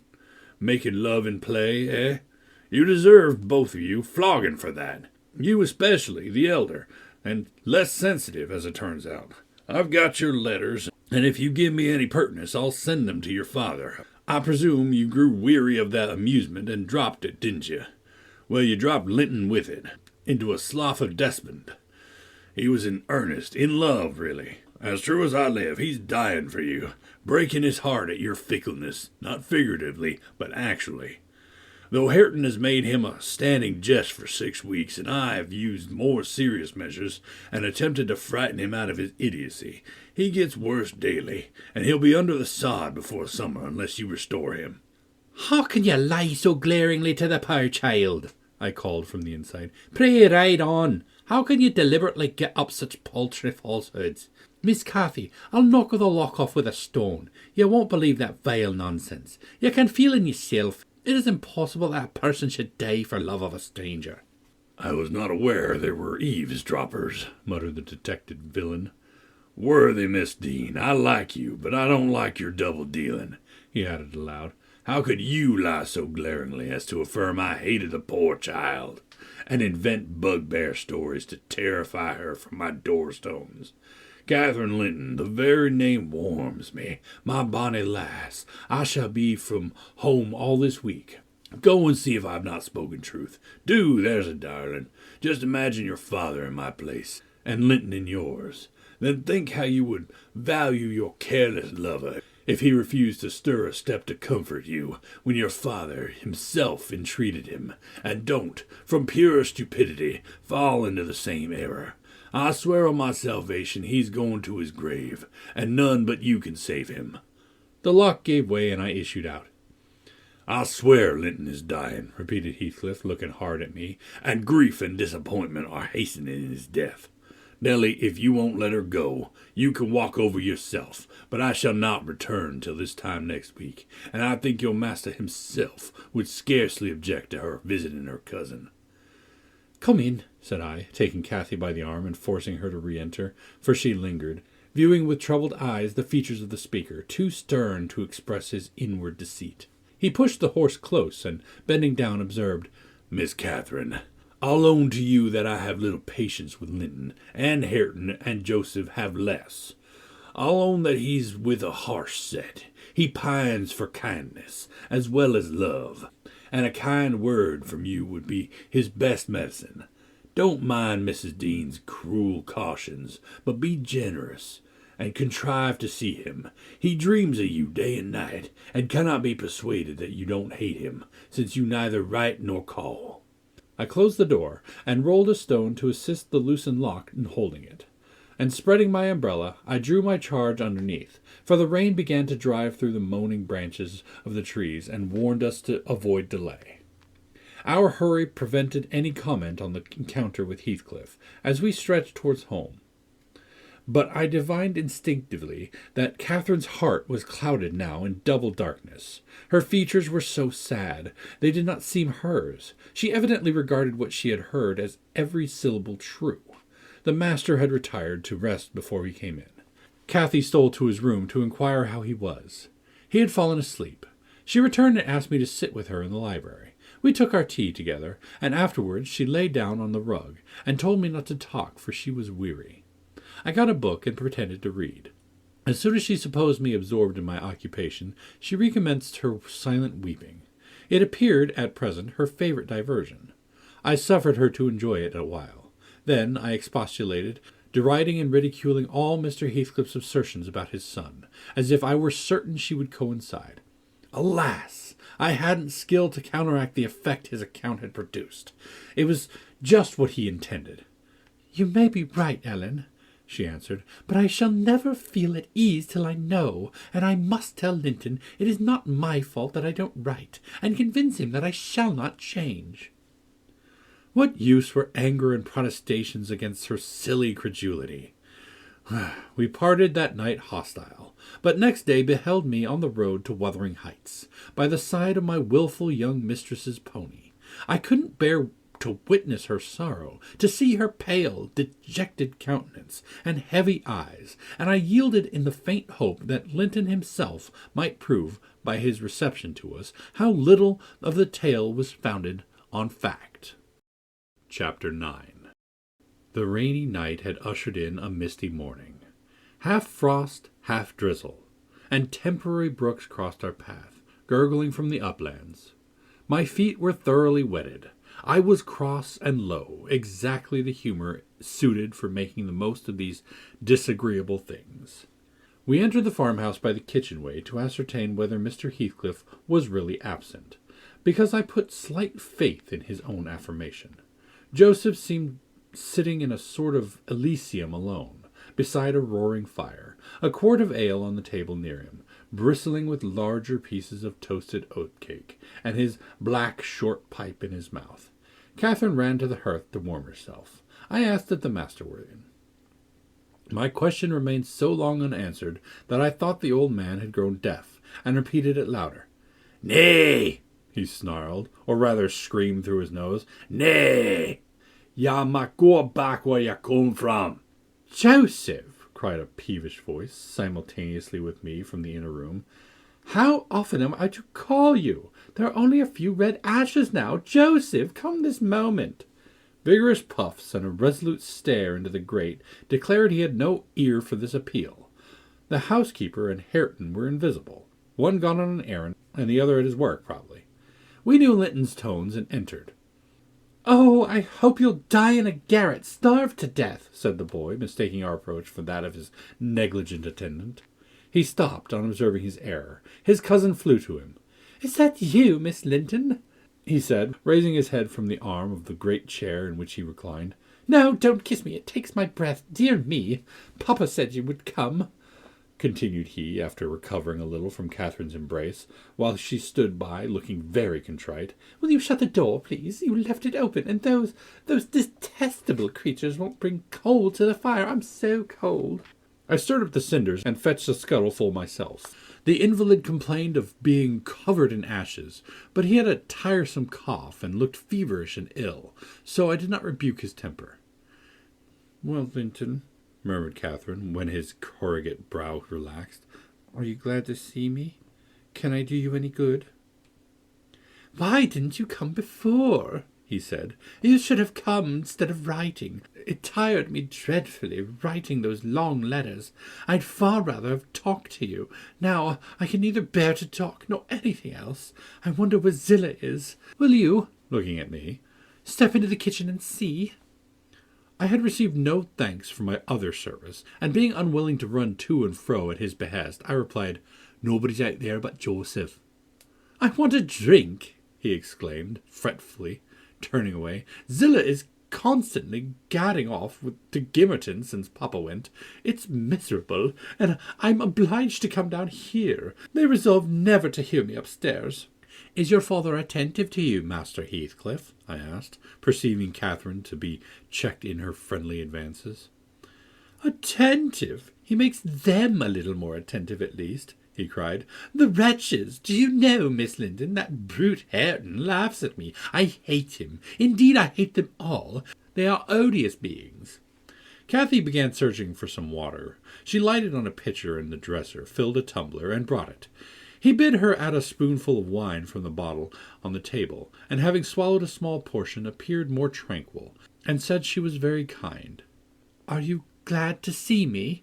asked she, reiterating her former question, and pleased to detect the faint dawn of a smile. "Yes, I am. It's something new to hear a voice like yours," he replied, "but I have been vexed, because you wouldn't come, and Papa swore it was owing to me. He called me a pitiful, shuffling, worthless thing, and said you despised me. And if he had been in my place, he would be more the master of the Grange than your father by this time. But you don't despise me, do you, miss?" "I wish you would say Catherine or Cathy," interrupted my young lady. "Despise you? No. Next to Papa and Ellen, I love you better than anybody living. I don't love Mr. Heathcliff, though, and I dare not come when he returns. Will he stay away for many days?" "Not many," answered Linton. "But he goes on to the moors frequently since the shooting season commenced, and you might spend an hour or two with me in his absence. Do say you will. I think I should not be peevish with you. You'd not provoke me, and you'd always be ready to help me, wouldn't you?" "Yes," said Catherine, stroking his long soft hair. "If I could only get Papa's consent, I'd spend half my time with you, pretty Linton. I wish you were my brother." "And then you would like me as well as your father," observed he, more cheerful. "But Papa says you would love me better than him, and all the world, if you were my wife. So I'd rather you were that." "No, I should never love anybody better than Papa," she returned gravely. "And people hate their wives sometimes, but not their sisters and brothers. And if you were the latter, you would live with us, and Papa would be as fond of you as he is of me." Linton denied that people ever hated their wives, but Cathy affirmed they did, and in her wisdom instanced his own father's aversion to her aunt. I endeavoured to stop her thoughtless tongue. I couldn't succeed till everything she knew was out. Master Heathcliff, much irritated, asserted her relation was false. "Papa told me, and Papa does not tell falsehoods," she answered pertly. "My Papa scorns yours," cried Linton. "He calls him a sneaking fool." "Yours is a wicked man," retorted Catherine, "and you are very naughty to dare to repeat what he says. He must be wicked to have made Aunt Isabella leave him as she did." "She didn't leave him," said the boy. "You shan't contradict me." "She did," cried my young lady. "Well, I'll tell you something," said Linton. "Your mother hated your father. Now then." "Oh!" exclaimed Catherine, too enraged to continue. "And she loved mine," added he. "You little liar! I hate you now," she panted, and her face grew red with passion. She did, sang Linton, sinking into the recesses of his chair and leaning back his head to enjoy the agitation of the other disputant, who stood behind. "Hush, Master Heathcliff," I said. "That's your father's tale too, I suppose." "It isn't. You hold your tongue," he answered. She did, Catherine. She did. Cathy, beside herself, gave the chair a violent push and caused him to fall against one arm. He was immediately seized by a suffocating cough that soon ended his triumph. It lasted so long that it frightened even me. As to his cousin, she wept with all her might, aghast at the mischief she had done, though she said nothing. I held him till the fit exhausted itself. Then he thrust me away, and leaned his head down, silently. Catherine quelled her lamentations also, took a seat opposite, and looked solemnly into the fire. "How do you feel now, Master Heathcliff?" I inquired, after waiting 10 minutes. "I wish she felt as I do," he replied. "Spiteful, cruel thing! Hareton never touches me. He never struck me in his life, and I was better today, and there—" His voice died in a whimper. "I didn't strike you," muttered Cathy, chewing her lip to prevent another burst of emotion. He sighed and moaned like one under great suffering, and kept it up for a quarter of an hour, on purpose to distress his cousin, apparently, for whenever he caught a stifled sob from her, he put renewed pains and pathos into the inflections of his voice. "I'm sorry I hurt you, Linton," she said at length, racked beyond endurance, "but I couldn't have been hurt by that little push, and I had no idea that you could either. You're not much, are you, Linton? Don't let me go home thinking I've done you harm. Answer, speak to me." "I can't speak to you," he murmured. "You've hurt me so that I shall lay awake all night, choking with this cough. If you had it, you'd know what it was. But you'll be comfortably asleep while I'm in agony, and nobody near me. I wonder how you would like to pass those fearful nights." And he began to wail aloud for very pity of himself. "Since you're in the habit of passing dreadful nights," I said, "it won't be Miss who spoils your ease. You'd be the same had she never come. However, she shall not disturb you again, and perhaps you'll get quieter when we leave." "Must I go?" asked Catherine dolefully, bending over him. "Do you want me to go, Linton?" "You can't alter what you've done," he replied pettishly, shrinking from her, "unless you alter it for the worse by teasing me into a fever." "Well, then I must go," she repeated. "Let me alone, at least," he said. "I can't bear your talking." She lingered and resisted my persuasions to departure a tiresome while. But as he neither looked up nor spoke, she finally made a movement to the door, and I followed. We were recalled by a scream. Linton had slid from his seat onto the hearthstone, and lay writhing in the mere perverseness of an indulged plague of a child, determined to be as grievous and harassing as it can. I thoroughly gauged his disposition from his behavior, and saw at once it would be a folly to attempt humoring him. Not so my companion. She ran back in terror, knelt down and cried, and soothed and entreated, till he grew quiet from lack of breath, by no means from compunction at distressing her. "I shall lift him up on the settle," I said, "and he may roll about as he pleases. We can't stop to watch him. I hope you are satisfied, Miss Cathy, that you are not the person to benefit him, and that his condition of health is not occasioned by attachment to you. Now then, there he is, come away. As soon as he knows there is nobody by to care for his nonsense, he'll be glad to lie still." She placed a cushion under his head and offered him some water. He rejected the latter and tossed uneasily on the former, as if it were a stone or a block of wood. She tried to put it more comfortably. "I can't do with that. It's not high enough." Catherine brought another to lay above it. "It's too high," murmured the provoking thing. "How must I arrange it, then?" she asked despairingly. He twinned himself up to her as she half knelt by the settle, and converted her shoulder into a support. "No, that won't do," I said. "You'll be content with a cushion, Master Heathcliff.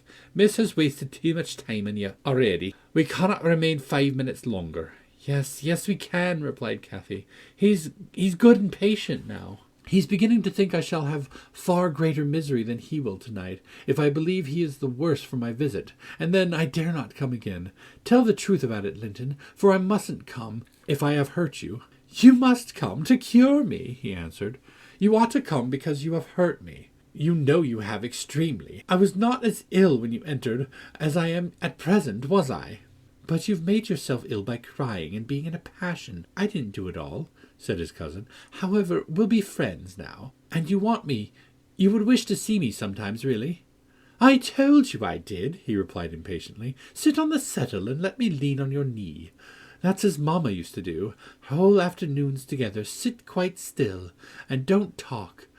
But you may sing a song if you can sing, or you may say a nice, long, interesting ballad, one of those you promised to teach me, or a story. I'd rather have a ballad, though. Begin." Catherine repeated the longest she could remember. The employment pleased both mightily. Linton would have another, and after that another, notwithstanding my strenuous objections, and so they went on until the clock struck 12, and we heard Hareton in the court, returning for his dinner. "And tomorrow, Catherine, will you be here tomorrow?" asked young Heathcliff, holding her frock as she rose reluctantly. "No," I answered, "nor the next day either." She, however, gave a different response, evidently, for his forehead cleared as she stooped and whispered in his ear. "You'll not go tomorrow, recollect, miss," I commenced, when we were on our way out of the house. "You're not dreaming of it, are you?" She smiled. "Oh, I'll take good care," I continued. "I'll have that lock mended, and you can escape by no way else." "I can get over the wall," she said, laughing. "The Grange is not a prison, Ellen, and you're not my jailer. And besides, I'm almost 17. I'm a woman, and I'm certain Linton would recover quickly if he had me to look after him. I'm older than he is, you know, and wiser, less childish, am I not? And he'll soon do as I direct him, with some slight coaxing. He's a pretty little darling when he's good. I'd make such a pet of him if he were mine." We should never quarrel, should we, after we were used to each other? Don't you like him, Ellen?" "Like him?" I exclaimed. "The worst-tempered bit of a sickly slip that I ever struggled into the teens. Happily, as Mr. Heathcliff conjectured, he'll not win 20. I doubt whether he'll cease spraying indeed, and a small loss to his family whenever he drops off, and lucky it is for us that his father took him. The kinder he was treated, the more tedious and selfish he'd be. I'm glad you have no chance of having him for a husband, Miss Catherine." My companion waxed serious at hearing this speech. To speak of his death so regardlessly wounded her feelings. "He's younger than I," she answered, after a protracted pause of meditation, "and he ought to live the longest. He must live as long as I do.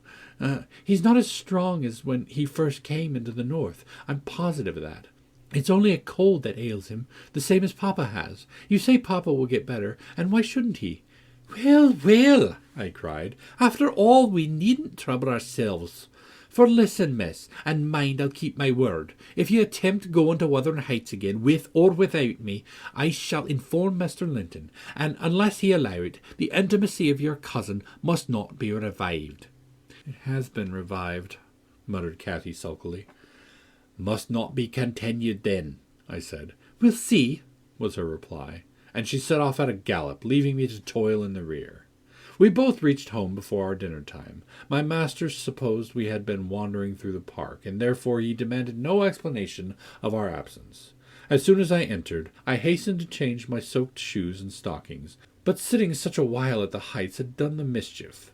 On the succeeding morning I was laid up, and during 3 weeks I remained incapacitated for attending to my duties, a calamity never experienced prior to that period, and never, I am thankful to say, since.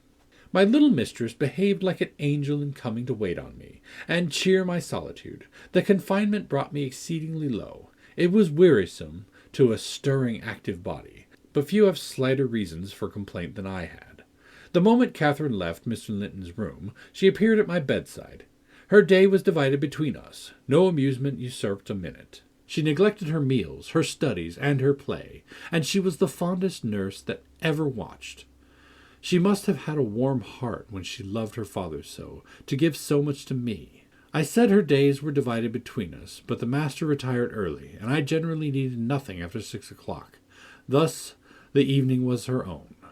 Poor thing, I never considered what she did with herself after tea, and though frequently, when she looked in to bid me good night, I remarked a fresh colour on her cheeks, and a pinkness over her slender fingers, instead of fancying the hue borrowed from a cold ride across the moors, I laid it to the charge of a hot fire in the library. Chapter 10.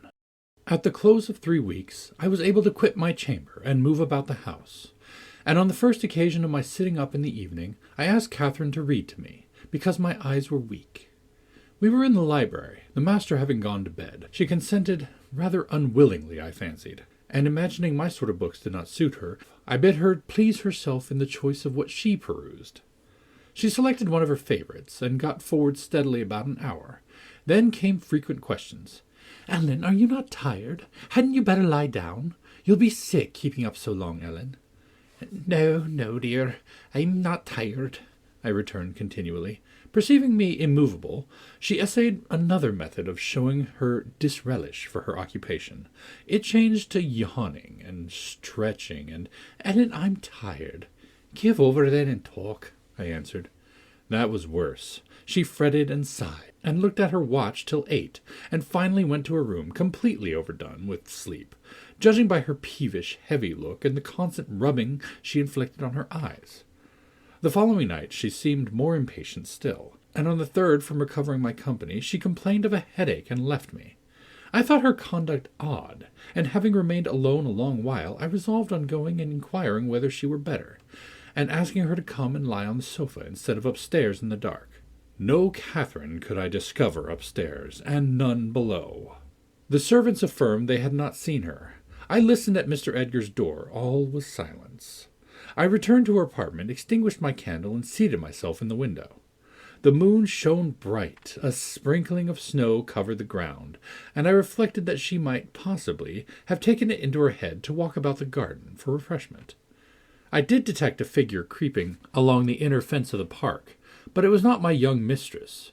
On its emerging into light, I recognized one of the grooms. He stood a considerable period, viewing the carriage road through the grounds, then started off at a brisk pace, as if he had detected something, and reappeared presently, leading Mrs. Pony. And there she was, just dismounted, and walking by its side. The man took his charge stealthily across the grass towards the stable. Cathy entered by the casement window of the drawing-room, and glided noiselessly up to where I awaited her. She put the door gently to, slipped off her snowy shoes, untied her hat, and was proceeding, unconscious of my espionage, to lay aside her mantle, when I suddenly rose and revealed myself. The surprise petrified her in an instant. She uttered an inarticulate exclamation and stood fixed. "My dear Miss Catherine," I began, too vividly impressed by her recent kindness to break into a scold, "where have you been riding about at this hour? And why should you try to deceive me by telling me a tale? Where have you been? Speak." To the bottom of the park," she stammered. "I didn't tell a tale." "And nowhere else?" I demanded. No. "Oh, Catherine," I cried sorrowfully, "you know you've been doing wrong, or you wouldn't be driven to uttering an untruth to me. That does grieve me. I'd rather be 3 months ill than hear you frame a deliberate lie." She sprang forward and, bursting into tears, threw her arms round my neck. "Well, Ellen, I was so afraid of you being angry," she said. "Promise not to be angry, and you shall know the very truth. I hate to hide it." We sat down in the window seat. I assured her I would not scold, whatever her secret might be. And I guessed it, of course, so she commenced. "I've been to Wuthering Heights, Ellen, and I've never missed going a day since you fell ill, except thrice before, and twice after you left your room. I gave Michael books and pictures to prepare Minnie every evening, and to put her back in the stable. You mustn't scold him either, mind. I was at the Heights by 6:30, and generally stayed till 8:30, and then galloped home. It was not to amuse myself that I went. I was often wretched all the time. Now and then I was happy. Once in a week, perhaps. At first, I expected there would be sad work, persuading you to let me keep my word to Linton, for I had engaged to call again next day when we quitted him. But as you stayed upstairs on the morrow, I escaped that trouble, and while Michael was fastening the lock at the park's door in the afternoon, I got possession of the key, and told him how my cousin wished me to visit him, because he was sick, and couldn't come to the Grange, and how Papa would object to my going, and then I negotiated with him about the pony. He is fond of reading, and he thinks of leaving soon to get married, so he offered, if I would lend him books out of the library, to do what I wished, but I preferred giving him my own, and that satisfied him better. On my second visit, Linton seemed in lively spirits, and Zillah, that's their housekeeper, made us a clean room and a good fire, and told us that, as Joseph was out at the prayer meetings, and Hareton Earnshaw was off with his dogs, robbing our woods of pheasants, as I heard afterwards, we might do what we liked. She brought me some warm wine and gingerbread, and appeared exceedingly good-natured, and Linton sat in the armchair, and I in the little rocking chair on the hearthstone, and we laughed and talked so merrily and found so much to say. We planned where we would go and what we would do in the summer. I needn't repeat that because you would call it silly. One time, however, we were near quarreling. He said the pleasantest manner of spending a hot July day was lying from morning till evening on a bank of heath in the middle of the moors, with the bees humming dreamily about among the bloom, and the larks singing high up overhead, and the blue sky and bright sun shining steadily and cloudlessly. That was his most perfect idea of heaven's happiness. Mine was rocking in a rustling green tree, with a west wind blowing and bright white clouds flitting rapidly above, and not only larks, but throstles and blackbirds and linnets and cuckoos pouring out music on every side, and the moors seen at a distance, broken into cool, dusky dells, but close by, great swells of long grass, undulating in waves to the breeze, and woods and surrounding water, and the whole world awake and wild with joy. He wanted all to lie in an ecstasy of peace. I wanted all to sparkle and dance in a glorious jubilee. I said his heaven would be only half alive, and he said mine would be drunk, and I said I should fall asleep in his, and he said he could not breathe in mine, and began to grow very snappish. At last we agreed to try both as soon as the right weather came, and then we kissed each other and were friends. After sitting still an hour, I looked at the great room with its smooth, uncarpeted floor and thought how nice it would be to play in, if we removed the table, and I asked Linton to call Zillah in to help us, and we'd have a game of blind man's bluff. She should try to catch us. You used to, you know, Ellen. He wouldn't. There was no pleasure in it, he said, but he consented to play at ball with me. We found 2 in a cupboard among a heap of old toys, tops and hoops and battledores and shuttlecocks. One was marked C and the other H. I wished to have the C because that stood for Catherine, and H might be for Heathcliff, his name. But the brand came out of H, and Linton didn't like it.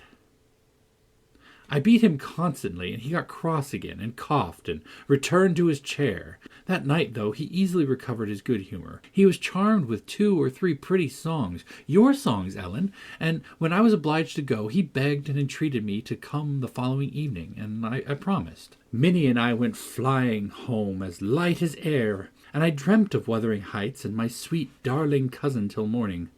On the morrow I was sad, partly because you were poorly, and partly that I wished my father knew and approved of my excursions. But it was beautiful moonlight after tea, and as I rode on, the gloom cleared. I shall have another happy evening, I thought to myself, and what delights me more, my pretty Linton will. I trotted up their garden and was turning round to the back, when that fellow Earnshaw met me, took my bridle, and bid me go in by the front entrance. He patted Minnie's neck and said she was a bonny beast, and appeared as if he wanted me to speak to him. I only told him to leave my horse alone, or else it would kick him. He answered in this vulgar accent, "It wouldn't do much hurt if it did," and surveyed its legs with a smile. I was half inclined to make it try. However, he moved off to open the door, and as he raised the latch, he looked up to the inscription above, and said, with a stupid mixture of awkwardness and elation, "Miss Catherine, I can read yon now." "Wonderful!" I exclaimed. "Pray, let us hear you. You are grown clever." He spelt and drawled over by syllables the name Hareton Earnshaw. "And the figures?" I cried, encouragingly, perceiving that he came to a dead halt. "I cannot tell them yet," he answered. "Oh, you dunce," I said, laughing heartily at his failure. The fool stared, with a grin hovering above his lips and a scowl gathering over his eyes, as if uncertain whether he might not join in my mirth, whether it were not pleasant familiarity, or what it really was, contempt. I settled his doubts by suddenly retrieving my gravity, and desiring him to walk away, for I came to see Linton, not him. He reddened, I saw that by the moonlight, dropped his hands from the latch and skulked off, a picture of mortified vanity. He imagined himself to be as accomplished as Linton, I suppose, because he could spell his own name, and was marvellously discomfited that I didn't think the same. "Stop, Miss Catherine, dear," I interrupted. "I shall not scold, but I don't like your conduct there. If you had remembered that Hareton was your cousin as much as Master Heathcliff, you would have felt how improper it was to behave in that way. At least it was praiseworthy ambition for him to desire to be as accomplished as Linton, and probably he did not merely learn to show off. You had made him ashamed of his ignorance before, I have no doubt, and he wished to remedy it and please you. To sneer at his imperfect attempts was very bad breeding. Had you been brought up in his circumstances, would you be less rude? He was as quick and as intelligent a child as you ever were, and I'm hurt that he should be despised now, because that base Heathcliff has treated him so unjustly." "Well, Ellen, you won't cry about it, will you?" she exclaimed, surprised at my earnestness. "But wait, and you shall hear if he conned his ABC to please me, and if it were worthwhile being civil to that brute." I entered. Linton was lying on the settle and half got up to welcome me. "I'm ill tonight, Catherine, love," he said, "and you must have all the talk and let me listen. Come and sit by me. I was so sure you wouldn't break your word, and I'll make you promise again before you go." I knew now that I mustn't tease him, as he was ill, and I spoke softly and put no questions and avoided irritating him in any way. I had brought some of my nicest books for him. He asked me to read a little of one, and I was about to comply when Earnshaw burst the door open. Having gathered venom with reflection, he advanced directly to us, seized Linton by the arm, and swung him off the seat. "Go to thy own room," he said in a voice almost inarticulate with passion, and his face looked swelled and furious. "Take me there if she comes to see me. You shan't keep me out of this. Begone with you both." He swore at us and left Linton no time to answer, nearly throwing him into the kitchen, and he clenched his fist as I followed, seemingly longing to knock me down. I was afraid for a moment, and I let one volume fall. He kicked it after me and shut us out. I heard a malignant, crackly laugh by the fire, and turning beheld that odious Joseph standing, rubbing his bony hands and quivering. "I was sure he'd serve you out. He's a grand lad. He's getting to right spirit in him. He knows, he knows as well as I do, who should be the master yonder. He mad you skiffed properly." "Where must we go?" I said to my cousin, disregarding the old wretch's mockery. Linton was white and trembling. He was not pretty then, Ellen. Oh, no. He looked frightful, for his thin face and large eyes were wrought into an expression of frantic, powerless fury. He grasped the handle of the door and shook it. It was fastened inside. "If you don't let me in, I'll kill you," he rather shrieked than said. "Devil, devil, I'll kill you, I'll kill you." Joseph uttered his croaking laugh again. "There, that's the fodder," he cried. "That's fodder. We've allus something other inside us. Never heed, Hareton lad. Don't be feared. He can't get at thee." I took hold of Linton's hands and tried to pull him away, but he shrieked so shockingly that I dared not proceed. At last his cries were choked by a dreadful fit of coughing. Blood gushed from his mouth, and he fell to the ground. I ran into the yard, sick with terror, and called for Zillah as loud as I could. She soon heard me. She was milking the cows in a shed behind the barn, and hurried from her work. She inquired what there was to do. I hadn't breath to explain. Dragging her in, I looked about for Linton. Earnshaw had come out to examine the mischief he had caused, and he was then conveying the poor thing upstairs. Zillah and I ascended after him, but he stopped me at the top of the steps and said I shouldn't go in. I must go home. I exclaimed that he had killed Linton, and I would enter. Joseph locked the door and declared I should do no such stiff, and asked me whether I was ban to be as mad as him. I stood crying till the housekeeper reappeared. She affirmed he would be better in a bit, but he couldn't do with that shrieking and din, and she took me and nearly carried me into the house. Ellen, I was ready to tear my hair off my head. I sobbed and wept so that my eyes were almost blind, and the ruffian you should have sympathy with stood opposite, presuming every now and then to bid me whisht, and denying that it was his fault, and finally, frightened by my assertions that I would tell Papa, and that he should be put in prison and hanged, he commenced blubbering himself, and hurried out to hide his cowardly agitation. And still I was not rid of him. When at length they compelled me to depart, and I had got some 100 yards off the premises, he suddenly issued from the shadow of the roadside, and checked Minnie, and took hold of me. "Miss Catherine, I'm ill grieved," he began, "but it's rather too bad." I gave him a cut with my whip, thinking perhaps he would murder me. He let go, thundering one of his horrid curses, and I galloped home, more than half out of my senses. I didn't bid you good night that evening, and I didn't go to Wuthering Heights the next. I wished to, exceedingly, but I was strangely excited, and dreaded to hear that Linton was dead sometimes, and sometimes shuddered at the thought of encountering Hareton. On the third day I took courage, at least. I couldn't bear longer suspense, and stole off once more. I went at 5 o'clock, and walked, fancying I might manage to creep into the house, and up to Linton's room unobserved. However, the dogs gave notice of my approach. Zillah received me, and saying the lad was mending nicely, showed me into a small, tidy, carpeted apartment, where, to my inexpressible joy, I beheld Linton laid on a little sofa, reading one of my books. But he would neither speak to me nor look at me. Through a whole hour, Ellen, he was such an unhappy temper. And what quite confounded me, when he did open his mouth, it was to utter the falsehood that I had occasioned the uproar, and Hareton was not to blame. Unable to reply except passionately, I got up and walked from the room. He sent after me a faint, "Catherine." He did not reckon on being answered so, but I wouldn't turn back. And the morrow was the second day on which I stayed at home, nearly determined to visit him no more. But it was so miserable going to bed and getting up and never hearing anything about him that my resolution melted into air before it was properly formed. It had appeared wrong to take the journey once. Now it seemed wrong to refrain. Michael came to ask if he must saddle Minnie. I said yes, and considered doing myself a duty as she bore me over the hills. I was forced to pass the front windows to get to the court. It was no use trying to conceal my presence.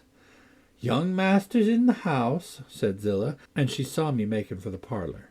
I went in. Earnshaw was there also, but he quitted the room directly. Linton sat in the great armchair, half asleep. Walking up to the fire, I began in a serious tone, partly meaning it to be true.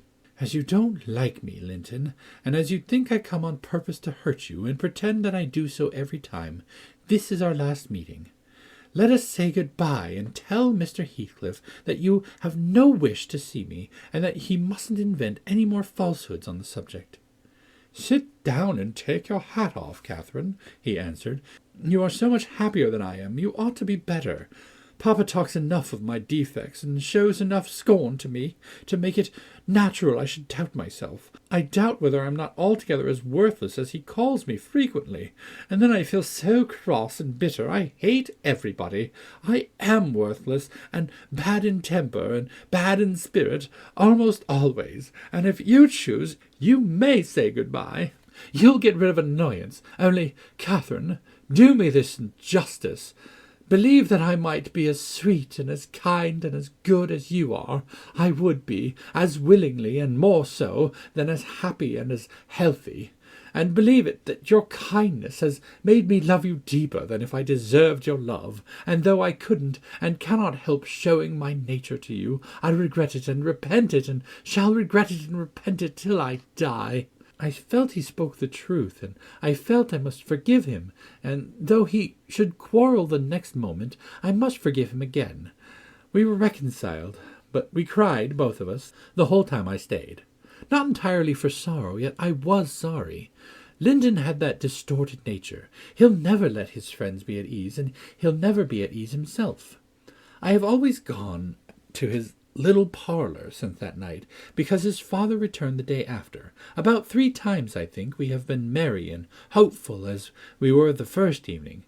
The rest of my visits were dreary and troubled.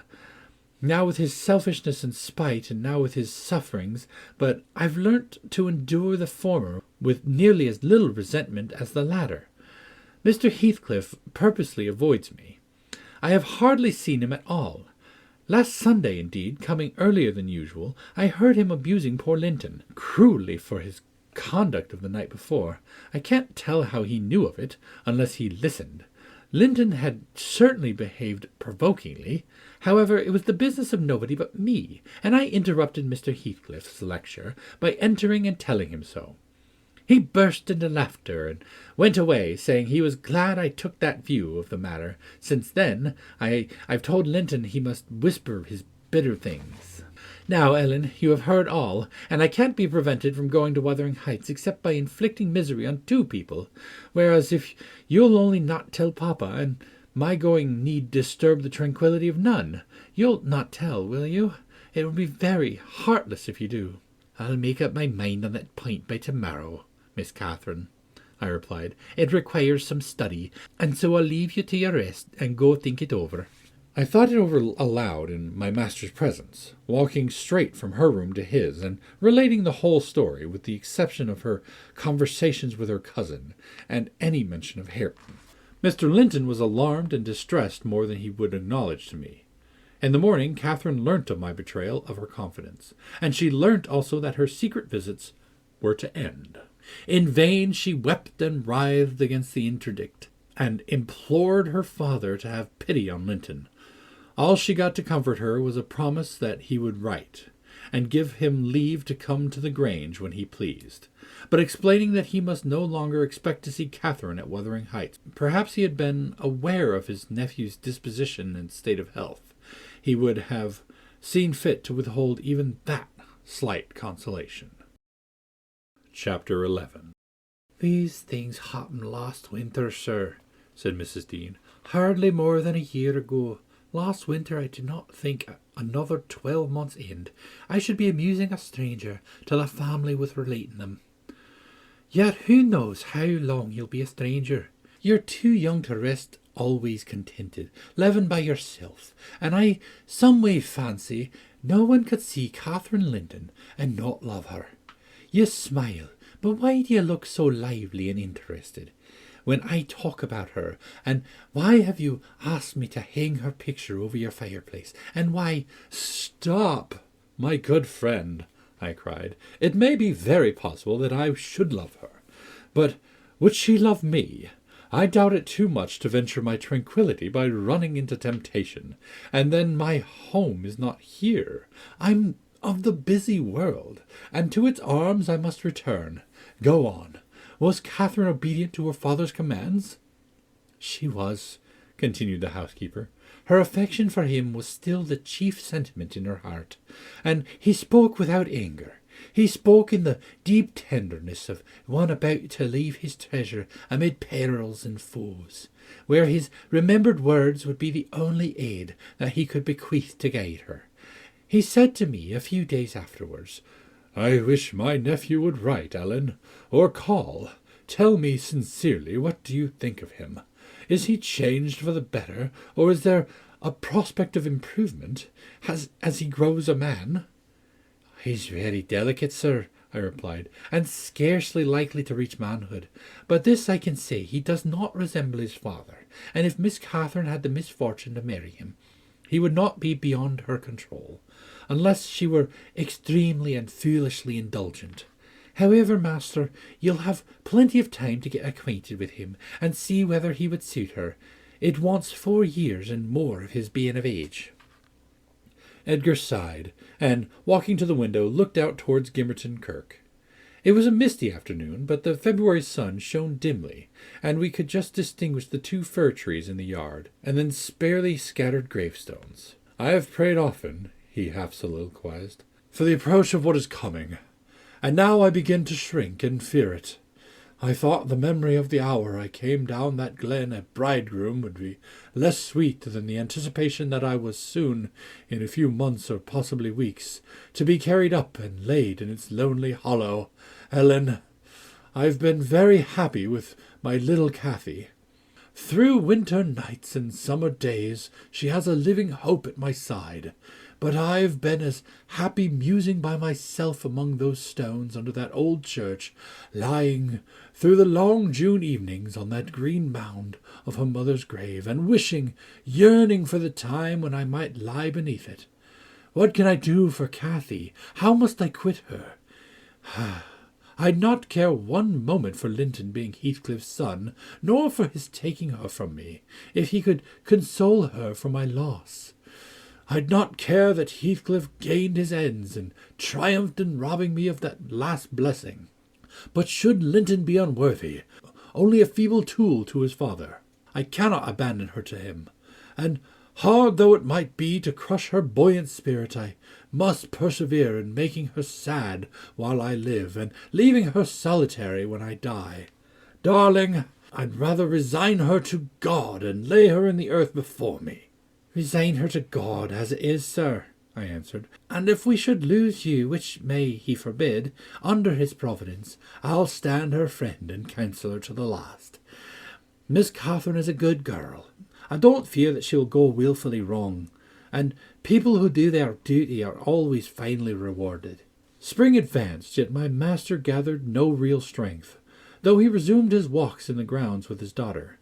To her inexperienced notions, this itself was a sign of convalescence, and then his cheek was often flushed, and his eyes were bright. She felt sure of his recovering.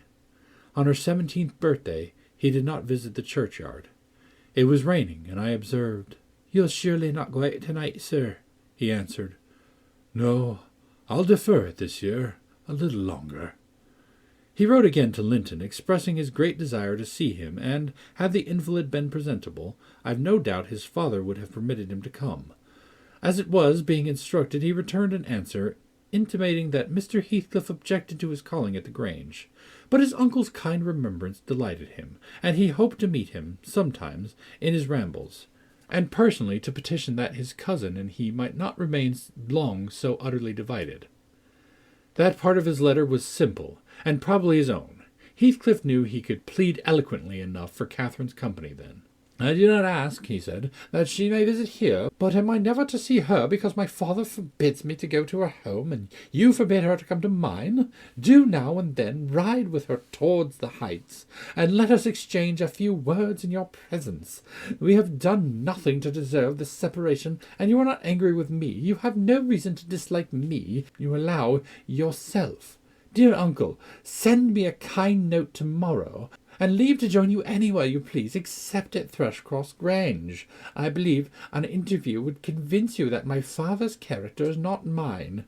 He affirms I am more your nephew than his son, and though I have faults which render me unworthy of Catherine, she has excused them, and, for her sake, you should also. You inquire after my health. It is better, but while I remain cut off from all hope, and doomed to solitude, or the society of those who never did and never will like me, how can I be cheerful as well?" Edgar, though he felt for the boy, could not consent to grant his request, because he could not accompany Catherine. He said in summer, perhaps, they might meet. Meantime, he wished him to continue writing at intervals, and engaged to give him what advice and comfort he was able by letter, being well aware of his hard position in his family. Linton complied, and had been unrestrained, would probably have spoiled all by filling his epistles with complaints and lamentations. But his father kept a sharp watch over him, and, of course, insisted on every line that my master sent being shown. So instead of penning his peculiar personal sufferings and distresses, the themes constantly uppermost in his thoughts, he harped on the cruel obligation of being held asunder from his friend and love, and gently intimated that Mr. Linton must allow an interview soon, or he should fear he was purposely deceiving him with empty promises. Cathy was a powerful ally at home, and between them they had at length persuaded my master to acquiesce in their having a ride or a walk together about once a week, under my guardianship, and on the moors nearest the Grange, for June found him still declining. And though he had set aside yearly a portion of his income for my young lady's fortune, he had a natural desire that she might retain, or at least return in a short time to, the house of her ancestors, and he considered her only prospect of doing that was by a union with his heir. He had no idea that the latter was failing almost as fast as himself, nor had anyone, I believe. No doctor visited the Heights, and no one saw Master Heathcliff to make report on his condition among us. I, for my part, began to fancy my forebodings were false, and that he must be actually rallying when he mentioned riding and walking on the moors, and seemed so earnest in pursuing his object.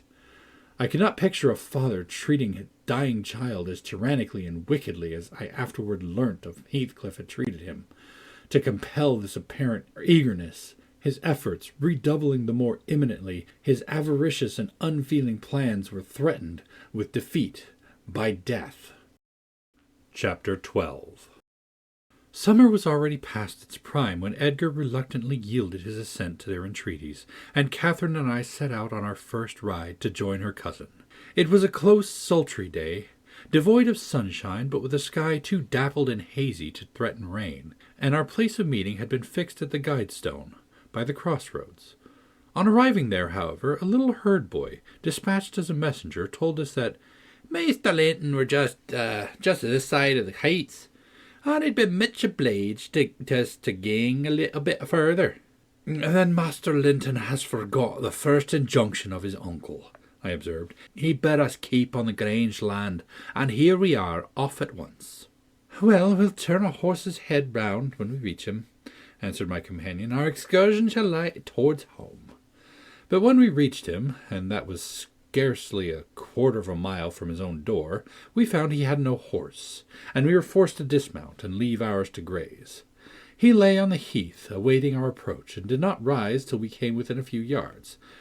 Then he walked so feebly and looked so pale that I immediately exclaimed, "Why, Master Heathcliff, you're not fit for enjoying a ramble this morning. How ill you do look." Catherine surveyed him with grief and astonishment, and changed the ejaculation of joy on her lips to one of alarm, and the congratulation on their long-postponed meeting to an anxious inquiry whether he were worse than usual. "No, better, better," he panted, trembling, and retaining her hand as if he needed its support, while his large blue eyes wandered timidly over her, the hollowness round them transforming to haggard wildness the languid expression they once possessed. "But you have been worse," persisted his cousin, "worse than when I saw you last. You are thinner, and—" "I'm tired," he interrupted hurriedly. "It's too hot for walking. Let us rest here, and in the morning I often feel sick. Papa says I grow so fast." Badly satisfied, Cathy sat down, and he reclined beside her. "This is something like your paradise," she said, making an effort at cheerfulness. "You recollect the 2 days we agreed to spend in the place, and way you each thought pleasantest. This is nearly yours, only there are clouds, but then they are soft and mellow. It is nicer than sunshine. Next week, if you can, we'll ride down to the Grange Park, and try mine." Linton did not appear to remember what she talked of, and he had evidently great difficulty in sustaining any kind of conversation. His lack of interest in the subjects she started, and his equal incapacity to contribute to her entertainment, were so obvious that she could not conceal her disappointment. An indefinite alteration had come over his whole person and manner. The pettishness that might be caressed into fondness had yielded to a listless apathy. There was less of the peevish temper of a child which frets and teases on purpose to be soothed, and more of the self-absorbed moroseness of a confirmed invalid, repelling consolation, and ready to regard the good-humoured mirth of others as an insult. Catherine perceived, as well as I did, that he held it rather a punishment than a gratification to endure our company, and she made no scruple of proposing presently to depart. That proposal unexpectedly roused Linton from his lethargy, and threw him into a strange state of agitation. He glanced fearfully towards the heights, begging she would remain another half-hour at least. "But I think," said Cathy, "you'd be more comfortable at home than sitting here, and I cannot amuse you today, I see, by my tales and songs and chatter. You have grown wiser than I in these 6 months. You have had little taste for my diversions now, or else if I could amuse you, I'd willingly stay." "Stay to rest yourself," he replied, "and, Catherine, don't think or say that I am very unwell. It is the heavy weather and the heat that make me dull, and I walked about before you came a great deal for me. Tell uncle I'm in tolerable health, will you?" "I'll tell him that you say so, Linton. I couldn't affirm that you are," observed my young lady, wondering at his pertinacious assertion of what was evidently untrue. "And be here again next Thursday," continued he, shunning her puzzled gaze. "and give him my thanks for permitting you to come. My best thanks, Catherine. And if you did meet my father, and he asked you about me, don't lead him to suppose that I've been extremely silent and stupid. Don't look sad and downcast as you are doing now. He'll be angry." "I care nothing for his anger," exclaimed Cathy, imagining she would be its object. "But I do," said her cousin, shuddering. "Don't provoke him against me, Catherine, for he is very hard."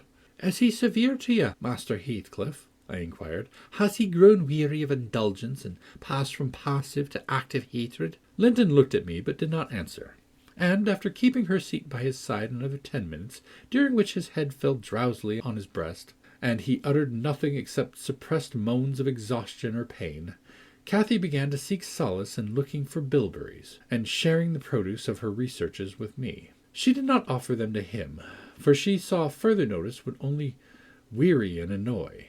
"Is it half an hour now, Ellen?"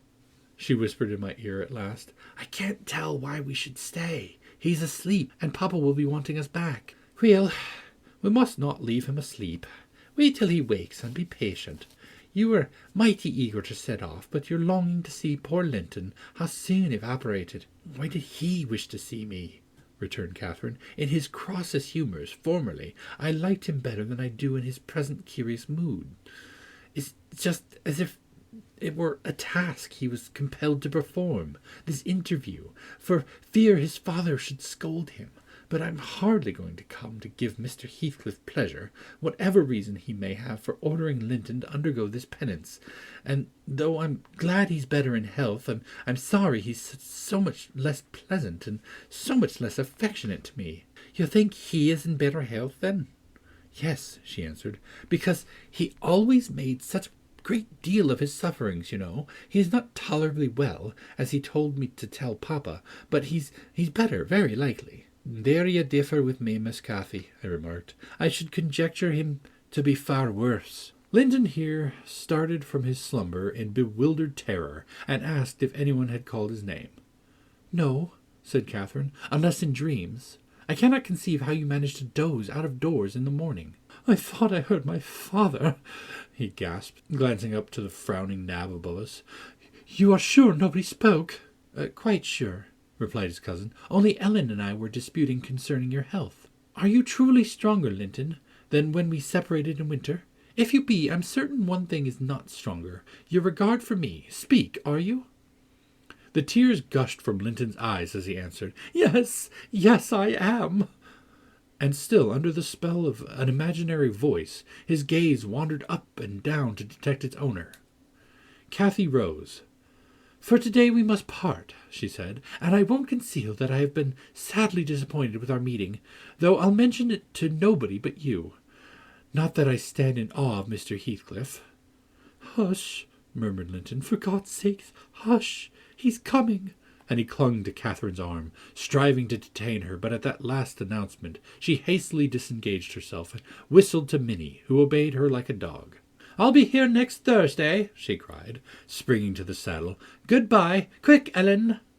And so we left him, scarcely conscious of our departure, so absorbed was he in anticipating his father's approach. Before we reached home, Catherine's displeasure softened into a perplexed sensation of pity and regret, largely blended with vague, uneasy doubts about Linton's actual circumstances, physical and social, in which I partook, though I counselled her not to say much, for a second journey would make us better judges. My master requested an account of our ongoings. His nephew's offering of thanks was duly delivered, Miss Cathy gently touching on the rest. I, also, threw little light on his inquiries, for I hardly knew what to hide and what to reveal. Chapter 13. 7 days glided away, every one marking its course by the henceforth rapid alteration of Edgar Linton's state. The havoc that months had previously wrought was now emulated by the inroads of hours. Catherine we would fain have deluded yet, but her own quick spirit refused to delude her. It divined in secret and brooded on the dreadful probability, gradually ripening into certainty. She had not the heart to mention her ride when Thursday came round. I mentioned it for her, and obtained permission to order her out of doors. For the library, where her father stopped a short time daily, the brief period he could bear to sit up, and his chamber, had become the whole of her world. She grudged each moment that did not find her bending over his pillow, or seated by his side. Her countenance grew wan with watching and sorrow, and my master gladly dismissed her to what he flattered himself would be a happy change of scene and society, drawing comfort from the hope that she would not now be left entirely alone after his death. He had a fixed idea, I guessed by several observations he let fall, that as his new nephew resembled him in person, he would resemble him in mind. For Linton's letters bore few or no indications of his defective character, and I, through pardonable weakness, refrained from correcting the error, asking myself what good there would be in disturbing his last moments with information that he had neither power nor opportunity to turn to account. We deferred our excursion till the afternoon, a golden afternoon of August, every breath from the hills so full of life that it seemed whoever respired it, though dying, might revive. Catherine's face was just like the landscape, shadows and sunshine flitting over it in rapid succession. But the shadows rested longer, and the sunshine was more transient, and her poor little heart reproached itself for even that passing forgetfulness of its cares. We discerned Linton watching at the same spot he had selected before. My young mistress alighted, and told me that as she was resolved to stay a very little while, I had better hold the pony and remain on horseback. But I dissented. I wouldn't risk losing sight of the charge committed to me a minute, so we climbed the slope of heath together. Master Heathcliff received us with greater animation on this occasion. Not the animation of high spirits, though, nor yet of joy. It looked more like fear. "It is late," he said, speaking short and with difficulty. "Is not your father very ill? I thought you wouldn't come." "Why won't you be candid?" cried Catherine, swallowing her greeting. "Why cannot you say at once you don't want me? It is strange, Linton, that for the second time you have brought me here on purpose, apparently to distress us both, and for no reason besides." Linton shivered and glanced at her, half supplicating, half ashamed. But his cousin's patience was not sufficient to endure this enigmatic behavior.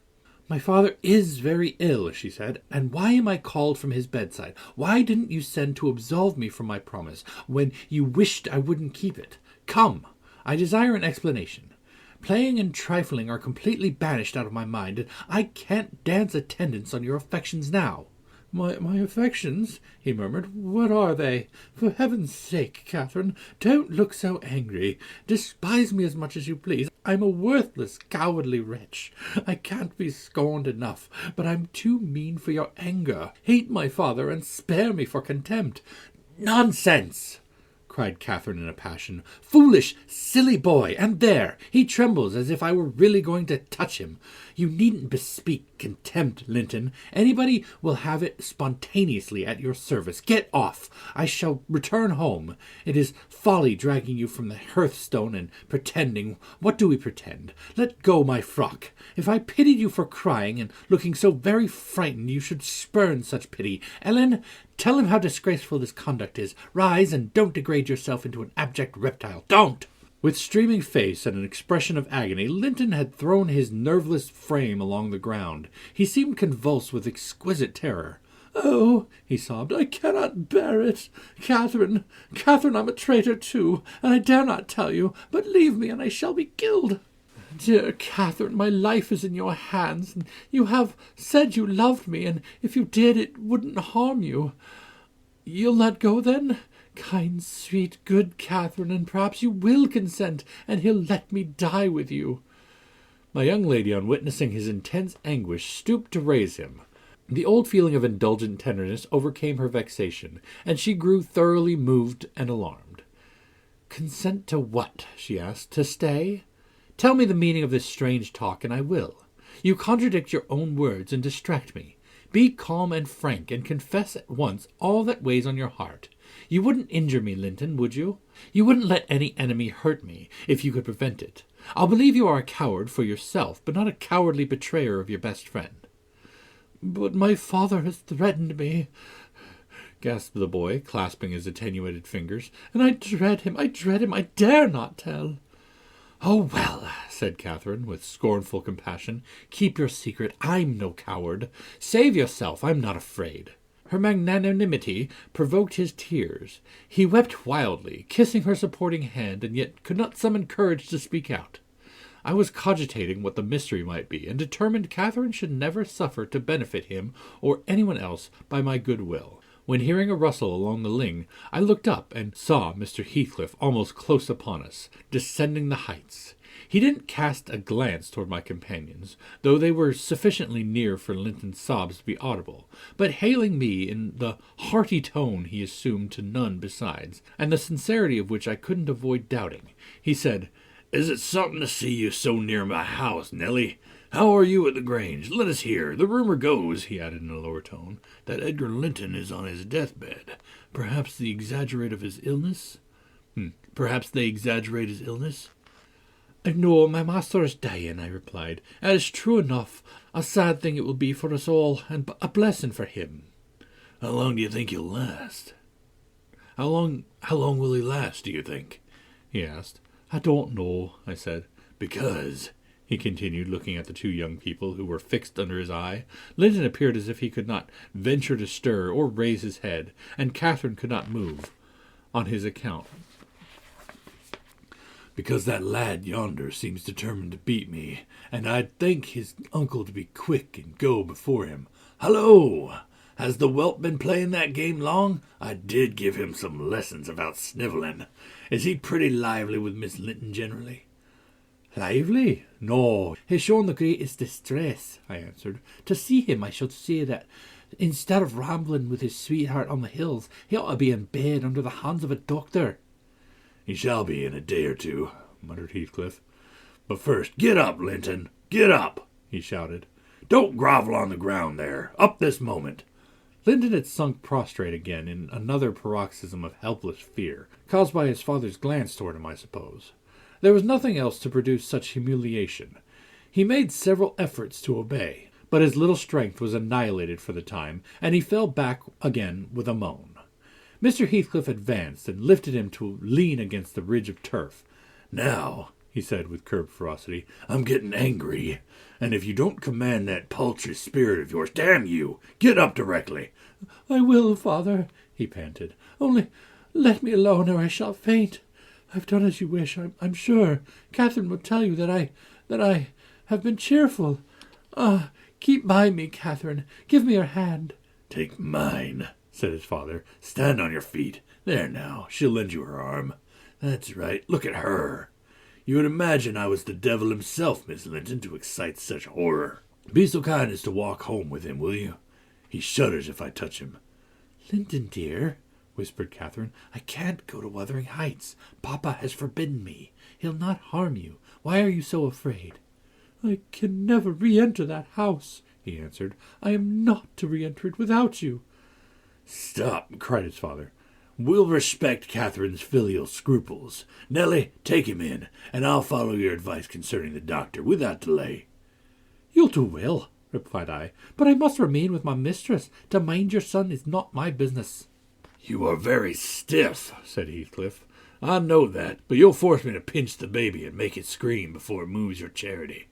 Come then, my hero. Are you willing to return, escorted by me? He approached once more and made as if he would seize the fragile being. But shrinking back, Linton clung to his cousin and implored her to accompany him, with a frantic importunity that admitted no denial. However, I disapproved. I couldn't hinder her, indeed. How could she have refused him herself? What was filling him with dread we had no means of discerning. But there he was, powerless under its gripe, and any addition seemed capable of shocking him into idiocy. We reached the threshold, Catherine walked in, and I stood waiting till she had conducted the invalid to a chair, expecting her out immediately, when Mr. Heathcliff, pushing me forward, exclaimed, My house is not stricken with the plague, Nellie, and I have a mind to be hospitable today. Sit down and allow me to shut the door. He shut and locked it also. I started. You shall have tea before you go home, he added. I am by myself. Hareton is gone with some cattle to the Lees, and Zillah and Joseph are off on a journey of pleasure, and though I'm used to being alone, I'd rather have some interesting company, if I can get it. Miss Linton, take your seat by him. I give you what I have. The present is hardly worth accepting, but I have nothing else to offer. It is Linton, I mean. How she does stare. It's odd what a savage feeling I have to anything that seems afraid of me. Had I been born where laws were less strict and taste less dainty, I should treat myself to a slow vivisection of these two, as an evening's amusement. He drew in his breath, struck the table, and swore to himself. By hell, I hate them! I'm not afraid of you, exclaimed Catherine, who could not hear the latter part of his speech. She stepped close up, her black eyes flashing with passion and resolution. Give me that key. I will have it, she said. I wouldn't eat or drink here if I was starving. Heathcliff had the key in his hand that remained on the table. He looked up, seized with a sort of surprise at her boldness, or possibly reminded by her voice and glance of the person from whom she inherited it.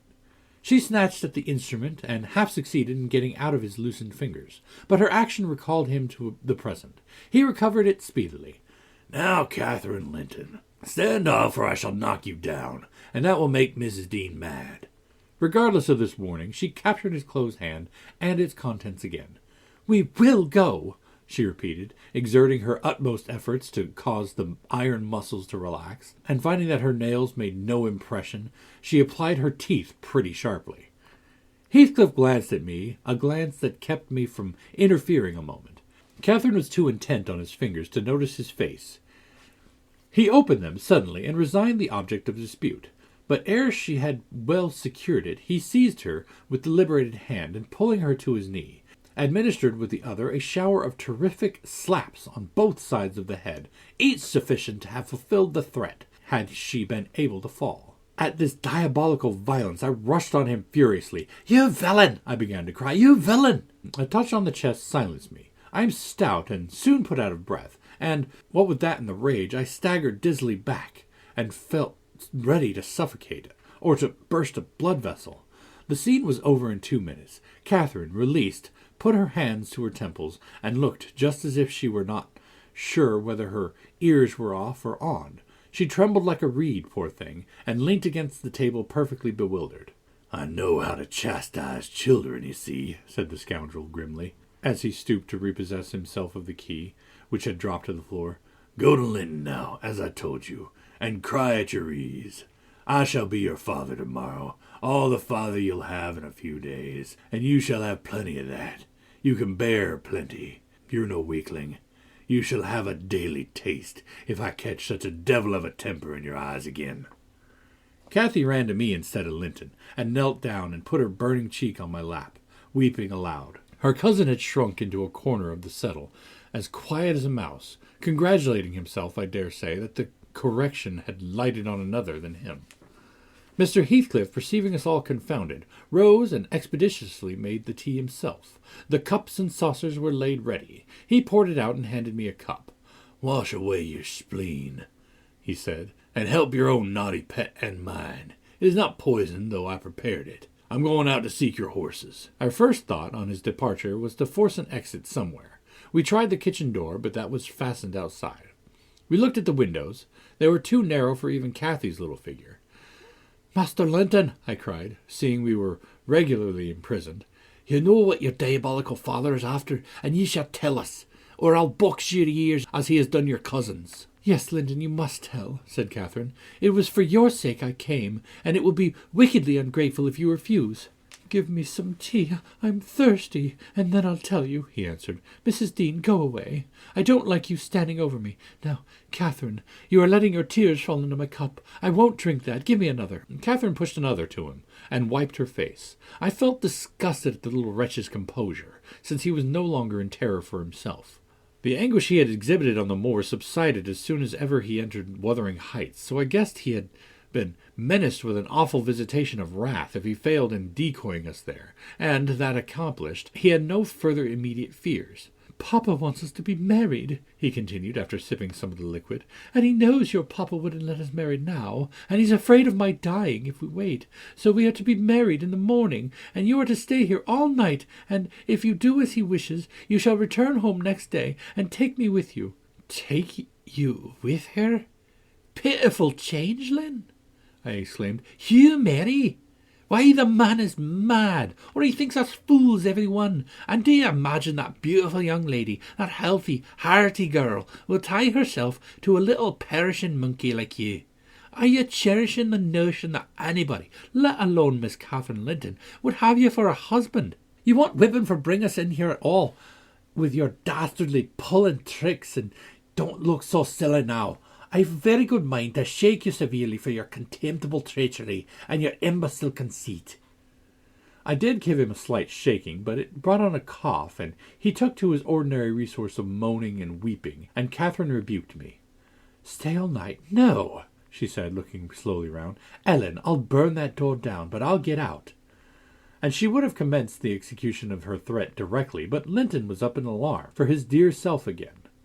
He clasped her in his two feeble arms, sobbing, "Won't you have me and save me, not let me come to the Grange? Oh, darling Catherine, you must go and leave me, after all. You must obey my father, you must." "I must obey my own," she replied, "and relieve him from his cruel suspense. The whole night? What would he think? He'll be distressed already. I'll either break or burn away out of the house. Be quiet. You're in no danger, but if you hinder me, Linton, I love Papa better than you." The mortal terror he felt of Mr. Heathcliff's anger restored to the boy his coward's eloquence. Catherine was near distraught. Still, she persisted that she must go home, and tried entreaty in her turn, persuading him to subdue his selfish agony. When they were thus occupied, our jailer re-entered. "Your beasts have trotted off," he said. "And now, Linton, Sniveling again? What has she been doing to you? Come, come. Have done and get to bed. In a month or two, my lad, you'll be able to pay her back her present tyrannies with a vigorous hand. You're pining for pure love, are you not? Nothing else in the world. And she shall have you. There, to bed. Zillah won't be here tonight. You must undress yourself. Hush! Hold your noise. Once in your room, I'll not come near you. You needn't fear. By chance, you managed tolerably. I'll look to the rest. He spoke these words, holding the door open for his son to pass, and the latter achieved his exit exactly as a spaniel might, which suspected the person who attended on it of designing a spiteful squeeze. The lock was resecured. Heathcliff approached the fire, where my mistress and I stood silent. Catherine looked up and instinctively raised her hand to her cheek. His neighborhood revived a painful sensation. Anybody else would have been incapable of regarding the childish act with sternness, but he scowled on her and muttered, "Oh, you're not afraid of me? Your courage is well disguised. You seem damnably afraid." "I am afraid now," she replied, "because if I stay, Papa will be miserable. And how can I endure making him miserable when he... Mr. Heathcliff, let me go home. I promised to marry Linton. Papa would like me to, and I love him. And why should you wish to force me to do what I'm willing to do myself?" "Let him dare to force you," I cried. "There's law in the land. Thank God there is. Though we be in an out-of-the-way place, I'd inform if he were my own son, and it's a felony without benefit of clergy." "Silence!" said the ruffian. "To the devil with your clamour. I don't want you to speak.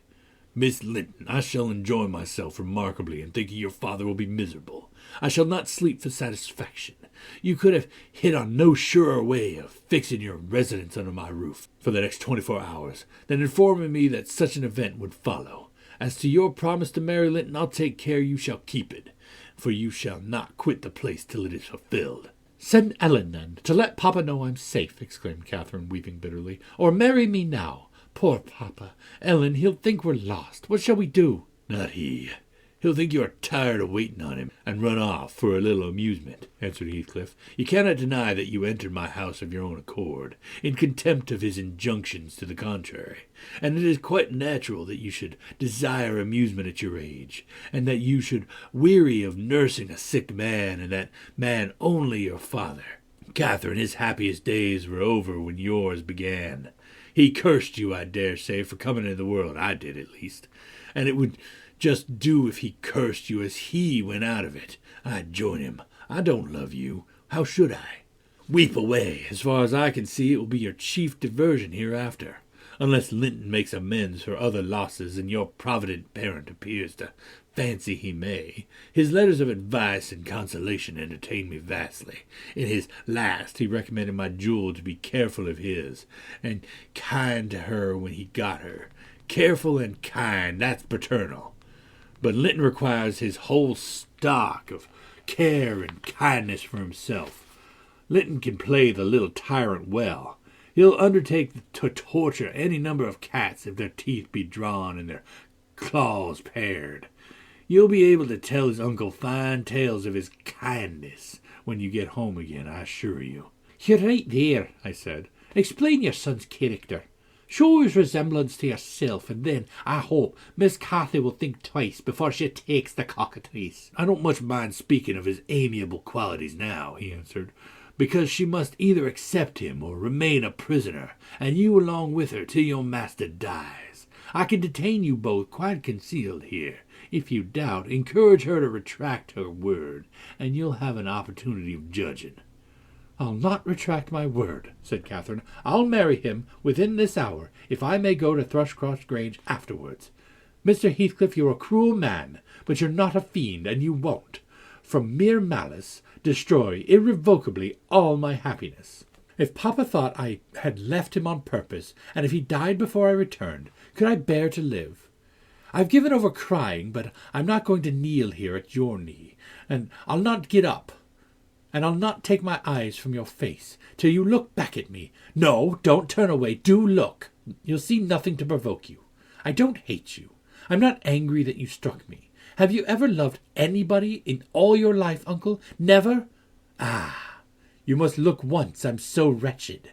You can't help being sorry and pitying me. Keep your effed fingers off and move or I'll kick you, cried Heathcliff, brutally repulsing her. I'd rather be hugged by a snake. How the devil can you dream of fawning on me? I detest you.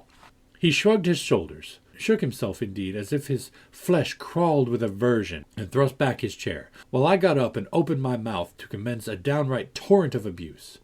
But I was rendered dumb in the middle of the first sentence by a treat that I should have shown into a room by myself, the very next syllable I uttered. It was growing dark. We heard a sound of voices at the garden gate. Our host hurried out, instantly. He had his wits about him. We had not. There was a talk of 2 or 3 minutes, and he returned alone. I thought it had been your cousin Hareton, I observed to Catherine. I wish he would arrive. Who knows but he might take our part. It was 3 servants sent to seek you from the Grange, said Heathcliff, overhearing me. You should have opened a lattice and called out. But I could swear that chit is glad you didn't. She's glad to be obliged to stay, I'm certain. And learning the chance we had missed, we both gave vent to our grief without control, and he allowed us to wail until 9 o'clock.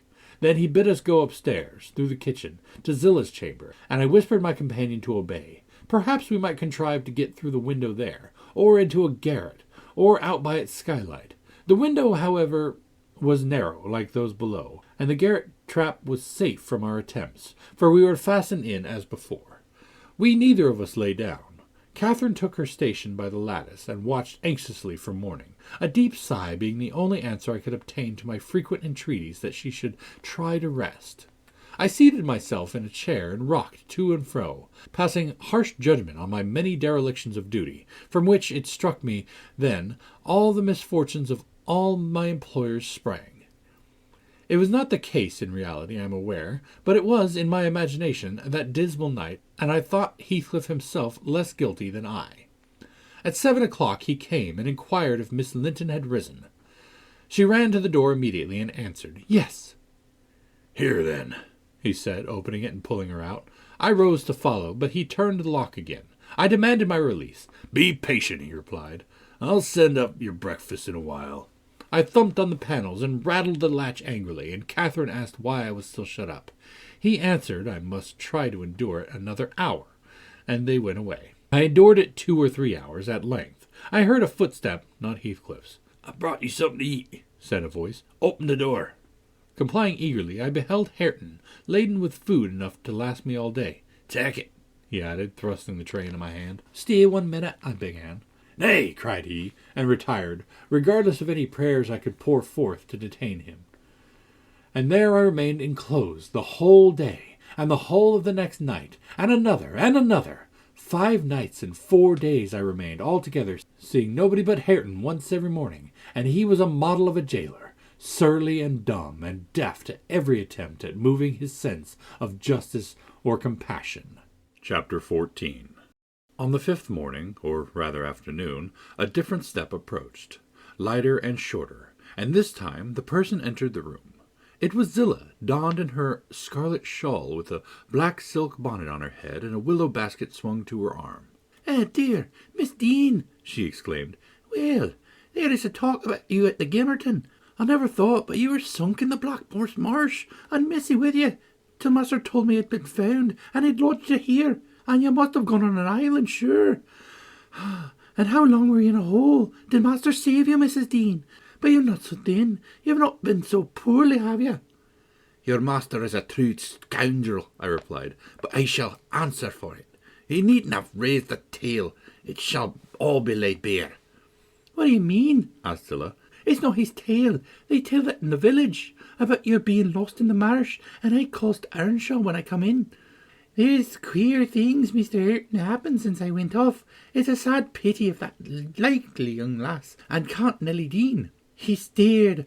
I thought he had not heard aught, so I told him the rumour. The master listened, and he just smiled to himself and said, "They've been in the marsh. They're out now, Zilla. Nelly Dean is lodged at this minute in your room. You can tell her to flit when you go up there. Here's the key. The bog water got into her head. She would have run home quite flighty, but I fixed her till she came round to her senses. You can bid her to go to the Grange at once, if she's able, and carry a message for me that her young lady will follow in time to attend the squire's funeral." Mr. Edgar is not dead? I gasped. Oh, Zillah. No, no, sit ye down, my good mistress, she replied. You're right sickly yet. He's not dead. Dr. Kenneth thinks he may last another day. I met him on the road and asked. Instead of sitting down, I snatched my outdoor things and hastened below, for the way was free. On entering the house, I looked about for someone to give information of Catherine. The place was filled with sunshine, and the door stood wide open, but nobody seemed at hand. As I hesitated whether to go off at once or return and seek my mistress, a slight cough drew my attention to the hearth. Linton lay on the settle, sole tenant, sucking a stick of sugar candy and pursuing my movements with apathetic eyes. "Where is Miss Catherine?" I demanded sternly, supposing I could frighten him into giving intelligence by catching him thus alone. He sucked on like an innocent. "Is she gone?" I said. "No," he replied. "She's upstairs. She's not to go. We won't let her." "You won't let her, you little idiot!" I exclaimed. "Direct me to her room immediately, or I'll make you sing out sharply." "Papa would make you sing out if you attempted to get there," he answered. "He says I'm not to be soft with Catherine. She's my wife, and it's shameful that she should wish to leave me. He says she hates me and wants me to die, that she may have my money, but she shan't have it, and she shan't go home. She never shall. She may cry and be as sick as much as she pleases." He resumed his former occupation, closing his lids as if he meant to drop asleep. "Master Heathcliff," I resumed, "have you forgotten all Catherine's kindness to you? Last winter, when you affirmed you loved her, and when she brought you books and sung you songs, and came many a time through wind and snow to see you, she wept to miss one evening because you would be disappointed, and you felt then that she was 100 times too good for you. And now you believe the lies your father tells, though you know he detests you both. And you join him against her. That's fine gratitude, is it not?" The corner of Linton's mouth fell, and he took the sugar candy from his lips. "Did she come to Wuthering Heights because she hated you?" I continued. "Think for yourself. As to your money, she does not even know that you have any. And you say she's sick, and yet you leave her alone up there in a strange house. You, who have felt what it is to be so neglected. You could pity your own suffering, and she pitied them too, but you won't pity hers. I shed tears, Master Heathcliff. You see, an elderly woman and a servant merely, and you, after pretending such affection and having reason to worship her, almost store every tear you have for yourself and lie there quite at ease. Ah, you're a heartless, selfish boy." "I can't stay with her," he answered crossly. "I'll not stay by myself. She cries so I can't bear it, and she won't give over, though I say I'll call my father. I did call him once, and he threatened to strangle her if she was not quiet. But she began again, the instant he left the room, moaning and grieving all night long, though I screamed for vexation that I couldn't sleep." "Is Mr. Heathcliff out?" I inquired, perceiving that the wretched creature had no power to sympathize with his cousin's mental tortures. "He's in the court," he replied, "talking to Dr. Kenneth, who says uncle is dying truly at last. I'm glad, for I shall be master of the Grange after him, and Catherine always spoke of it as her house. It isn't hers, it's mine. Papa says everything she has is mine. All her nice books are mine. She offered to give me them, and her pretty birds, and her pony Minnie, if I would get the key of our room and let her out. But I told her she had nothing to give. They were all mine. And then she cried, and took a little picture from her neck, and said I should have that. 2 pictures in a gold case, on one side of a mother, and on the other uncle, when they were younger. That was yesterday. I said they were mine, too, and tried to get them from her. The spiteful thing wouldn't let me. She pushed me off and hurt me, and I shrieked out. That frightens her. She heard Papa coming, and she broke the hinges and divided the case and gave me her mother's portrait. The other she attempted to hide, but Papa asked what was the matter, and I explained it. He took the one I had away, and ordered her to resign hers to me. She refused, and he struck her down, and wrenched it off her chain, and crushed it with his foot." "And were ye not pleased to see her struck?" I asked, having my designs in encouraging his talk. I winked," he answered. "I winked to see my father strike a dog or horse. He does it so hard. Yet I was glad at first. She deserved punishing for pushing me. But when Papa was gone, she made me come to the window and showed me her cheek cut on the inside against her teeth, and her mouth filling with blood, and then she gathered up the bits of the picture and went and sat down with her face to the wall, and she has never spoken to me since, and sometimes I think she can't speak for pain. I don't like to think so, but she's a naughty thing for crying continually, and she looks so pale and wild, I'm afraid of her." "And you can't get the key if you choose?" I said. "Yes, when I'm upstairs," he answered, "but I can't walk upstairs now." "In what apartment is it?" I asked. "Oh," he cried, "I shan't tell you where it is. It is our secret. Nobody, neither Hareton nor Zillah, are to know. You've tired me. Go away, go away." And he turned his face onto his arm and shut his eyes again. I considered it best to depart without seeing Mr. Heathcliff and bring a rescue for my young lady from the Grange.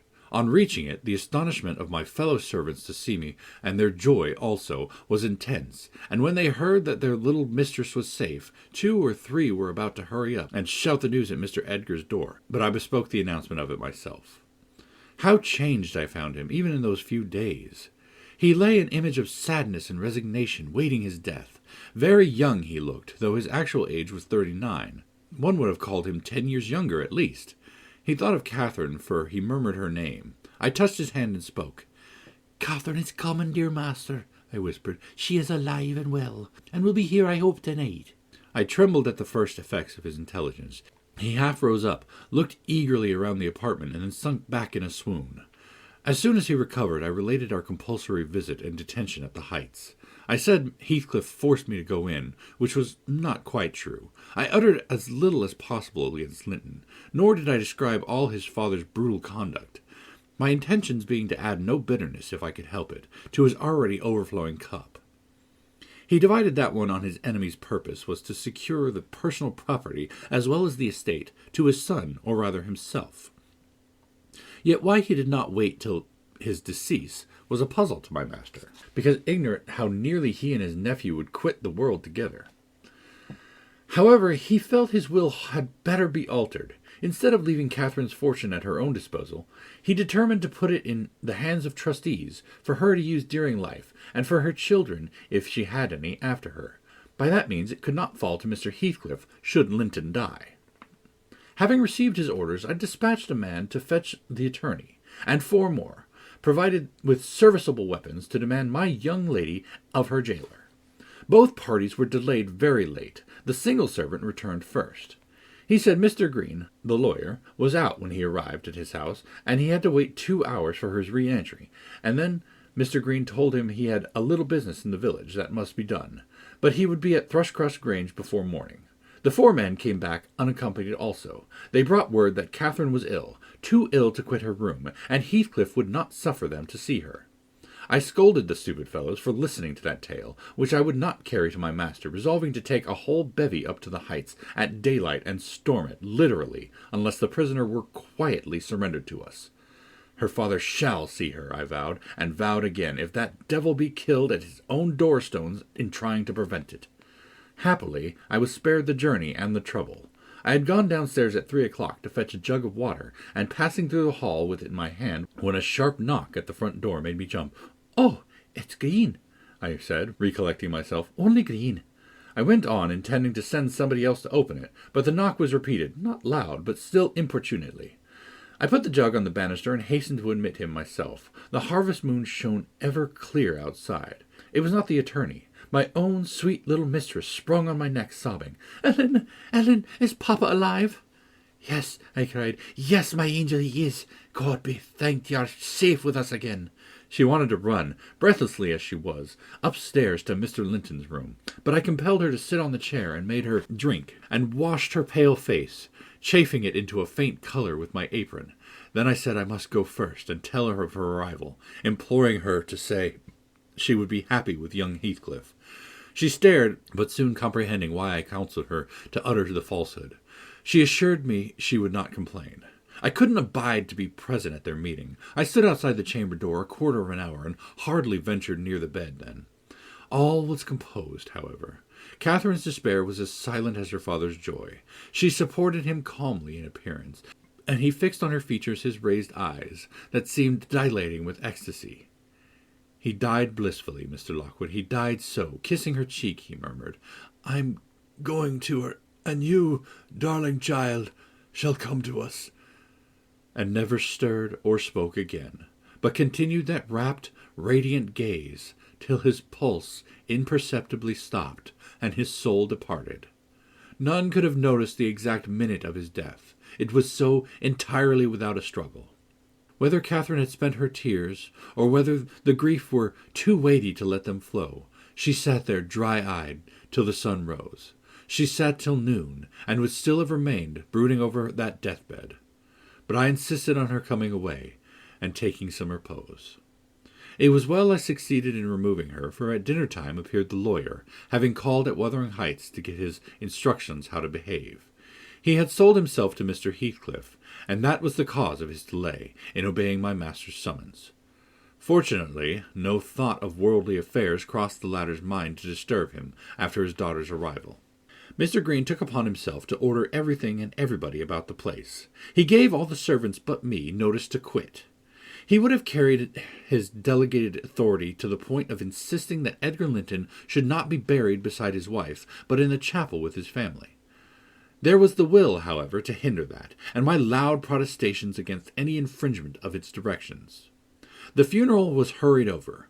Catherine, Mrs. Linton Heathcliff, now, was suffered to stay at the Grange till her father's corpse had quitted it. She told me that her anguish had at last spurred Linton to incur the risk of liberating her.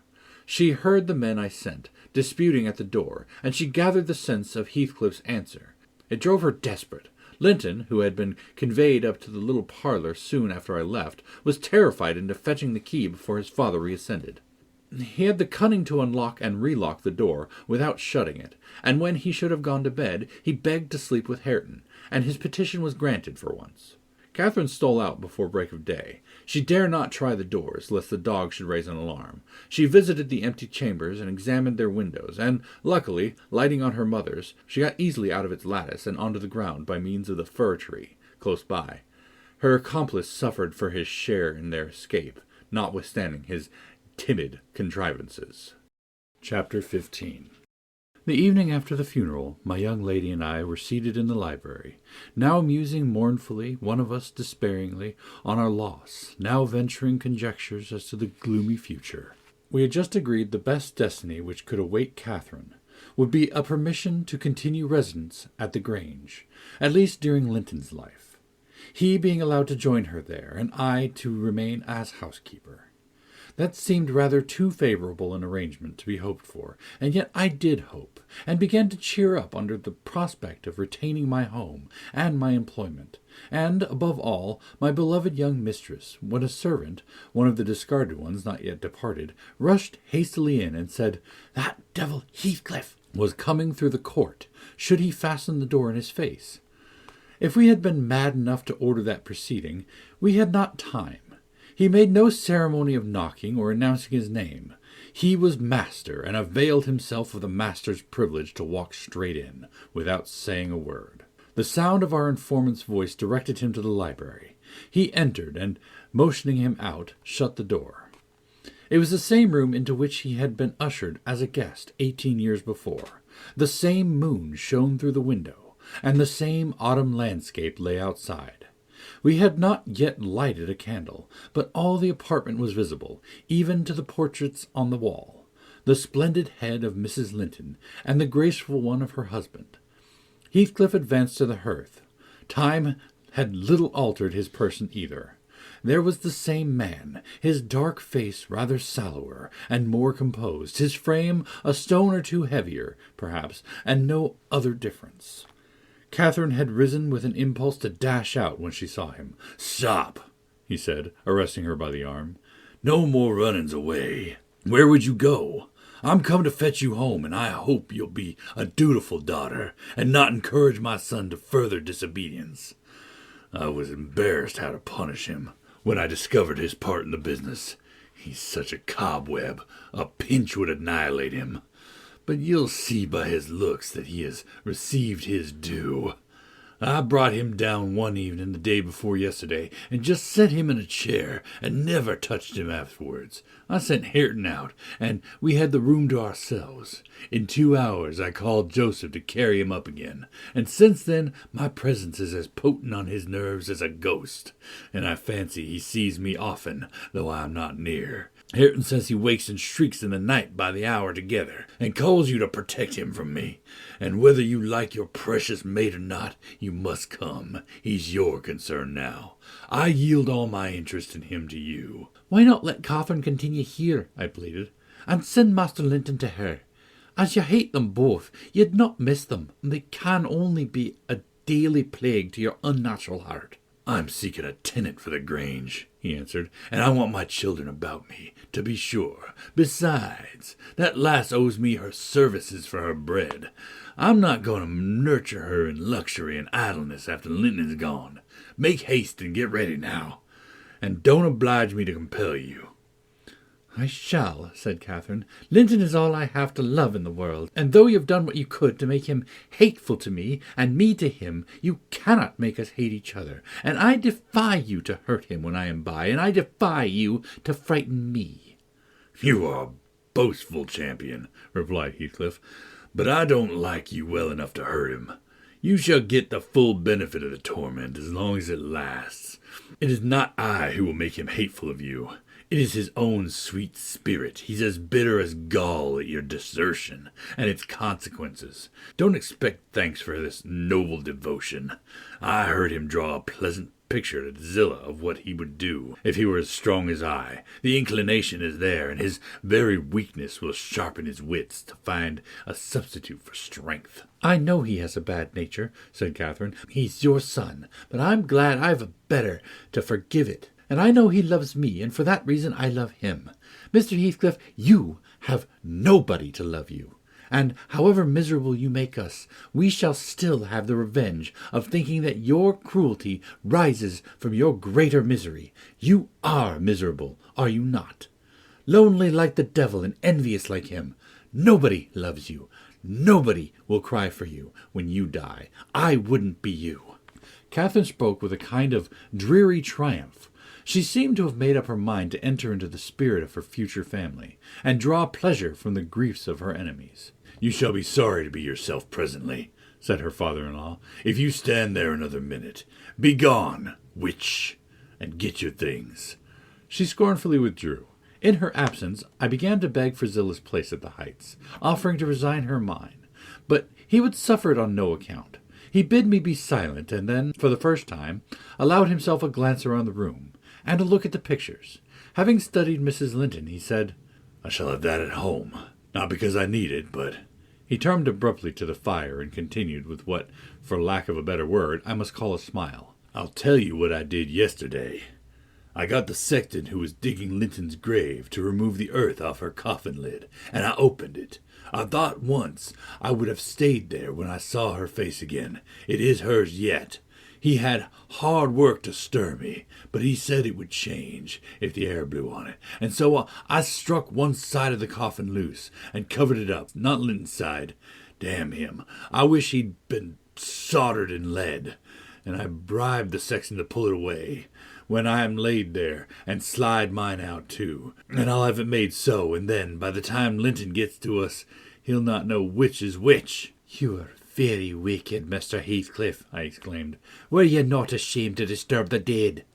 "I disturbed nobody, Nelly," he replied, "and I gave some ease to myself.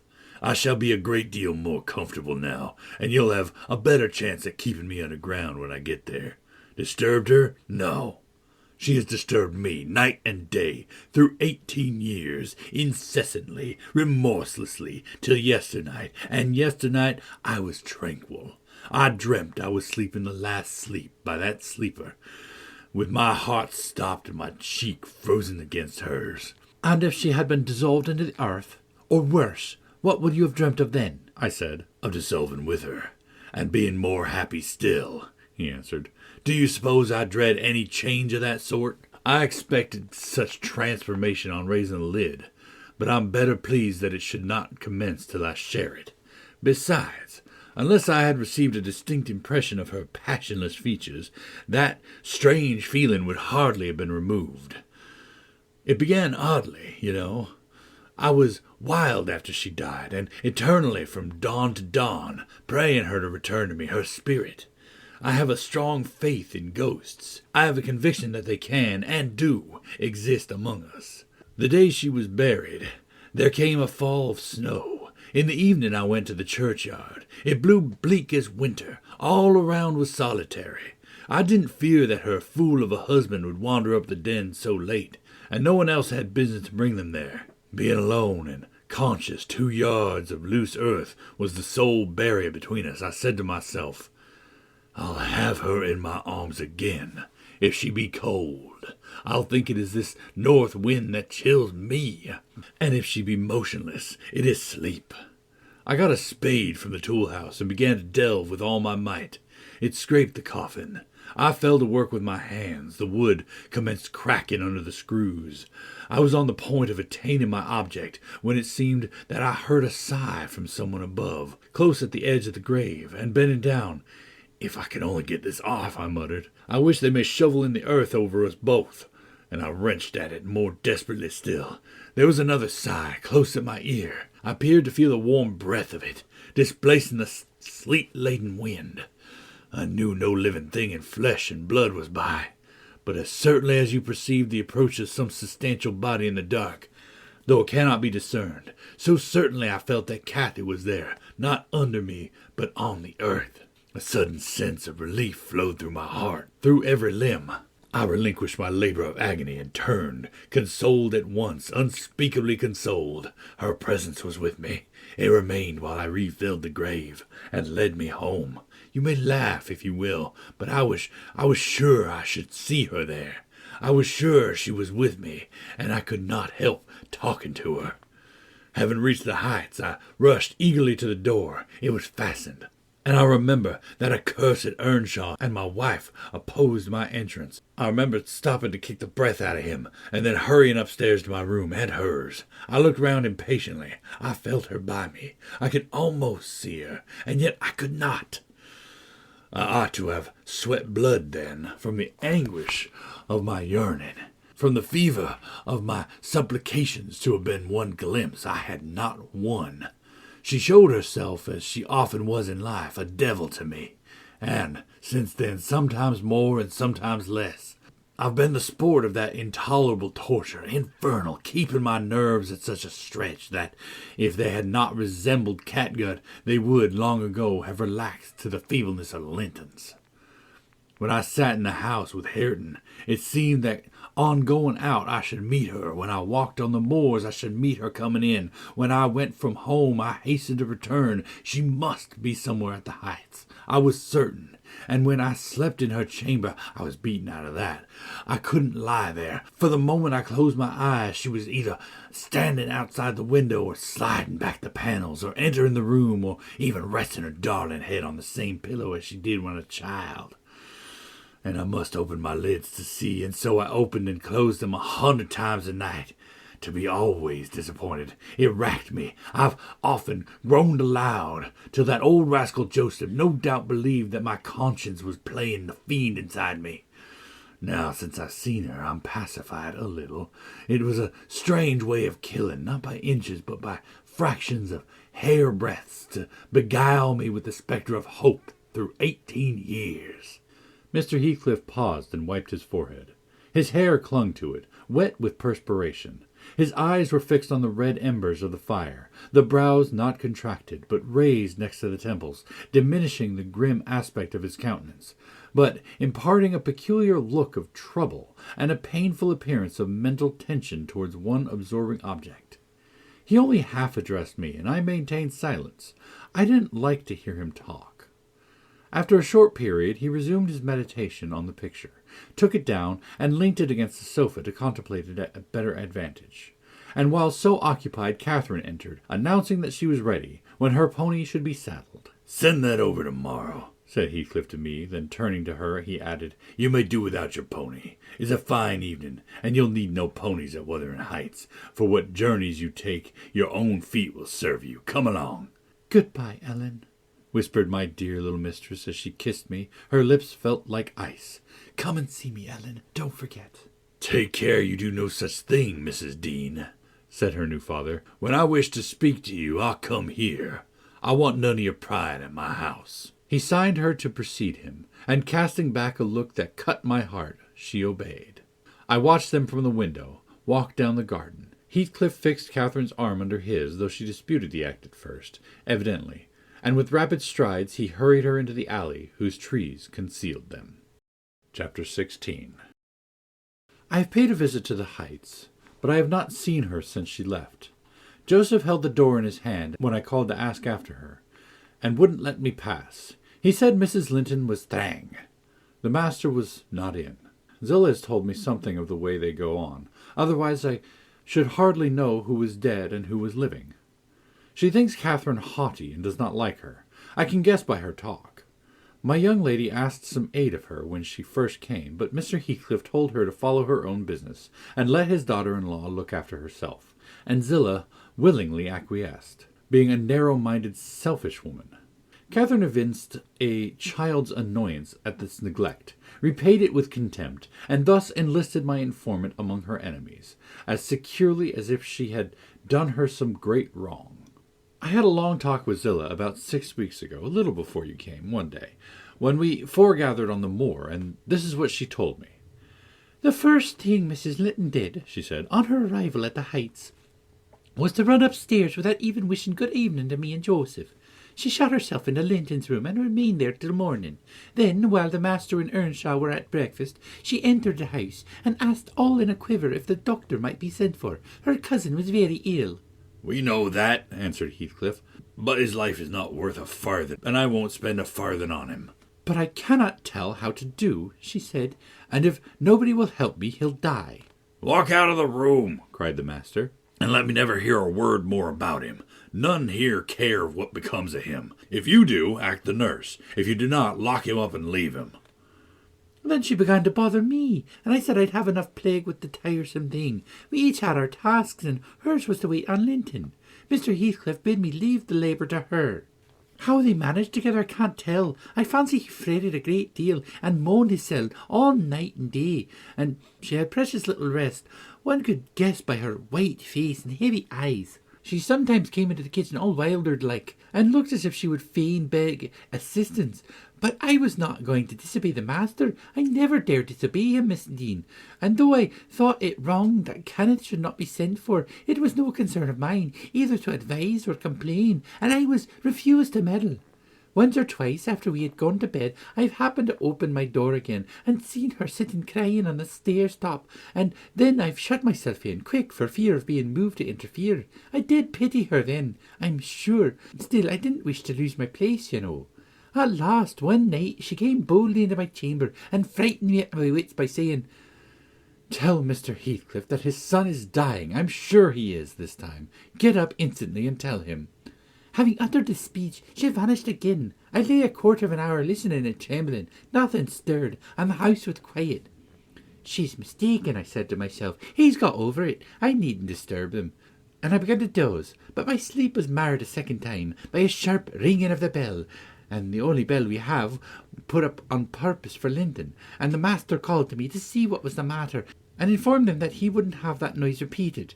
I delivered Catherine's message. He cursed to himself, and in a few minutes came out and lighted a candle and proceeded to their room. I followed. Mrs. Heathcliff was seated by the bedside, with her hands folded on her knees. Her father-in-law went up, held the light to Linton's face, looked at him and touched him. Afterwards he turned to her. "Now, Catherine," he said, "how do you feel?" She was dumb. "How do you feel, Catherine?" he repeated. "He's safe, and I'm free," she answered. "I should feel well. But," she continued with a bitterness she couldn't conceal, "you have left me so long to struggle against death, alone, that I feel and see only death. I feel like death."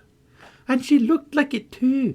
I gave her a little wine. Hareton and Joseph, who had been wakened by the ringing and the sound of feet, and heard our talk from outside, now entered.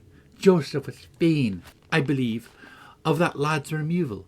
Hareton seemed a thought bothered, though he was more taken up by the staring at Catherine and thinking of Linton. But the master bid him to get off to bed again. We didn't want his help. He afterwards made Joseph remove the body to his chamber, and told me to return to mine, and Mrs. Heathcliff remained by herself.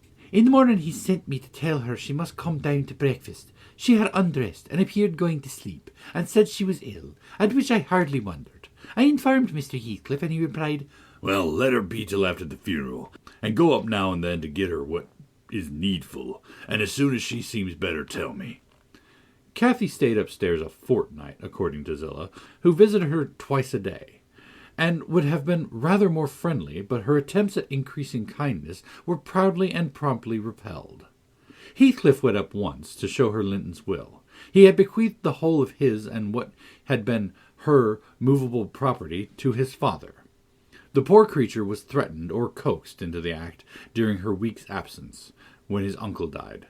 The lands, being a minor, he could not meddle with. However, Mr. Heathcliff has claimed and kept them in his wife's right, and his also, I suppose legally. At any rate, Catherine, destitute of cash and friends, cannot disturb his possession. Nobody, said Zillah, ever approached her door, except that once. But and nobody asked for anything about her. The first occasion of her coming down into the house was on a Sunday afternoon. She had cried out when I carried up her dinner that she couldn't bear any longer being in the cold, and I told her the master was going to Thrushcross Grange, and Earnshaw and I needn't hinder her from descending. So, as soon as she heard Heathcliff's horse trot off, she made her appearance, donned in black, and her yellow curls combed back behind her ears, as plain as a Quaker. She couldn't comb them out. Joseph and I generally go to chapel on Sundays. The kirk, you know, has no minister now, explained Mrs. Dean, and they call the Methodist or Baptist place, I cannot say which it is, at Gimmerton a chapel. Joseph had gone, she continued, but I thought proper to bide at home. Young folks are always better, for an elder's overlooking. And Hareton, with all his bashfulness, isn't a model of nice behaviour. I let him know that his cousin would very likely sit with us, and she had been always used to see the Sabbaths respected, so he had as good leave us his guns and bits of indoor work alone while she stayed. He coloured up at the news, and cast his eyes over his hands and clothes. The train oil and gunpowder were shoved out of sight in a minute. I saw he meant to give her his company, and I guessed by his way he wanted to be presentable. So, laughing, as I durst not laugh when the master is by, I offered to help him, if he would, and joked at his confusion. He grew sullen and began to swear. Now, Mrs. Dean, she went on, seeing me not pleased by her manner, you happen to think your young lady too fine for Mr. Hareton, and happen you're right. But I own I should love well to bring her pride a peg lower, and what will all her learning and her daintiness do for her now? She's as poor as you, or I. Poorer? I'll be bound you're saving, and I'm doing my little all, that road. Hareton allowed Zillah to give him her aid, and she flattered him into a good humour, so when Catherine came, half forgetting her former insults, he tried to make himself agreeable by the housekeeper's account. Mrs. walked in, she said, as chill as an icicle and as high as a princess. I got up and offered her my seat in the armchair. No, she turned up her nose at my civility. Earnshaw rose too, and bid her come to settle and sit close by the fire. He was sure she was starved. I've been starved for a month or more, she answered, resting on the word, as scornful as she could. And she got a chair for herself and placed it at a distance from both of us. Having sat till she was warm, she began to look around and discovered a number of books in the dresser. She was instantly upon her feet again, stretching to reach them, but they were too high up. Her cousin, after watching her endeavours a while, at last summoned courage to help her. She held her frock and filled it with the first that came to hand. That was a great advance for the lad. She didn't thank him. Still, he felt gratified that she had accepted his assistance and ventured to stand behind as she examined them, and even to stoop and point out what struck his fancy in certain old pictures which they contained. Nor was he daunted by the saucy style in which she jerked the page from his finger. He contented himself with going a bit farther back and looking at her instead of the book. She continued reading, or seeking for something to read. His attention became, by degrees, quite centred in the study of her thick, silky curls. Her face he couldn't see, and she couldn't see him, and perhaps not quite awake to what he did, but attracted like a child to a candle. At last he proceeded from staring to touching. He put out his hand and stroked one curl, as gently as if it were a bird. He might have stuck a knife in her neck, and she started round in such a taking. "Get away this instant! How dare you touch me? Why are you stopping here?" she cried in a tone of disgust. "I can't endure you. I'll go upstairs again if you come near me." Mr. Hareton recoiled, looking as foolish as he could do. He sat down in the settle very quiet, and she continued turning over the volumes. Another half hour. Finally, Earnshaw crossed over and whispered to me. "Will you ask her to read to us, Zillah? I'm stalled of doing nod. I could like to hear her. Don't say I wanted it, but ask her yourself. Mr. Hareton wishes you would read to us, ma'am, I said immediately. He'd take it very kind. He'd be much obliged. She frowned and, looking up, answered, Mr. Hareton and the whole set of you will be good enough to understand that I reject any pretense at kindness you have the hypocrisy to offer. I despise you, and will have nothing to say to any of you. When I would have given my life for one kind word, even to see one of your faces, you all kept off. But I won't complain to you. I'm driven down here by the cold, not either to amuse you or to enjoy your society. What could I have done? Began Earnshaw. How was I to blame? Oh, you are an exception, answered Mrs. Heathcliff. I never missed such a concern as you. But I offered more than once, and asked, he said, kindling up at her pertness. I asked Mr. Heathcliff to let me wake for you. Be silent. I'll go out of doors, or anywhere, rather than have your disagreeable voice in my ear, said my lady. Hareton muttered, she might go to hell for him, and unslinging his gun, restrained himself from his Sunday occupations no longer. He talked now freely enough, and she presently saw fit to retreat to her solitude, but the frost had set in, and in spite of her pride, she was forced to condescend to our company more and more. However, I took care there should be no further scorning at my good nature, ever since I've been as stiff as herself, and she has no lover or liker among us, and she does not deserve one. For let them say the least word to her, and she'll carol back, without respect of anyone. She'll snap at the master himself, and as good as dares him to thrash her. And the more hurt she gets, the more venomous she grows. At first, on hearing this account from Zillah, I determined to leave my situation, take a cottage, and get Catherine to come and live with me. But Mr. Heathcliff would as soon permit that as he would set up Hareton in an independent house, and I can see no remedy at present, unless she could marry again, and that scheme it does not come within my province to arrange. Thus ended Mrs. Dean's story. Notwithstanding the doctor's prophecy, I am rapidly recovering strength, and, though it be only the second week in January, I propose getting out on horseback in a day or two and riding over to Wuthering Heights to inform my landlord that I shall spend the next 6 months in London, and if he likes, he may look out for another tenant to take the place after October. I would not pass another winter here for much. Chapter 17. Yesterday was bright, calm, and frosty. I went to the Heights as I proposed. My housekeeper entreated me to bear a little note from her to her young lady, and I did not refuse, for the worthy woman was not conscious of anything odd in her request. The front door stood open, but the jealous gate was fastened, as at my last visit. I knocked and invoked Earnshaw from among the garden beds. He unchained it, and I entered. The fellow is as handsome a rustic as need be seen. I took particular notice of him this time, but then he does his best, apparently, to make the least of his advantages. I asked if Mr. Heathcliff were at home. He answered no, but he would be in at dinner time.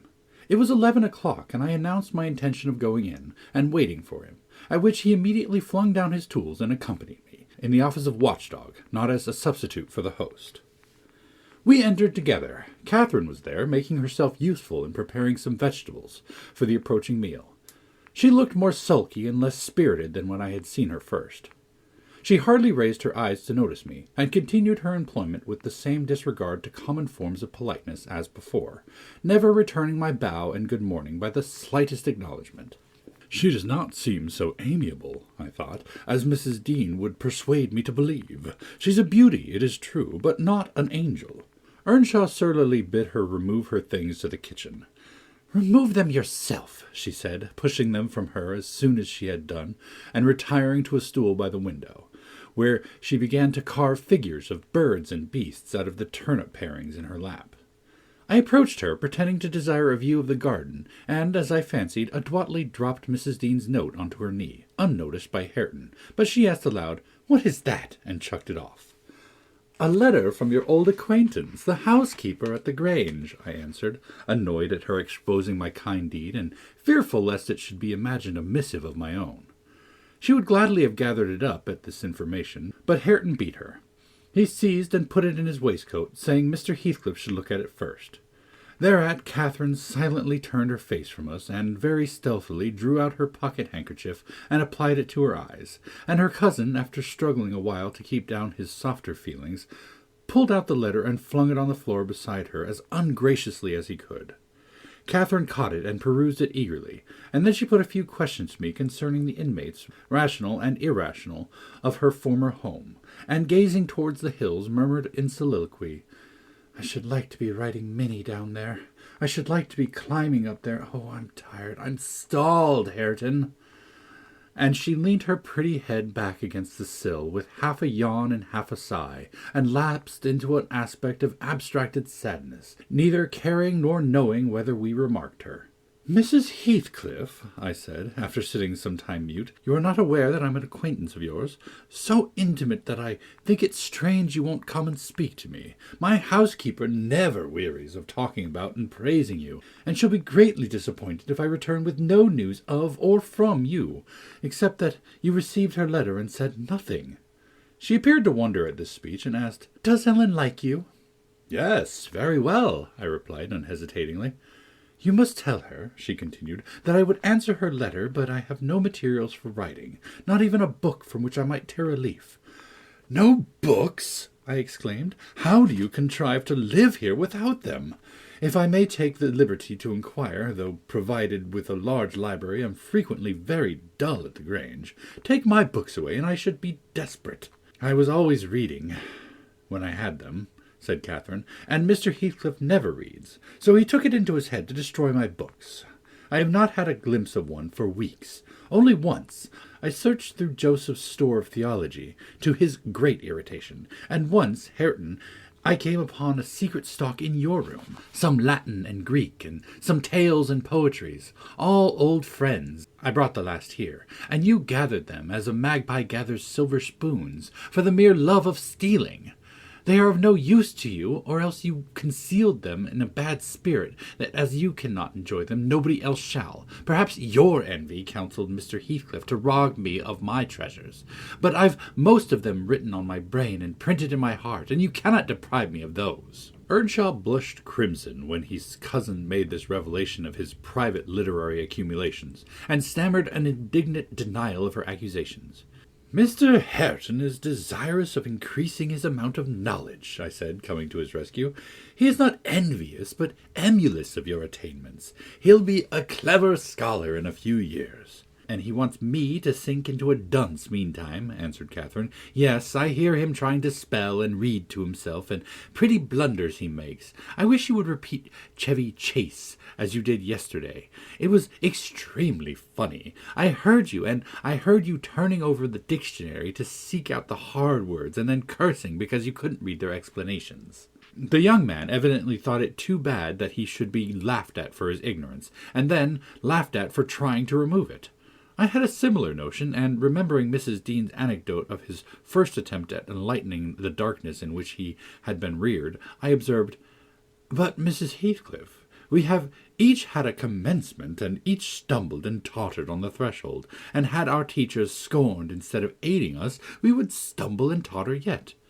"Oh," she replied, "I don't wish to limit his acquirements. Still, he has no right to appropriate what is mine, and make it ridiculous to me with his vile mistakes and mispronunciations. Those books, both prose and verse, were consecrated to me by other associations, and I hate to have them debased and profaned in his mouth. Besides of all, he has selected my favorite pieces that I love the most to repeat, as if out of deliberate malice." Hareton's chest heaved in silence a minute. He labored under a severe sense of mortification and wrath, which it was no easy task to suppress. I rose, and from a gentlemanly idea of relieving his embarrassment, took up my station in the doorway, surveying the external prospect of it as I stood. He followed my example and left the room, but presently reappeared, bearing half a dozen volumes in his hands, which he threw into Catherine's lap, exclaiming, "Take them! I never want to hear or read or think of them again." "I won't have them now," she answered. "I shall connect them with you and hate them." She opened one that had obviously been often turned over, and read a portion in the drawling tone of a beginner, then laughed and threw it from her. "And listen," she continued provokingly, commencing a verse of an old ballad in the same fashion. but his self-love would endure no further torment. I heard, and not altogether disapprovingly, a manual check given to her saucy tongue. The little wretch had done her utmost to hurt her cousin's sensitive, though uncultivated, feelings, and the physical argument was the only mode he had of balancing the account and repaying its effects on the inflictor. He afterward gathered the books and hurled them into the fire. I read in his countenance what anguish it was to offer that sacrifice to spleen. I fancied that as they consumed, he recalled the pleasure they had already imparted, and the triumph and ever-increasing pleasure he had anticipated from them, and I fancied I guessed the incitement to his secret studies also. He had been content with daily labor and rough animal enjoyments, till Catherine crossed his path. Shame at her scorn and hope of her approval were his first prompters to higher pursuits, and instead of guarding him from one, and winning him the other, his endeavors to raise himself had produced just contrary results. "Yes, that's all the good that such a brute as you can get from them," cried Catherine, sucking her damaged lip, and watching the conflagration with indignant eyes. "You'd better hold your tongue now," he answered fiercely. And his agitation precluding further speech, he advanced hastily to the entrance, where I made way for him to pass. But ere he had crossed the door-stones, Mr. Heathcliff, coming up the causeway, encountered him, and laying hold of his shoulder, asked, "What's to do now, my lad?" Not, he said, and broke away to enjoy his grief and anger in solitude. Heathcliff gazed after him and sighed. "It'll be odd if I thwart myself," he muttered, unconscious that I was behind him. "But when I look for his father in his face, I find her every day more. How the devil is he so like? I can hardly bear to see him." He bent his eyes to the ground and walked moodily in. There was a restless, anxious expression in his countenance I had never remarked there before, and he looked sparer in person. His daughter-in-law, on perceiving him through the window, immediately escaped to the kitchen, so that I remained alone. "I'm so glad to see you out of doors again, Mr. Lockwood," he said in reply to my greeting. "From selfish motives, partly. I don't think I could readily supply your loss in the desolation. I've wondered more than once what brought you here." "An idle whim, I fear, sir," so was my answer, "or else an idle whim is going to spirit me away. I shall set out for London next week, and I must give you warning that I feel no disposition to retain Thrushcross Grange beyond the 12 months I agreed to rent it. I believe I shall not live there any more." "Oh, indeed. You're tired of being banished from the world, are you?" he said. "But if you be coming to plead off paying for a place you won't occupy, your journey is useless. I never relent in exacting my due from anyone." "I'm coming to plead off nothing about it," I exclaimed, considerably irritated. "Should you wish it, I'll settle with you now," and I drew my notebook from my pocket. No, he replied coolly. "You'll leave sufficient behind to cover your debts. If you fail to return, I'm not in such a hurry. Sit down and take your dinner with us. A guest that is safe from repeating his visit can generally be made welcome. Catherine, bring the things in. Where are you?" Catherine reappeared, bearing a tray of knives and forks. "You may get your dinner with Joseph," muttered Heathcliff, aside, "and remain in the kitchen till he's gone." She obeyed his directions very punctually. Perhaps she had no temptation to transgress. Living among clowns and misanthropists, she probably cannot appreciate a better class of people when she meets them. With Mr. Heathcliff grim and saturine on one hand, and Hareton absolutely dumb on the other, I made a somewhat cheerless meal, and bid adieu early. I would have departed by the back way to get a last glimpse of Catherine and annoy old Joseph, but Hareton received orders to lead my horse, and my host himself escorted me to the door, so I could not fulfill my wish. How dreary life gets over in that house, I reflected while riding down the road. What a realization of something more romantic than a fairy tale it would have been for Mrs. Linton Heathcliff had she and I struck up an attachment, as her good nurse desired, and migrated together into the stirring atmosphere of the town.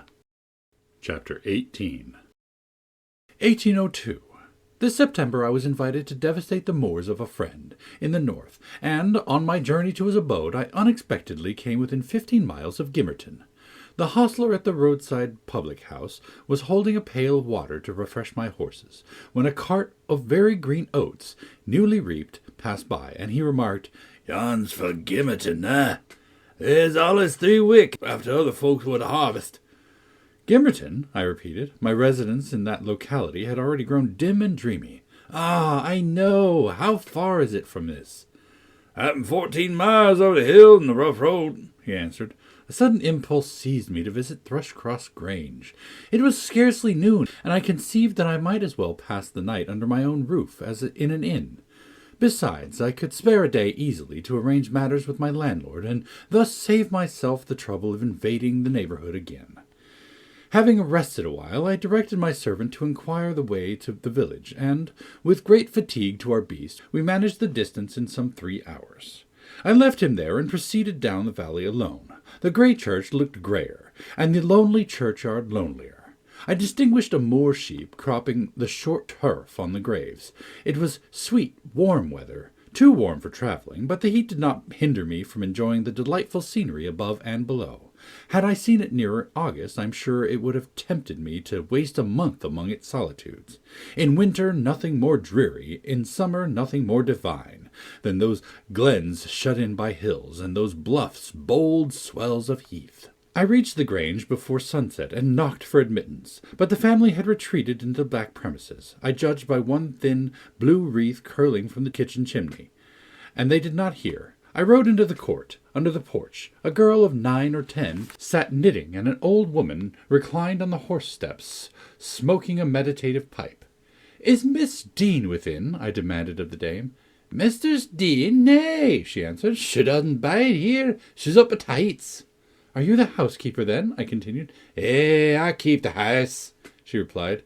"Well, I'm Mr. Lockwood, the master. Are there any rooms to lodge me in, I wonder? I wish to stay here all night." "The master!" she cried in astonishment. "What, whoever knew you were coming? You should have sent word. There's naught norther but dry mansful about the place now there isn't." She threw down her pipe and bustled in. The girl followed, and I entered too, soon perceiving that her report was true, and moreover that I had almost upset her wits by my unwelcome apparition. I bid her be composed. I would go out for a walk, and meantime she must try to prepare a corner of a sitting-room for me to sup in, and a bedroom to sleep in. No sweeping and dusting, only good fires and dry sheets were necessary. She seemed willing to do her best, though she thrust the hearth-brush into the grates in mistake for a poker, and malappropriated several other articles of her craft. But I retired, confiding in her energy for a resting-place against my return. Wuthering Heights was the goal of my proposed excursion, and an afterthought had brought me back when I had quitted the court. "All well at the Heights?" I inquired of the woman. "For aught I know," she answered, scurrying away with a pan of hot cinders. I would have asked why Miss Dean had abandoned the Grange, but it was impossible to delay her at such a crisis, so I turned away and made my exit, rambling leisurely along with the glow of a sinking sun behind, and the mild glory of a rising moon in front, one fading and the other brightening, as I quitted the park and climbed the stony by-road branching off to Mr. Heathcliff's dwelling. Before I arrived in sight of it, all that remained of day was a beamless amber light along the west, but I could see every pebble on the path, and every blade of grass by that splendid moon. I had neither to climb the gate nor to knock. It yielded to my hand. That is an improvement, I thought, and I noticed another by the aid of my nostrils, a fragrance of stalks and wallflowers wafted on the air from amongst the homely fruit trees.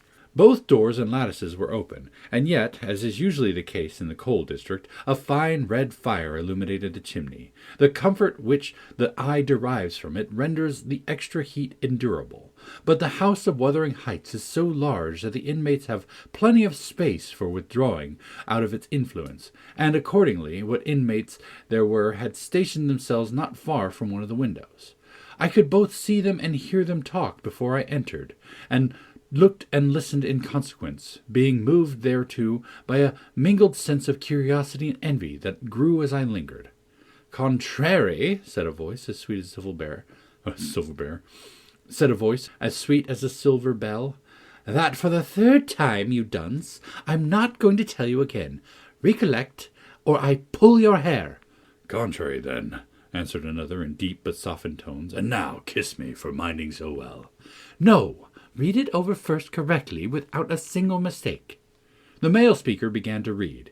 He was a young man, respectably dressed, and seated at a table, having a book before him. His handsome features glowed with pleasure, and his eyes kept impatiently wandering from the page to a small white hand over his shoulder, which recalled him by a smart slap on the cheek whenever its owner detected such signs of inattention. Its owner stood behind, her light, shining ringlets blending at intervals with his brown locks as she bent to superintend his studies. And her face, it was lucky he could not see her face, or he would have never been so steady. I could, and I bit my lip in spite, at having thrown away the chance I might have had, of doing something besides staring at its smiting beauty. The task was done. Not free from further blunders, but the pupil claimed a reward, and received at least 5 kisses, which, however, he generously returned. Then they came to the door, and from their conversation I judged they were about to issue out and have a walk on the moors. I supposed I should be condemned in Hareton Earnshaw's heart, if not by his mouth, to the lowest pit of the infernal regions, if I showed my unfortunate person in his neighbourhood then, and feeling very mean and malignant, I skulked round to seek refuge in the kitchen. There was unobstructed admittance on that side also, and at the door sat my old friend Nelly Dean, sewing and singing a song which was often interrupted from within by harsh words of scorn and intolerance uttered in far from musical accents. "I'd rather be the half, have 'em swearing in my lungs fra the morn to night. Now hearken you half silver." And the tenant of the kitchen, in answer to an unheard speech of Nelly's, "It's blazing shame it cannot open the blessed book, but you set them to glories to Satan, and to flesh some wickednesses that ever were born into the world. Ah, you're right now, and choose another, and that poor lad'll be lost atween you. Poor lad," he added with a groan, "he's witched, I'm certain o't. Oh, Lord, judge him, for there's neither law nor justice among we rulers." "No, or we should be sitting and flamming faggots, I suppose," reported the singer. "But wisht, old man, and read your Bible like a Christian, and never mind me. This is Fairy Annie's wedding, a bonny tune, it goes to a dance." Mrs. Dean was about to recommence when I advanced, and, recognizing me directly, she jumped to her feet, crying, "Why, bless you, Mr. Lockwood, how could you think of returning this way? All shut up at Thrushcross Grange. You should have given us notice." "I've arranged to accommodate there for as long as I shall stay," I answered. "I depart again tomorrow. And how are you transplanted here, Mrs. Dean? Tell me that."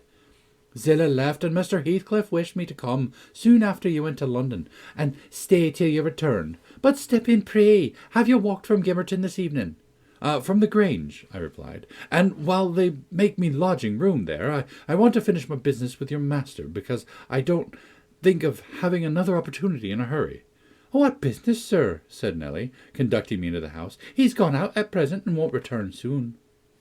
"About the rent," I answered. "Oh, then it is with Mrs. Heathcliff you must settle," she observed, "or rather with me. She has not learnt to manage her affairs yet, and I act for her. There's nobody else." I looked surprised. "Ah, you have not heard of Heathcliff's death, I see," she continued.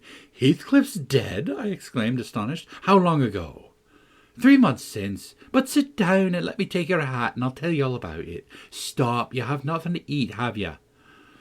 "I want nothing. I have ordered supper at home. You sit down, too. I never dreamt of his dying. Let me hear how it came to pass. You say you don't expect them back for some time, the young people. No, I have to scold them every evening for their late rambles, but they don't care for me. At least, have a drink of our old ale. It will do you good. You seem weary." She hastened to fetch it before I could refuse, and I heard Joseph asking whether it weren't a crying scandal that she should have fillies at her time of life, and then to get 'em jokes out of the master sailor. Hey, fair shammed and bide still and see it.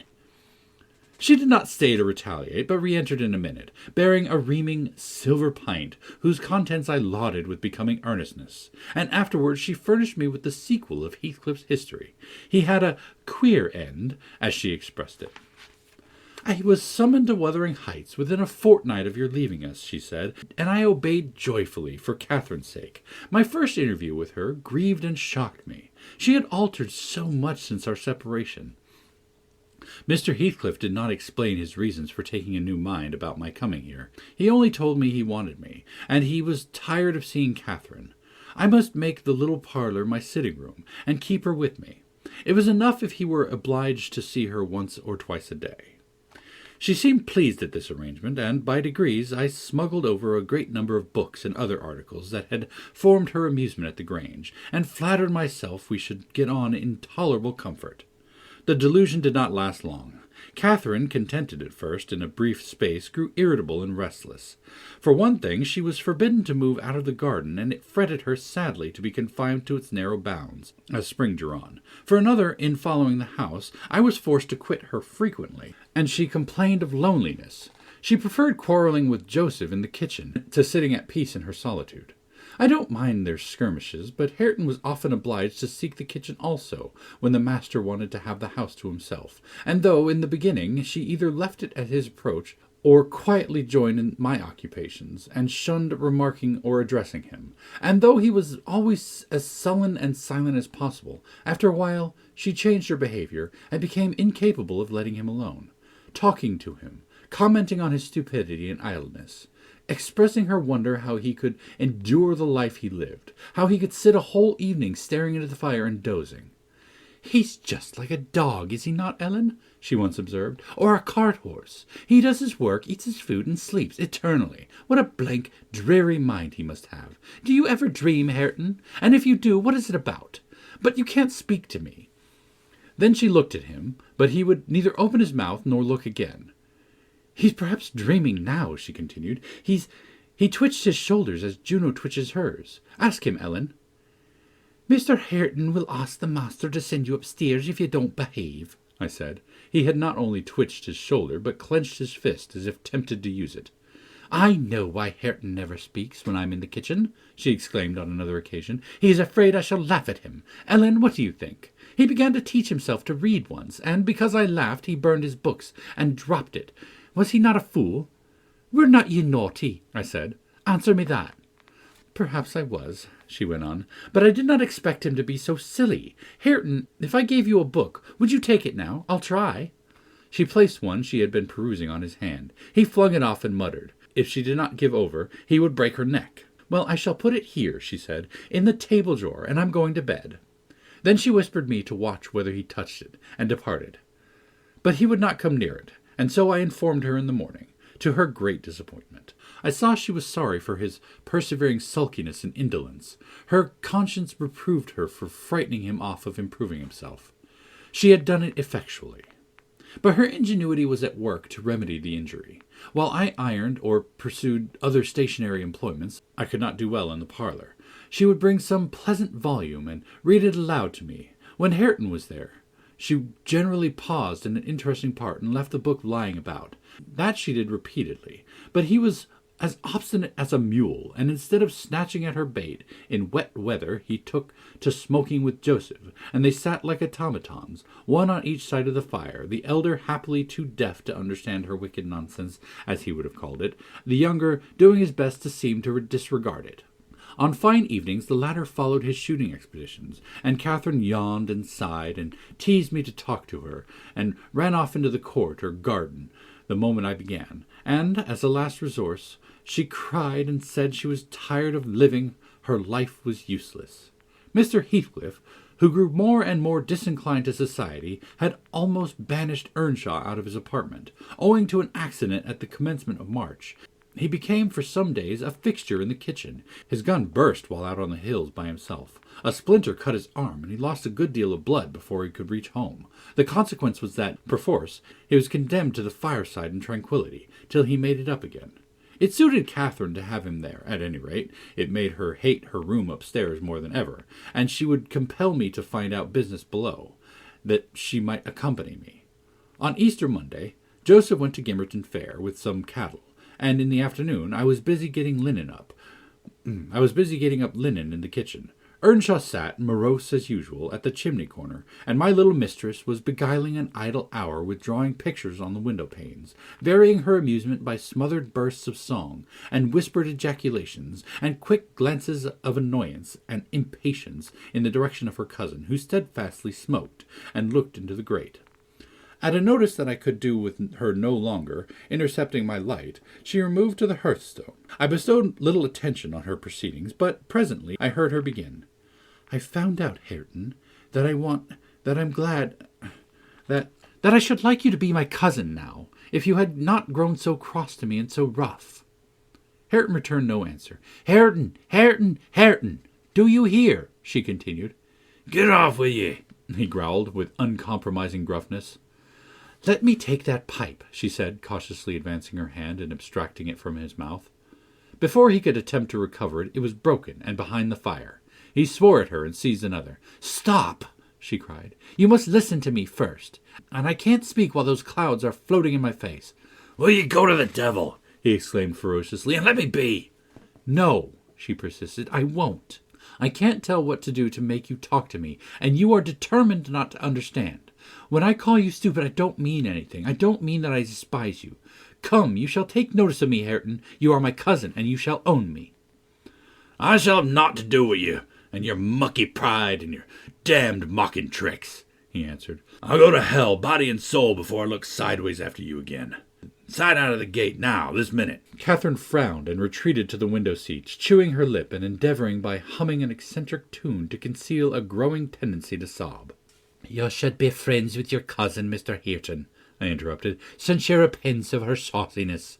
It would do you a great deal of good. It would make you another man to have her for a companion. A companion? He cried, when she hates me and does not think me fit to wipe her shoon? Nay, if it made me a king, I'd not be scorned for seeking her good will any more. It's not I who hate you, it is you who hate me, wept Cathy, no longer disguising her trouble. You hate me as much as Mr. Heathcliff does, and more. You're a damned liar, began Earnshaw. Why have I made him angry by taking your part, then, 100 times? And that, when you sneered at and despised me, go on plaguing me. I'll step in yonder and say you worried me out of the kitchen. I didn't know you took my part, she answered, drying her eyes, and I was miserable and bitter at everybody. But now I thank you, and I beg you to forgive me. What can I do besides? She returned to the hearth and frankly extended her hand. He blackened and scowled like a thundercloud, and kept his fist resolutely clenched, and his gaze fixed on the ground. Catherine, by instinct, must have divined it was obdurate perversity, and not dislike, that prompted this dogged conduct. For, after remaining an instant undecided, she stooped and impressed on his cheek a gentle kiss. The little rogue thought I had not seen her, and, drawing back, she took her former station by the window, quite demurely.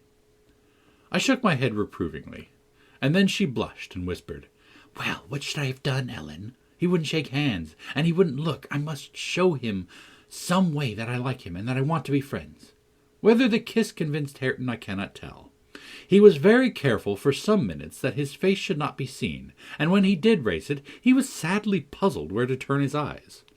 Catherine employed herself in wrapping a handsome book neatly in white paper, and having tied it with a bit of ribbon and addressed it to Mr. Hareton Earnshaw, she desired me to be her ambassadress and convey the present to its destined recipient.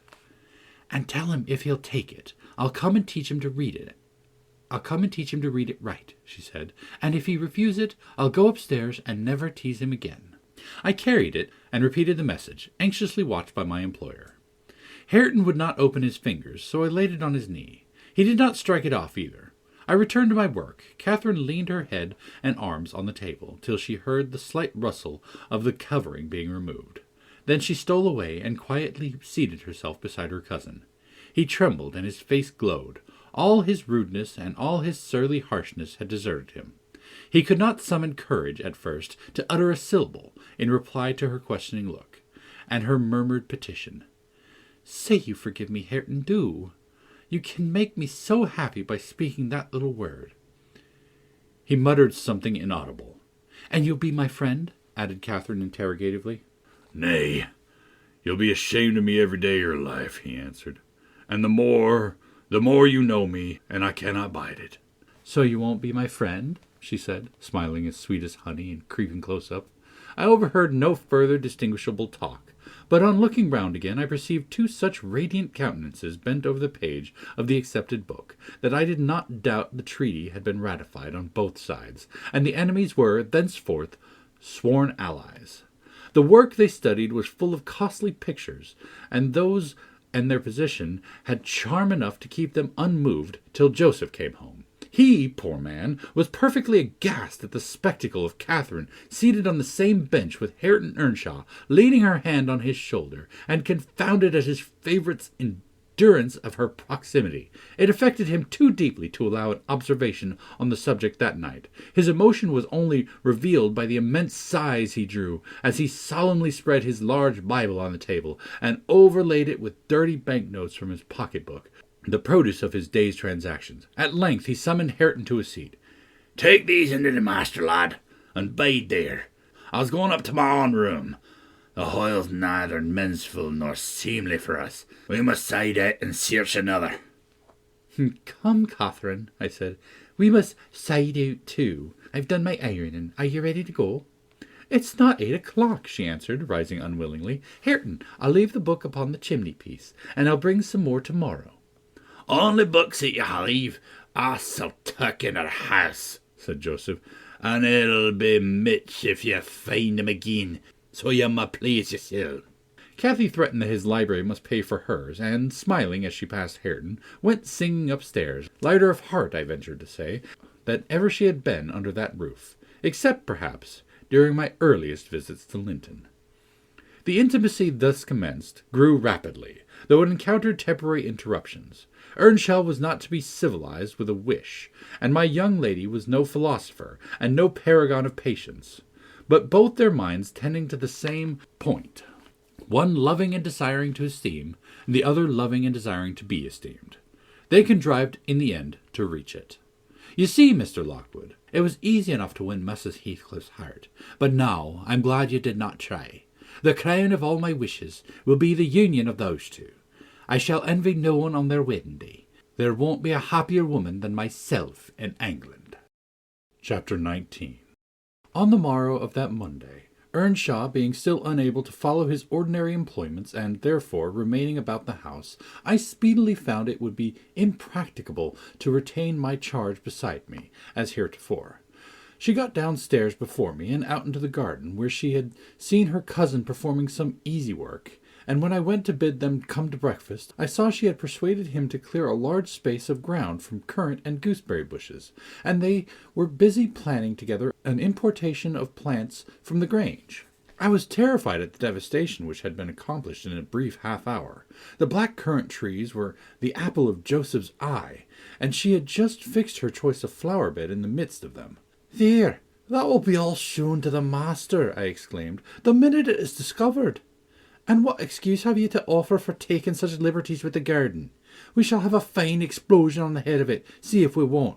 Mr. Hareton, I wonder you should have no more wit than to go and make that mess at her bidding." "I'd forgotten they were Joseph's," answered Earnshaw, rather puzzled, "but I'll tell him I did it." We always ate our meals with Mr. Heathcliff. I held the mistress's post in making tea and carving, so I was indispensable at table.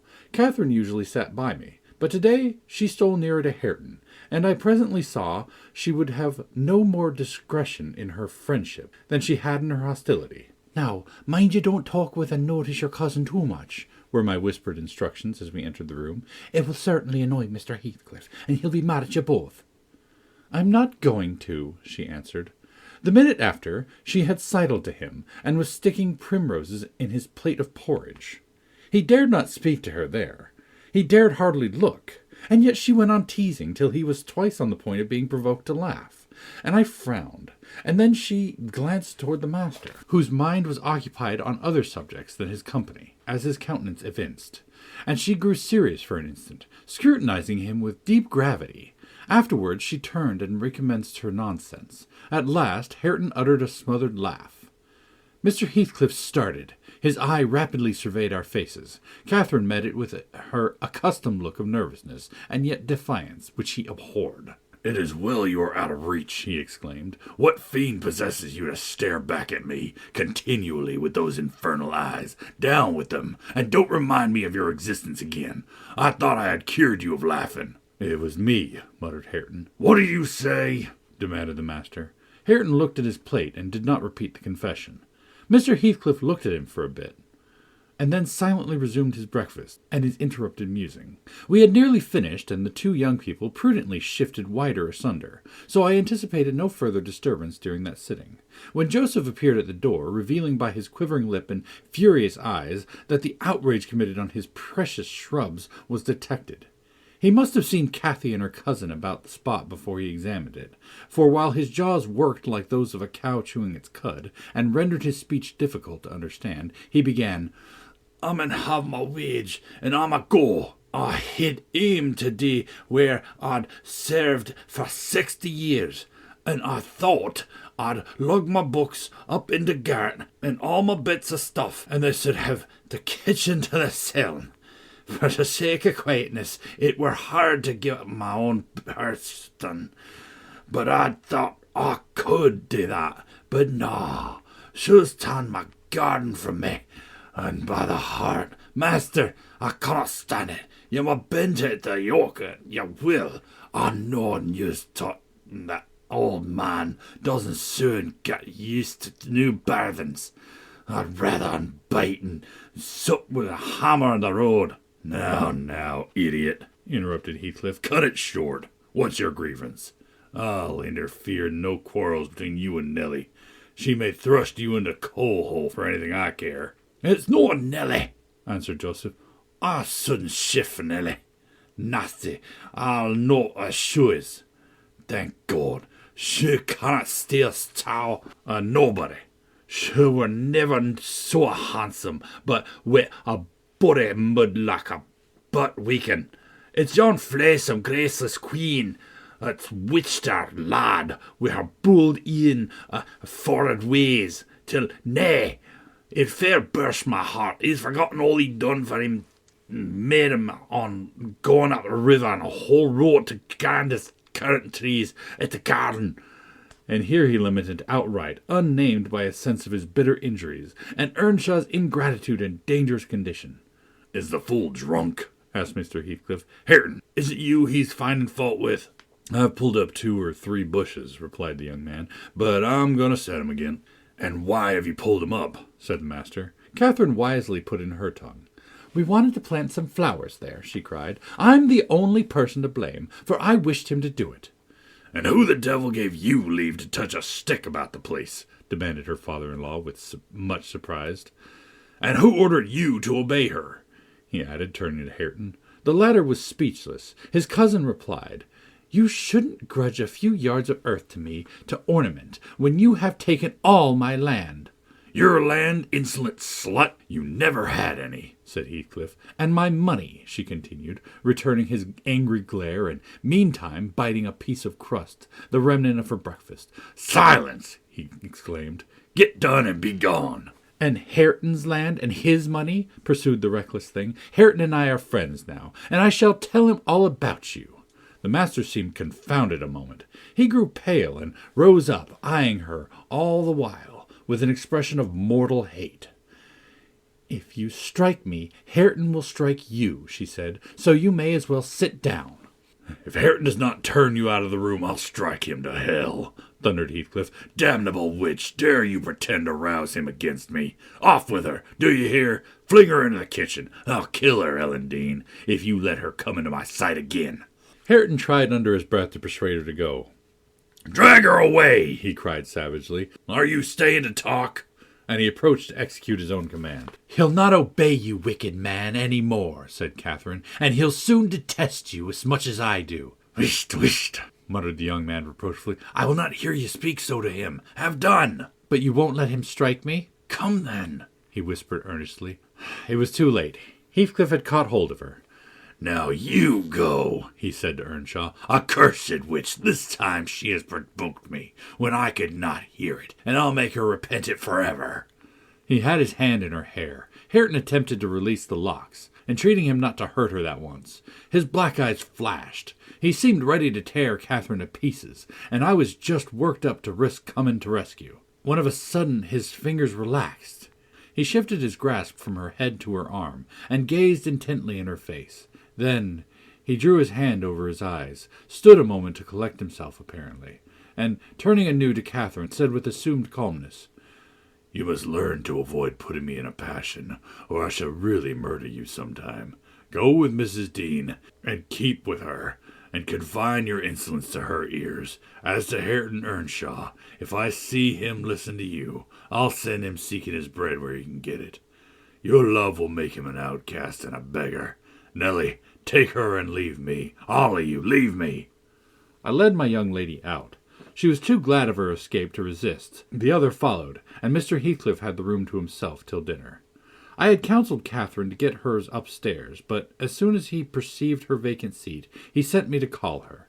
He spoke to none of us, ate very little, and went out directly afterwards, intimating that he should not return before evening. The two new friends established themselves in the house during his absence, where I heard Hareton sternly check his cousin on her offering a revelation of her father-in-law's conduct to his father. He said he wouldn't suffer a word to be uttered to him in his disparagement. If he were the devil, it didn't signify. He would stand by him, and he'd rather she would abuse himself, as she used to, than begin on Mr. Heathcliff. Catherine was waxing cross at this, but he found means to make her hold her tongue, by asking how she would like him to speak ill of her father. And then she comprehended that Earnshaw took the master's reputation home to himself, and was attached by ties stronger than reason could break, chains forged by habit, which it would be cruel to attempt to loosen. She showed a good heart thenceforth in avoiding both complaints and expressions of antipathy concerning Heathcliff, and confessed to me her sorrow that she had endeavoured to raise a bad spirit between him and Hareton. Indeed, I don't believe she has ever breathed a syllable, in the latter's hearing, against her oppressor since. When this slight disagreement was over, they were thick again, and as busy as possible in their several occupations of pupil and teacher. I came in to sit with them after I had done my work, and I felt so soothed and comforted to watch them that I did not notice how time got on. You know, they both appeared in a measure my children. I had long been proud of one, and now I was sure the other would be a source of equal satisfaction. His honest, warm, and intelligent nature shook off rapidly the clouds of ignorance and degradation in which it had been bred, and Catherine's sincere commendations acted as a spur to his industry. His brightening mind brightened his features, and added spirit and nobility to their aspect. I could hardly fancy it was the same individual I had beheld the day I discovered my little lady at Wuthering Heights, after her expedition in the crags. While I admired, and they laboured, dusk drew on, and with it returned the master. He came upon us quite unexpectedly, entering by the front way, and had a full view of the whole three, ere we could raise our heads to glance at him. Well, I reflected, there was never a pleasanter or more harmless sight, and it will be a burning shame to scold them. The red firelight glowed on their two bonny heads, and revealed their faces, animated with the eager interest of children, for though he was 23 and she 18, each had so much of novelty to feel and learn, that neither experienced nor evinced the sentiments of sober disenchanted maturity. They lifted their eyes together to encounter Mr. Heathcliff. Perhaps you have never remarked that their eyes are precisely similar, and they are those of Catherine Earnshaw. The present Catherine has no other likeness to her except a breadth of forehead, and a certain arch of the nostril that makes her appear rather haughty, whether she will or not. With Hareton the resemblance is carried farther. It is singular at all times. Then it was particularly striking, because his senses were alert, and his mental faculties awakened to unwonted activity. I suppose this resemblance disarmed Mr. Heathcliff. He walked to the hearth in evident agitation, but it quickly subsided as he looked at the young man, or, I should say, altered its character, for it was there yet. He took the book from his hand and glanced at the open page, then returned it without any observation, merely signing Catherine away. Her companion lingered very little behind her, and I was about to depart also, but he bid me to sit still. "It is a poor conclusion, is it not?" he observed, having brooded a while on the scene he had just witnessed. "An absurd termination to my violent exertions. I got levers and mattocks to demolish the two houses, and train myself to be capable of working like Hercules, and when everything is ready and in my power, I find the will to lift a slate off either roof has vanished. My old enemies have not beaten me. Now would be the precise time to revenge myself on their representatives. I could do it, and none could hinder me. But where's the use? I don't care for striking. I can't take the trouble to raise my hand. That sounds as if I had been laboring the whole time, only to exhibit a fine trait of magnanimity. It is far from the case. I have lost the faculty of enjoying their destruction, and I am too idle to destroy for nothing. Nellie, there is a strange change approaching. I'm in its shadow at present. I take so little interest in my daily life that I hardly remember to eat and drink. Those two have left the room, are the only objects which retain a distinct material appearance to me, and that appearance causes me pain, a mountain agony. About her I won't speak, and I don't desire to think, but I earnestly wish she were invisible. Her presence invokes only maddening sensations. He moves me differently, and yet I could do it without seeming insane. I'd never see him again. You'll perhaps think me rather inclined to become so," he added, making an effort to smile, "if I try to describe the thousand forms of past associations and ideas he awakes or embodies. But you'll not talk of what I tell you. And my mind is so eternally secluded in itself, it is tempting at last to turn it out to another. 5 minutes ago, Hareton seemed a personification of my youth, not a human being. I felt to him in such a variety of ways that it would have been impossible to have accosted him rationally. In the first place, his startling likeness to Catherine connected him fearfully with her. That, however, which you may suppose the most potent to arrest my imagination, is actually the least. For what is not connected with her to me? And what does not recall her? I cannot look down to this floor, but her features are shaped on the flags. In every cloud, in every tree, filling the night at air, and caught by glimpses in every object by day, I am surrounded with her image. The most ordinary faces of men and women, my own features, mock me with the resemblance. The entire world is a dreadful collection of memoranda that she did exist, and that I have lost her. Well, Hareton's aspect was the ghost of my immortal love, of my wild endeavors to hold my right, my degradation, my pride, my happiness, and my anguish. But it is frenzy to repeat these thoughts to you, only it will let you know why, with a reluctance to be always alone. His society is no benefit, rather an aggravation of the constant torment I suffer, and it partly contributes to render me regardless how he and his cousins go on together. I can give them no attention any more. "But what do you mean by a change, Mr. Heathcliff?" I said, alarmed at his manner, though he was neither in danger of losing his sense nor dying. According to my judgment, he was quite strong and healthy, and, as to his reason, from childhood he had a delight in dwelling on dark things, and entertaining odd fancies. He might have had a monomania on the subject of his departed idol, but on every other point his wits were as sound as mine. "I shall not know that till it comes," he said. "I'm only half conscious of it now." "You have no feelings of illness, have you?" I asked. "No, Nellie, I have not," he answered. "Then you're not afraid of death?" I pursued. "Afraid? No," he replied. "I have neither a fear nor a presentiment, nor a hope of death. Why should I? With my hard constitution and temperate mode of living, and unperilous occupations, I ought to and probably shall remain above the ground till there is scarcely a black hair on my head. And yet I cannot continue in this condition. I have to remind myself to breathe, almost to remind my heart to beat, and it is like bending back a stiff sprig. It is by compulsion that I do the slightest act, not prompted by one thought, and by compulsion that I notice anything alive or dead, which is not associated with one universal idea. I have a single wish, and my whole being and faculties are yearning to attain it. They have yearned towards it so long and so unwaveringly that I am convinced it will be reached, and soon, because it has devoured my existence. I am swallowed in the anticipation of its fulfillment. My confessions have not relieved me, but they may account for some otherwise unaccountable phases of humor which I show. Oh God, it is a long fight. I wish it were over." He began to pace the room, muttering terrible things to himself, till I was inclined to believe, as he said Joseph did, that conscience had turned his heart to an unearthly hell. I wondered greatly how it would end. Though he seldom before had revealed this state of mind, even by looks, it was his habitual mood, I had no doubt. He asserted it himself, but not a soul from his general bearing would have conjectured the fact. You did not when you saw him, Mr. Lockwood. And at the period of which I speak, he was just the same as then, only fonder of continued solitude, and perhaps still more laconic in company. Chapter 20. For some days after that evening, Mr. Heathcliff shunned meeting us at meals, yet he would not consent formally to exclude Hareton and Cathy. He had an aversion to yielding so completely to his feelings, choosing rather to absent himself, and eating once in 24 hours seemed sufficient sustenance for him.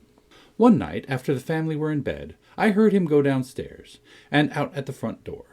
I did not hear him re-enter, and in the morning I found he was still away. We were in April then.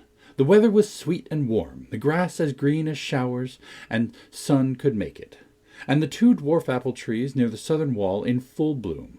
After breakfast, Catherine insisted on my bringing a chair and sitting with my work under the fir trees at the end of the house, and she beguiled Hareton, who had perfectly recovered from his accident, to dig and arrange her little garden, which was shifted to that corner by the influence of Joseph's complaints.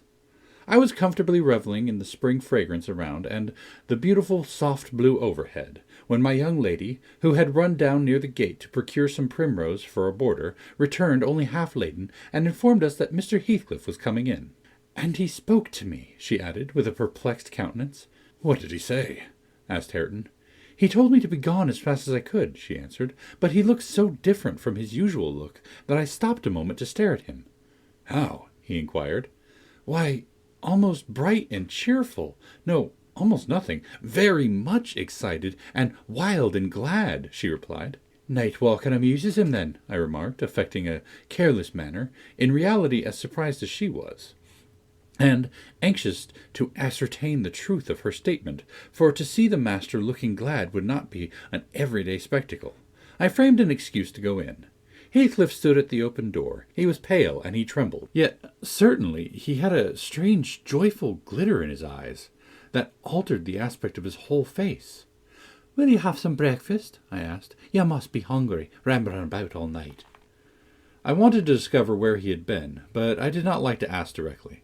"No, I'm not hungry," he answered, averting his head and speaking rather contemptuously, as if he guessed I was trying to divine the occasion of his good humor.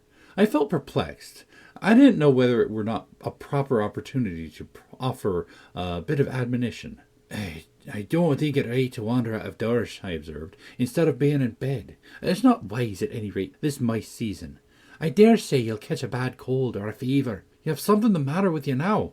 "Nothing but what I can bear," he replied, "and with the greatest pleasure, provided you'll leave me alone. Get in and don't annoy me." I obeyed, and, in passing, I noticed he breathed as fast as a cat. "Yes," I reflected to myself, "we shall have a fit of illness. I cannot conceive what he has been doing." That noon he sat down to dinner with us, and received a heaped-up plate from my hands, as if he intended to make amends for previous fasting. "I've neither cold nor fever, Nellie," he remarked in allusion to my morning speech, "and I'm ready to do justice to the food you give me." He took his knife and fork and was going to commence eating, when the inclination appeared to become suddenly extinct. He laid them on the table, looked eagerly towards the window, then rose and went out. We saw him walking to and fro in the garden while we concluded our meal, and Earnshaw said he'd go and ask why he would not dine. He thought we had grieved him some way. "Well, is he coming?" cried Catherine, when her cousin returned. "Nay," he answered, "but he's not angry. He seemed rare and pleased indeed. Only I made him impatient by speaking to him twice. Then he bid me be off to you. He wondered how I could want the company of anybody else." I set his plate to keep warm on the fender, and after an hour or two he re-entered, when the room was clear, in no degree calmer. The same unnatural appearance of joy under his black brows, the same bloodless hue, and his teeth visible, now and then, in a kind of smile, his frame shivering, not as one shivers with chill or weakness, but as a tight-stretched cord vibrates, a strong thrilling rather than trembling. I will ask what is the matter, I thought, or who should? And I exclaimed, "Have you heard any good news, Mr. Heathcliff? You look uncommonly animated." "Where should good news come from to me?" he said. "I'm animated with hunger, and seemingly I must not eat." "Your dinner's here," I returned. "Why won't you get it?" "I don't want it now," he muttered hastily. "I'll wait till supper. And, Nellie, once for all, let me beg you to warn Hareton and the other away from me. I wish to be troubled by nobody. I wish to have this place to myself." "Is there some new reason for this banishment?" I inquired. "Tell me why you're so queer, Mr. Heathcliff. Where were you last night? I'm not putting the question through idle curiosity, but— You are putting the question through very idle curiosity, he interrupted with a laugh. Yet I'll answer it. Last night I was on the threshold of hell. Today I'm within sight of my heaven. I have my eyes on it. Hardly 3 feet to sever me. And now you better go. You'll neither see nor hear anything to frighten you if you refrain from prying. Having swept the hearth and wiped the table, I departed more perplexed than ever. He did not quit the house again that afternoon, and no one intruded on his solitude, till, at 8 o'clock, I deemed it proper, though unsummoned, to carry a candle and his supper to him. He was leaning against the ledge of an open lattice, but not looking out. His face was turned to the interior gloom. The fire had smouldered to ashes, the room was filled with the damp, mild air of the cloudy evening, and so still that not only the murmur of the beck down Gimmerton was distinguishable, but its ripples and its gurgling over the pebbles, or through the large stones which it could not cover. I uttered an ejaculation of discontent at seeing the dismal grate, and commenced shutting the casements one after another, till I came to his. "Must I close this?" I asked, in order to rouse him, for he would not stir. The light flashed on his features as I spoke. Oh, Mr. Lockwood, I cannot express what a terrible start I got by that momentary view. Those deep black eyes, the smile and ghastly paleness. It appears to me not Mr. Heathcliff, but a goblin, and in my terror I let the candle bend toward the wall, and it left me in the darkness. Yes, close it, he replied in his familiar voice. There, that is pure awkwardness. Why'd you hold the candle horizontally? Be quick and bring another. I hurried out in a foolish state of dread, and said to Joseph, "The master wishes you to take him a light and rekindle the fire," for I dare not go in by myself again just then. Joseph rattled some fire into the shovel, and went, but he brought it back immediately, with the supper tray in his other hand, explaining that Mr. Heathcliff was going to bed, and he wanted nothing to eat till morning. We heard him mount the stairs directly. He did not proceed to his ordinary chamber, but turned into that with the panelled bed. Its window, as I mentioned before, is wide enough for anybody to get through. And it struck me that he plotted another midnight excursion, which we had no suspicion of. "Is he a ghoul or a vampire?" I mused. I had read of such hideous incarnate demons, and then I set myself to reflect how I had tended him in his infancy, and watched him grow to youth, and followed him almost through his whole course, and what absurd nonsense it was to yield to that sense of horror. But where did he come from? That little dark thing, harboured by a good man to his being," muttered Superstition as I dozed into unconsciousness, and I began, half dreaming, to weary myself with imagining some fit parentage for him, and repeating my waking meditation. I tracked his existence over again, with grim variations at last, picturing his death and funeral, of which all I can remember is being exceedingly vexed at having the task of dictating an inscription for his monument, and consulting the sexton about it. And, as he had no surname, and we could not tell his age, we were obliged to content ourselves with the single word Heathcliff. That came true, we were. If you enter the kirkyard, you'll read on his headstone only that, and the date of his death. Dawn restored to me common sense. I rose and went into the garden, as soon as I could see, to ascertain if there were any footmarks under his window. There were none. He had stayed home, I thought, and he'll be all right today. I prepared breakfast for the household, as was my usual custom, but told Hareton and Catherine to get theirs ere the master came down, for he lay late. They preferred taking it out of doors, under the trees, and I set a little table to accommodate them. On my re-entrance, I found Mr. Heathcliff below. He and Joseph were conversing about some farming business. He gave clear, minute directions concerning the matter discussed, but he spoke rapidly and turned his head continually aside, and had the same excited expression, even more exaggerated. When Joseph quitted the room, he took his seat in the place he generally chose, and I put a basin of coffee before him. He drew it nearer, and then rested his arms on the table, and looked at the opposite wall, as I supposed, surveying one particular portion up and down with glittering, restless eyes, and with such eager interest that he stopped breathing during half a minute together. "Come now," I exclaimed, pushing some bread against his hand. "Eat and drink while it's hot. It has been waiting near an hour."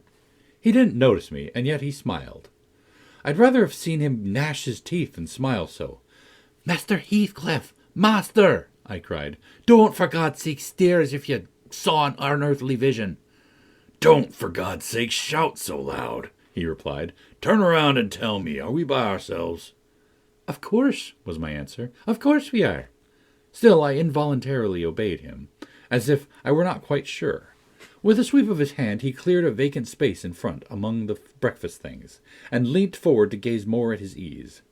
Now I perceived he was not looking at the wall, for when I regarded him alone, it seemed exactly that he gazed at something within 2 yards distance, and whatever it was, it communicated, apparently, both pleasure and pain, in exquisite extremes. At least the anguished yet raptured expression on his countenance suggested that idea. The fancied object was not fixed, either. His eyes pursued it with unwearied vigilance, and, even in speaking to me, were never weaned away. I vainly reminded him of his protracted abstinence from food. If he stirred to touch anything in compliance with my entreaties, if he stretched his hand out to get a piece of bread, his fingers clenched before they reached it, and remained on the table, forgetful of their aim. I sat, a model of patience, trying to attract his absorbed attention from its engrossing speculation, till he grew irritable, and got up, asking why I would not allow him to have his own time in taking his meals, and saying that on the next occasion I needn't wait, I might set the things down and go. Having uttered these words, he left the house, slowly sauntered down the garden path, and disappeared through the gate. The hours crept anxiously by. Another evening came. I did not retire to rest till late, and when I did, I could not sleep. He returned after midnight, and, instead of going to bed, shut himself into the room beneath. I listened and tossed about, and finally dressed and descended. It was too irksome to lie up there, harassing my brain with 100 idle misgivings. I distinguished Mr. Heathcliff's step, restlessly measuring the floor, and he frequently broke the silence by a deep inspiration, resembling a groan. He muttered detached words also. The only one I could catch was the name of Catherine, coupled with some wild term of endearment or suffering, and spoken as one would speak to a person present, low and earnest, and wrung from the depths of his soul. I had not courage to walk straight into the apartment, but I desired to divert him from his reverie, and therefore fell foul of the kitchen fire, stirred it, and began to scrape the cinders. It drew him forth sooner than I expected. He opened the door immediately and said, "Nellie, come here. Is it morning? Come in with your light." "It's striking 4, I answered. "You want a candle to take upstairs? You might have lit one at the fire." "No, I don't wish to go upstairs," he said. "Come in and kindle me a fire, and do anything there is to do about the room." "I must blow the coals red first, before I can carry any," I replied, getting a chair in the bellows. He roamed to and fro, meantime, in a state approaching distraction, his heavy sighs succeeding each other so thick as to leave no space for common breathing between. "When day breaks, I'll send for Green," he said. "I wish to make some legal inquiries of him, while I can bestow a thought on those matters, and while I can act calmly. I've not written my will yet, and how to leave my property I cannot determine. I wish I could annihilate it from the face of the earth." "I would not talk so, Mr. Heathcliff," I interposed. "Let your will be a while. You'll be spared to repent your many injustices yet. I never expected that your nerves would be disordered. They are, at present, marvellously so, however, and almost entirely through your own fault. The way you've passed these 3 days might knock up a Titan. Do take some food, and some repose. You need only look at yourself in a glass to see how you require both. Your cheeks are hollow and your eyes bloodshot, like a person starving with hunger and going blind from loss of sleep." "It's not my fault that I cannot eat or rest," he replied. "I assure you it is through no settled designs. I'll do both as soon as I possibly can. But you might as well bid a man struggling in the water rest within arm's length of shore. I must reach it first, and then I'll rest. Well, never mind, Mr. Green. As to repenting my injustices, I've done no injustice, and I repent of nothing. I'm too happy, and yet I'm not happy enough. My soul's bliss kills my body, but does not satisfy itself." "Happy master!" I cried. "Strange business! If you would hear me without being angry, I might offer some advice that would make you happier." "What is that?" he asked. "Give it."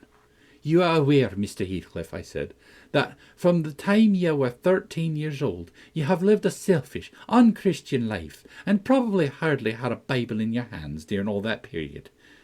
You must have forgotten the contents of the book, and you may not have space to search it now. Could it be hurtful to send for someone, some minister of any denomination, it does not matter which, to explain it, and show you how very far you've erred from its precepts, and how unfit you will be for its heaven unless a change takes place before you die."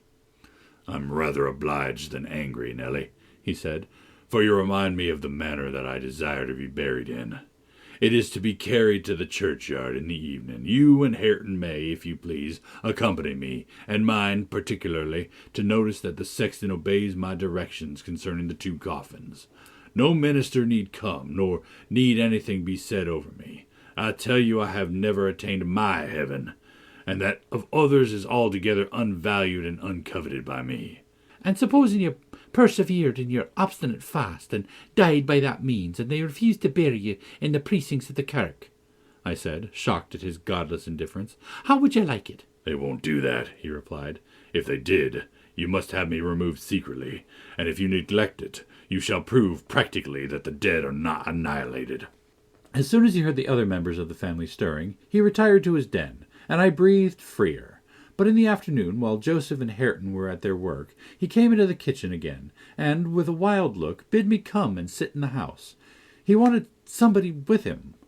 I declined, telling him plainly that his strange talk and manner frightened me, and I had neither the nerve nor the will to be his companion alone. "I believe you think me a fiend," he said with a dismal laugh. "Something too horrible to live under a decent roof." Then, turning to Catherine, who was there, and who drew behind me at his approach, he added, half sneeringly, "Will you come, Chuck? I'll not hurt you. No, not you. No, to you I've made myself worse than the devil. Well, there is one who won't shrink from my company. By God, she's relentless. Oh, damn it. It's unutterably too much for flesh and blood to bear, even mine." He solicited the society of no one more. At dusk he went into his chamber. Through the whole night and far into the morning we heard him groaning and murmuring to himself. Hareton was anxious to enter, but I bid him fetch Mr. Kenneth, and he should go in and see him. When he came, and I requested admittance and tried to open the door, I found it locked, and Heathcliff bid us be damned. He was better and would be left alone, so the doctor went away. The following evening was very wet. Indeed, it poured down till day-dawn, and as I took my morning walk round the house, I observed the master's window swinging open, and the rain driving straight in. He cannot be in bed, I thought. Those showers would drench him through. He must either be up or out. But I'll make no more ado. I'll go boldly and look. Having succeeded in obtaining the entrance with another key, I ran to unclose the panels, for the chamber was vacant. Quickly pushing them aside, I peeped in. Mr. Heathcliff was there, laid on his back. His eyes met mine, so keen and fierce, I started, and then he seemed to smile. I could not think him dead, but his face and throat were washed with rain, and the bedclothes dripped, and he was perfectly still. The lattice, flapping to and fro, had grazed one hand that rested on the sill. No blood trickled from the broken skin, and when I put my fingers to it, I could doubt no more. He was dead and stark. I hasped the window. I combed his long black hair from his forehead. I tried to close his eyes, to extinguish, if possible, that frightful, lifelike gaze of exultation, before anyone else beheld it. They would not shut. They seemed to sneer at my attempts, and his parted lips and sharp, white teeth sneered too. Taken with another fit of cowardice, I cried out for Joseph. Joseph shuffled up and made a noise, but resolutely refused to meddle with him. "The devil's hid off his soul," he cried, "and he might have the carcass into the bargain, for aught I care. Ech! What a wicked one he looks, grinning at death." And the old sinner grinned in mockery. I thought he intended to cut a caper around the bed, but suddenly composing himself, he fell on his knees and raised his hands and returned thanks that the lawful master and the ancient stock were restored to their rights. I felt stunned by the awful event, and my memory unavoidably recurred to former times with a sort of oppressive sadness. But poor Hareton, the most wronged, was the only one that really suffered much. He sat by the corpse all night, weeping in bitter earnest. He pressed its hands and kissed the sarcastic, savage face that everyone else shrank from contemplating. He bemoaned him with that strong grief which springs naturally from a generous heart, though it be tough as tempered steel. Kenneth was perplexed to pronounce of what disorder the master died. I concealed the fact of his having swallowed nothing for 4 days, fearing it might lead to trouble, and then I am persuaded he did not abstain on purpose. It was the consequence of his strange illness, not the cause. We buried him, to the scandal of the whole neighbourhood, as he had wished. Earnshaw and I, the sexton, and 6 men to carry the coffin, comprehended the whole attendance. The 6 men departed when they had let it down into the grave. We stayed to see it covered. Hareton, with a streaming face, dug green sods and laid them over the brown mould himself. At present it was as smooth and verdant as its companion mounds, and I hope its tenant sleeps as soundly. But the country folks, if you asked them, would swear on their Bible that he walks. There are those who speak to having met him near the church, and on the moor, and even within this house. Idle tales, you'll say, and so say I. Yet that old man by the kitchen fire affirms he has seen 2 on him, looking out of his chamber window, on every rainy night since his death. And an odd thing that happened to me about a month ago. I was going to the Grange one evening, a dark evening, threatening thunder, and just at the turn of the heights I encountered a little boy, with a sheep and 2 lambs before him.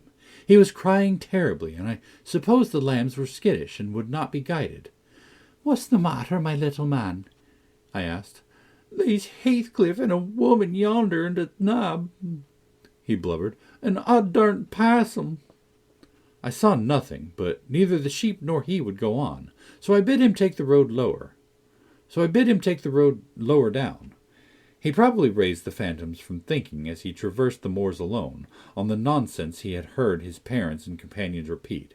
Yet still I don't like being out in the dark now, and I don't like being left by myself in this grim house. I cannot help it. I shall be glad when they leave it and shift to the Grange. "They're going to the Grange, then?" I said. "Yes," answered Mrs. Dean, "as soon as they are married, and that will be on New Year's Day." "And who will live here, then?"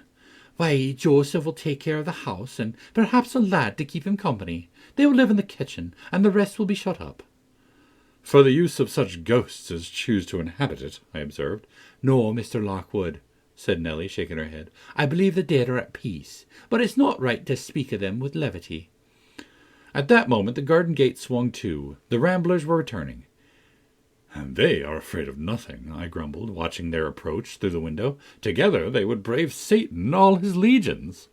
As they stepped onto the door-stones, and halted to take a last look at the moon, or, more correctly, at each other by her light, I felt irresistibly impelled to escape them again, and, pressing a remembrance into the hand of Mrs. Dean, and disregarding her expostulation at my rudeness, I vanished through the kitchen as they opened the house door, and so should have confirmed Joseph in his opinion of his fellow-servants' gay indiscretions, had he not, fortunately, recognized me for a respectable character by the sweet ring of a sovereign at his feet. My walk home was lengthened by a diversion into the direction of the kirk, when beneath its walls I perceived decay had made progress. Even in 7 months, many a window showed black gaps deprived of glass, and slates jutted off here and there beyond the right line of the roof, to be gradually worked off in coming autumn storms. I sought and soon discovered the 3 headstones on the slope next to the moor, the middle one grey and half buried in the heath, Edgar Linton's only harmonized by the turf and moss creeping up its foot, Heathcliff's still bare. I lingered round them under the benign sky, watched the moths fluttering among the heath and harebells, listened to the soft wind breathing through the grass, and wondered how anyone could ever imagine unquiet slumbers for the sleepers in that quiet earth. The End.